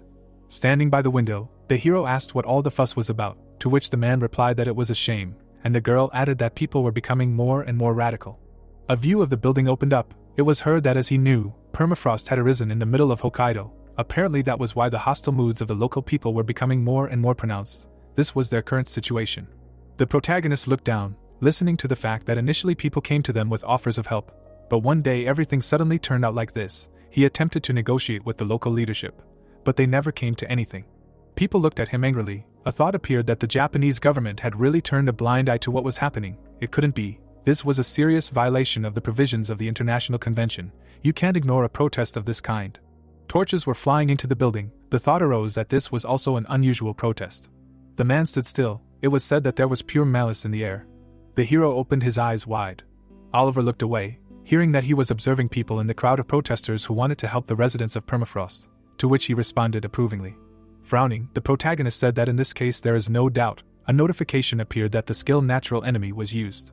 People walked forward. It was heard that they were being controlled. The man put his hands in his pockets, and someone said that man, to be precise. Standing behind the hero, Oliver said that but this is the ruler they were talking to. A glow appeared. The thought arose that he sensed energy at the level of a low-ranking demon, but he hides himself so masterfully that even Oliver did not notice it. The girl looked at him with fear, and the thought occurred that the same story had happened to Bella. Demons were becoming smarter and smarter. They were feeding on people's negative emotions and learning the evil of this world. Walking forward, the hero thought that this was how it was. Smiling, the man asked who was here. Was it really the hero of permafrost himself? He was the famous Chuck. The protagonist's eyes widened, hearing that he was just in time, offering to leave the characters unrelated to them and freely converse among modern people. The man suddenly exclaimed in amazement. Notifications appeared that the exorcism skill had been used. No offerings were found. The basic effect had been activated, and the thought arose that they were eating away at the goodwill of humanity. Looking at his hand, he asked what was happening, where he was. Grabbing his shoulder, the man shouted that it was burning. It was painful. Standing in front of him, the protagonist heard what he was doing, to which he replied that he was so noisy, he had implanted a flash into his body. Taking a step forward, Chuck said that there was no need to show a demon like him to the people of permafrost, whose recent scars had only just begun to heal. A notification appeared that while the exorcism skill was active, the demon hunter's attacks only affected demons. The hero clenched his teeth and added that this flame would burn him extremely slowly. The man's eyes widened in pain. It was heard that until all the human virtue he had devoured was released, he would slowly fade away in hellish agony. The guards looked in amazement and turned to the senator. People stood near him. It was heard what happened to the advisor. Let them call an ambulance. What is he doing here? He just carried humanitarian aid to permafrost. The protagonist frowned, listening to what happened to the western gate. What kind of poster is that? Offering to clean up for now. Frowning, Oliver said that a demon, of course. Sitting at the table, he said that he did not even notice what was happening right under his nose. If not for him, who knows how it all ended, he must train harder, to which the hero replied that they are becoming more sophisticated in their methods. A glow appeared around the man. It was heard that it was not easy to distinguish a demon, extremely skilled in imitating people, so they must be even more prepared. Looking to the side, the hero said that now that they figured out the problem of protests, they will move closer to the point. He conveyed that he needs to look at something, to which he was answered approvingly. Frowning, Oliver said that it is better to see once than to listen to his stories. Let him be kind enough to see them off. A view of the winter forest opened up. The man held out his hand and asked what he remembered about the endless conflagration left after the Demon King was killed. A glow appeared around the demon, and it seemed that even after his body had burned to ashes, smoke continued to rise into the sky, and that was the beacon of salvation. The hero frowned and answered approvingly. Raising his hand, Oliver said that the smoke had recently died down and they had discovered something, to which the protagonist asked again what it was, and the girl said that they were there. Chuck frowned. The people were standing in front of a rift. Looking straight ahead, the man said that the flames had not died out for many days, so they decided to investigate and found the item. But they were unable to take it. It would not be given to them, as if they had no right. The rift appeared, and it was heard that he thought that he could probably do something with it, since he had finished off the Demon King. Smiling, the hero thought that it looked like the item he got right after defeating the Demon King. The protagonist looked at the crystal and thought that it was another drop from the Demon King. A view of the magic tower opened up. Chuck was holding a pentagram in his hands. Looking at it, he thought that it was epic. He shouldn't have expected anything less from the Demon King. The hero stretched out his hand forward. A thought occurred to him that the only other item with such a rank was the broken crown from Yuzra. Its effect was to gain authority in Yuzra, so there should be an effect of a similar level here. The protagonist sat on a chair, thinking about asking the magic tower to cleanse it or something, that it would take some time. How ominous this thing looks. I'm sure Matthew will be crazy about it. Closing his eyes, Chuck thought about how only he can instantly cleanse it through the exorcism ritual, how he wants to know what it does, and where all the demons are when they are needed so much. A call came on the phone. A notification appeared that the natural enemy skill was used. His combat abilities against his sister were significantly reduced. Picking up the phone, the hero thought that his sister, why like this, out of the blue, and then said that he was greeting her, which made her call. Lowering her head, the girl exclaimed. Putting her finger in her nose, she asked who he was meeting there. Notes appeared on the wall. It was heard that what was she talking about? People were sitting on the floor and someone said that their father prints them all out and pastes them into an album. Grinning, the hero said that in his opinion, this is some kind of misunderstanding, it is all groundless, to which the sister replied that it turns out that he is really good at gluing women, isn't it? If he marries Bella, he would get a whole corporation, to which he replied that he hangs up. Looking away, the girl said that he seriously hung up. The woman opened the door, hearing that the shameless man even remembered that it was his mother's birthday today. Most likely not. If he remembered, he would have come himself, to which she shouted that it was enough to torment the busy boy. Smiling, she added that when they got together, they only chatted about the most absurd nonsense. Of course he remembered her birthday. Let them see what letter he wrote her yesterday. The girl's eyes widened, listening to the fact that the letter was from Chuck, and how many pages there were. What a wonderful son Chuck was. Sitting on the floor, the man said that he had already sent a gift and apologized for not being able to come. There was a lot of tea. He said it was healthy. Frowning, the girl asked again, and then said that he was rich now, and he gave some kind of tea. Looking away, the woman said that she had never heard of such a thing. It seemed to be some kind of herbal tea. Putting his hand on the book, the hero thought that this herb could be the main ingredient of many potions and miraculous mixtures. Holding the cup in his hands, he added that even a simple decoction helps to heal injuries and minor illnesses in ordinary people, wishes them health. The protagonist looked away, hearing that it was almost time for the scientific conference to begin. Looking at the scroll, he thought that it was not John, and then asked that he was already there. The scroll flew into the air. It was heard that Sir John was participating in a round-table meeting. He would hold a regular scientific conference himself. Closing his eyes, the hero said that it was clear. The protagonist opened his eyes wide. He looked in amazement, and thought that it could not be, he himself. This should not be of interest, and Romeo asked what kind of round-table meeting. The room appeared. It was heard that all he could say was a meeting of the best magicians, the leadership of the tower and the elders. He himself did not know more.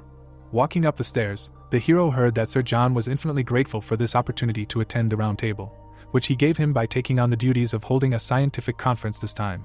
To which he replied that it was clear. The thought arose that he had not signed up for this. The protagonist closed his eyes, hearing that he also asked to convey that he would return with good news, to which he thought that he would do everything fine, and then said that he would make every effort. Opening the doors, Chuck turned to the guy, to which John replied that here he was. Breathing heavily, he said that the round table meeting had to be stopped. A person was missing. The hero looked in surprise, hearing that they could not find the mana of the senior mage anywhere in this world.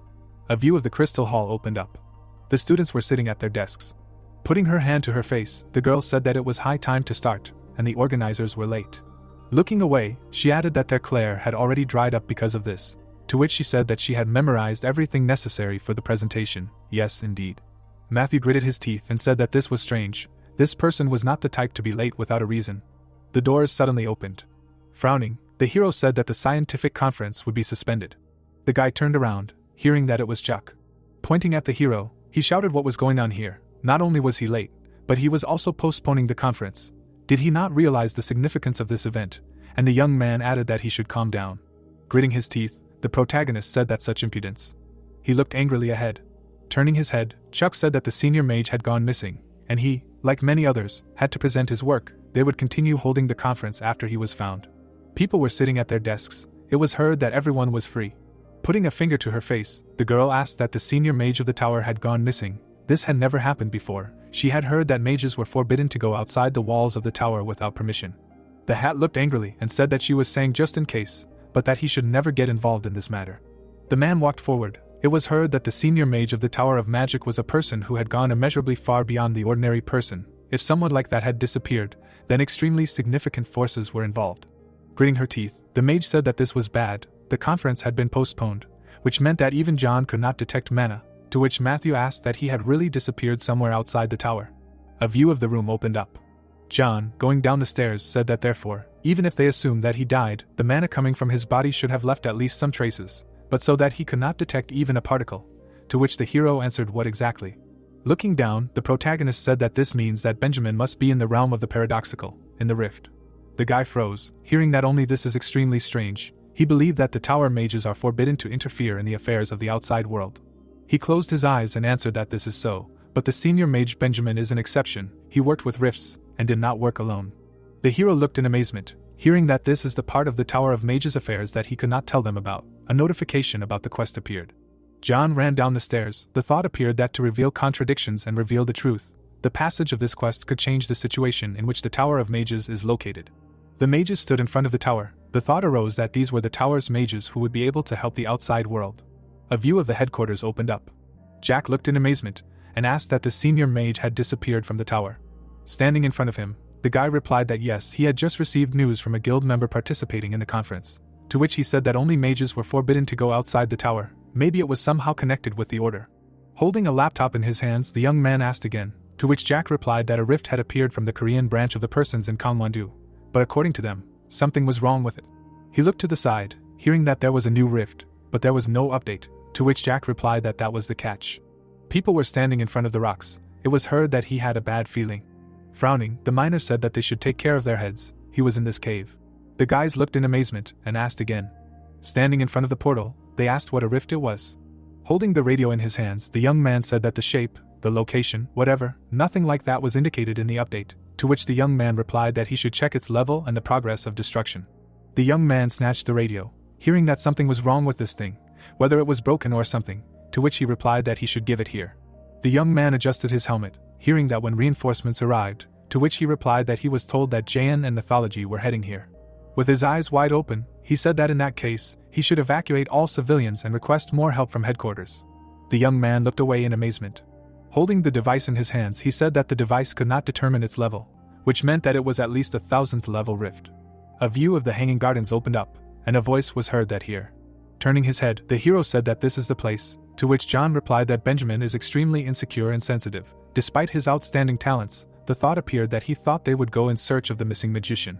Closing his eyes, he added that it could not be that he would break the rules of the tower. The protagonist looked in amazement and thought about what he was trying to do. A glow appeared above the tower. The girl looked away. A view of the city opened up. Beams were flying around the planet. Lowering his head, John said that he learned the location of all the rifts in the world, but could not determine in which the elder magician Benjamin might be. Chuck looked in amazement and thought that he did it in an instant. It is clear that he is a genius, but still. Frowning, the hero said that he knows where he is. John looked away. Standing in front of the protagonist, he asked what happened.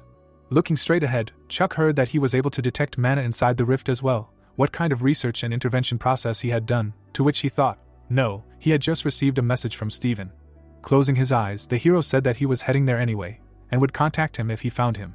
John asked him, his eyes wide open, that he was sure he could handle it himself. Romeo frowned and said that the disappearance of the senior mage Benjamin was the tower's problem, and he didn't think it would be polite to ask for help from strangers. Suddenly, the guy's eyes widened in amazement. Lowering his head, he said that he was already in his debt to him, and he was thinking about the reputation of the mage tower. Looking straight ahead, the protagonist thought, what was he talking about? He could try for the quest reward, and then said that he shouldn't worry. Putting his hand to his face, the young man said that he would go with him. Chuck froze in amazement. People were standing in front of the rift. Bella gritted her teeth and said that the rift was above the 1,000th level, although there was no update, and it also looked like a pair of giant hands literally tore space apart. Looking away, Jack asked what she heard about the disappearance of the senior mage of the tower. He would not be surprised if that guy did it. A bright beam hit the ground. It was heard that she once heard that one of the senior mages could not control the spell during the experiment, and it erased an entire island from the face of Arcana. He had heard these rumors too, only he was told that it was an entire continent. Whatever it was, he must be really cool. Looking at the laptop, the guy said that he could not look inside the rift. It seemed that the search devices were also blocked. Putting his hand to his face, Jack said that it seemed that they would have to climb in themselves.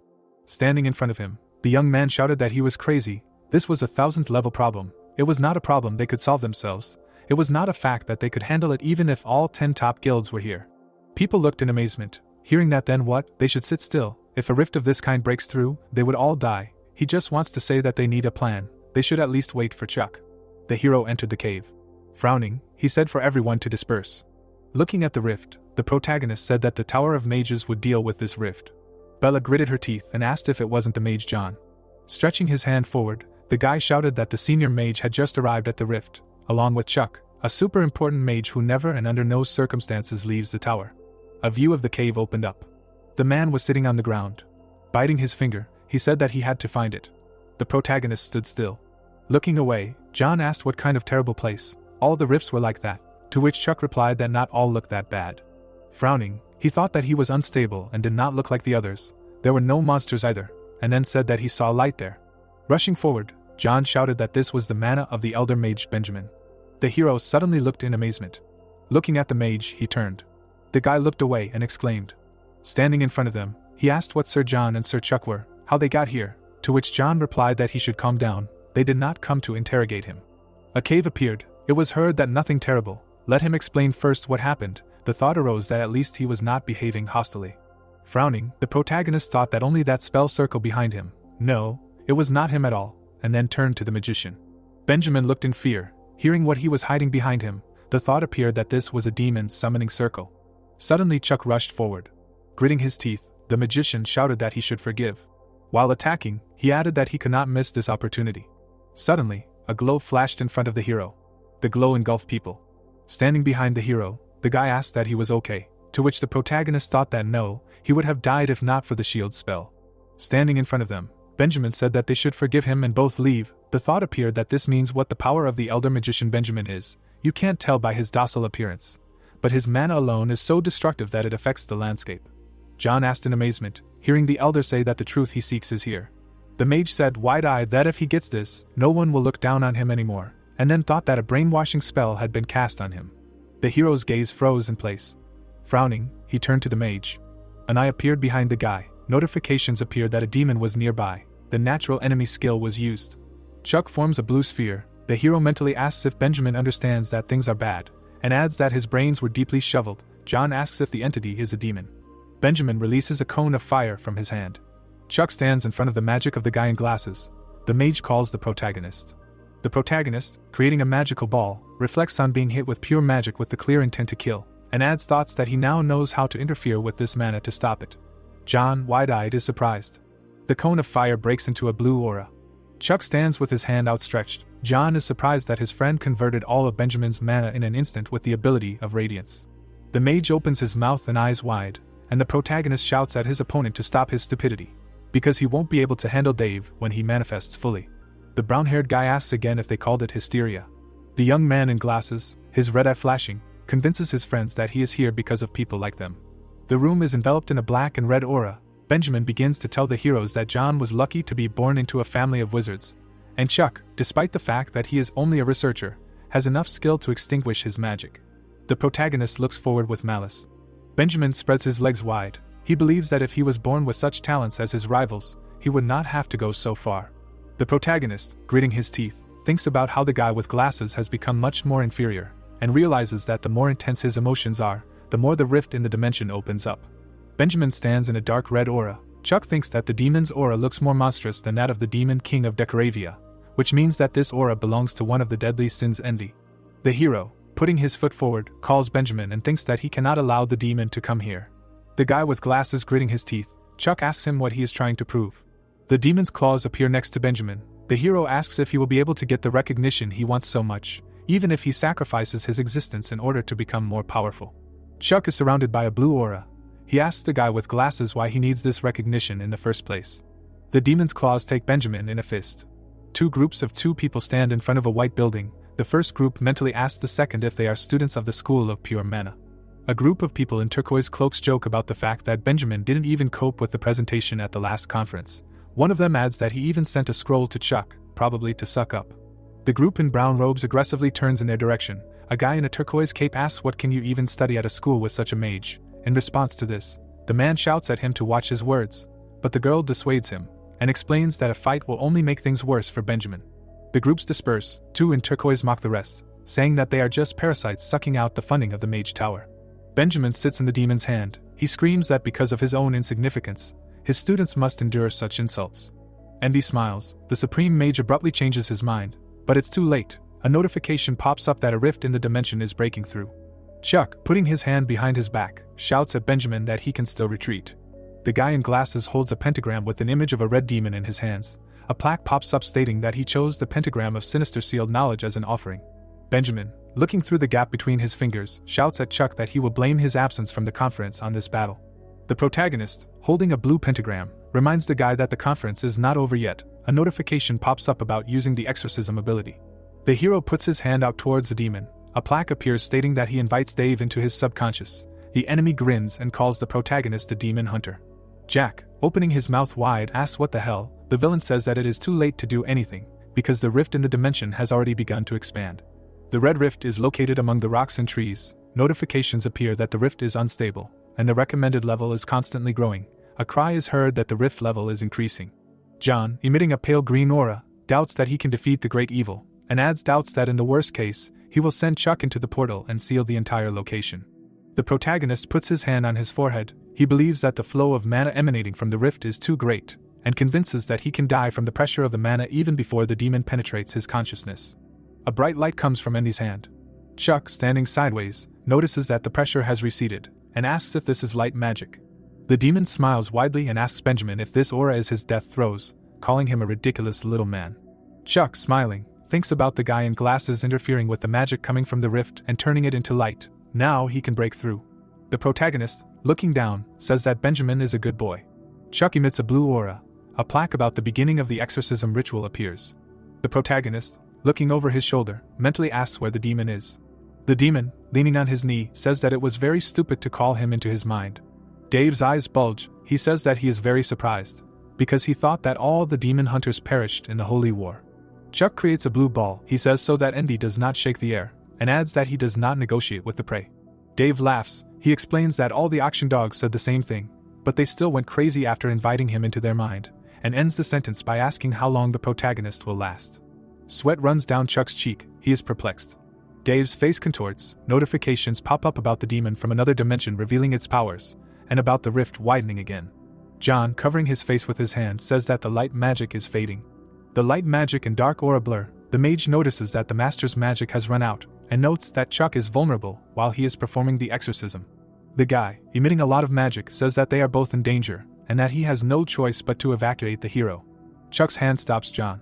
The mage, stopping the magic, calls his name. Dave bends down.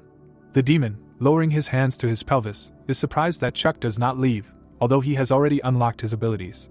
The protagonist stands among golden spheres. Dave asks the hero what kind of magic it is, and convinces him that his wounds have stopped healing.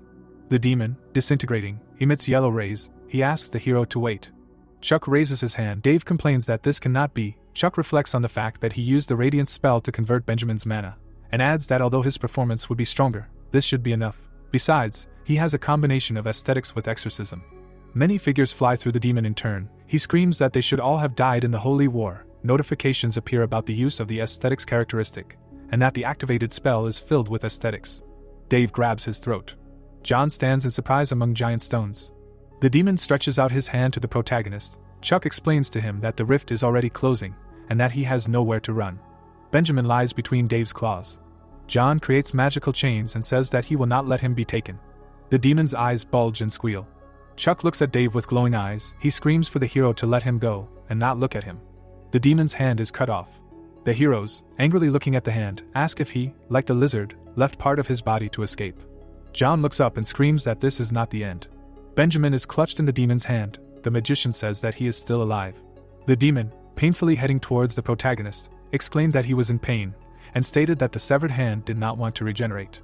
The monster's stitched face twisted into a terrifying grimace, and the bloody demon thought that this was the best solution available, and added that this bastard was dangerous.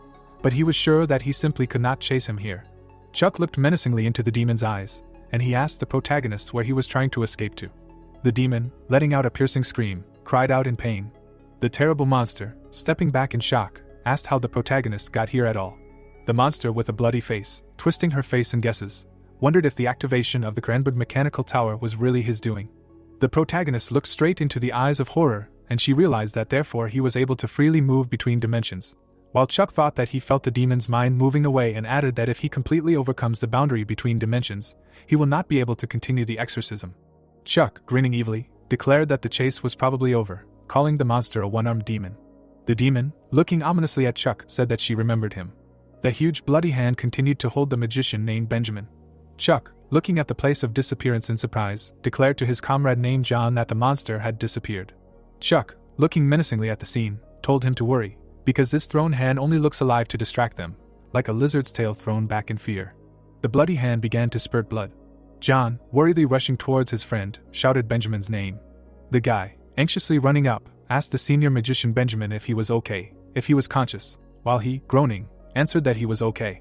Chuck, analytically looking at the situation, thought that he smelled the scent of fear emanating from the demon during the exorcism ritual. The monster's hand was smoking and the hero thoughtfully thought that he would be destroyed without a chance to recover, as well as his hand, and added that he would never forget about it. An image of a monstrous monster appeared and Chuck confidently declared to himself that as long as his heart held this fear, he would not return to this reality. The system, having activated in front of the protagonist, notified that the quest The Truth of the Tower of Mages had been updated and the protagonist needed to find Benjamin, a mage associated with the leadership of the tower. Chuck, perplexed, having read the notification, asked why only one of the two. Chuck, sipping tea from his thermos, thought that it turned out that it was not the end yet, and some uncertainty remained, and John, surprised, asked the mage lying on the ground what had happened, and added that the elder had sent him here. Benjamin, looking terrifyingly through the lenses of his glasses, said that the mage Christopher had said that the truth would be found here, and he had personally granted him permission to leave the tower. An image of a dark cave appeared and the hero added that as soon as he arrived here, he was overcome by strange feelings, and asked in surprise why the mage Christopher would summon a demon. Chuck, standing unwaveringly at a distance from his comrades, confidently declared that the mage worshipped them. Chuck, looking angrily ahead, analytically explained to his friends that there are individuals who seek to summon demons into the world, despite the fact that they themselves are people. He had observed traces of this in the permafrost. The heroes looked at Chuck in fascination, and the protagonist said that he suggested returning to the Tower of Magicians. The protagonist, looking menacingly behind himself, said that he needed to see the elder Christopher, while the system activated the quest of the truth of the Tower of Magicians. The last floor. The secret room. 3 magicians sat on their majestic thrones in the middle of the dark room and one of them dejectedly stated that judging by all the data, the summoning had failed. Christopher, looking at his interlocutors with irritation, said that he didn't expect anything special from Benjamin anyway, because he couldn't even die normally, calling him an idiot, while his interlocutor worriedly asked what they would do now if the guy told everyone about what happened. The dark mage of the tower, looking resolutely ahead, said that they simply had to act first. The elder, authoritatively raising his hands up, ordered to gather all the senior mages of the tower. Christopher, threateningly continuing, said that it was necessary to gather all the senior mages of the tower, because the time had come to punish the young fools for breaking the rules of this very tower. Chuck was sweating angrily. The protagonist, running up to his character in a panic, exclaimed that he wanted to see Christopher, and asked him what he would do then, since Christopher was an elder, and he had seen that beam of Benjamin, asking himself how much cooler an elder must be if even the elder mage was so strong, and John, in a calm voice, said that he could not create a portal here, since this place was completely cut off from the outside world. The hero stepped towards the glowing portal and declared that he would open a passage to the mage's tower as soon as the heroes exited the rift, to which the protagonist desperately shouted that he did not want to do this, since he was scared, begging the heroes to give him time to make a plan. Suddenly, John stood rooted to the spot in horror. The guy in the green cloak, looking back at the protagonist in shock, ordered him to stand still. The protagonist looked at what was happening in horror and his comrade shouted that the force summoning spell would activate as soon as they left the rift, and the protagonist, shocked, asked again if this was really a force summoning spell. An image of an opening portal appeared, and the protagonist, confused, asked where he would be summoned. Chuck, finding himself in the hall of the magician's tower, looked at the surprised crowd of wizards. Benjamin, wearily bending over in pain, explained that all the senior magicians had gathered here, plus there was someone else behind them, explaining that these were 5 stars. All the most noble of all magicians had gathered, and politely greeted them all.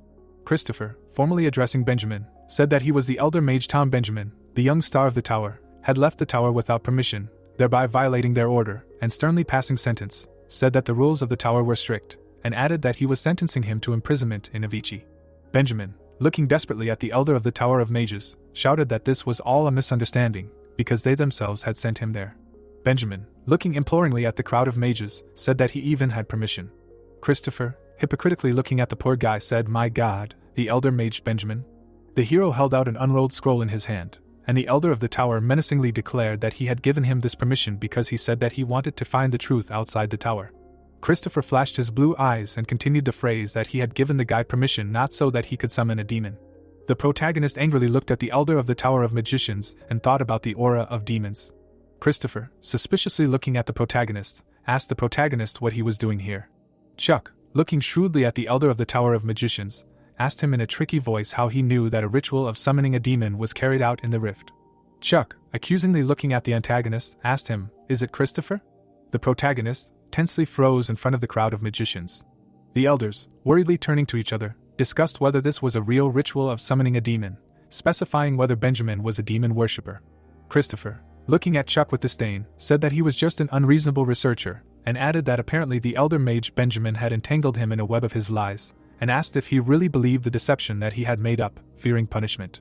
The protagonist looked menacingly at the head of the Tower of Mages, and Christopher condescendingly said that he mercifully overlooked his rudeness. But the protagonist interrupted him and said that he would ask the same question again. The mage looked contemptuously towards the protagonist, and Chuck authoritatively reminded the rules that the mages of the tower are forbidden to leave it without the permission of the elders. Chuck, looking shrewdly straight into the eyes of the antagonist, asked who else were those elders who approved the surrender of him to Benjamin, besides himself. The elder of the Tower of Mages, looking indignantly at the main character, exclaimed, "What impudence it was," and asked how dare he suspect them too. The elder said that, as already said, Benjamin said that he wanted to investigate something, and the girl, sitting nearby, said that this really sounded a little strange. The girl, looking at the elders of the Tower of Mages, asked her comrades, didn't the rules state that it was necessary to reach an agreement between 5 elders in order to allow the mage to leave the tower? Elder Julia, putting her hand to her lips, said that she, however, had never even heard of such a request. Elder Luke sat in his place, and the girl asked him if he agreed with her. Chuck, confidently looking at his opponents, said that now they were in the majority. The magician in the green robe, decisively raising his finger, ordered the demon worshippers to surrender, to which Julia objected that this was simply some kind of absurdity. The magician stood in the middle of the large hall, and Christopher indignantly asked them why they stood rooted to the spot, because their star was literally being mocked, and ordered that this researcher be immediately locked in the punishment chamber. The elder, firmly looking at the protagonist and his comrades, said that the magicians make decisions on their own. The magician in the green robe looked at what was happening in shock and asked in horror what he had just said. The magicians of the tower decisively pointed their weapons at the elders. Magic auras enveloped their hands. The elder, looking at his new opponents, said that even if they were wrong, they would be held accountable for it. At this time, the supporter of the demon worshipper, angrily looking at the heroes, exclaimed that they were simply traitors. Christopher, raising his hand to his mouth in horror, said that it looked like it was not Benjamin who was awaiting imprisonment in Avicii. The protagonist, taking a step back, said that then it would be better for him to leave them. Christopher activated a magic spell. Benjamin, looking at what was happening in amazement, shouted that this was real teleportation, and added that, however, a teleportation spell should not work in the Round Table Hall, while John said that this was far from teleportation. Elder Christopher angrily looked at the heroes, and the protagonist said that this was a force summoning spell that was activated under certain conditions, while the elder of the Tower of Magicians ominously said that the researcher Chaku, he remembered him. The Hall of Magicians was filled with a dark magical aura, and Christopher wished to meet with the protagonist again. The protagonist stood menacingly in the middle of the hall. The system solemnly notified that the quest, the truth of the Tower of Magicians elders, was completed. The protagonist fulfilled the conditions. His affinity with the Tower of Magicians increased significantly, and his influence in the Tower of Magicians increased significantly. Chuck, looking at the monitor with delight, thought that the influence had jumped again, and Julia loudly declared that apparently this escape only confirmed their suspicions. The elder, clearing her throat, officially said that from this moment, in addition to Christopher, the 2 elders who approved Benjamin's sortie were removed from their posts and would be forever imprisoned in Avicii, and declared that this meeting could be considered over. The protagonist's comrade bowed deeply, and the elder confidentially asked if she could rely on him in subsequent affairs, while John respectfully answered that of course he could rely on him. The system, activating a new quest, announced that a related quest had appeared, restoring the Tower of the Mages, and now, even when the goal of pursuing the truth was tainted, the protagonist needed to restore the Tower of the Mages from the very foundations, while Chuck, surprised, exclaimed that this was another quest of the Tower of the Mages. The protagonist, greedily looking at his monitor, thought that even with his current level of authority, he gets a lot of goodies, and asked himself that if he gains even more affinity and influence, how much will he be able to squeeze out of it? Chuck, concentrating on his screen, thought that for now there is something more important. The system, displaying a repeating quest, showed that the protagonist needs to temper his weak body, while Chuck thought that this is a repeating quest again. The protagonist desperately ran through the night park. Chuck, tensely running through the park, thought that this time he has two main advantages. The door slightly opened and the protagonist thought that now he has a huge rise in affinity and influence in the Tower of Magicians, and the items left after the bloody demon, which he managed to cleanse through exorcism. An image of a magic item appeared, and the protagonist thought that one of them was a pentagram of pure knowledge, an item that contained all the information on each plant and mineral of the arcana. The hero, looking at the item in his hands with impress, thought that he expected something cool, and since this is a top epic item, then something like this goes beyond all bounds, because along with information on thousands of different herbs, it also increases the magical efficiency of mineral research. Chuck, intrigued, moving on to the next item, wondered what the other one did. The protagonist, looking at the second artifact in amazement, thought that it was obtained from the remains of that monster, and there is a pentagram of hidden knowledge on it. Chuck, looking at the item in his hand with impress, thought that this is the very item that can create a portal to the 252nd level zone. An image of horrible monsters appeared and Chuck thought that the Predator Zone consisted exclusively of predators of each region, that this is the very place where the battle for life never ends, because monsters constantly kill each other in an endless bloody massacre. The protagonist, calmly tightening his tie on his neck, thought that this was cruel, but the true value of this location is in the speed of leveling. Chuck, throwing on his black coat, thought that with such a bunch of mobs, experience is gained super quickly, and level 250 sounds like an ideal difficulty level.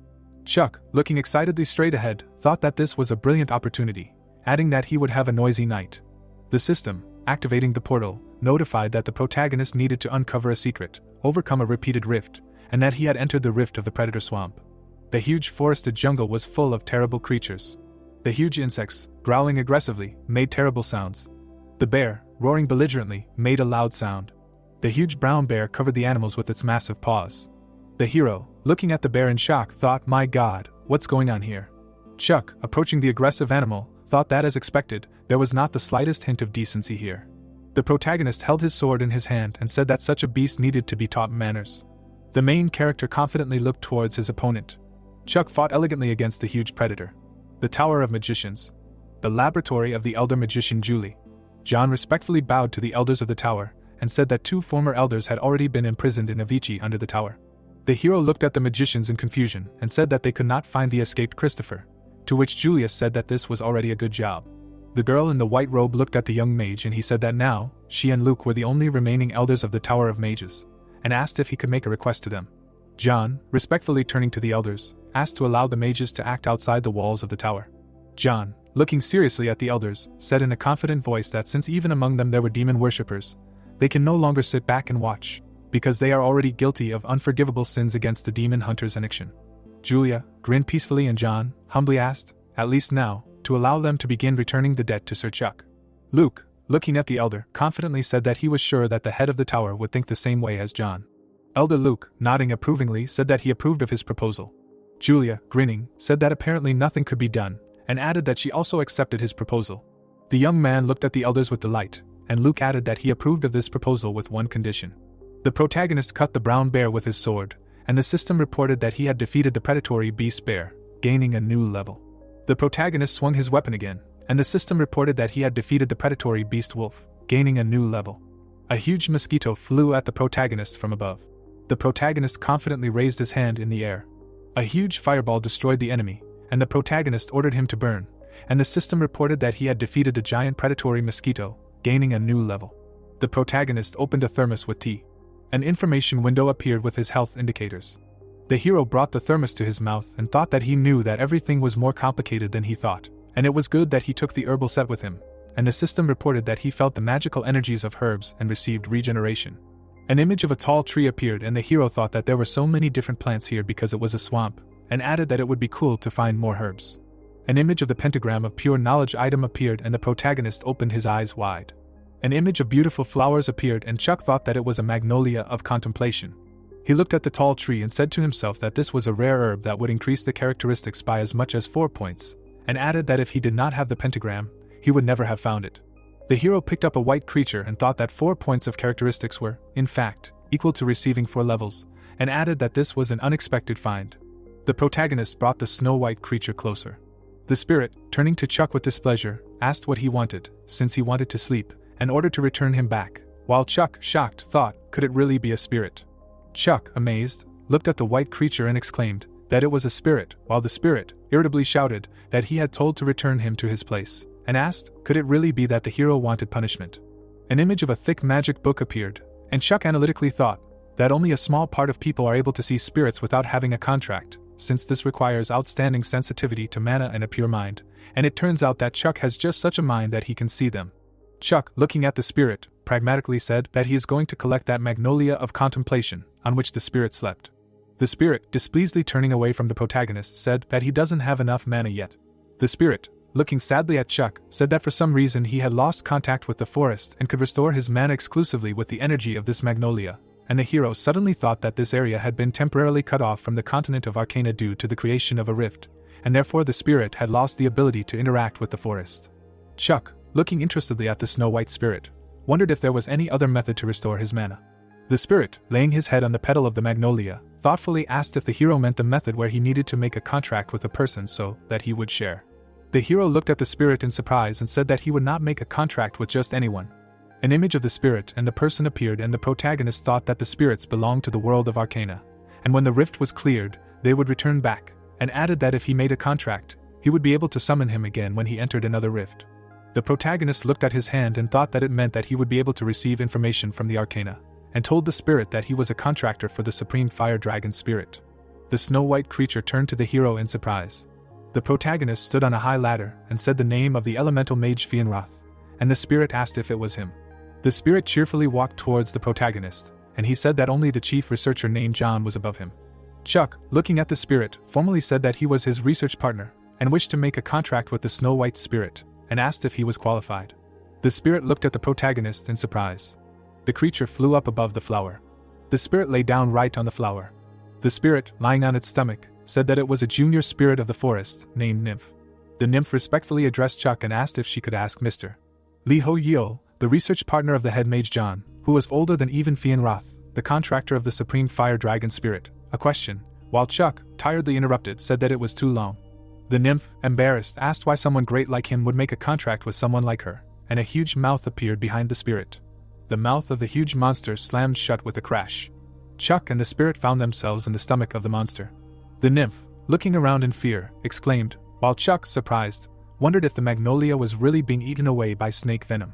The protagonist picked up the nymph and thought that he had worked so hard to get this flower that he wouldn't lose it to some viper, and ordered the spirit to perform the contract ritual, to which she asked if they were really going to do it right there. Chuck, panicking, shouted for the spirit to do it faster before they were swallowed whole, to which she replied that it wasn't that easy, while Chuck asked if there were any conditions for the ritual, to which she, embarrassed, replied that there weren't. The nymph, dreamily clutching her cheeks, said that since she was little, she had dreamed of her first contract being made in a field of flowers with a handsome man who would whisper an eternal oath in her ear, and then they would exchange rings made of herbs, while Chuck impatiently ordered them to begin, and wondered if he should just leave her. A huge viper rose into the air, and the nymph announced that she was beginning the contract ritual. The protagonist looked at his hand, and the system announced that a contract ritual was being undertaken with the spirit. Chuck, watching what was happening in surprise, exclaimed that the nymph's form was changing. Chuck, looking at the spirit with understanding, realized that spirits are extremely susceptible to the influence of their contractors' personalities, which means that her appearance and character will change depending on his influence. The nymph, having solemnly introduced herself, asked to allow her to introduce herself again. An image of a girl with wings appeared, and the nymph introduced herself as a junior spirit of the forest, a nymph, on behalf of the spirit contractor Mr. Chuck. She swears eternal loyalty, while Chuck, surprised, thought that she had also turned into a noble spirit with the 8th grader syndrome. The nymph, looking politely at the protagonist, said that however, she could not say that this place was really suitable for bringing him her first greeting, and if he did not mind, she would escort him outside. The magnolia glowed with a bright light, and Chuck, puzzled, wondered why the magnolia of contemplation also glowed. The neck of a huge viper exploded, and the system reported that the protagonist defeated the predatory beast anaconda, receiving a new level. Chuck, looking at the tree in amazement, wondered if this tree really grew from that very flower, while the system notified that the prey was collected automatically. The nymph, looking at the protagonist, said that this ability was given to them, spirits, a blessing from birth, a sprout blessed by them grows wherever it is. Chuck, looking at the spirit with interest, asked himself if it was really anything and anywhere, because it could be incredibly useful for research and cultivation of herbs, asking the girl if this was really a power different from mana, the power of nature itself. Chuck, looking worriedly at the glowing tree, thought that this spirit was using his Ana without asking. The protagonist's face twisted into a grimace. The nymph, looking at the protagonist with admiration, said that the contractor's power is inexhaustible. No matter how much mana she sucks out, he is still full, grow big and strong, and added that with this her forest will bloom even more, and Chuck tiredly thought that this is enough. The system, notifying about the conclusion of the contract, said that he made a contract with the spirit, and the Queen of the Forest Spirits Dried blesses his contract, because the blessing of the Queen of the Forest Spirits Dried extends across the swamp of predators. Chuck, standing on a tree branch, thought that making a contract with a spirit provides such effects, and added that he does not know what kind of blessing Dried it is, but for now he will rest and restore mana. The system reported that experience points received in the swamp of predators are increased by 20%, and the chances of valuable prey in the swamp of predators are increased by 20%, and the remaining time is 59 minutes and 59 seconds. Chuck, grinning contentedly, thought that it was hunting time, but he would not refuse loot and pumping. The protagonist, looking at the flower, thought that first, he would collect the Magnolia of Contemplation, and then head to the area with a bunch of mobs, while the system notified that a fully blossomed Magnolia of Contemplation increases stat points by 4. The system reported that the Pentagram of Pure Knowledge provides knowledge of all minerals and plants of the continent of Arcana. The protagonist looked at the flower and realized that even more knowledge had naturally popped into his head. Chuck looked around the area and Nymph said that this area was the center of the swamp, where the eternal battle of predators was taking place, to which Chuck replied that he was not talking about monsters, asking that the stone in the center, was it really the seed of the world tree? The tree began to glow brightly. The protagonist, looking at it in shock, asked Nymph if her blessing could grow the world tree, while she, shocked, asked him if he was talking about the world tree, the heart of the continent, the parent of all vegetation, adding that she had never tried. Monsters were crowding around the stone and Chuck confidently said that the Pentagram of Pure Knowledge told him everything, adding that although it looked like a stone, it was definitely a seed of the tree, asking himself how it ended up in such a place. The system activated the world quest. The guy looked at his computer in surprise. The girl stared at the monitor, mesmerized. While the streamer Wiganta was broadcasting and searching for rare snails, the system announced a world quest for the seed of the world tree, where the continent of Arcana was experiencing a crisis that threatened extinction, and amidst this great threat, new hope was born. The protagonist looked at the monitor in surprise. Chuck, standing on a tree branch, thought that the knowledge provided by the pentagram was intended for demons, and in Arcana, they used it to destroy the world tree, and sensing this danger, it scattered its seeds across the continent, and this, apparently, was one of them. Chuck, decisively turning to the nymph flying in the air, told her to get ready. The protagonist, looking at the creatures serving below, solemnly said that they would make the world tree bloom, and thought that the nymph controlled the branches and vines of the Magnolia of Contemplation, which she had grown, with minor adjustments to the shape and strength. The predators pounced on the world tree. Chuck, confidently throwing himself down from the tree, thought that it was actually very easy to tie up these creatures. The protagonist made several confident strikes and the system reported that the blessing of the Dryad and the gain of experience had increased by 20%, and he had gained a new level. The protagonist, tiredly opening his thermos, and the system informed him that the energy of the herbs restores his health somewhat, and the hero declared to himself that using the blade's aura is really exhausting, because he would have passed out long ago if not for the tea. Chuck, assessing the huge stone, thought that these were the last remnants of what he took with him, because he saved as much mana as he could in the battle, and hoped that this would be enough to grow the world tree. The hero, opening his eyes wider, felt something. The nymph, looking worriedly at the protagonist, thought that this feeling frightened her. A huge creature jumped out in front of the protagonist, and the system informed him that the owner of the forest, the guardian of the forest, was an ancient rock. Chuck, anxiously looking at the stone face of the creature, asked himself whether he was really protecting grain, and added that naturally, it could not be that a world-class quest was so simple. The hero materialized swords in his hand and said that it would be difficult, because he also needed to save up mana, but nothing could be done.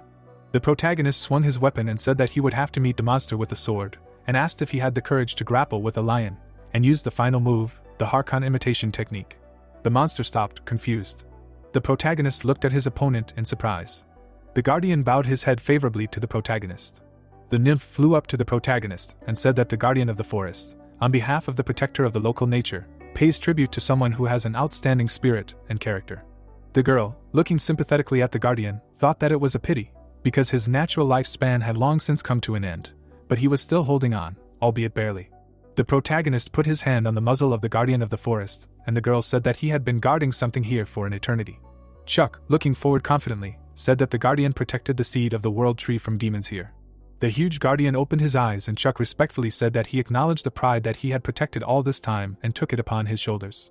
The carcass of the forest guardian glowed brightly. The hero, watching the glowing monster in amazement, thought that his energy was being transferred to the seed, because the guardian was offering his life as an offering to the world tree. Chuck, decisively turning to the nymph, said that this stone was the seed of the world tree and ordered her to use her blessing. The nymph, looking at the protagonist understandingly, said, "It turns out that it was," and added that she understood everything. The nymph concentratedly flew up above the huge carcass. The seed of the world tree shone with magical energy. The seed of the world tree was intensely transformed. The protagonist looked at what was happening in surprise. The world tree, rising majestically, began to sprout from the ground. The system announced that he had entered the rift of the secret garden of the world tree. A new world tree had taken root on the continent of Arcana. The protagonist confidently looked at the screen. The system reported that the continent of Arcana was celebrating the birth of a new world tree, and people looked at their monitors in surprise. The system notified that a wave of life was sweeping across the continent of Arcana, while the streamer Huigantu shockingly exclaimed, "What the hell is going on there?" And his viewers commented that while Huigantu was crawling after snails, someone found the world tree. The viewer, confidently looking at the screen, said that it was Chuck again. The protagonist looked ahead and the system notified that he had passed the rift of the secret garden of the world tree. Chuck, noticing the closing of the portal, shouted that the rift was closing and called Nymph to him. Chuck, looking sternly at the girl, ordered her to observe the situation in Archon and then report to him, because the mechanical tower of Kvirenberg would serve as her base of operations. The nymph, respectfully bowing her head, said that she would justify the trust of Mr. Chuck. The protagonist found himself in his room. Chuck, bowing his head, thought that this nymph used someone else's mana exactly as she pleased. An image of past events appeared. The hero stood in the middle of the rooms and Chuck thought that he passed out while standing. The protagonist opened his eyes in confusion. Chuck, looking ahead in surprise, was he really at home, asking himself if he fell asleep, was it all a dream? Chuck, checking his statistics, saw that he had the title of the last explorer. The hero, happily looking at the monitor, thought that it was not a dream after all, and he had a title, because in the arcana itself it was super hard to earn them, and asked what effects it had. The parrot hurriedly burst into the room, shouted the protagonist's name. The feathered one, excitedly looking at the protagonist with his huge eyes, said that he had arrived to notify him about the planned resumption of the scientific conference. Chuck, looking at the feathered one, thought that this conference was suspended when Benjamin disappeared, and it would be better to participate in it in order to complete the quest, and asked the parrot when it would resume, to which he replied that it would happen in 2 hours. The protagonist angrily looked ahead and the parrot said that he was so worried because he could not find him for 3 days, sir, and so glad that he found him. The protagonist, brushing his teeth, said that he would be heading out in a minute and wondered how long he had been out cold, adding that Nymph was eating too much mana. Benjamin was speaking at the podium. The protagonist looked confidently at the audience and declared that his presentation was over, adding that he thanked them for their attention. The mages sat tiredly and one girl said that Benjamin had really prepared well. John told a passing red-haired guy that he had given a great speech, and Chuck announced that Kiko from the School of Enchantment would be speaking next. The students began to talk about the School of Enchantment. Chuck, looking critically at the mages, thought that this was the same black hole of the Tower of Mages, and asked himself what had suddenly happened to the mood, because the School of Enchantment was definitely not the most popular, but he would not call it a black hole. The girl began to climb the podium, and the hero thought that senior mages were exempt from the admission procedure to the Topaz Hall, so he did not even know what her work would be about. Senior mage Kiko, desperately looking at the crowd of gathered mages, said that she was a parasite. John, sympathetically watching what was happening, thought that the girl had imposter syndrome again, and added that he was afraid that she was not able to give a presentation, asking to take her to her place. Kiko, hysterically kicking away from the men, exclaimed that she was parasitizing on the Tower of Mages like a useless pig. She was a black hole that only absorbed the funding of the tower, while her colleagues, calming her down, asked her to calm down and offered her to return to her lab. John, standing on the podium, officially announced that this was the last presentation, and that was all for today, while Chuck thought with satisfaction that apparently this could be considered a success. The protagonist turned to the magician who had called him by name. John looked at the protagonist and asked if he wanted to have some tea with him, because he had good news for him, while Chuck thought about what it could be and agreed, because he also had something to say. The Tower of the Magicians. The Hanging Gardens. Enormous gardens hung in the air. John spat out his tea in shock. The guy looked at Chuck in surprise and asked if it was really the World Tree and asked if he now had access to information from the continent of Arcana, to which Chuck agreed. The system solemnly notified that the global quest, the Seed of the World Tree, was being completed, and 1 seed had been found. Chuck drank tea from the cup and declared that although it was only one of many, the energy of this life should help those who fight destruction. John wearily folded his hands together and said that the World Tree controlled the energy of the Arcana world, and the demons had only grown stronger in his absence. But since he had grown the grain, everything had changed. John, warily realizing, said that this was extremely good news and added that she did not know how to repay him, and Chuck asked him if he had not promised him good news. The protagonist sipped his tea and the mage, with slight irony, noted that in comparison to his news, this was just nonsense. Chuck sipped his tea and John solemnly announced that mages no longer needed permission to leave the tower. John, holding out his hand and explaining that this only applied to matters related to Christopher, but as soon as they dealt with him, mages would be able to leave the tower accompanied by a senior mage. The protagonist looked ahead happily and the mage continued that he, like Chuck, was considered a senior mage, and the hero thought that he could join any raid on the rift together with the tower mages. Chuck, smiling calmly, asked if they had already found Christopher, and he asked himself if that was really his entire reaction. John sat tensely at the table and said that the prisoners would not admit to anything, but no one could stand long-term imprisonment in Avicii, and he was sure that they would soon find out where he was. Chuck looked thoughtfully at his interlocutor and asked what kind of place Avicii was. The magician, running into the hall, shouted to Sir John. The magician stopped and said that it was urgent, because the problem was connected with 2 former elders who were imprisoned. The protagonist and his interlocutor were dumbfounded. The system informed that the Tower of Magicians was created from countless spells, and underground there was a space that served as a foundation for them, adding that this was a place untouched by the flow of time. John went down the stairs and explained the nature of the prison, saying that this was a space of constants, where everything was constant, unchangeable. This was Avicii. Chuck, looking at his interlocutor, thought that he had just entered here, and just 1 second already seemed to drag on forever, like in a hyperbolic time room. Chuck, shocked, saw 2 figures burning on the floor. John, looking at the remains in shock, asked if these were the charred bodies of those elders, and asked what had happened, while the magician, confused, answered that he did not know, because he had come down here as soon as he noticed the presence of unfamiliar mana, and they were already in this form. Chuck, coming closer to the fire, thought that apparently the escape attempt had failed, because he had heard that it was impossible to use mana in this place, but this was practically the exit. They should have been able to get out, since this had happened. The fire blazed right in front of the hero. Suddenly, the flames gushed out at the protagonists. John, looking at what was happening with concern, asked what had caused it, and ordered to set up a barrier. The flames melted the barrier, and Chuck thought that the flames were even burning through John's defense.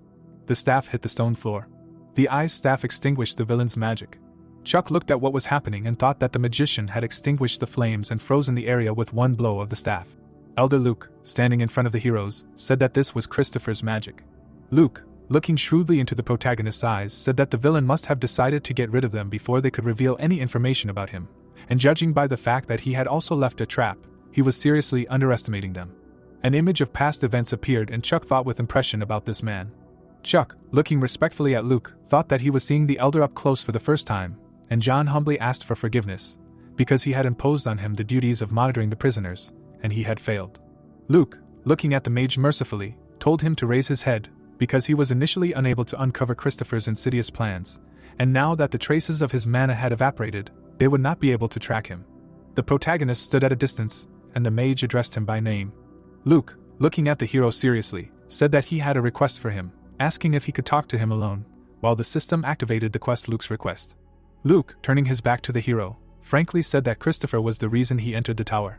An image of the mage in fire appeared and he stated that Christopher was an elder, once called the Flame Dragon. Luke, mysteriously bowing his head, said that for him, who dreamed of conquering the peak of ice magic, he was an opportunity to prove his power. The protagonist looked at the elder, and he said that he simply wanted to freeze the flame, because that was his only goal, that was all he cared about, because in the end he had achieved the same status as the oldest mage. An image of 2 elders of the mage tower appeared and Luke said that, however, he could not surpass him. Luke, turning to the protagonist, frankly said that, to be honest, he no longer thought that this was even possible, but with the way events were developing, he realized that he was still not able to give up this goal. The protagonist looked at the mage in surprise and he called him the Supreme Mage Chuck. Luke, looking the protagonist straight in the eyes, decisively said that he was the only one who could fulfill his request. The protagonist confidently walked along the brightly lit corridor. The blonde frowned. The guy mentally declared that this was Luke's request. Chuck approached the girl in the cloak and thought that he would help him. Since it was also a quest, the guy mentally added that he had a feeling that it was not at all about a sense of duty to the Tower of Magicians. A notification appeared that this was a quest request from Zion. You need to help Ziones defeat Kristoff. The protagonist opened the door and mentally declared that, most likely, he was glad to finally get the opportunity to make his lifelong dream come true. The blonde sat down on a chair and thought that turning his lifelong dream into reality was more important. The elder of the Tower of Magicians stands against the background of his fiery dragon. Kristoff frowned. The protagonist mentally explained that he is a rare fighter, so there is not much information about him, but all the players who met him say something about him. A man in a black cloak stands on the edge of a burning rock. The hero mentally said that his flame burns literally everything to the ground. Chuck pressed his hand to his head and mentally declared that he had to fight him somehow. The guy mentally added that he had even burned through Marcelo's barrier. A table of the character profile named Chuck appeared. The protagonist thought that he had leveled up a little in the Predator Swamp, but he was still nothing compared to the Elder. The guy mentally added that he did not have the appropriate artifacts for this. Chuck put his hand on the table, and in his mind he asked himself how he should prepare for this. An image of a message that had come to Chuck's phone appeared, which said that his friends were worried about him, and also that they had collected information that might interest him. A news table appeared, which said that scientists could not find an explanation for the appearance of red stars in the sky. The red star is growing. A news table appeared, on which lava flows flowed from the glaciers of the Arctic. It was also said that unnatural phenomena were observed on the dead land of the North Pole. Flying up to the blonde, the letter shouted his name. Chuck asked what they wanted from him. The brunette runs and shouts that they have just detected the presence of abnormal mana in the northern region of the Earth. He also added that everyone should immediately proceed to the Topaz Hall. Topaz Hall, the Towers of the Magicians. 8 magicians came to a spacious room. The brunette in the blue cape raised his hand to his face and said that this is the mana of the former elder, the flame dragon Christopher. The long-haired man thoughtfully scratched his chin. William said that this mana is unimaginable. The long-haired man exclaimed that they can be sure, and asked if they have determined the presence of any other mana. The red-haired guy replied that he experienced something similar in the place where Christopher sent him in search of the truth. The man in glasses clenched his hand into a fist and said that there was a demon there. He added that now it is more sinister, more powerful. The blonde man entered the room and exclaimed that Christopher was trying to create a rift. Chuck frowned and said that Christopher wanted to summon a high-ranking demon king.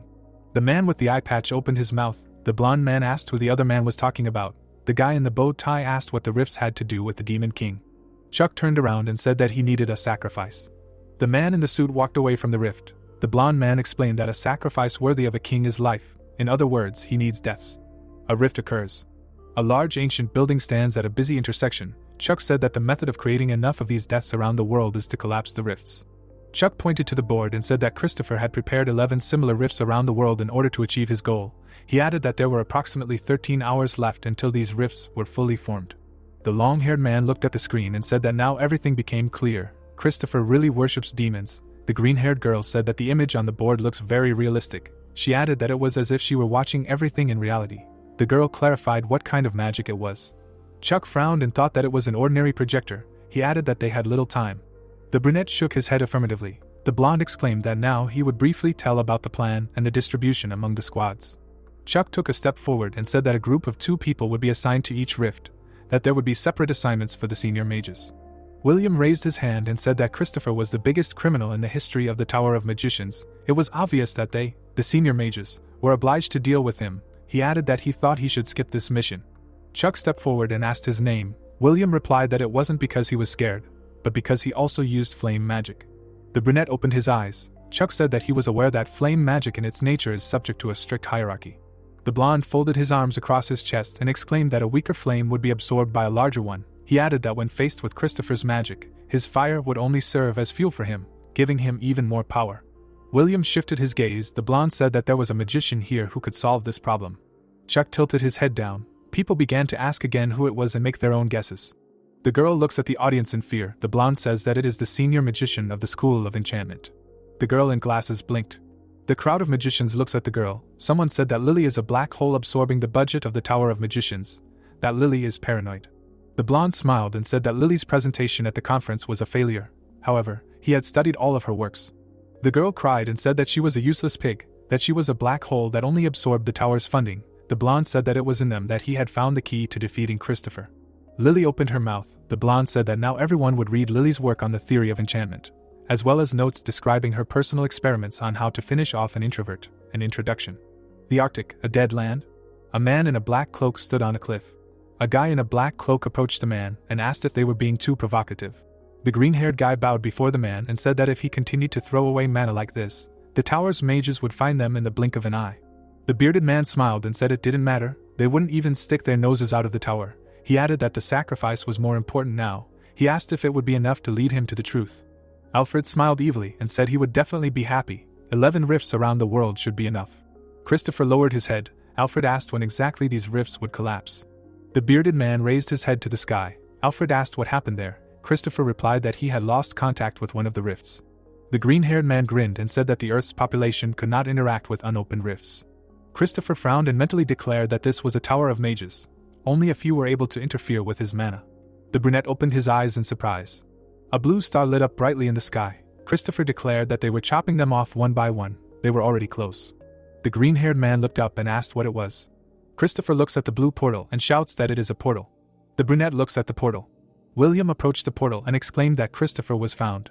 The red-haired guy directed his power at the portal. The blonde said that everything is fine, he should get ready and shoot mana. The red-haired guy exclaimed affirmatively. The bearded man looks forward in fear. The yellow power rushed towards the opponent. Christopher exclaimed that it was a beam of pure mana. The long-haired man accumulated purple power in his hands. The blonde shouted his name. Lily reads a book. Chuck shouts her name. The girl nervously asks if it will work.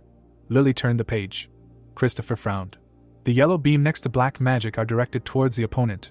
The School of Enchantment studies the imbuing of objects with magic.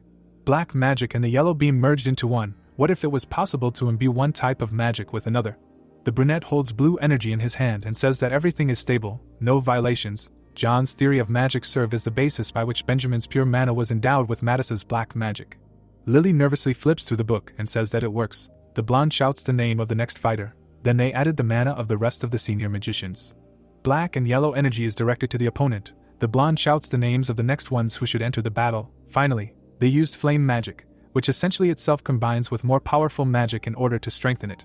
The blonde exhaled and said that William should be the last. The fireball flies. The bearded man looks at the cloud of energy in surprise. All the energy is directed at the opponents. The energy hits the hero. Even Christopher, the greatest flame mage, cannot withstand this.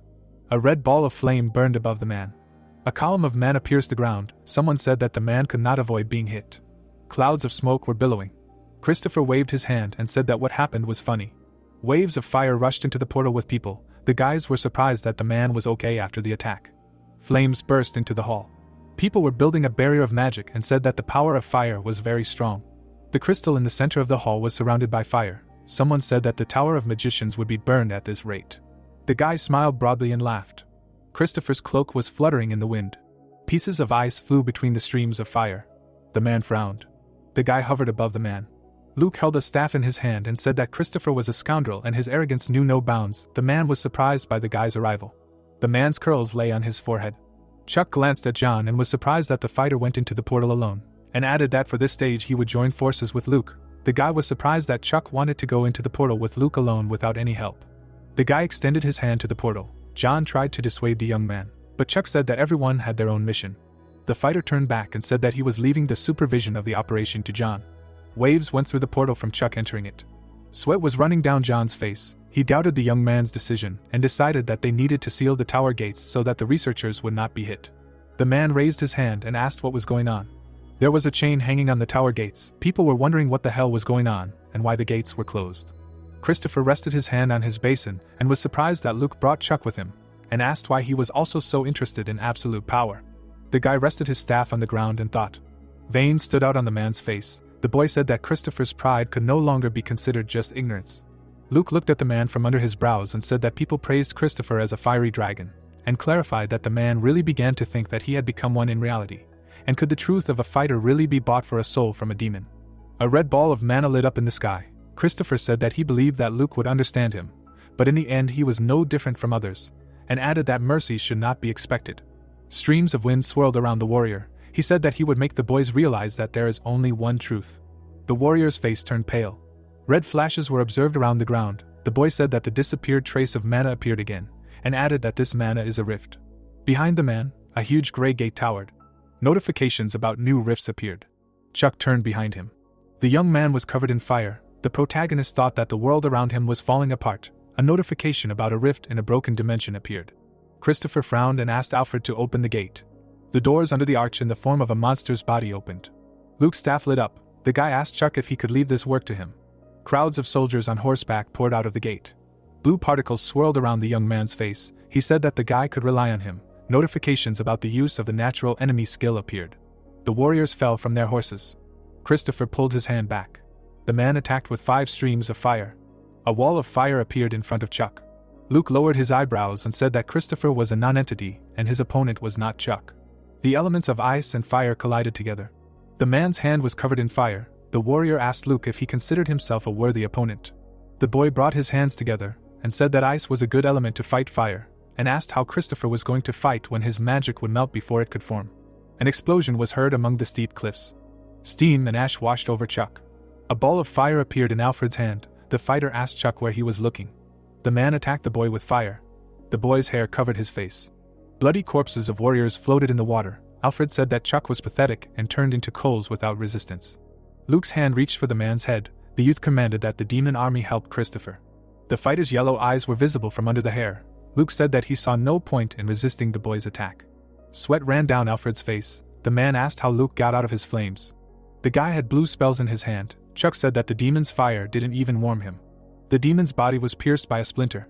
Blood flew everywhere. The guy remembered that he asked to cover his clothes with the flame attribute, which caused displeasure in the senior magician. The warrior's face changed. He asked himself that they had dealt with Alfred. The man drew his eyebrows together and told Luke that his partner could do something. Christopher lifted Luke above the ground in his hand and said that it was all over. Fear took over the guy's face. He said that with the collapse of the rifts, the Demon King would also be reborn, and the progress of the collapse continued to grow. Notifications with new rifts appeared on the monitor. Notifications with the progress of the collapse appeared. Christopher said that he would soon reach the absolute truth that no one had touched. The man smiled and said that Luke would never defeat him. The guy punched the wall. There was a crowd of people around the building. The man asked to let him out. The young man spread his arms and shouted that he didn't care if he died. The main thing was to die in battle. Surprise took over Christopher's face. Luke looked down and said that he initially did not want to defeat the man. The fighter stopped smiling and was surprised. There were messages about the rifts closing. The guy was looking at the monitor. John was moving his hands and commanding people to follow the orders of the Supreme Mage. The girls were casting spells. John directed them to rift number 1497. A notification appeared that said the rift was closed. People quickly closed the rifts. Blue or red mana swirled around the men. Luke told Christopher that he wanted to show him something for the last time. Columns of ice grew around the warrior. Ice columns pierced the sky. Luke broke free from Christopher's grip. The man's face was covered with anger. Christopher spread his arms and said that this was a pathetic trick. Chuck was holding a sword in his hand. His hair covered the guy's eyes. Demons ran to attack with screams. The wind blew in the fighter's face. The young man noticed that everything had started moving. Chuck's magic destroyed everything in its path. The guy said that the demons should come all at once. The guy quickly attacked all the monsters. The young man brought the blade to his face and thought that there was no end to the demons, and if he stopped, the rift would break, and added that he needed Luke's help. Fire was spinning around the man. Christopher turned to Luke and said that all his attempts were pathetic. The guy dodged the fire attacks. The man smiled and said that the cold of the young man would only melt in his flame. Steam was flying around the man. Christopher was surprised by what he saw. Lava was pouring out on the ground. The man opened his eyes wide and realized that the cold was coming from his body. The warrior leaned over the ground. Luke said that his magic was designed to fool the man. Blood was flowing from Luke's mouth. He said that the fighter's insides should be frozen. The fighter turned around and noticed that the magic should have touched the hatch too, and thought that it was all too easy. A cold wind blew across the battlefield. Luke repeated that he was not going to win this fight. The warrior's body was covered in ice. The guy sank into the ice. The man guessed something. Luke gave the scroll to Chuck and said that inside it was mana, which he had been saving for hundreds of years. The young man stood with his back to the guy and said that this mana was enough to destroy the dimension. Chuck asked why he needed this scroll. The cloak covered the guy's face. Luke said that ice was Christopher's main opponent. The guy turned to Chuck and said that he could lose the fight and the young man should not hesitate to use the scroll. Chuck clutched the scroll in his hand and asked what Luke wanted to take Christopher with him. The guy's face changed. Luke looked from under his brows and said that he did not have much time left, and this was his dream before his death. The man extended his hand to the boy. The boy asked how Christopher felt about his cold. The fighter's eyes grew dim. He couldn't believe that he was going to die soon. Luke looked down and thought that he had accomplished the task, and the fighter's breathing slowed. The fighters' bodies were encased in ice. The boy asked the fiery dragon to encase them in sleep under the canopy of the snowstorm's silence. The man's eyes were burning with fire. The fiery dragon rose above the ground. The boy covered his face with his hand. Christopher's body was burning. Fire was coming from the man's face. The fighters were enveloped in red mana. The boy was surprised that everyone was falling to the ground. Chuck raised his head to the sky. He thought that the warrior's life forces had flown upward. A fireball hung above the man. Christopher said that he was a demigod called the Fiery Dragon. The boy opened his mouth wide and shouted for the man to stop. The fiery dragon rushed to attack. The clothes on the guy's hand were torn. Luke realized that he had no more strength left. Chuck's hand was touching Luke's body. Luke opened his eyes. The fighter turned to Chuck. The guy apologized for being late. The guy's hair covered his eyes. The guy realized that he did not have enough strength to resist the demigod. A smile appeared on the young man's face. The fighter's body was enveloped in blue streams of magic. The guy realized that the enemy had absorbed the energy of demons. Notifications about the activation of the skill appeared. The blue bird pierced the fire dragon. The man's body was covered in ice. The warrior's eye was visible from under the ice. Luke was lying on the ground.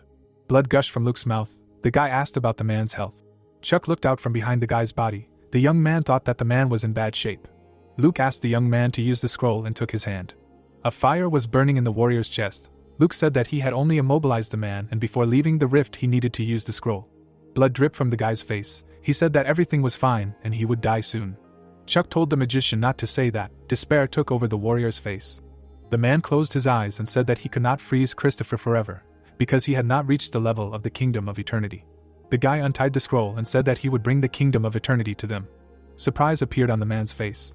Blue light came out of the paper. Chuck understood that only with the help of the scroll could he control time and space. A bright light emanated from afar. The columns went into the distance. The man was surprised that the young man resolutely wanted to fulfill his dream, and realized that he did not know how to thank him. Luke stretched out his hands forward. The blue bird covered Christopher with its body. Luke handed the scroll to the guy and said that anyone could fulfill his request. The man asked why he was chosen. A smile appeared on the man's face. The man sits surrounded by children. Luke thinks that the kids would not cope and would cry. They would begin to doubt that the old man would have to part with life. The girl held flowers in her hand. The man stood in front of Chuck and summed up that he was the best executor of this request. Luke looked down and said that he understood that he was asking for a lot, but this was not a request of an elder, but of a grandfather who worries about the mages as if they were his grandchildren. The guy bowed his head and understood Luke's motives. The man smiled broadly. Luke thanked Chuck. John was kneeling in front of a grave with flowers.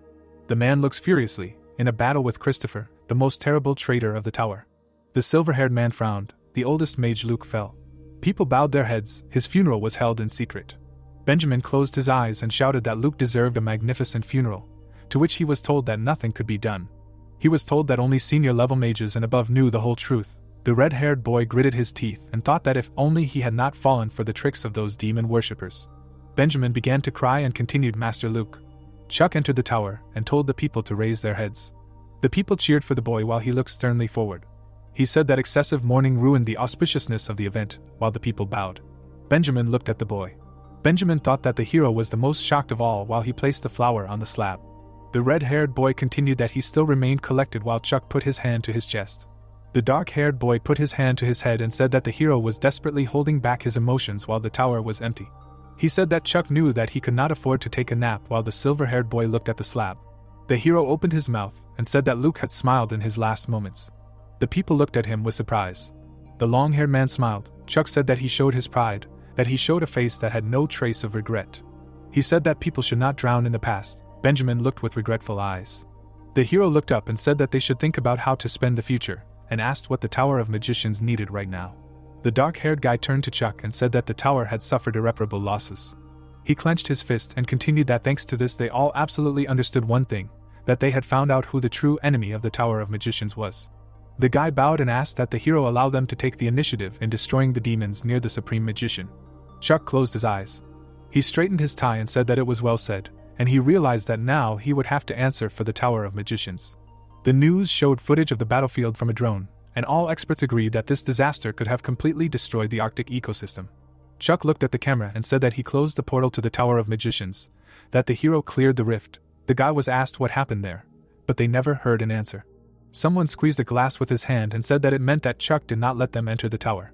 A crowd of people stood near the building, and someone shouted to open the gate because the rift was about to collapse, and then asked what the people from the tower were doing and asked to let them use the portal. Jack hit the wall. He put his hand to his head and said that, apparently, the hero decided that the players would not help in this battle, that this time they were of no use. The assistant came to Jack and asked why he was going to sit like that now. The assistant said that everything was fine and suggested starting to work even harder so that next time they could help. The red-haired guy looked at him like a brother. Jack looks at the notification about the planned update in progress. Ani, holding the phone in his hands, looks at the message. Rox saw a notification that a new location will appear in their world. A mysterious woman towers over people, the Church of the Goddess, a religion that has tremendous influence throughout the continent of Arcana. A man prays. Despite the strictest doctrines of this religion, more than a third of the inhabitants of the continent follow it. A notification appeared that Muon appeared in their world, that a new location, The sanctuary of the Church of the Goddess of Muon was added, the sacred land of the Church of the Goddess is Muon. An update was released. Information about the update appeared on the screen. The reaction of the players was not long in coming. The guy was surprised. Yes, in a normal situation, this would obviously be a great bonus for the players. He held a cup in his hand and wondered why the Church of the Goddess was attacking players. People are running away from the enemy attack. A warrior in armor looks angrily. A few hours ago, in front of the main gate of Muon, the temple stands in the sunlight. Someone called Samuel, and he turned around. The guy put the microphone in front of his face and said that once the information about Muon came in, the Bohemian Guild was the first to act, and asked him to share the reason why the decision was made so quickly, as well as his goals for the expedition. The long-haired guy put his hand on his chest and said that as a guild ranked 4th in the EU, they have not stood out much lately, and have not lived up to the public's expectations. Samuel clenched his fist and said that this time it will be different. He confidently looked at the camera and said that his class is a paladin. The guy continued that they used to be famous for having the closest ties to the Church of the Goddess, and this time they will surpass everyone else. The unknown individuals shook hands. The people looked at him with confidence. Samuel raised his head up. He tucked his hair with his hand and said to himself that until now he had only had to watch Chuck's achievements from the back rows, but now, as the number 1 paladin, it was time for him to take the stage. He looked up. The atmosphere around the temple was gloomy, and he could see that something was wrong. The girl turned to him and asked if he was sure that Muon was friendly towards them towards Arcana. She said that the atmosphere was too tense, not that they had not been invited inside. The young girl added that the local paladins were aiming at them, while the soldiers had their bows pointed at the people. Samuel looked at them with a worried look, thought that this could not be, and introduced himself to them. Something sharp touched the boy while he was saying that they had come to help the church. Blood was running down the boy's face. Their commander was glaring at Samuel. He stood and shouted that they were peacefully awaiting the day of judgment in the shrine of the goddess, Muon. The man emitted an evil aura and said that everything was going according to the will of Saint Freya, that they did not need help. Samuel put his hand to his chest in fear, while his assistant asked him to come to his senses. The people looked on fearfully. The enemy said that anyone who came near Muon would be punished in the name of the goddess, and at that moment, arrowheads flew towards the players. Samuel dodged the arrows. The reporter ran away and said that Muon was shooting at them, that this move would not be good for them either. A blurry image of the temple was shown on the screen. Korea AU. The staff looked at the screen and one of them said that Muon declared war. The guy was typing. Someone ran up to him and said that he had gotten the satellite images of Muon, that he was right, that something was wrong there, that there were too many paladins there. The assistant handed over the image and said that the paladins had arranged everything there perfectly to be self-sufficient. He looked at the image in surprise and added that the enemies seemed to have prepared for this day in advance, and asked if this was really the saint's plan. The chief opened his mouth and said that this was not the saint's plan. The assistant looked at the guy strangely. The guy with the short haircut said that he had heard the paladin's speech on the broadcast and started looking for this saint, that if someone had designed her, she should have been found in the AAU database. The chief rested his chin on his hand and added that there were no results for the supposed Saint Freya. A notification popped up on the computer that no results were found. Chuck frowned and said that the saint of Muona was a demon. The guy's second soul covered his mouth and asked if he understood how powerful the Church of the Goddess was. Did he want to go to prison for blasphemy? The hero replied that that person was a saint and not a saint. The hero received a notification about the destruction of auction. The message said that one of the goals of the mission was to meet with the saint of the Church of the Goddess. Chuck looked and said that it was worth getting information from the Arcana. Strange energy gathered around the hero. He told her to observe the situation in the Arcana and then report to him. Nymph put her hand to her chest and said that she would justify the trust of Mr. Chuck. He held his jacket and continued that this information should be obtained from the contact spirit, Nymph. Claire's mouth opened wide in surprise. She stood next to Chuck and was fascinated by what the rift looked like. The player abruptly walked forward and ordered the girl to focus, to which she confusedly agreed. The pink-haired girl followed Chuck and tried to understand why he chose her, because every mage applied for the expedition. The mage spread his arms in surprise, because he did not understand why he was not taken into the rift, because he really wanted to go there. Claire added that the player refused the senior mage William and took an experienced mage, in the person of herself. Agnes was holding a stack of books and suggested that the matter could be that Chuck rated her highly. The mage embarrassedly lowered her face and replied that she did not know. Claire shook her head and remembered that she was on a mission and she should focus on it, and added that the supreme mage asked her to collect medicinal herbs. The girl with amber eyes continued walking and finally found the medicinal herbs she needed so much. She reached for the healing flowers and joyfully exclaimed that she found them. Chuck stood nearby and commanded her to stop. The girl remained on her knee and after a moment felt a threat from behind. The girl, looking at the hands reaching out to her, noticed that it was not important that it was a ghost, but that it was Master Luke's magic. A notification appeared, which said that the state of freezing was imposed on the mercenary's ghost. Chuck stood in front of the magician and said that he once saw such a level of skill. He realized that he had no choice but to achieve it, and added that he was not perfect yet, but he had already learned how to manifest it. The stone was enveloped in a magical aura and explained to Claire that the plant she was holding was nothing more than ghost ivy, which prefers to grow exclusively on rare ghost iron ore, and added that the plant has the ability to summon souls and call ghosts. The girl bowed her head in apology, and noted that she should have been more careful and her ignorance created many problems for the player. Chuck lowered his hand and asked her why she entered the rift, to which the girl replied that she entered here to collect herbs for study. Claire stood in front of the Archmage, who asked her to focus on this duty in this case. The gray-haired guy went further and said that he would freeze all the ghosts that were heading her way. The protagonist added that they could use this opportunity to advance the method of cultivating herbs and get closer to mass production of medicines. Claire pressed her hands to her chest in admiration. The girl jumped up and said after Chuck that she would do everything in her power and try not to disappoint him. The player said to himself that he would consider the frozen monsters a learning moment, and the black-haired guy noticed that his mana was rapidly running out. An explosion destroyed the ghost. Another explosion killed 2 spirits. Claire destroys enemies with magic, and Chuck noted from behind that the Tower of Magicians is a completely different matter. He sat next to the player and explained that the experienced healing school mage was dealing with level 560 monsters and that he knew that bringing the girl along was the right decision, to which the avatar responded that all this was quite good, and Chuck noted that they were barely surviving on herbal tea that restored mana. The protagonist sat further and noted that Claire was able to finish collecting the ghost root on her own, and that it was time to deal with the main reason he came here. The player extended his hand to summon a nymph. A bright light outlined the spirit. The spirit poured herself a cup of tea and said that in accordance with their contract, she came at Chuck's call, to which he responded that it only got worse. The spirit floated next to the player and stated that as expected, they had noticed and that she had learned the etiquette of noble and elegant behavior, to which the protagonist said that such things were not worth learning, and Chuck's character asked what the current state of affairs was on the continent of Arcana. The nymph placed her hand on her heart and stated that, unfortunately, she was not able to learn much, but added that near the mechanical tower of Quirenberg, which they activated, dwarves had gathered in their airships, fighting demons. Green beams were emanating from the tower. Chuck and the avatar stood up in surprise and asked the spirit about the dwarves. The nymph continued to float in the air and said that yes, they seemed to have sensed the activation of the tower and mobilized their forces, due to which the demons were suffering heavy losses. The player rested his forehead on his fingers and said that he wanted to go there right now and go straight to the continent. Chuck stood next to him and noted the player's sense of responsibility as a demon hunter. He imitated his pose and added that this time he agreed with his character. The guy stretched a sly smile from ear to ear and added that he would be able to profit from all the earned experience points and fame himself. Notifications appeared that said that the mechanical fortress had received experience points and fame, as well as the issuance of rights to receive experience points and fame. The player crossed his arms and asked the nymph about the Church of the Goddess. From behind, Chuck demanded that he immediately go to Arcana to earn experience and meet the dwarves. The spirit put her hand on her chest and replied that nothing had been heard about the church. The protagonist stood behind the player and noticed that such a large organization as the Church of the Goddess had disappeared, and there was not a word about this event in Arcana.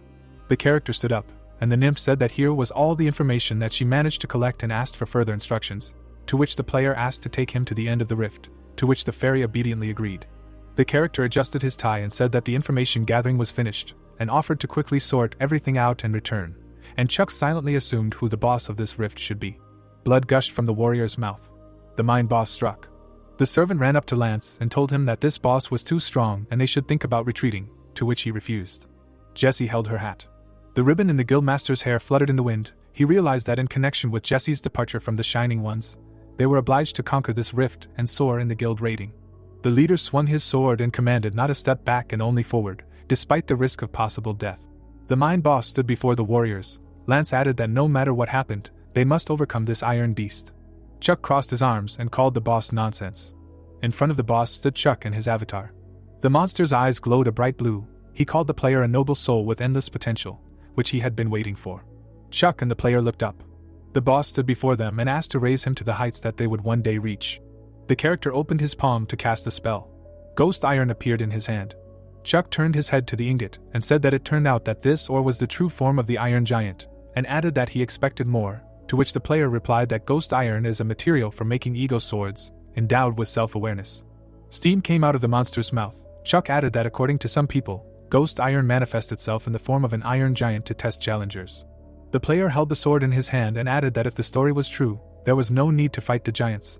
It was enough to just demonstrate the blade's strong aura. The sword was enveloped in aura, and the character concluded that the story about the secret method of obtaining ghost metal was true. The sword evaporated. The protagonist replied that it was good that it happened anyway, because there was little mana, and they could have lost if they had to fight. The character said that there was no one who could defeat him. Notifications appeared in front of them, which said that the heroes cleared the rift, and it was closing. 3 players appeared from the portal. Claire took off her hood and said that it was indicated that the rift was passed, and she had just finished collecting herbs and was going to find the Archmage, and also asked about the success of his affairs, to which Chuck replied that everything went well and he got a decent catch. Lance stood next to them with his servants. He shouted that it seemed that Chuck had also conquered the mantra mine. He threw up his hands and added that he was sorry, but his guild finished the rift first, and the protagonist noted that he seemed to be a little late while collecting ghost ivy and iron. A crowd of journalists rushed past and shouted the player's name. The guild master said that this time his guild would be in the spotlight. Lance fell to his knees. The journalists began to ask Chuck about the past battle. Microphones appeared in front of the character. Chuck thought that he felt a little sorry for Lance and added that there were more reporters today than usual. The crowd congratulated him on clearing the rift, and asked if it was true that he personally gave the order to resolve the current incident with Muon. Chuck opened his mouth in surprise and shouted what they were even talking about. A crowd gathered near the entrance to Muon. The paladin's hand was immobilized. He asked what was going on here and added that the knights of Muon, who had even taken him in with hostility, bowed their heads. A guy in a robe appeared in front of the warrior. The knight bowed his head and asked for forgiveness for not recognizing the venerable figure and allowing themselves to be rude. The guy took off his hood and asked them to raise their heads, because they should not show respect to him. The magician bared his face and added that respect should be shown to the supreme magician named Chuck. The latter grabbed his head and did not understand what the guy was doing here. John asks everyone to raise their heads, because the one they should show respect to is not him. He shows his face and notes that it is not him, but the supreme magician Chuck. The knight looks and asks if he can name the reason for his visit, to which he receives in response that if the one in front of him is truly a follower of the Church of the Goddess and adheres to the ideals of altruism, then there should be no reason to close the gates in front of him. The brunette crossed his arms and asked if he thought it was a bit strange on his part, so the Tower of Mages requested a personal meeting between the High Mage and the Saint. John looked down and thought that it was obvious to him that this situation was suspicious, because Mr. Chuck was able to recognize a demon, so as soon as he met the Saint, he imagined the goddess and realized that after the meeting, the whole truth about the church would be revealed. In the church, someone said that she was deep inside the temple and someone asked him to enter. Talon was kneeling, saying that he was greeting the saint. He was horrified to hear that she was asking him to get up. She looked at him and asked why he had gone against her orders and opened the gate, to which he asked her forgiveness. He justified himself by saying that a wizard from the Tower of Mages had arrived and that they were capable of destroying their sanctuary with one gesture. She listened silently to what the wizard told him, that he simply wanted to talk to him, and that was why he had first decided to meet him halfway and assess the situation. Talon was taken aback as she summed up that he was telling her with all this that his faith had wavered, to which he denied that this was the case and tried to justify himself. He was horrified. The goddess cursed him, saying that she understood everything because their temple had suddenly moved to lands unfamiliar to them and that he must be confused too. Talon clutches his head and the goddess orders him to listen carefully from now on to what the goddess is telling him, to which he replies that the goddess is telling him that there are only vile bastards in the mage's bathhouse. Talon screams in horror and relays the goddess's words and that this is good and that they should open the gates of the church for them and simply spread the goddess's glory throughout this world so that even those dogs from the tower will not dare to oppose them. Talon is mad and screams in praise of his goddess. The goddess looks at him and continues that he is behaving as expected and that he is her most faithful servant. The plot moves to the main gate. The guy happily records a video in which he greets the viewers and notes that he is now in the church that everyone is talking about now and continues that the wizard from the Tower of Magicians talked about Mr. Chuck because he can appear here at any moment, and then reads the comments. The guy films the church building and suggests that until then they just get to know the building and that he heard that people say that there is a saint in the main temple, but civilians are not allowed to her, and that he will show them something else instead of the sanctuary.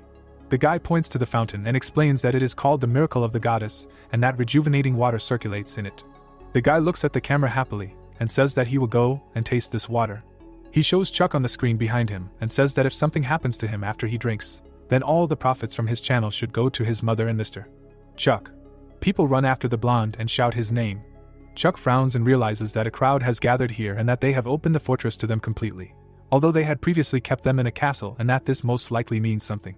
John notes with displeasure that the saint is very savvy in politics. He imagines a drop and explains that people call it a miracle of the goddess, and people even say that this water rejuvenates, and that this is how they gain their followers. Dark Chuck turns around with displeasure and continues that exactly as John told him, they suddenly change their attitude and assumes that they gathered a crowd only to convert everyone to their faith. He feels a dark aura and thinks that no matter how he looks at it, everything looks too suspicious. Chuck frowns at the man who pulled out a sword. Talon looks at him with displeasure, saying that further on is the main temple in which their saint is located and that no one is allowed to enter there. Chuck looks at him and notes his strange feeling. Chuck angrily notes that everyone around is an idiot and that everything is clear as day. He sees a huge cloud of energy on the temple and a sign that his natural enemy's skill was activated, and he himself notes that it turns out that the saint is actually a demon. The blonde snaps his fingers and asks them to look at everything with their own eyes. His screen cracked while a sign popped up saying that all anomalous effects were removed. The knights grab their heads in indignation at what is happening and that their heads hurt, and someone from the side notes that this is enough. She stands behind the knights and asks who told him that such a thing is allowed. Talon is perplexed by the fact that his saint came out, and complains to her about a headache with a question about what is happening. People are taken aback by how beautiful she is and that they had a lucky opportunity to get to the appearance of the saint, and someone else asks himself whether he should also join her church for this. Freya continues angrily about him reaching out to her paladins. She uses demonic energy, saying that she assumes he needs a divine revelation. Chuck blocks her energy and sees a sign that the abnormal effects were nullified by the natural enemy skill. The goddess is taken aback. Chuck frowns and hears her laugh and realizes everything. She laughs madly and realizes that it was him then, that he is the last survivor. The paladins turn around in horror. The guy is horrified and someone screams that it is time to run. Chuck calmly stands in front of her and addresses her with words that she is wrong. Freya deforms. Her teeth sharpen. She takes on her true form, which Chuck comments on. Neferpit looks at him madly and says that she would never have thought that the famous demon hunter would wander into her, and that this is where the fun ends. Talon doesn't understand what is happening as she continues that she had a great time thanks to them and points out that all her followers are stupid. With the burning building in the background, she explains that it was because they obeyed her orders as if they were the will of heaven and sat there and did nothing, that it was so easy for them to infiltrate the Arcana and slaughter innocent victims there over and over and over again, and asks if they had any idea that the Arcana was infested with demons precisely because of them. Talon holds his face. He falls to his knees. He frowns and wonders if they were being tricked by a demon all this time and that all this time, for some reason he doesn't understand, they ignored the countless deaths of their fellow countrymen and asks if that is why they locked the gates. Talon looks at Chuck, who asks him to get up. He adjusts his tie, asking if his faith is so fragile that it can be destroyed by the pathetic tricks of a demon, and asking if their shared faith was so insignificant, to which the dark version notes that he is not particularly religious. Talon tensed. Dark Chuck looks ahead and asks what to do now and does not understand if he can defeat her alone and that maybe he should have called the guys from the Mage Tower to help him. Chuck sees a notification that he has received the right to command the Order of Paladins of the Church of the Goddess, and that in front of him is the captain of the Paladins, and the remaining 46,800 Paladins are under his control. Chuck is perplexed where he got the right to command. The Dark One is perplexed, while the Light One thanks someone. The Paladins knock their staves and someone if they fall here, then they will truly betray the will of the goddess, because they are the ones who were foolish and deceived by the demon. They take the blades saying that they wish to become the blades of Chuck. Common people at risk of death, while they ask to point them at the enemy. The guy holds his head. The paladin saved them, while another one says that until the goddess is freed from the clutches of the demon. The paladin sullenly asks him to give them an order. Chuck is taken aback. He is thinking. The blonde shouts and calls out to the paladins. He sullenly continues that it is their time to show their true faith and asks if they will allow the one who deceived their goddess to go unpunished, or will they strike him down along with him. The paladins are charged with fighting spirit. The goddess is perplexed, saying that his actions are meaningless. Chuck points his finger and orders all the faithful followers of the goddess to move forward. They go on the attack, while he continues that they are given the order to strike the demon and raise their pride to the skies. The man with glasses is broadcasting an emergency broadcast and notes that he will be giving viewers breaking news that a high-ranking demon has appeared in the church. With the true goddess in the background, he continues that the exact details are still unknown. However, he can say that they are being informed that there are still many civilians at the scene, increasing their anxiety, and that all civilians in the surrounding area are urged to evacuate immediately. A rock falls. People flee. Thalem fights back and addresses the entire order of paladins, saying that protecting civilians remains their priority mission. The goddess knocks them off their feet and says that this is ridiculous and asks if they all think that protecting people is pointless anymore. Dark Chuck looks ahead and notes the presence of another annoying guy and that he hoped that the paladins could handle it themselves, but the forces are divided on evacuating civilians. The paladin flies to their feet. Neferpit looks at her madly and states that she is very bored and asks how long the guy is going to just stand there, and notes that the demon hunter is hiding behind the paladins in fear of the demon, and that it is a pathetic sight. Chuck gets angry while she assumes that he and his former comrades were left to die like that and asks if she is right. Talon turns around and wonders if he is really from there. Chuck smirks and explains that she is deeply mistaken. Chuck filled the sword with energy and continues that he only gave the paladins, who are repenting for the mistakes of the past, a chance to show their pride. The paladins look at him in bewilderment, and he thinks that he gave them a chance to rise again. The demon attacks him and notes that he is impudent. Talon dodges and asks for a retreat. Neferpit shouts her true name to the entire territory, and that she has built her power on the influence of the church and cannot be defeated. She puts her paw on her chest and continues that she is the true heir to the great evil, namely, laziness. Chuck cuts her tentacles with his sword. She is horrified. The guy also puts his hand on her chest and asks if she calls herself the supreme ruler, given that she has such pathetic abilities. Neferpit looks at him, and he continues that she is a lucky minnow who managed to grow up and hide in the church of the goddess, as a result of which he turned his nose up too much. She clenches her teeth and hears that she does not realize her place. She attacks Chuck and asks how such a pathetic person dares to say anything to her. Chuck calmly replies that this is only a crude imitation, but for a minnow like her it will be enough. He sullenly uses the ability Absolute Zero. Neferpit gets the freeze effect and frostbite. She asks in horror what it is and asks to free her, because he is just an impudent fool, to which the guy retorts that she is an unreasonable demon who is stuck in her own little world. He prepares his fist. Chuck beats her and orders her to know her place. Neferpit looks in horror and screams that this cannot be and denies what is happening and asks him if he at least understands what he had to go through to achieve this. She remembers how everything was before and said that she was summoned by the Lord Sloth from the Seven Sins. She was taken aback by the fact that he handed over the lands to her and asked him if she really deserved such a great honor. Sloth looks at her and gives a positive answer with an explanation that a holy war or something like that is there, and he has a lot of trouble dealing with these demon hunters and asks her to deal with it as she decides. She fell on her forehead to the ground and thanks him. She smiles and asks herself what kind of fool he is, because he just gave her all this land with all the followers just because the demon hunters annoy him. She raises her hand up and continues that she promised herself to absorb all the negative emotions of these people and become the next great evil. Neferpit reaches out to him and screams that she was wrong and to call on the Lord of Sloth. Her hand smolders and she asks him to save her. She disappears. The sun shines from behind the church and Chuck receives a notification that the demon of the true name Neferpit has been defeated and that he has leveled up twice. Dark Chuck holds his chest and curses, because the light one is calm as an elephant, and he almost died here, because it was terrible, really dangerous. Chuck thinks about Zion and notes that it is very good that he was able to show Absolute Zero and that he truly learned a lot from him. Chuck turns around while someone is talking to him. The paladins fell to their knees as one. Someone looks at him from the screen and is indignant that he defeated the saint, or rather the demon. The bespectacled man leans his hands on the table and wonders how he defeated a character who is not even in the game alone. He looks in horror and continues that it could have become a real nightmare, but Chuck saved them. The guy cries on the live broadcast and asks if everyone saw that Chuck defeated the demon. Chuck looks at the crowd with displeasure, who is arguing for a place to take him down. Talon looks at him, and he sums up what about the rest. He offers to talk to him in the sanctuary, to which he retorts that it was destroyed during the demon's rampage. Chuck looks at the stones and says the word restoration. The paladin captain is taken aback. The church has rebuilt itself, and he thinks that the destroyed sanctuary was instantly restored to its original state. Chuck goes there, and he wonders what kind of power this man has, and the guy himself suggests discussing everything over a cup of tea, because judging by everything that happened, they will have a long conversation. The paladins look at him and shout that they thank him for saving the sanctuary. The plot moves inside the sanctuary. Against the background of tea, Chuck receives notifications that his mana has been partially restored. Chuck looks at him and says that does this mean that the reason why their sanctuary did not participate in the holy war is because of the demon, to which he receives a positive answer. Talon looks down and explains what happened during the holy war. He remembers that she gave him the order to retreat, to which he retorted that Akshan is still fighting, and she clarified whether she does not oppose the holy word. Freya then looked at him and notes that this is his new revelation.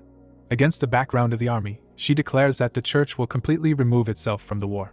Dark Chuck leans on his hand and notes that most likely the situation was the same as with the Tower of Magicians, namely, when the higher-ups say to leave, then there is not much choice left, to which the Light One replies that he understands his situation and that Akshan held only to his pride until the very end. Talon clenches his fists and asks for forgiveness. He frowns and declares that from now on the church promises to fulfill the promise that they gave to Akshan and asks if he will allow them to join the holy war. Chuck looks at him and notes that if he wants this and asks him to bring the miracle of the goddess. Chuck explains that at the source of the fountain a rare herb grows called Arya moss. Against the background of the goddess, he continues that under the influence of this herb the true form of the so-called miracle is hidden, and the demon took advantage of this to deceive people and thereby expand his influence. Talon is taken aback while he says that protecting believers from such deception is also a knight's duty, to which he notes that he even thought about it. Talon immediately runs, saying that he will bring it to him right now. Against the background of a card with a pentagram of pure knowledge, he continues that they received knowledge about the herb when they simply looked at the fountain and that this pentagram of knowledge is a very useful thing, and notes that they will deliver it to him. It will be possible to use it in research, to which the Dark One asks him again. The Dark One notes that he will give it to his mother for her birthday and asks again about the rejuvenating water, because it will be an ideal gift from a good son. Light Chuck drinks tea while he continues that everyone is nagging him so that he is not a gift, but this time everything will be different. The leaflet flew in the window. Chuck sullenly notes that in front of him is a letter from the Tower of Magicians. He reads that an urgent matter has arisen and the question is whether he can return to the tower. Chuck cries and begins the story. He looks ahead and realizes that this is the hardest thing he has encountered in such a long time. He follows the fair-haired man and begs him to stop. Dark Chuck insists that they will not be able to rewind this. He calls out to him. The fair-haired man gives the spirit a name, and from now on everyone will call her that and nothing else. Chuck sees notifications that the name of the spirit of the Four Seasons leaf has been imprinted, and that the spirit's rank has been raised to unique, and that the name of the unique spirit has sounded throughout the spirit world. The guy is holding a fairy in his arms. She looks at him and notices this overwhelming power, and that he gave her an elegant name, and that she is very grateful to him. Dark Chuck experiences Spanish shame. The plot is transferred a few hours ago to the Tower of Magicians. Chuck sits at the table and clarifies about the name for the spirit, while thinking that he heard from his spirit that they made a contract with a nameless nymph, and the Dark One is indignant that spirits do not seem to know what a secret is. Fayen chews a donut and explains that after receiving a name, spirits rise in rank, and that he heard that his spirit is able to germinate the seed of the world tree, and that since she is capable of such a thing, she will most likely become a unique spirit, whose rank goes beyond the normal hierarchy. Light frowns, while Dark hears that he thought that he should have told him about it as soon as possible, and the second thinks that this is understandable, and then they should name her something. Dark is taken aback and asks to wait. He thinks about the evil child and thinks that he came up with Romeo in the midst of the period when he was overcome by 8th grader syndrome, and that this means that he can come up with a name even worse than he did then. Dark Chuck pulls out his hair and realizes that he knew it would be like this. He bangs his head against the tree and screams that this is too pompous and too long, and that now everyone in the spirit world will know that the leaf of the Four Seasons is his spirit, while the Light One clarifies with the nymph what the situation is in the arcana. She puts her hand on her chest and notes that everything is as she said last time, that the mechanical tower he activated did a lot of work. She imagines it and explains that all because she is constantly fighting off demons. The nymph introduces the family and continues that the inhabitants of the nearby regions are currently enjoying their safety. The spirit mentions the moment the world tree appeared, and that from that moment the arcana changes, and that these are all the fruits of his labor. She looks sadly and notes that the demons have begun to actively resist. She thinks about the 3 demon kings who have begun to act. The Dark One is taken aback. He imagines them and asks if they will be 3 monsters like Decoravius in the permafrost, and that this indicates the release of the next update. Against the background of the city, he continues that if he judges by this, then they will meet as many as 3 rifts with demon kings on the ground. The Light One goes and says that he understands everything. The guy stopped and gives the nymph the order to clean up the area, to which the Dark One is indignant that all these leaves were monsters. Chuck straightens his tie and says that he announces the beginning of preparations for the battle. He receives notifications that a regular update is in progress, and that 3 rifts of the Demon King's castle have been added. The man looks at the screen and understands that the situation is emergency. People do not understand where 3 rifts at a time come from, and also the progress of the collapse is moving faster than with ordinary rifts. Against the purple background, someone notes that this is not all and reads 3 tablets about Demon Kings. The man is indignant that their difficulty level is completely absurd. The brunette yells out asking what they should do, because even if they manage to finish these guys off, he doesn't know what to do with the ones who come after them, and that these guys are also the weakest of the 72 Demon Kings. The fair-haired guy frowns. The Four Eyes guy calls him over while he notes that the Arcana updates have become too different from what was expected. The Four Eyes guy is horrified when he says that the only solution available to them is Chuck, to which he retorts that even he can't just take care of 3 rifts like that. The chief looks straight at him and interrupts, saying that they have to do everything so that he can do it. They look at the screen. The Four Eyes guy yells out asking how he could have just sent all the information about the demons to the Chuck player, and that giving information to just one player is against the rules of the game, to which he replies that he takes full responsibility for it. He looks at him and explains that the Earth is at stake and asks if he thinks he should be concerned about fairness right now. Both guys are taken aback. The boss asks him to save them, worried, then corrects himself and asks them to save humanity. The sun is shining from behind a tree. Chuck looks at his phone and is happy about such details, because it should come in handy. He exhales and realizes that he needs to push himself. The guy went for a run and the voice says that some time ago, the player Chuck resolved the incident at the church. The guy listens in his headphones that thanks to this, the locals were able to return to their everyday peaceful life. He pulls himself up and the voice continues that, however, the update of the Demon King's castle again makes humanity feel anxious. Chuck does push-ups on one finger, and the man wonders if they can do it. Chuck frowns and the man asks if they can overcome this threat again. Chuck looks at the sign that asks him to temper his weak body and that he has completed the entire plan for today. The dark version understands that they raised their stats as much as they could, to which he calls up his status window. He reads his stats. The dark one thinks about his 390th level and that with reaching high levels the next ones are not gained as quickly as before, and that he not only gained experience, so he has what he has. The light one pulls on his snow-white wings. He puts on a ring that the system evaluates as a symbol of a hurricane. Chuck looks ahead and understands that he is ready. The light one is calm and thinks about time. He goes to the doors and understands that it is time to start. Owls are flying over the permafrost. People look up. An owl flies over the barbarian. Kate flies in the door. She reads a letter that in order to prevent another disaster like the permafrost. Larry caught an owl on the archipelago. He reads a letter that for each of them he has prepared a place and a role. There is also a letter in the Tower of Magicians. John turns around. The owl has spilled feathers. He asks them in the name of retribution to leave the tower and prepare for battle. John smiles and is glad that finally there is business. Gwen frowns. Kira gathered her squad. The mages walk down the corridor. Chuck looks ahead and someone says that he has been waiting for this, while the system notifies that 3 rifts are opening. The news headline announces the end of predictable threats. A high-rise building against the sky, they admit their powerlessness. The hosts discuss that the problem with the rift is that, unlike previous emergency updates, this is official, the commentators complained.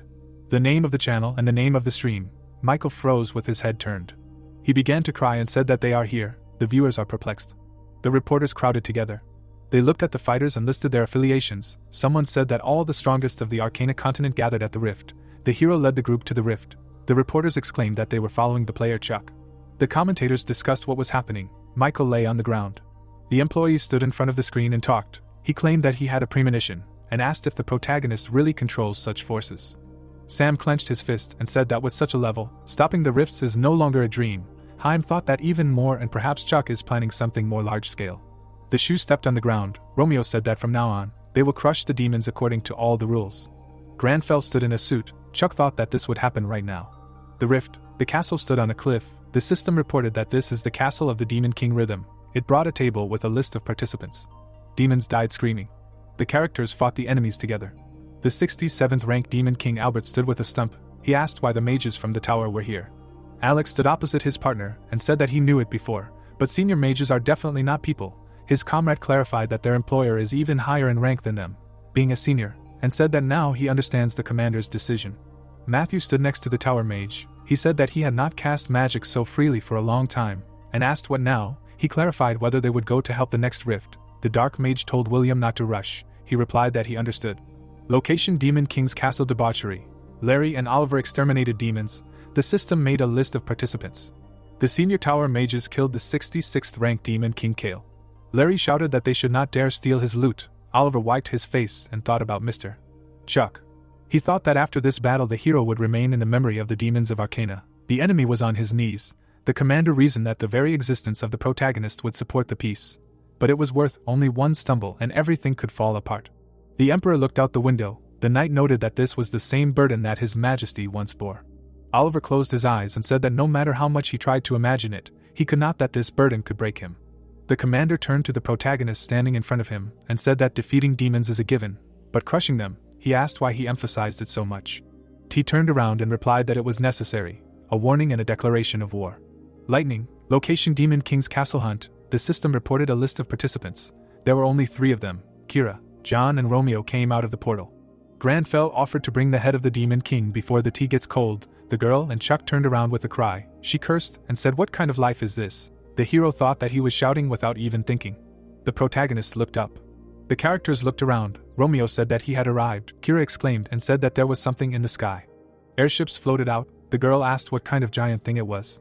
The hero answered that it was an airship. She looked at it with a cry. John said that as expected it was a masterpiece of dwarven technology. The head of the guild exclaimed.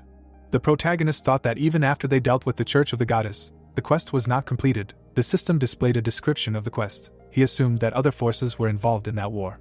He thought that if he was right, then it was the dwarves. 3 dwarves were standing at the control panel. He thought that they were the ones who created Ixion's last weapon, the mechanical tower Quirnirk. And surely the dwarves also fought the demon kings, and in particular this one, the strongest of the 3.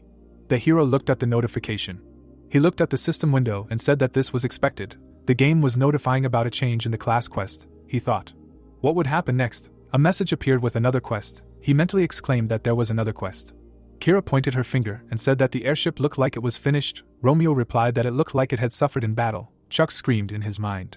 The airship hung in the clouds. The hero thought that for the dwarves it was like a tower for magicians, and they put everything on the line to fight the Demon King, and there is no clearer proof than this. The protagonist asked if he had forgotten about the old contract and clicked on the system window that notified him of the faction selection. He said that he would no longer doubt their pride.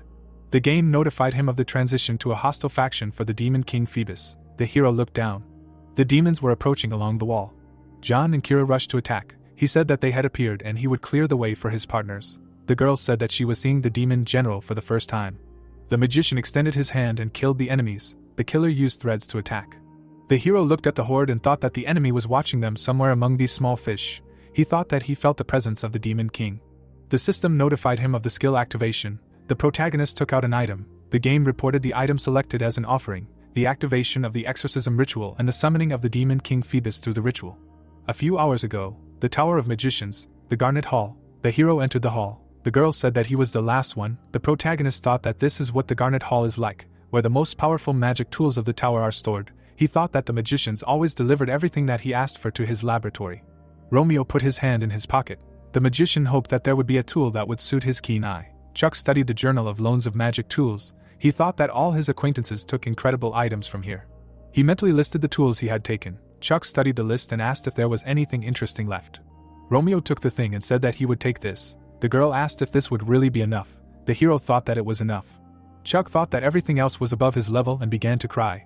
He was level 390. Granfell pressed his hand to his chest. The Demon King sat on a branch and asked if he was a demon hunter. He said that he admired his courage to summon him through a ritual. The system reported that this was the Demon King of rank 64 Floros. He held a bow in his hand and said that for a common man to try to hunt him. He said that the sudden attack of this tower was annoying, but it dealt only with small things, flashed images of destruction. He said that when the King of Demons appears, then everyone eventually becomes prey. The demon grinned and said that now he will show who is the real hunter here. The hero looked at the king and turned to him. He frowned and said that he was ugly and talkative. The enemy smirked and insulted the opponent. He pulled the bowstring and said that the protagonist would regret going out in front of him alone. The hero looked at the enemy and thought about the explosive arrow. He jumped up and thought that he realized how stupid it looked. He thought that for this reason he brought all the buffs and enhancements he could find. The ring lit up. The system showed the description of the item.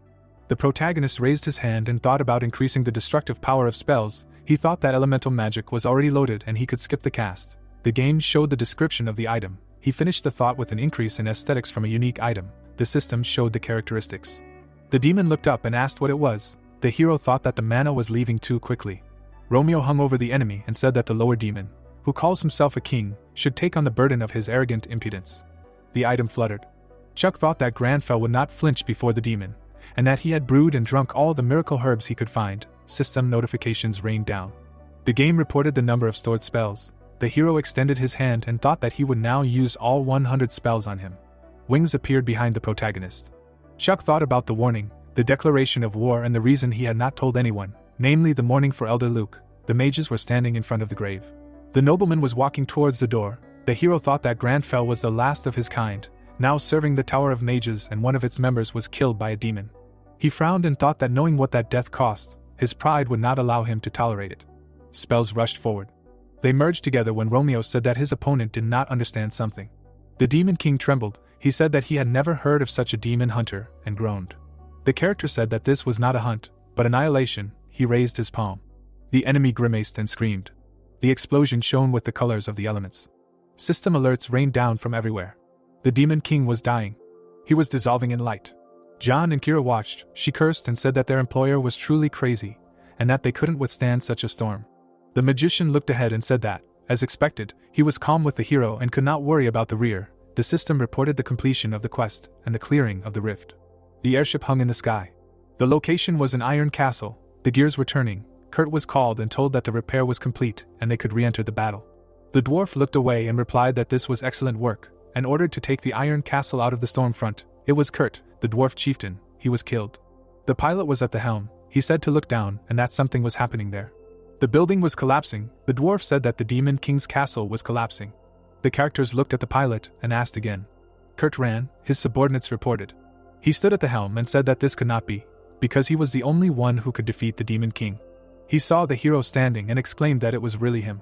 The story said that it was not an elf who defeated the dwarf king, strong and invincible as a mountain, and not a dragon, but just a demon, a monster hanging behind the ruler. The demon whispered in his ear that people were afraid of the skill of the dwarves and secretly envied him, and their character was rotten. He asked if he knew what else he saw. Subordinates stood in front of the king. The dwarf asked not to listen to the demon's tales. The ruler ordered him to shut up and said that rumors from the outer continents are rare and one should not miss the chance. The mighty mountain quickly dried up from anger. The king sat on the throne. The hand controlled him, and only the demon's puppet remained. The eyes of the ruler smiled. He laughed. He said that betrayal is a very convenient crime and you can kill anyone that he does not like. The subordinates trembled. The story said that then a demon hunter appeared in front of them. The figure walked forward. The demon was dying and exclaimed that he was from Action and cursed.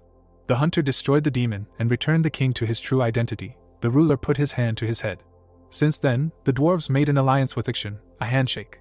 They built mechanical towers across the continent to preserve his legacy. The tower stood near the settlement. But when the Holy War began, news reached the dwarves that Action was extinct. The dwarves discussed what happened to Action.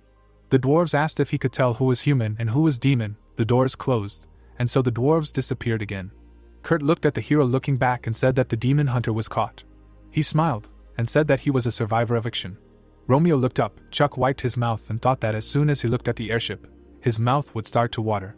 The partners stood behind the hero. Kira asked if he knew them and said that he was being teleported now and that he seriously wanted to part ways so easily. Chuck thought that of course he didn't want to, but the leg moved. The hero said that everything was fine and he had already arranged everything.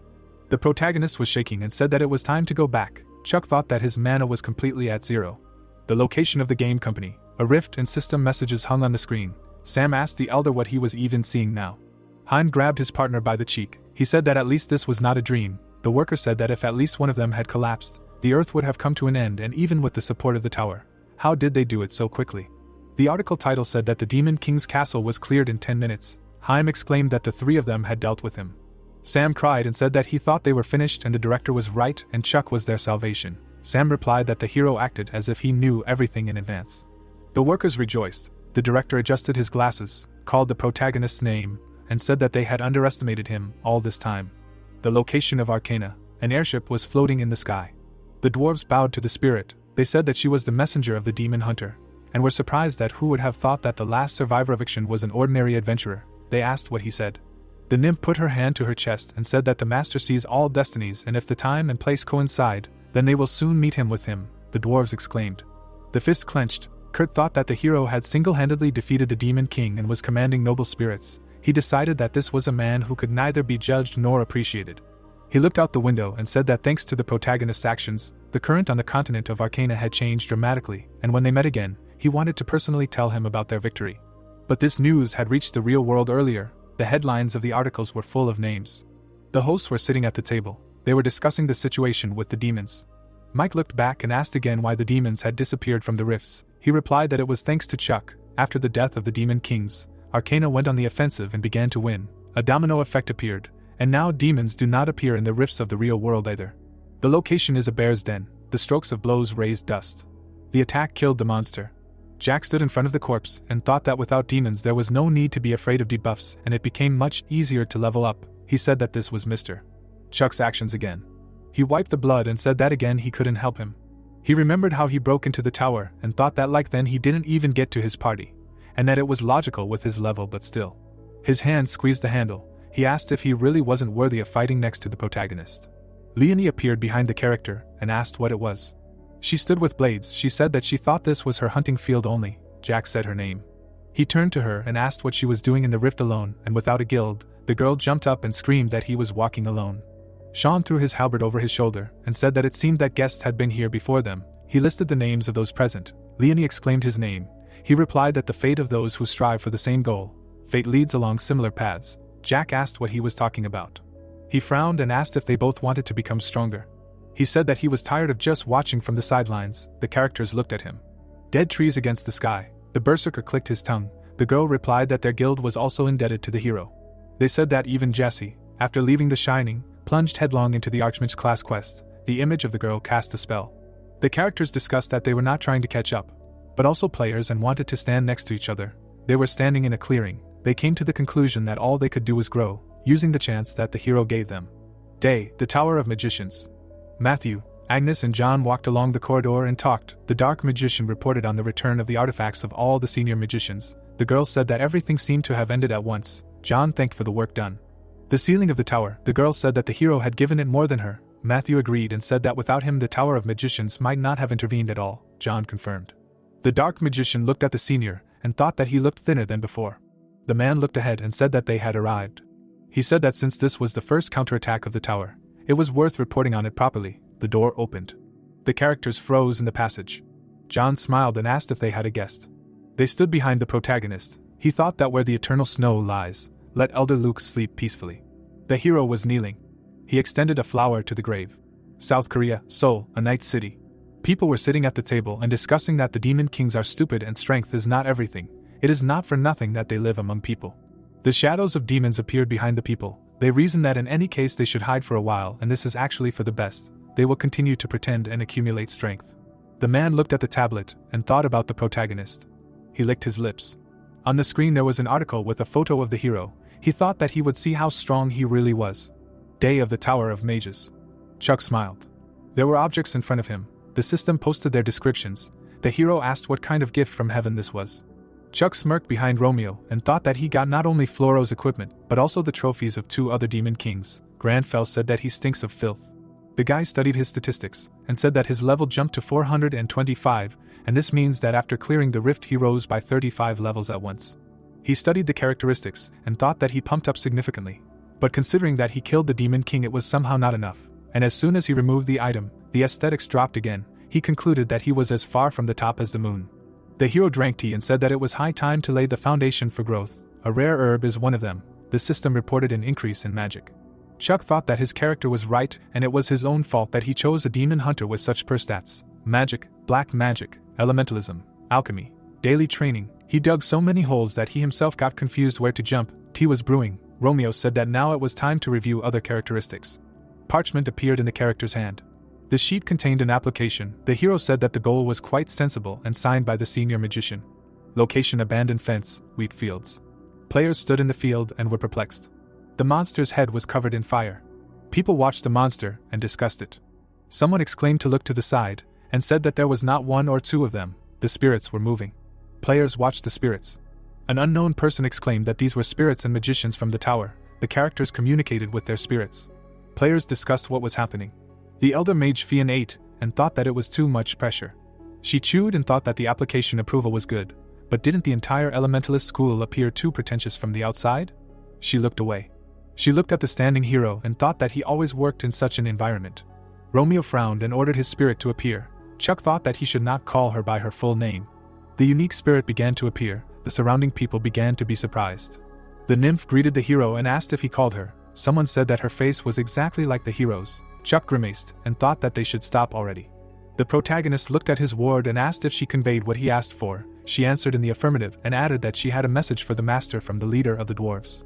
They thanked for not forgetting the oath and restarting the mechanism. They undertake to pay for Ixion's mercy. The dwarves stood against the background of the airship.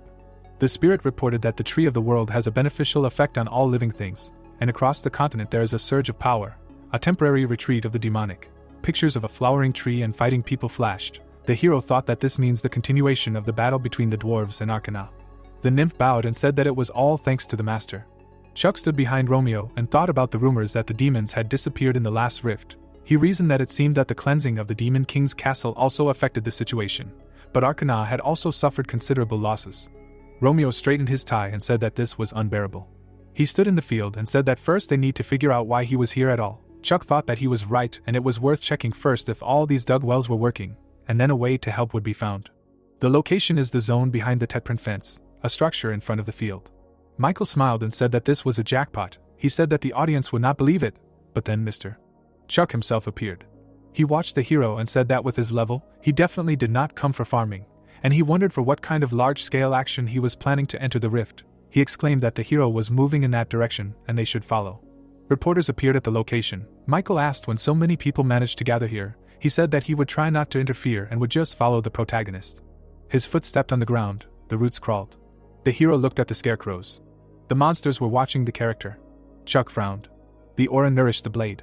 The protagonist cut the enemy. On the screen there was a picture of the defeated enemy. Mike exclaimed and said that the player used the style of his sword. The commentators discussed what happened. The hero looked back. Scarecrow attacked him. The guy used magic and aura. He cut the enemies, mentally listing the forces he used. He looked back at the nymph and thought about the summons. The spirit hit with magic. He thought that he could add the natural power of the subordinate to this. The roots immobilized the opponents. The protagonist cut the monsters and said that in general it was a good warm-up. He stood with his back to the corpses. The system announced the destruction of the Tetprint dummy. The hero looked at the nymph and said that nature is a truly powerful aspect and new perspectives are hidden in it. She replied that she would try even harder. He placed the sword of the nameless blacksmith in the inventory. The players watched the protagonist and discussed him with the commentators. Chuck turned around and wondered what was going on. He looked at his stats and thought that if it weren't for his name, he would have shown his stats a long time ago. He thought that he was ashamed and how to show it now. The hero walked across the field and thought that maybe he was trash outside of battles with demons, but now at least he wouldn't lose to monsters of his level, and it wasn't for nothing that he practiced repetitions and ate grass to strengthen himself. The hero said that when you turn overestimation into reality, it's no longer overestimation, and it was time to return to the tower. He looked at the drop. The players looked at the clouds and asked what it was. The spirit pressed himself against the summoner, who asked what was wrong with him. An aura appeared in the sky. The spirit noticed it. The spirit turned to the summoner with an exclamation about the aura. She looked up, cursed, and said that she felt it too. Fei-Yin turned to the hero. He turned around. The girl ran to him and screamed that it was her mistake and that all the adventurers needed to be evacuated. The protagonist turned to her and thought that he was just about to return. He asked her to calm down and explain what happened. She tried to catch her breath and said that he also knew that spirits were entities associated with nature and usually people couldn't even see them. She exclaimed what it was. The aura was gathering together. The shadow hung in the sky. The adventurers watched it. The voice of the fairies sounded that this shadow was not from their world. Michael asked what the hell it was. The dark spirit looked at the people. The girl looked up and said that the dark spirit was alien to this world, and it was impossible to establish contact with it. The hero frowned. The system reported the appearance of a monster. The host stood in front of the entrance to the rift. He greeted the viewers and said that Arcana today was with them, and today they were right in front of the Tetprint fence rift. The TV crew stood next to the rift and explained that this was the rift with the highest recommended level at the moment, and the guilds united by Heaven and Shining, which rank first and second, had already entered. The host noted that these two guilds had recently switched places, which had become a hot topic for discussion. He said that this was true and they should look at the situation with a drone. Lance raised his hand and commanded the armies to attack. The host explained that the Chinese guild had bypassed Shining and came in first place. He explained that the guild began to lose ground after Jesse left. The adventurers were fighting. The host noted that both guilds were very serious this time, and the tension could be felt even outside the rift. Sylvia looked up and asked what it was. She assumed it was a thunderstorm. Rox looked back. Lance and his subordinates looked at the sky and asked what was going on. He asked if the heavens were responding to the call of the Great One. She answered that it was unlikely. A notification appeared. The adventurers looked at the notifications. Rox looked at the message and asked if it was Chuck again. The hero looked at the dark spirit. They were opposite each other. Michael was filming what was happening and asked if the creature in front of the hero was really a dark spirit. He said that judging by the message about the appearance, it was at least a mob boss. He said that he did not know why, but an ominous alarm emanated from him. The tower mages looked at the enemy. Fei-Yin and the protagonist looked at the spirit. She asked him to move to a safe distance, because almost nothing is known about this spirit, and it is too dangerous. She said that it was different from other spirits from the very beginning. A dark spirit, a creature born from the thick darkness, an image of a treatise with a summoning. Ordinary people are not even able to establish contact with it. The spirit hung over the field. It is only known that it appears in mysterious places covered in mystery. Fei-Yin looked at the hero and said that Tetprint is one of the 10 great mysteries of the Arcana continent, and it seems that the spirit appeared here due to the accumulation of other spirits. She said that of course, it rarely happens to summon so many of them from outside at the same time. She was at fault that she did not foresee. She was interrupted. Romeo said that it was not the fault of the senior magician Fei-Yin. Chuck thought that initially he himself told everyone to go out together, and besides, he felt something. The dark spirit looked at the people. The hero asked the girl to continue the report, and asked if there was a possibility to establish contact. She shuddered and replied that the fact is that the dark spirit is an alien creature, and something equally alien is required to interact with it. The hero recalled the reaction of artifacts to his dark magic. She said that only those who possessed the appropriate magic could try to contact him, flashed memories of using dark magic. She looked at Chuck and said that only Mr. Matthew had such abilities. The hero chuckled. The girl turned to him. He used black magic and thought that in fact only it was needed. He said that in this case there were no problems. The palm was covered with dark magic and the protagonist said that the appropriate magic was already provided. He thought that in general black magic was a cheat skill that could be used even with magical exhaustion. The aura of the dark spirit collided with Chuck's magic. Michael was blown away. He assumed that an even more powerful storm was approaching. The dark spirit narrowed his eyes and asked who he was. The hero's eyes were glowing. In the past, the office, the words sound that black magic is simple. Matthew held the artifact. The arrow pointed to Chuck. The magician stood before the protagonist and said that as expected. The hero asked what kind of artifact it was. He answered that it was a magical object that resonated with magic and apparently it was reaching out to the master. Black magic enveloped the characters. Matthew explained that like darkness absorbed by even thicker darkness, black magic follows the magic it resonates with, similar to the behavior of fire magic. He concluded that thicker darkness absorbs the rest of the darkness. The dark spirit stood before the hero. He asked who he was. The protagonist looked down and thought that his name was Chuck. He looked at the spirit and said his name. The creature asked to show him his darkness. Magic rushed into the hero's eye. Memory of Romeo's family sacrifice, bloody sword, Granfel's back. Tears flowed from the eyes. The dark spirit looked at the memories and exclaimed that this darkness. The image of Romeo held the dark spirit in the palm of his hand. Phaon looked at the hero and turned to him. Mike was filming. The nymph was hanging in front of the magicians. The dark spirit bowed before Chuck. He lowered his head and said that he would submit to him, the bottomless and endless darkness. The hero watched the spirit. The adventurers looked at this scene. They jumped up and shouted that the dark spirit was submitting to Chuck. Phaon was surprised that the protagonist had stronger black magic than Matthew. Michael covered his mouth and said that now he understood why he came to such a seedy rift. The hero stood with his back to the adventurers. They were talking excitedly. Chuck was shaking, and mentally asked them to shut up already. He grimaced and thought that the name Dark Spirit was already suspicious, and now it was literally a spiritual version of Granfell. Romeo stood in front of the spirit. The creature looked down and said that it was darkness so endless that even the darkest shadow could not compare to it. Chuck mentally asked not to develop. The hero looked at his subordinate. The spirit said that only he could solve the riddle of the Tetpern labyrinth. Images of 10 great mysteries flashed in his imagination. It was a bait known from the very beginning of the game. The commentators discussed this news, and even after the Tetpern fence was made a rift, interest in it did not subside. The system showed a quest from the 10 Great Mysteries series. Chuck thought that it looked like some kind of major quest. He looked at the system window and said that 10 Great Mysteries are generally end-game content, and on the scale of a world event, and at the same time a complete freebie. Romeo looked at the spirit and said that he got the meaning, but everything has its time. He watched his subordinate and said that when the time comes, he will find him himself, and thought that it was just a fence and not the labyrinth itself. The spirit was surprised and asked if he was serious about looking for him. He said that he understood him. He turned to the hero and said that he would wait for his call. Evening, high-rise buildings somewhere in Seoul, Chuck's home. The news channel showed the hero's face. The sisters watched TV and discussed what they saw. The Shining Guild watched the news and reasoned. Larry was indignant that where did the protagonist even get such a sonorous name? The host turned to his comrade and said that despite black magic, Chuck showed fencing and many other skills. There were heated debates on the forum. One of the players wrote that this is no longer just a class but an era. Reporters filmed the speech. Unknown said that the Tetpern labyrinth is truly uncharted territory, and so far no one has managed to pass it. The man smiled and said that this was one of the greatest mysteries and even their union did not dare to enter. He led the conference and said that now their union of explorers are brave pioneers of the unknown. Alan said that they, in cooperation with the player Chuck, announced the beginning of the disclosure of secrets in the labyrinth. Chuck looked down absently. He held a letter from the Union of Explorers and thought that this nickname had already spread everywhere. The image of a person from the Union of Explorers. This organization studies the arcana more deeply than anyone else. Images of artifacts, and since the effectiveness of the rift can depend on one explorer, they were considered mandatory for high-ranking parties. An equipped explorer, such in the middle and lower ranks are almost impossible to find, and all for one reason. Rock looked at the busy Sylvia and asked that they are famous for their cosmic price tag. She replied that if you count it down to the penny. She looked at the image of Alan and asked, then they suddenly say that they are ready to work for free.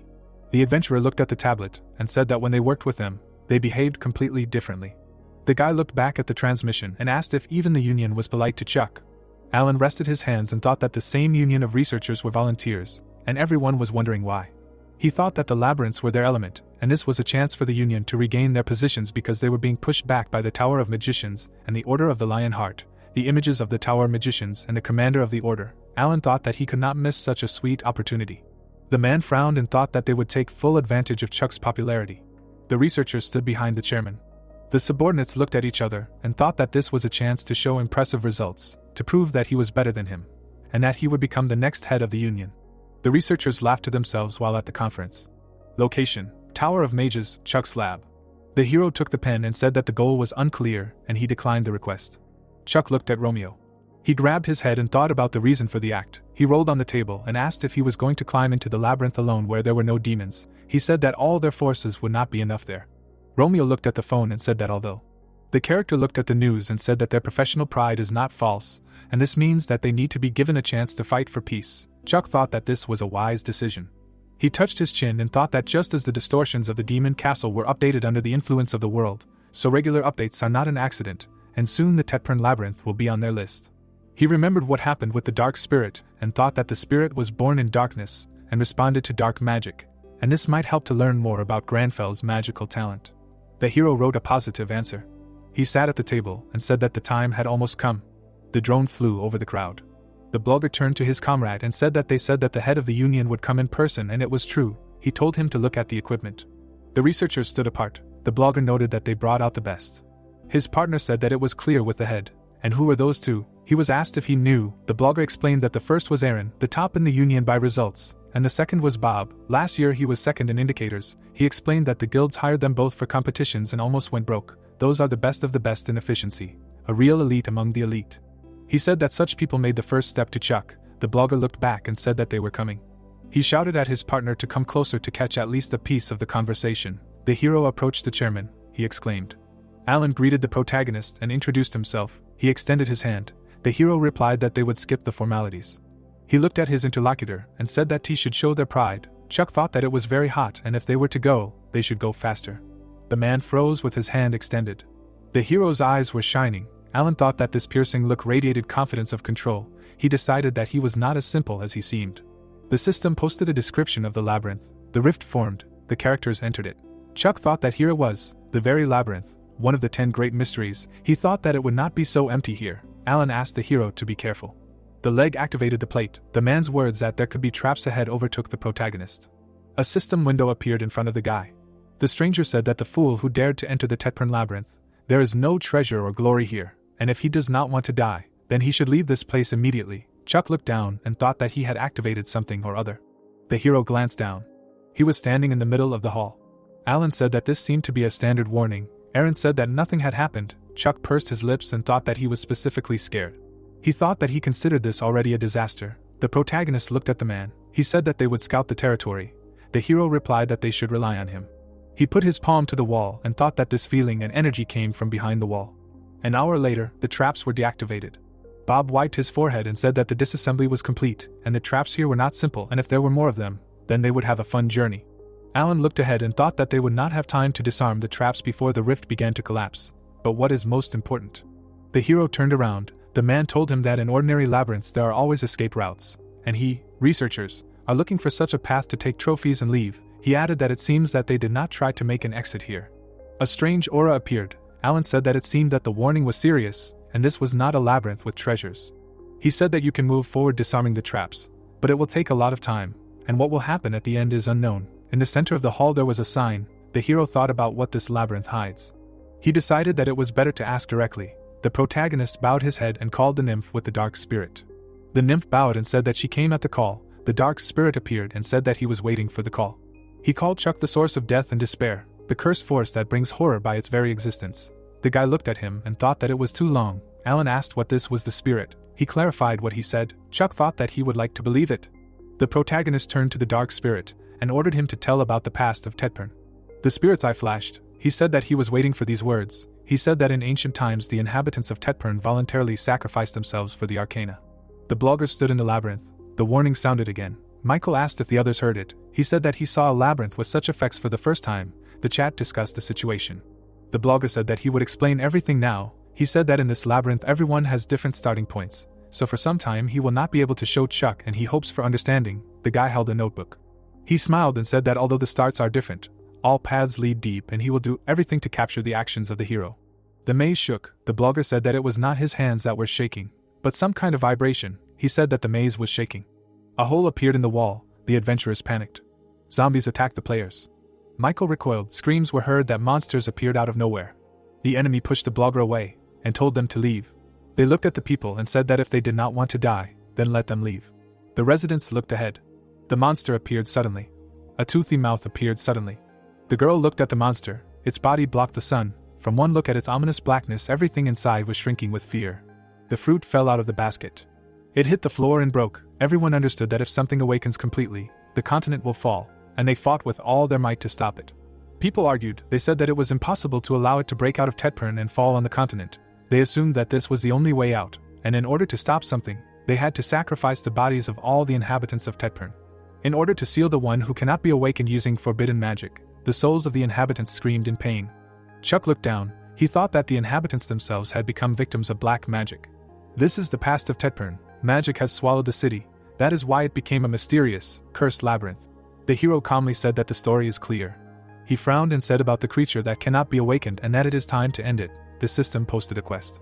Frowning, the hero said that the creature that cannot be awakened, it is time to end this evil. A notification appeared to destroy what should not be awakened, sleeping in the depths. The man looked surprised and asked what he was doing. He wanted to break through the labyrinth head-on. It is impossible. The zombies walked forward. It was heard that the monsters were walking in a crowd. Stretching his hand forward, the protagonist thought that the monsters of the labyrinth were those whose bodies were enslaved by a dark contract. The creatures froze in place. Suddenly, they transformed into people. A purple glow appeared. It was heard that let him help. He wanted to stop this. He understood their feelings. The thought arose that darkness obeys only deeper darkness, and the labyrinth fed by black magic is no exception. Grabbing his hat, the man said that this to which the guy replied that the labyrinth was reacting. Gritting his teeth, Chuck said that he would support their pride. The monsters looked forward. Adjusting his tie, the hero said that let him lead him. A notification appeared that he had received the right to manage black contractors. The zombies attacked people. It was heard that if he did not want to die, then he should immediately leave this place. The guy opened his eyes in fear. Raising his eyebrows, he thought something was going on. Smiling, the player asked that he was the streamer filming Chuck. He needed to be more careful, to which the guy thanked him. The man looked at the monster in amazement. The thought appeared that he had just stopped. Holding the weapon in his hands, the player asked that he suddenly disappeared on his own. The zombies looked ahead. It was heard that, and where they moved in a crowd, the thought appeared that this was changing the course of the battle. Smiling, the guy shouted that it was Chuck, definitely part of the quest. If you follow the monsters, you can reach the depths. The players smiled. It was heard that the labyrinth could be passed passively and get freebies. And here is a free pass to the depths. How much experience will they give for this? Excellent content for the stream. The guy looked to the side. A view of the depths of the labyrinth opened. It was heard that it seemed that something would appear now. The young man smiled and said that if he was lucky, he would be able to snatch a piece of the quest. He stretched out his hand and shouted that it was over there. The man looked at the eye in surprise and exclaimed. Looking at the eye, the player said that it was huge. Gritting his teeth, the player asked what it was. If it was an eye, then how big was the body itself? To which the girl replied that there was an urgent update. Holding the phone in his hands, the man said that the boss was a level 900 monster.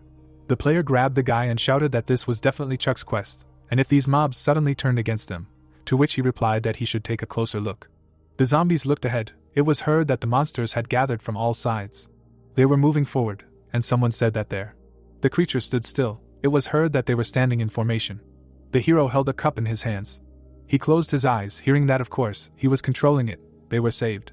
The protagonist opened his eyes wide and thought, damn. A blow flew at the monster. A thought arose that he was not even a demon. How could he defeat a boss of the 900th level? He somehow defeated the demon only thanks to the skill natural enemy, and even then he was 850. Raising his head up, the man said that the movement froze, but traces. Chuck gritted his teeth, hearing that judging by the skin and size, to which he thought that maybe of course a crowd of players will somehow kill it. The hero looked in surprise, hearing that it was definitely a dragon. The protagonist froze and asked again, and the man said that a dragon is too much even for the tower mages. This is a creature with the highest power among all living things in Arcana. The dragon raised its head, and someone said that it was better to retreat. Holding a cup in his hands, the man said that his fears were in vain. A thought arose that the dragon is a great mystery of the world of Arcana. But the labyrinth is just an ordinary quest, in other words. Looking down, the protagonist said that it was not a real dragon, on top of everything else. The guy grinned. It was heard that uninvited guests were an eyesore. Notifications appeared that a demon was detected nearby. The natural enemy skill was activated. Looking at Romeo, the hero thought that so among the players who entered the rift, a demon was hiding, but before the fight, a buff from a natural enemy, that is, for him, and he said that he was lucky. A purple beam flew in the air. It was heard that his turn had not yet come. Let him sit and wait. Standing still, the hero said that now is the time to show pride. The eye opened its eyes wide. It was heard that a creature that cannot be awakened. The monster raised its head up, hearing that let it rage as much as it wants. The thought appeared that fear was imposed on the creature that cannot be awakened and, in addition, a debuff. Opening its eyes wide, the guy exclaimed and asked why it suddenly moved. The hero looked at the notification. The monster stood still, listening to the fact that they also wanted to fight. He would not control them. Raising his finger up, the protagonist thought that he did not have the mana to control them, so let them do whatever they wanted. The creature raised its head up. It was heard that they should do as they please. The thought arose that if both the inhabitants of Tetpern and the players revolted. The monster kicked the ground. A notification appeared that the current status was awaiting orders. The demon raised its head up. The zombies opened their eyes in amazement. It was heard that the monsters were climbing on the boss. Looking at him, the guy shouted that they were fighting among themselves. What was going on? To which the girl replied that no matter what, they also needed to join. And the player added that but how to fight someone who crushes everything on earth into mush. The creature opened its mouth wide. It was heard that this platform, he had seen this before on the stream. People attacked the monster. It was said that the same magic that Chuck used when the Knights of the Lionheart Order fought on the Yuzra archipelago. A glow appeared around the protagonist. Gritting his teeth, he said that if they wanted to support their pride, let him raise his weapon. The guy looked forward. The players jumped towards the monster. It was heard that exactly, they also need to do something. Standing idle is only a disgrace. The zombies stretched their hands forward. The young man swung his sword. The girl stretched her hand forward. The thought appeared that both the Archons and even the adventurers fight together. The man held a torch in his hands. Frowning, the hero said that he is the bearer of endless darkness. In response to his pride, he gives him all his power, let him accept it. An attack flew at the monster. It was heard that let him go to him. The guy looked at him in amazement, and asked what kind of attack it was. Suddenly, a notification appeared in front of the players. The monster fell to the ground. A message about a world quest appeared. The protagonist frowned. A message appeared that he should reach the top of the Zero Ridge. People looked at him in amazement. It was heard that he did not plunge into darkness at that moment. What kind of attack was that? There were so many of them. It was indeed a dragon, but a very tiny one. Chuck took a step forward. He walked straight to the spirit. Putting his hand on his shoulder, the hero asked that out of 10,890 contractors, only he remained. Everyone who was here had already known the sacrifice and their pride. Looking at the zombie, the protagonist said that he could now calmly close his eyes. The monster grinned slightly and replied that it was like this. The players took off their hats. Suddenly the creature evaporated. Chuck looked away in amazement. The guy shuddered, hearing that he had come to him on business. Looking at the hero, he thought about what this feeling was. He guessed that he was a demon. He hid his aura so carefully, like him. Looking at the tablet, the guy said that Chuck means. The thought arose that he just wanted to look at the curious man who, according to rumors, defeated the demon king himself, and if suddenly there was a chance to take possession of his body. The players stood in front of the eye. It was said that, but damn it, he even managed to finish off the dragon. What kind of power is this? Who is he really? The hero stretched his hand forward. The thought appeared that only bottomless darkness emanated from him, darker than the darkness itself. The hero's eyes lit up. The guy stretched his arms out to the sides. The thought arose that it was he, the demon, who felt how his darkness was suppressed by his darkness. The young man looked in amazement and asked, "What the?" Rushing forward, he thought that he needed to get away now. He was no match for him. Gritting his teeth, the guy added that he was stupid to come so close. The protagonist straightened his tie and said that there was no point in fussing. Chuck frowned. A notification appeared that the exorcism ritual skill was activated. A view of a high-rise building opened up. Sitting down on a chair, the man said that the head of the British branch was still out of touch. Since they were already late, they would start without him. They were opening an emergency meeting of the AU branches. People were sitting at the conference. They could hear what they were thinking about the monster that appeared in this rift. There was something else that needed to be discussed: the size, pupils and skin structure. Even former designers from Cosmos said that there were no more such creatures. The monster opened its mouth wide. It was said that the problem was that the dragon should live on top of the Zero Ridge. How did it end up in the dungeon of the labyrinth? Putting his hand to his face, the man said that he thought it was not a dragon at all. The man crossed his arms. Listening to what he also understood, in the east there is a creature that could not become a dragon. The man gritted his teeth, hearing that they called it that. Looking at the screen, he heard that is, according to the head of the Korean branch, it was not a dragon, but something like a cut-down version of it. He understood correctly, to which the man replied that it was true, although this was just a guess, as if a monster that they did not design suddenly materialized. A view of the buildings opened up. It was heard that now Arcana is no longer the game that they once controlled. Only the CEO of Cosmo knows the truth. The monster opened its mouth wide. It was heard that it was a springboard. Let it stand on the platform and hit from above. Several news headlines appeared. Smiling, the guy said that the quest was called Dragon's Footprints. All the players who were there received it. Looking at the phone, Jack shouted that he was jealous. He should have gone too, and the guy said that while he was distracted, he overtook him in the ranking. Holding the phone in his hands, the man said that the dragon then. Rox put his hand in his pocket and thought that the first place in the player ranking, the hidden class Dragon Knight, it seems he will move, and then said that it will be a hassle.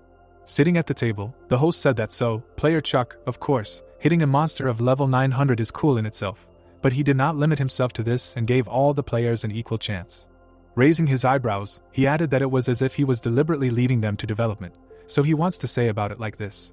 News about the hero appeared. It was heard that player Chuck is the only ray of light in the endless darkness. The player swung at the monster. It was said that the player is growing along with others. News about the dragon's tracks appeared. The hero held the phone in his hands. Looking at his reflection, he thought that was enough. Gritting his teeth, the protagonist thought that was enough. The endless darkness seemed not enough for him. He started rolling on the floor, screaming about how he could look at people now without burning with shame, to which Romeo replied that others' assessments did not matter. Lying on the floor, Chuck said that what was important was that. Looking at the notification, the hero thought that this time a world quest had fallen out. A quest about dragon tracks appeared, and the thought arose that other players had received the dragon tracks quest. A notification about a world quest appeared, and the protagonist thought that he apparently received this one, the hunter of evil dragons, for his great contribution to the victory. People looked at the dragon, and the thought arose that the lessons of the great war of dragons and demons were obvious. Even a magic tower could not resist an immortal dragon creature, and this is almost the final content. A view of the mountains opened up. It was said that the Zero Ridge, where dragons live, is the heavenly spire of Arcana. Ordinary players are not even able to get there. The hero's eyes widened and he thought that just thinking about it gave him goosebumps. If the monster had been a real dragon, they would have all said goodbye to life. The fact that they had defeated this level 900 boss was mainly due to the activated natural enemy skill. Clicking on the notification, the protagonist added that they would calm down and see what trophies were there. The fang of an evil earth dragon appeared, and the thought appeared that although its strength was clearly insane, it could still be taken. Holding the weapon in his hands, Chuck thought that the level was too low to equip this item. Closing his eyes, the hero said that everything could be used in its own way, and then thought that what was the point if he couldn't even lift it. The map appeared, and the thought appeared that he would think about the sword later. But the real find was the map connecting everything that exists. That is, he could find out where rare herbs or any necessary item are. By clicking on the notification, the protagonist thought that he had collected a lot of good stuff in the labyrinth, and his level had also risen to 15. It was worth pouring stats into magical power. Chuck pumped up luck and added that exactly 1 point in luck. Raising his head, he thought that doesn't it sound nice? Luck now to work. Holding the papers in his hands, the hero said that while he was gone, a decent number of requests to leave the tower had accumulated. The protagonist frowned and thought that this was nothing special. A view of the room opened up. John looked at his hand. Looking at the blood, he said that oh shit, it seems there is little time left. A glow appeared around the ball. It was heard that everything would be fine with the tower, because the elder Chuck was doing great, and he would probably continue the research that they had done together. The hero frowned, and the thought arose that he had made an unexpected first impression. John's eyes widened. He looked down and said that now that he was here, he could be calm. Pressing the ball, the guy said that he only regretted one thing. Standing by the table, he added that it was a little sad that he would have to leave without ever meeting the owner of the tower again. The girl opened her eyes in amazement. She rushed forward and said hello. Claire looked away and asked where he was in such a hurry. An office appeared. It was said that the elder John, a delayed curse passed down through his family. An application for leaving the tower appeared. The thought arose that this was also a study on removing the curse. The room appeared. The thought arose that no, this was not just like that. This quest came as an order. Frowning, the hero thought what this meant, and then said that the devil's tricks. He looked ahead angrily. A tall tower appeared. The thought arose that since he dared to touch the tower again, he would make them regret it. An image of a guy appeared. It was said that a magical family, each of its representatives possessed overwhelming magical power, and from generation to generation unprecedented geniuses were born. A glow appeared around the hand. the thought arose that despite such glory, no one envied them. A view of the building opened up. It was said that although the blood of their family bestowed incredible abilities, they were cursed with a fatal fate, death before adulthood. The magician grabbed his face. The guy looked away. The thought arose that for them death was not a tragedy, but an annual ritual, almost a habit. A bright light was shining from the window. Standing in the middle of the room, the guy said that it seemed that he was almost done with business. John looked down and thought that he felt a weak heartbeat and a fading flow of magical energy. Death was getting closer to him. Tea bags appeared. It was heard that, but still. Smiling, the magician said that he would not worry about his absence, because now he was in the tower. Someone knocked on the door. It was heard that they could come in. John opened his eyes in amazement. The hero crossed his arms, hearing what brought him here, what he addressed. The magician looked at him in surprise. Frowning, the protagonist asked that he wanted to live. John froze, looking at him. He closed his eyes and grinned. Chuck looked at him angrily and wondered why he was laughing so strangely, awkwardly somehow, and the guy said that for the first time in his life he was asked such a question. People were always either envious or sorry. Looking away, John said that he did not regret anything. Thanks to the curse that exchanges life for talent, he was able to see this world as it is. Clenching his fist, he added that so perhaps he should hold on to this world. The room appeared. It was heard that, but as soon as he heard Mr. Chuck's question, he himself did not notice how he thought about it. Smiling, the magician said that he wanted to live. Memories appeared. The thought arose that all this time while he was settling in the magic tower, John was there and always helped him, so now. Frowning, the hero said that this answer was enough. A notification about the quest appeared. A view of the crystal hall opened up. Closing her eyes, the girl turned to the senior magicians. The students looked at each other, hearing that as well as other experienced magicians, even students are all here, in one hall. Looking around, Claire said that this is the very round table she heard about. Such a secret meeting was suddenly made open to everyone. It's just incredible. To which Agnes responded approvingly. Looking down, she thought about how the tower had really started to change for the better after the traitors among the elders were exposed. But to be honest, she couldn't think of anything at all right now. Time was still going on, even at this very second. I wonder if Mr. Chuck had seen her request to leave the tower. Standing in the middle of the hall, the man said that for sure, there was one announcement before the meeting. Due to unforeseen circumstances, Senior Chuck would not be able to attend today. Sitting at the table, Claire heard that he couldn't. He was always so punctual, and she asked that something serious had happened. Agnes's eyes widened, thinking that it couldn't be. The hero's eyes widened. Walking forward, he said that this was a surprise. As soon as he saw the request to leave the tower, the quest immediately arrived. A notification about a class quest appeared, and the thought arose that there were two at once. Having clicked on the notification, the protagonist thought that he could barely cope with inheriting John's will, even as the acting elder, and if he was not around. Sitting at the table, Chuck added that he would be the next to fall, and he would have died from overworking even without the curse. His eyes widened. He said that this quest too. A notification about the quest appeared. The thought arose that he was hearing about their family for the first time. A visit to the mansion was already successful. People handed over a scroll. It was said that the quests have such a system. If a demon hunter dies, his order goes to the next one, which means that the order that the action member received at one time now automatically went to him, as the only demon hunter. The scroll rushed forward and turned. The hero frowned, hearing where he was now. Standing in front of the portal, he said that he was at the rift. Agnes stretched her hand out to the side, thinking that after the round table meeting she went straight to the office. And he was already there, and then asked what and when he was going to return, and why he was at the rift at all. She looked surprised, hearing that because the rift was connected to the arcana. People were standing in front of the monster. The thought arose that the demon Benjamin had summoned had also escaped there, to the arcana, through the rift. He had already confirmed more than once, the rift had become a bridge between reality and the arcana. Looking at the scroll, the hero heard that let him forgive of course, but he did not want to say that he was going to enter the arcana alone, to which he replied that this is exactly what he was saying. Gritting his teeth, the protagonist said that because John's family was there. Agnes' eyes widened, thinking that it meant he had seen the application for her exit. The view of the room opened up. It was heard that let him then allow him to go with him. He instructs him to protect John, and asks to collect information about the family. Entering the room, the magician said that even for him now in Archon it is too dangerous, and from the scroll it was heard that the application for her exit has already been rejected. Frowning, the hero said that he should rely on him. Agnes' eyes widened and she shouted that she was asking him, no need. She closed her eyes and said that honestly, everything was the same here and there. Senior mages still strive to bear everything alone. Entering the rift, the protagonist thought that he should forgive her for rejecting her request to exit, but he had no choice. The item he uses to enter the arcana is. Raising his hand, he added that the card connecting all things is disposable and only works for a one-way ticket. A view of the tree opened up. A thought appeared that even after planting the seed of the tree of the world, he received the title of the last adventurer. Defeat thunders throughout the continent of Arcana.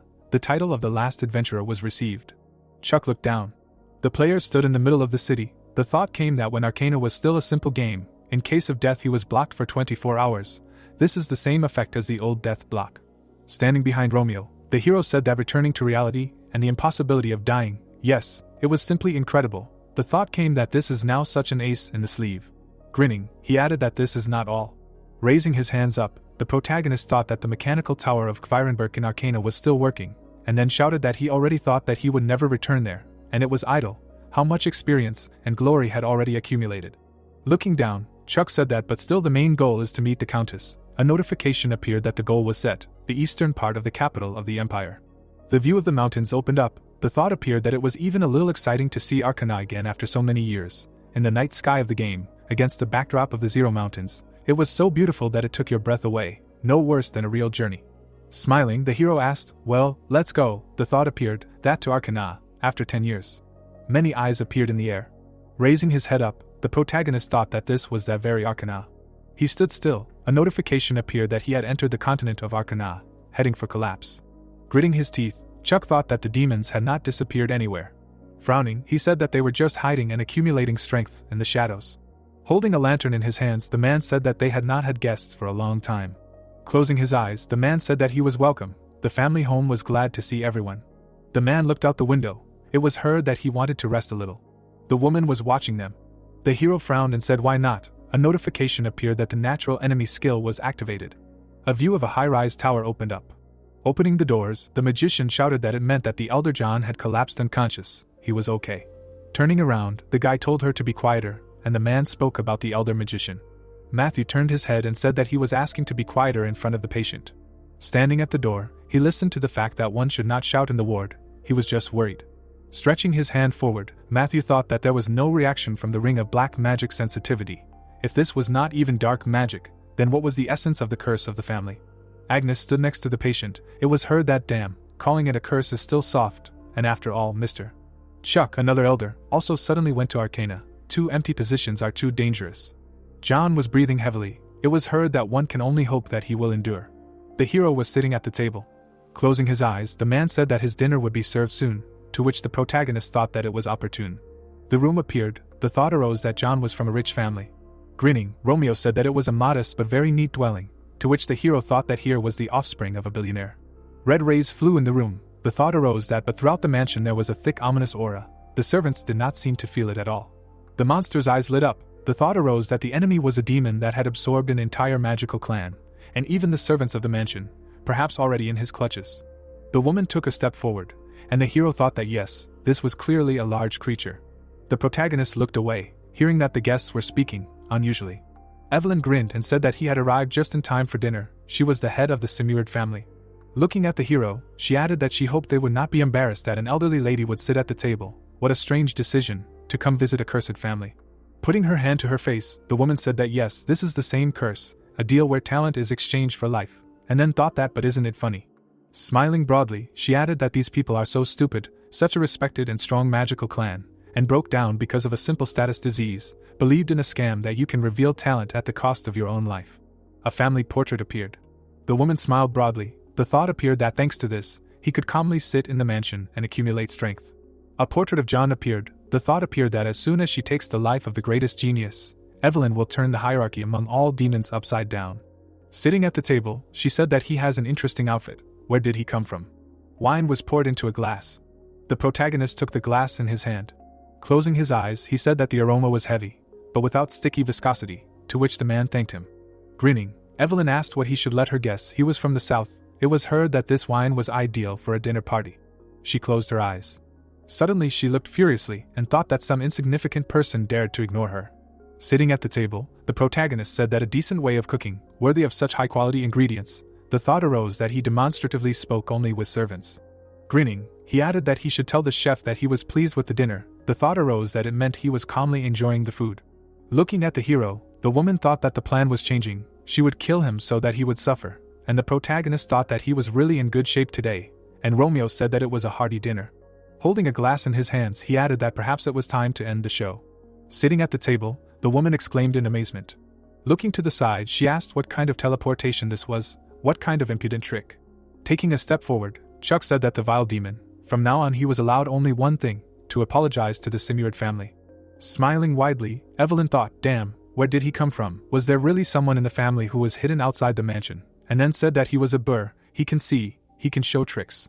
Smiling widely, she shouted that but in any case, he is just a man. A notification appeared that the Demon King was revealing his true form. Looking at the hero, the Demon King shouted that today she would devour him as a special dish. Frowning, the hero said, how naive. The protagonist held the flask in his hands. A notification appeared that the eyes burning with malice had been chosen as an offering. Chuck's eyes suddenly lit up. A message appeared that the exorcism ritual skill had been activated. The demon opened her eyes wide and thought that the magical eye in the sky had disappeared. Standing in front of the hero, Evelyn said that I understand, so he is not a mage, so he is the hunter from the rumors who sent the demon kings to hell, a demon hunter. Stretching his hand forward, the hero said that he does not talk to his prey. A glow appeared around the demon. The thought arose that the demon hunter was using high-level freezing magic. Evelyn smiled widely. Suddenly, her hands began to transform.